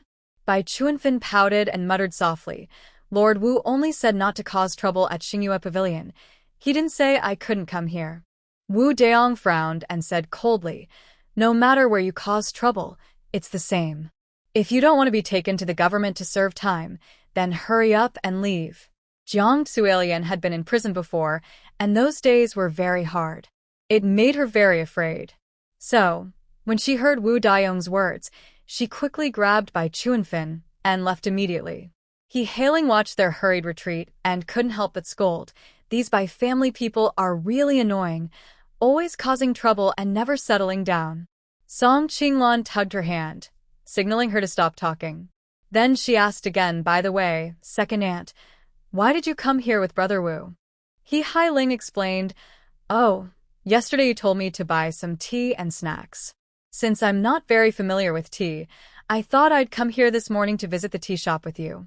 I didn't expect that when we reached the alley entrance, I saw the mother and daughter from the Bai family. I guessed right away that they were here to cause trouble for you. So I turned around and went to the city gate to find Lord Wu for help. Song Qinglan gratefully said, Big Brother Wu, I'm really sorry to trouble you again. Wu Daong smiled shyly. It's no trouble at all. just a small favor. By the way, if you want to buy tea, I can help introduce some. My senior brother likes drinking tea, and I often go to the tea shop to buy tea for him. Well. Song Qinglong hesitated, thinking about how to refuse. Next to her, He Hailing was quick to notice. She saw at a glance that Wu Dayong was interested in Song Qinglong, so she decided to help them get together. He Hailing smiled and said, "That's great. Lord Wu, it's a big help if you and Lon Lon go shopping for tea." Song Qinglong frowned and tugged at He Hailing's sleeve quietly, whispering, "Second auntie, I." He Hailing secretly shook her head and then smiled. "Let's split up. You and Lord Wu go buy tea, and I'll go buy some pastries. It'll be faster." "All right, I won't say more. I'll go ahead now." He Hailing quickly left, not giving Song Qinglong a chance to refuse. Song Qinglong sighed softly, showing a helpless smile. Sometimes, too much enthusiasm from relatives isn't a good thing. Seeing that Song Qinglong was reluctant, Wu Dayong asked, "Miss Song, if it's inconvenient, perhaps." "No." Song Qinglong smiled. "Big brother Wu, I appreciate your help. Let's go." All right. The two went to Pin Ming Zhuang, the tea shop. The shopkeeper, Wang Yuqian, saw Wu Dayong and came out to greet him. "Lord Wu, what kind of tea are you here to buy this time?" Wu Dayong replied, "It's not for me. It's Miss Song who wants to buy tea." "Shopkeeper Wang, please help introduce some." Wang Yuqian immediately turned his attention to Song Qinglong. Seeing that Song Qinglong was pretty and graceful, charming and delicate, he couldn't help but wink at Wu Dayong and said, "Lord Wu, you really have good taste." Wu Dayong frowned in confusion, unsure what he was talking about. Song Qinglong guessed the twists and turns in his mind and quickly changed the subject, asking, "Shopkeeper Wang, what good tea do you have here?" Wang Yuqian immediately perked up and said, "That depends on what kind of tea Miss Song wants. I want some tea suitable for pairing with snacks. Please recommend some," she replied. Wang Yuqian made a welcoming gesture and said, "Then please, Miss Song, come over here." He led Song Qinglong to the side and carefully and patiently explained the options. She listened attentively and learned a lot from the explanation. Soon, she decided on a type of tea and paid a deposit right away. Wang Yuqian rarely saw such a generous woman and looked at her a few more times, asking Miss Song, "Where should I deliver these teas?" She replied, "Just send them to Xingyue Pavilion on Yongding Street." "Xingyue Pavilion?" Wang Yuqian's eyes widened. "So, you are the owner of Xingyue Pavilion?" Song Qinglong smiled and said, "Actually, my two aunts manage the shop." Wang Yuqian chuckled awkwardly and said, "What a coincidence. My wife has been talking about how beautiful the clothes at Xingyue Pavilion are. She went there but couldn't buy anything, saying they're limited editions and she never gets a chance. I don't understand much, but I want to buy her a nice dress to make her happy. Miss Song, what do you think?" She immediately understood and said, "All right, tell your wife to come to the shop another day and speak with my aunt. She can come directly to the back room, and I'll design something for her." Wang Yuqian was very happy and said, "That's great. Miss Song, from now on if you buy tea here, I'll give you a 10% discount." Song Qinglong also smiled and said, "Thank you very much, shopkeeper Wang." You're welcome, you're welcome. I should be thanking you. The clothes at Xingyue Pavilion are so beautiful that even money can't buy them. If my wife finds out, she'll be over the moon." Wang Yuqian kept escorting them to the door until they left. Wu Dayong watched Song Qinglong, who looked so happy and couldn't help but smile, saying, "Looks like I brought you to the right place." She smiled back and said, "Absolutely. Not only did I save some money, but I also made a good deal. Brother Wu, thank you so much this time." He shyly smiled and said, "As long as you're happy, that's enough." Hee hee. Song Qinglong's smile froze on her face, and she silently thought, "This is bad." She quickly said, "Brother Wu, you." Before she could finish, a clear and cheerful voice came from nearby. "Qinglong." Damn. They looked up and saw Wu Qianqian, wearing a pink-blue long padded coat, running over happily. Song Qinglong gently brushed her hair away from her face and asked, "Why do you keep coming out lately? You don't need to practice martial arts anymore. Wu Qianqian smiled brightly and said, anyway, that martial arts school isn't something I will inherit. My dad said as a girl, just enough martial skills to protect myself. If my skills are better than my future husband's, it wouldn't look good. She shyly glanced at Wu Daong as she spoke. Wu Daong ignored her and asked directly, how do you know to come find us here? Wu Qianqian replied, I went to Xingyue Pavilion. Aunt Hailing told me you came to Pingyang Tea House to buy tea, so I came looking for you. Song Qinglan asked, has my second aunt already returned to Xingyue Pavilion? Wu Qianqian nodded and said, yes, she bought some cakes from Suji. They're really delicious. Song Qinglan smiled and said, it's getting late. I should head back to my shop. Qianqian, where are you going? Okay. Wu Qianqian looked at Wu Daong with eager eyes and asked, wherever Daong goes, I'll go too. Wu Daong looked expressionless and said, I'm going back to guard the city gate. Oh. Wu Qianqian pouted, looking unhappy, and muttered softly, humph, so boring. Then she looked at Song Qinglan and said, Qinglan, I'm going with you to Xingyue Pavilion. Seeing their awkward expressions, Song Qinglan smiled and said, all right, let's go. The two returned to Xingyue Pavilion. To avoid attracting attention, they entered through the side door. Inside the shop, passing by the embroidery room, Song Qinglan saw Li Xiuxiu and several other embroiderers sitting inside, busy working on embroidery. She wondered, didn't I tell you to rest for half a day today? Why are you all here? Li Xiuxiu put down her work, looked up, and smiled. I thought the shop was so busy, so I came. I didn't expect everyone to think the same. Qinglan, don't worry. We came voluntarily. Yes, business is so good now. We can't afford to be lazy and ruin Xingyue Pavilion's reputation. Listening to their words, Song Qinglan felt very touched. Thank you all. I will tell my sister-in-law and second sister-in-law to find more embroidery women. Then everyone won't have to work so hard. Li Xiuxiu smiled and said, Qinglan, we don't mind working hard. All right, you all go ahead. I'll continue designing patterns inside. Song Qinglan sat at her desk, focused on drawing patterns. Wu Qianqian sat beside her, holding a pen and drawing back and forth on the paper, but she couldn't figure out what to do. Finally, she gave up and put down her pen, slumping onto the table. Wu Qianqian watched Song Qinglan. Her serious way of drawing was really beautiful. Even as a girl, she couldn't help but be enchanted by her. No wonder Brother Daong liked her. Ah. Wu Qianqian sighed heavily. Song Qinglan looked up and saw her, pretending not to know, and asked, what's wrong? Are you bored? Yes, Wu Qianqian nodded and muttered, it's much harder to draw clothes than to wield a sword. Qinglan, you're so amazing. How did you come up with so many beautiful outfits? Song Qinglan smiled and said, they just come out of my mind. Seeing Wu Qianqian still looking gloomy, she added, Qianqian, you don't need to worry. Everyone is good at different things. If I had to dance with a sword, I wouldn't know how either. Wu Qianqian pouted and whispered, knowing how to wield a sword isn't such a big deal. People don't like me that way. Song Qinglan frowned and said, you're a very good girl. Don't belittle yourself. If you change to please others and lose yourself, the relationship won't last long. Wu Qianqian looked thoughtful, seeming to understand, but not fully. Suddenly, she turned her head and looked seriously at Song Qinglan, asking, Qinglan, you and your late husband loved each other, right?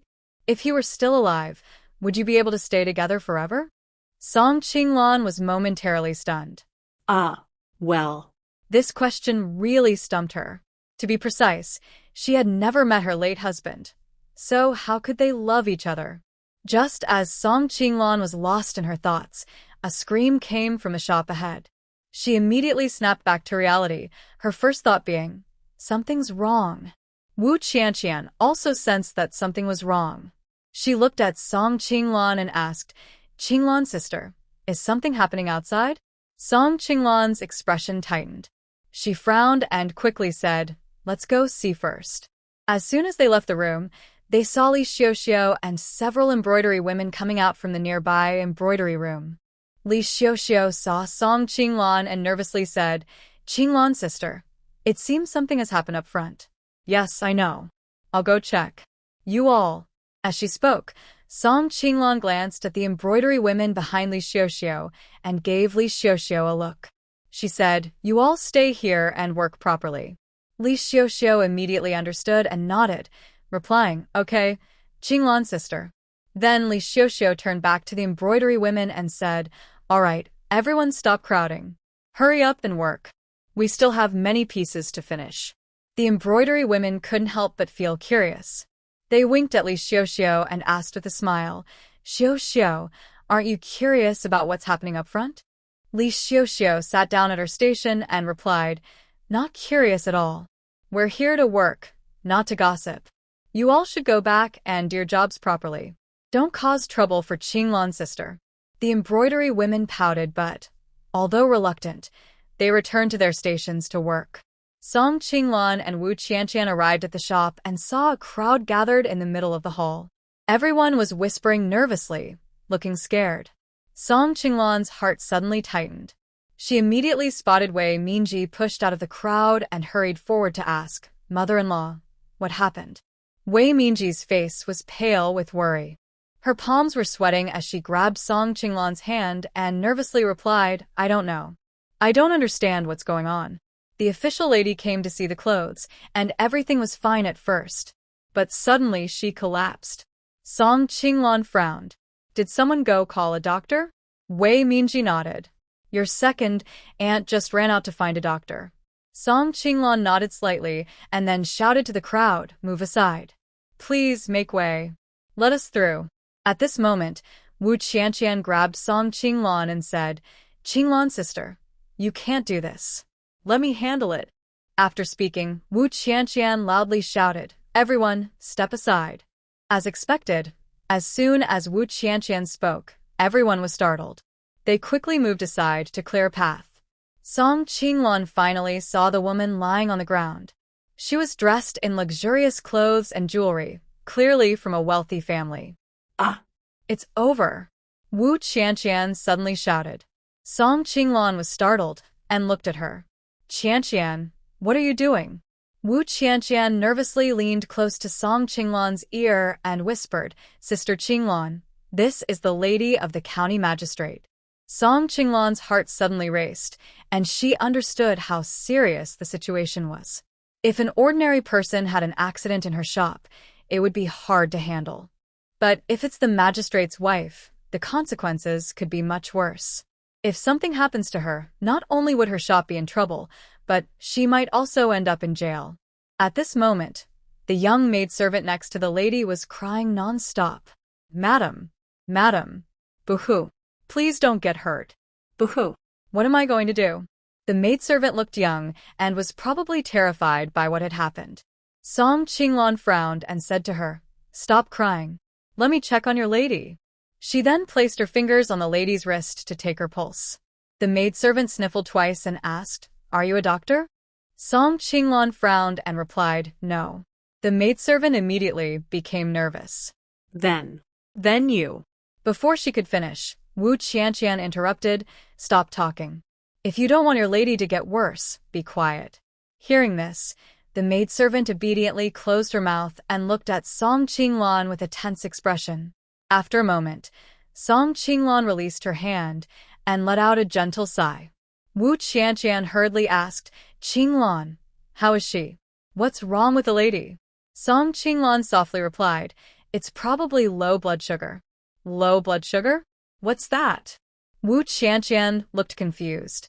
Song Qinglan quickly said, there's no time to explain now. Then she looked at the young maidservant and asked, does your lady often act like this? Does she carry anything for treatment? The maidservant shook her head while crying and said, I don't know. I just recently came to serve here. Wu Qianqian looked worried and asked, Qinglan, what should we do now? First save her. Song Qinglan calmly replied and turned to Wei Mingji, saying, Big Aunt, please bring me my acupuncture kit.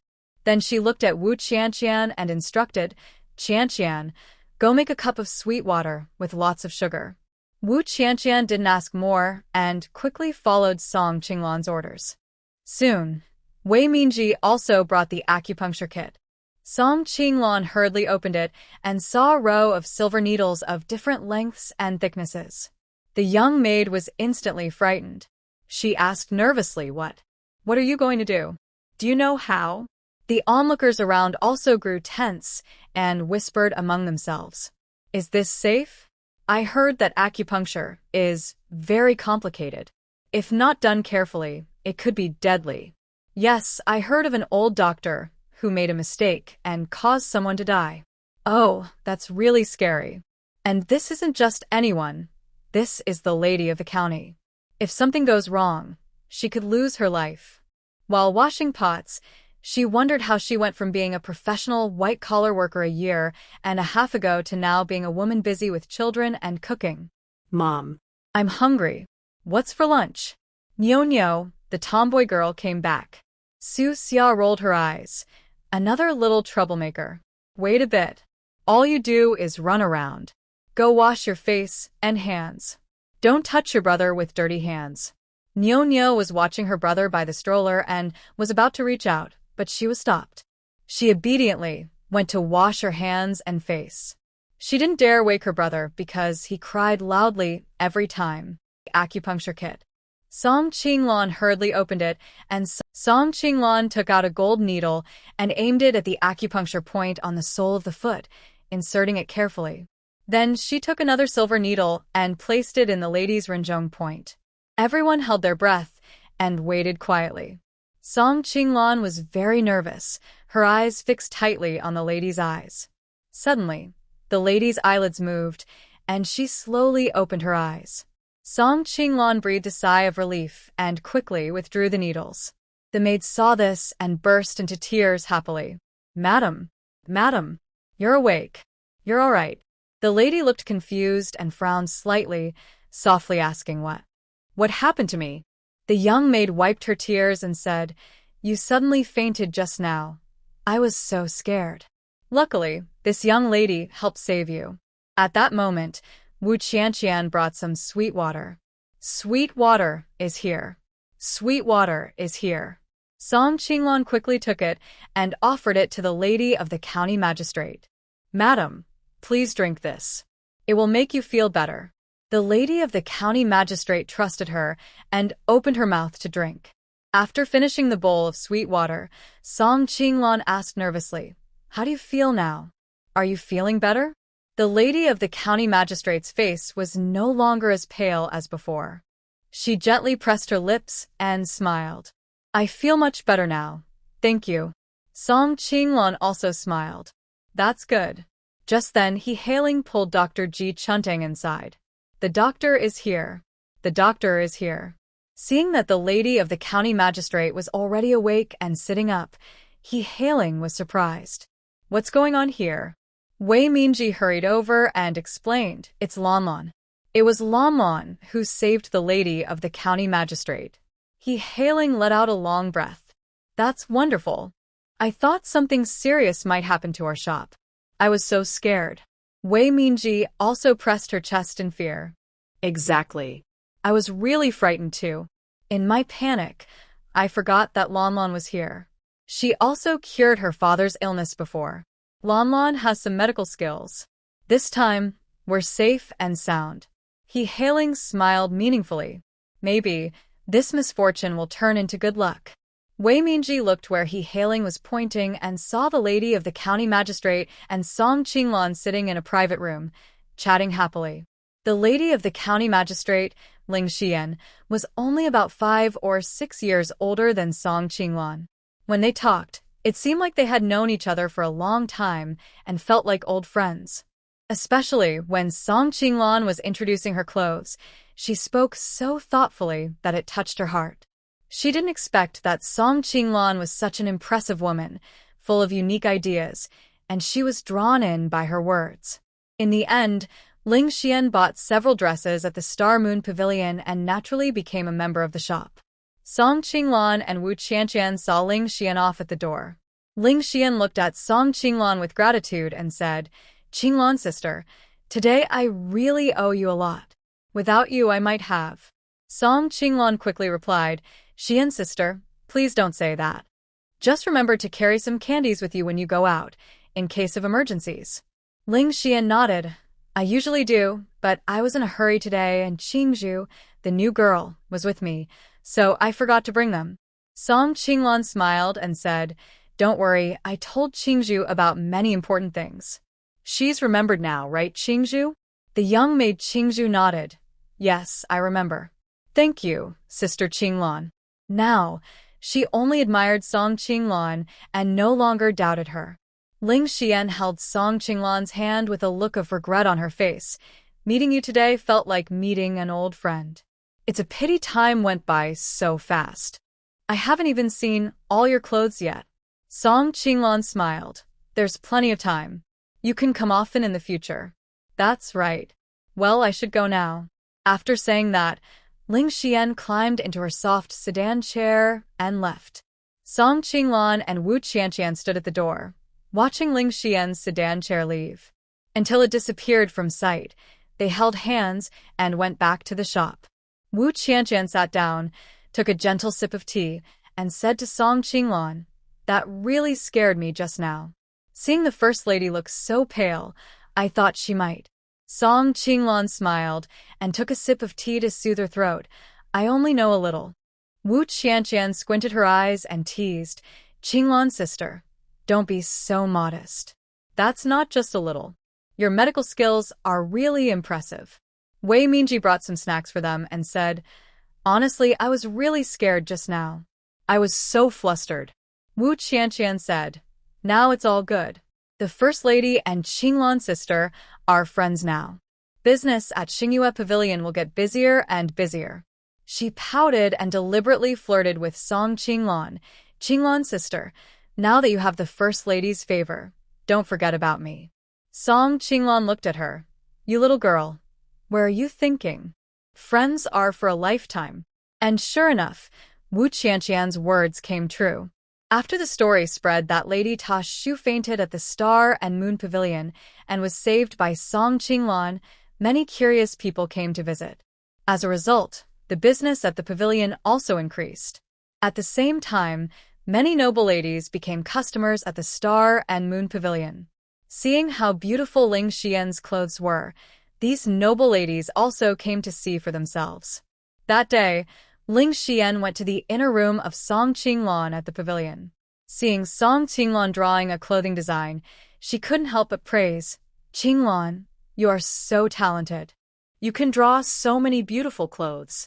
No wonder the noble ladies in the imperial city all want to wear clothes from the Star and Moon Pavilion. Song Qinglan smiled gently. Xian, you flatter me. It's just because everyone is kind enough to appreciate. By the way, why did you come to see me today? Song Qinglan had already noticed that Qingzhu was holding a long object since she entered. Ling Xian smiled and sat down next to Song Qinglan. I won't beat around the bush. I came today to ask you to help me make clothes for the new year. Song Qinglan looked puzzled. Clothes? Yes, Ling Xian replied, giving Qingzhu a meaningful look behind her. Qingzhu stepped forward, opened the box she was holding, revealing a piece of fine fabric inside. Ling Xian quickly explained, This fabric was brought back by my older brother from Yuqing. I didn't know what to make at first, so I was worried about wasting such good material. Later, I learned about your Star and Moon Pavilion and knew you could make the most of this fabric to create something I would like. Song Qinglan stepped closer, touched the fabric, and found it to be very soft and comfortable. She couldn't help but say, This fabric is really good. By the way, Xian, where did you say this fabric came from? Yuqing, Ling Xian replied. Then she seemed to think of something and added, Qinglan, if you're planning to do business with high officials, you might want to focus on this fabric. I've heard many noble ladies care a lot about the fabric of their clothes. Yes, Xian, you're right. I should put more effort into choosing the fabric. Song Qinglan kept thinking about this matter. Even when she returned home, she was a bit distracted. After dinner, Song Qingdong stayed behind, looking worried. He asked, Sister, what's wrong? Why do you seem so distracted after coming home today? Did something happen at the clothing shop? Song Qinglan snapped back to her senses. She suddenly looked seriously at Song Qingdong and said, Qingdong, I want you to help me with something. Sure. Anything at all. Song Qingdong agreed, without hesitation. Then he asked carefully, Sister, what is it? Sister heard that there are many good fabrics in Yu City, and that Rui Fabric Shop is also a middleman who buys from others at high prices. So, I want you to go to Yu City, both to find new sources for our Xingyue pavilion and to look for rare fabrics. She took out some fabric samples she had prepared earlier and handed them to Song Qingdong, saying, Here are the materials we are currently using in our shop. Take them and compare. Song Qingdong took them and said, Okay. Sister, when will I leave? Song Qinglan frowned thoughtfully and replied, Set out early tomorrow. The new year is coming in a month, so the sooner you go, the sooner you come back. Song Qingdong nodded, then suddenly remembered something and asked, Sister, what about the shop here? Brother Niu and Sister Niu are already handling things there, so there's no need to worry. I'll go check the shop tomorrow. You don't need to worry about that. Now go back to your room and get some sleep. You have to pack your things early tomorrow. Okay, sister. You should also go to bed early. He stood up and headed to his room. The next day, early in the morning, Song Qingdong packed some simple belongings, and Song Qinglan handed him some silver. When old lady Song heard that Song Qingdong was going on a long trip, she became very nervous.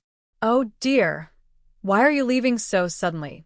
And it's almost New Year. Qingdong, this is your first long trip. Be careful on the way. Song Qingdong quickly comforted her. Grandmother, don't worry. I'll be careful. Besides, I'm grown up now and can take care of myself. This trip is also a good experience. I want to see more outside. Song Qinglan nodded approvingly and also comforted old lady Song. Yes, grandmother, Qingdong's trip is for the shop. It's a good chance for him to learn more. Song Qingbei looked enviously and said, I also want to go outside and see things. Big brother, why don't you take me with you? Song Qinglan, no. Song Qingdong, no. Song Qingbei pouted and asked, why not? Song Qinglan replied, you need to focus on studying now. Other things can wait. So, the family went to the dock to see Song Qingdong off. Before boarding the boat, Song Qinglan reminded him again, be careful on the way. Don't forget to eat well, and don't hold back. Song Qingdong nodded and said, I understand, sister. Knowing what he wanted to say, Song Qinglan smiled and replied, don't worry. I will tell Xiao about your trip to Yucheng. After sending off Song Qingdong, Song Qingxi and Song Qingbei went to the academy. Meanwhile, Song Qinglan went to the breakfast shop near the city gate to take a look. Before reaching the shop, she saw a long line of people waiting to buy pancakes and fritters from afar. Seeing that business was still busy as usual, Song Qinglan felt relieved. She smiled and approached. As she got closer, she could hear some voices. Half an hour after arriving in the town, I first picked up the photos, then went to the post office to collect Chen Jiangwo's letter and salary. I also sent a letter containing a photo of Su Xia with Debaniu and a separate photo of Debaniu. After handing the letters to the staff, I bought all kinds of stamps. Su Xia went straight to the department store, buying various snacks, toys, brown sugar, white sugar, and other food. Once the basket was packed, it was time to head back home. Now, other things can wait. So, the family went to the dock to see Song Qingdong off. Before boarding the boat, Song Qinglan reminded him. Brother Niu finally couldn't take their nonsense anymore and interrupted. All right, stop talking nonsense. Save your strength for eating. Here, this is for you. Hurry up and go. He shooed the troublemakers away, then let out a sigh of relief. The couple exchanged glances and silently continued their work. At this moment, Song Qinglan came out and called to the couple, Brother Niu, Sister Niu. They looked up and saw Song Qinglan approaching, both showing surprised and happy expressions. They said, Qinglan? Oh, it's been a long time. Why are you free to come today? Brother Qingdong didn't come either. What's going on? We're just opening the shop now.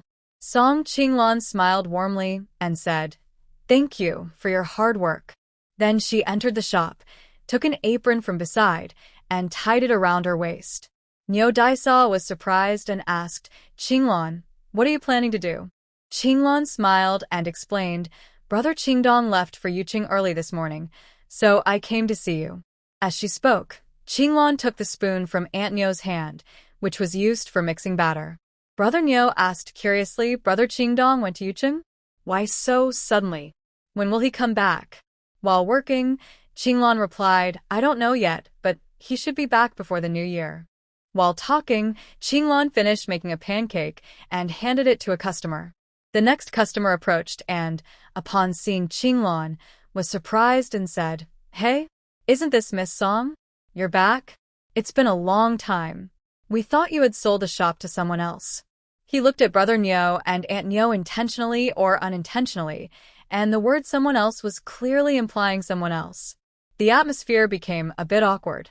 Qinglan quickly changed the subject and asked, You still want the usual, with an extra egg, right? Miss Song, you have a good memory.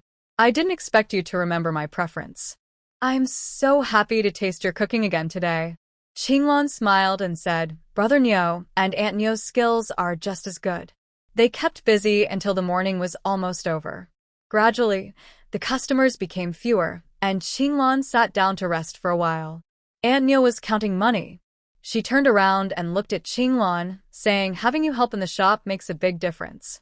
Today, we earned much more than usual.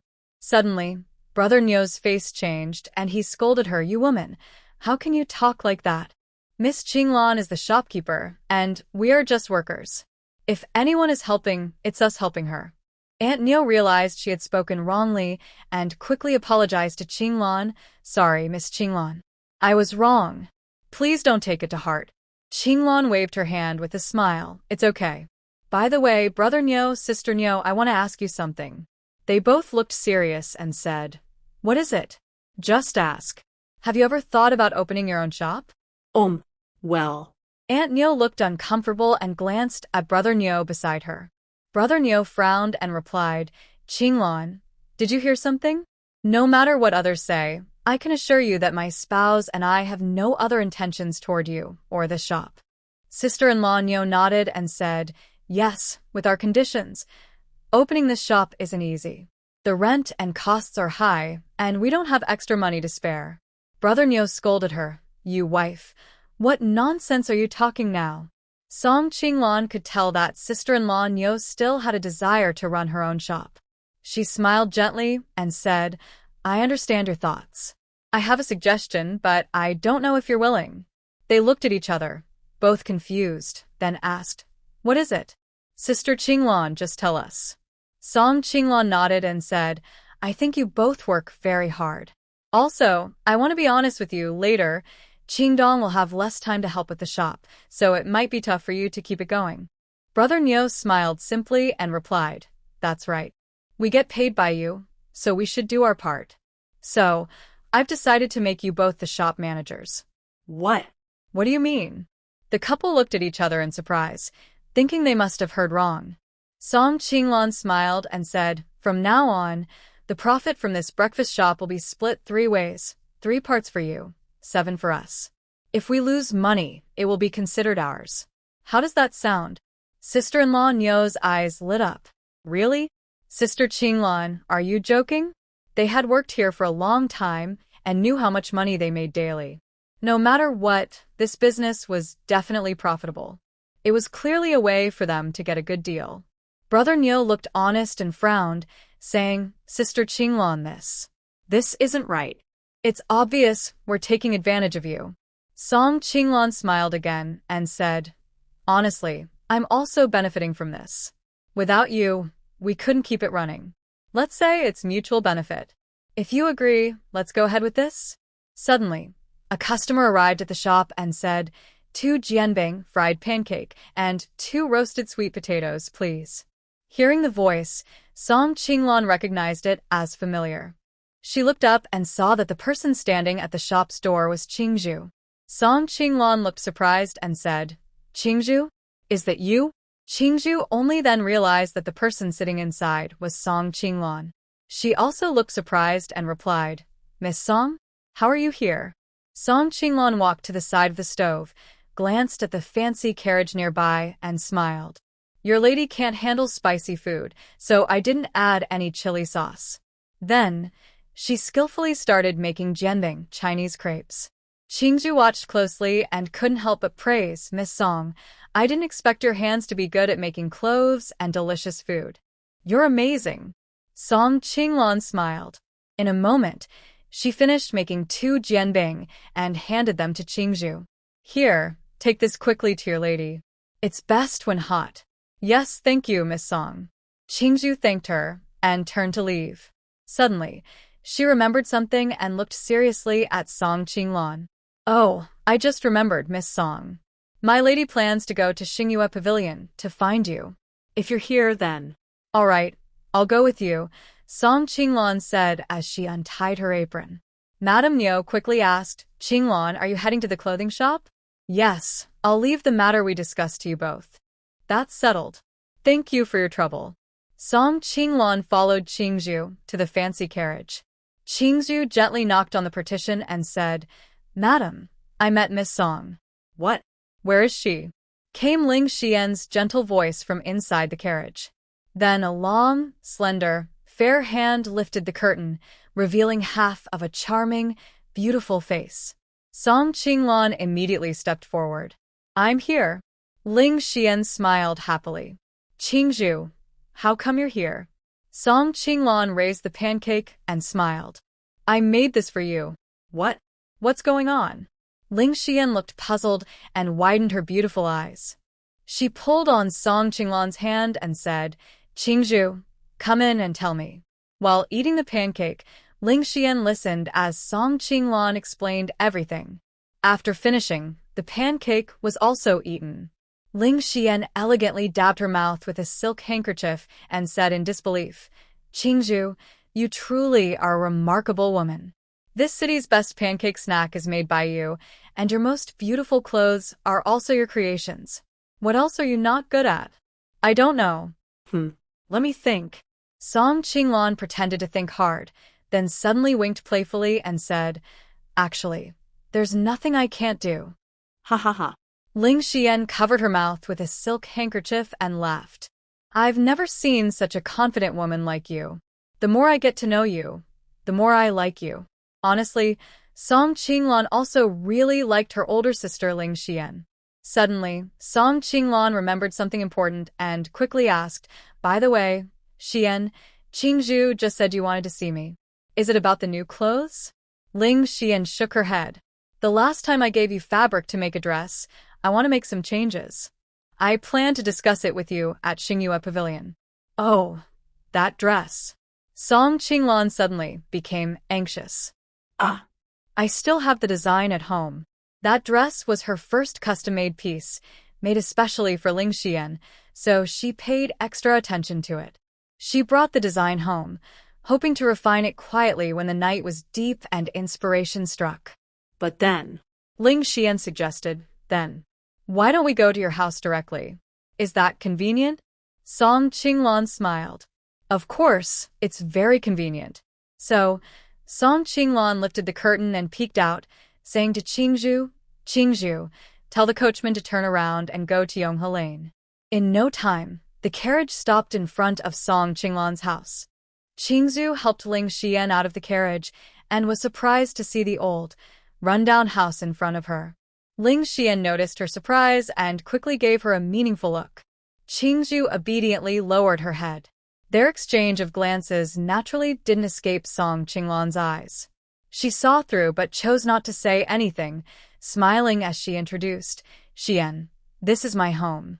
It's a bit old, but cozy. I hope you don't mind. Ling Xian looked serious and replied, Not at all. I think this yard is quite special. Let's go inside together. Ling Xian's confident and polite manner made Song Qinglan feel very respectful. Hearing the sound of the door opening, Grandma Song came out of the house. Lan, why are you back so early today? She asked. As she spoke, Grandma Song saw a very elegant lady standing beside Song Qinglan. She was momentarily stunned and couldn't speak clearly. Lan, is there a distinguished guest visiting? Song Qinglan quickly explained, Grandmother, this is Lady Ling Xian, the wife of the local magistrate. Hearing this, Grandma Song was immediately surprised. The wife of the magistrate?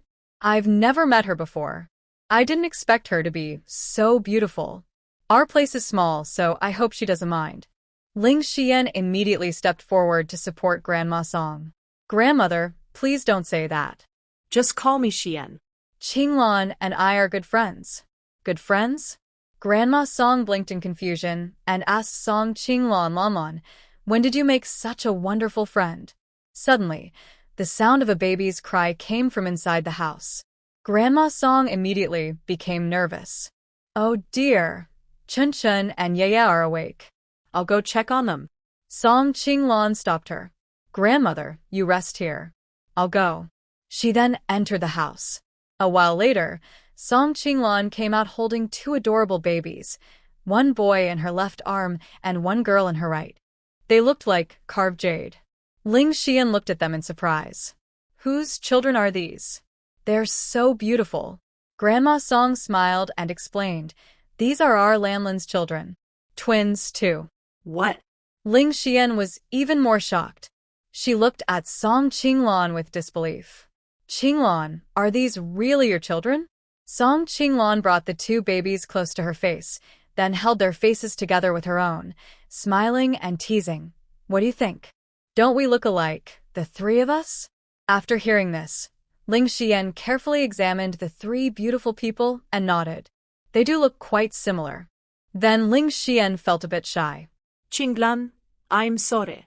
I thought you were still a young girl, not married yet. I didn't expect you to be the mother of two children. Song Qinglan replied indifferently, I'm dead. Ah? Ling Xian was shocked and covered her mouth.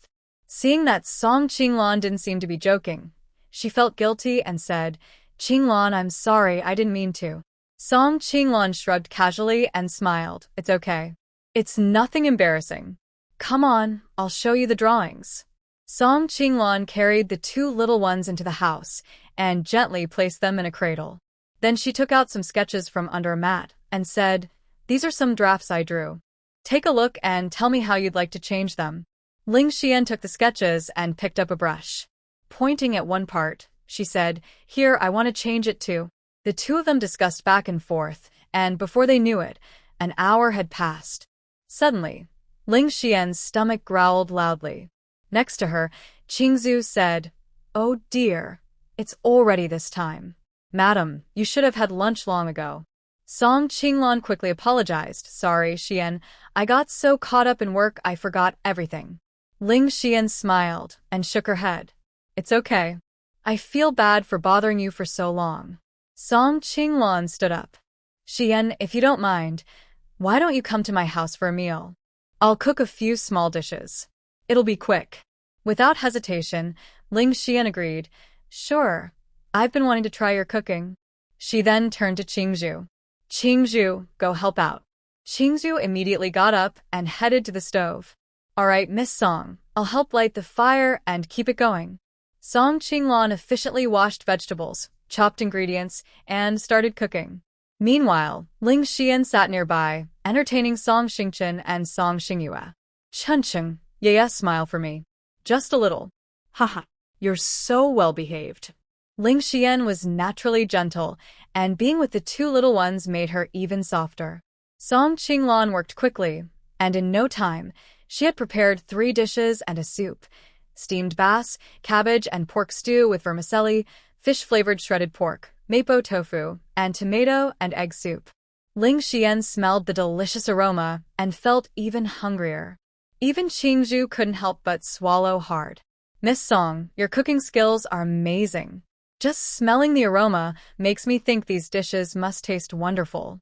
Song Qinglan smiled. They're just simple home-cooked dishes. I hope you don't mind.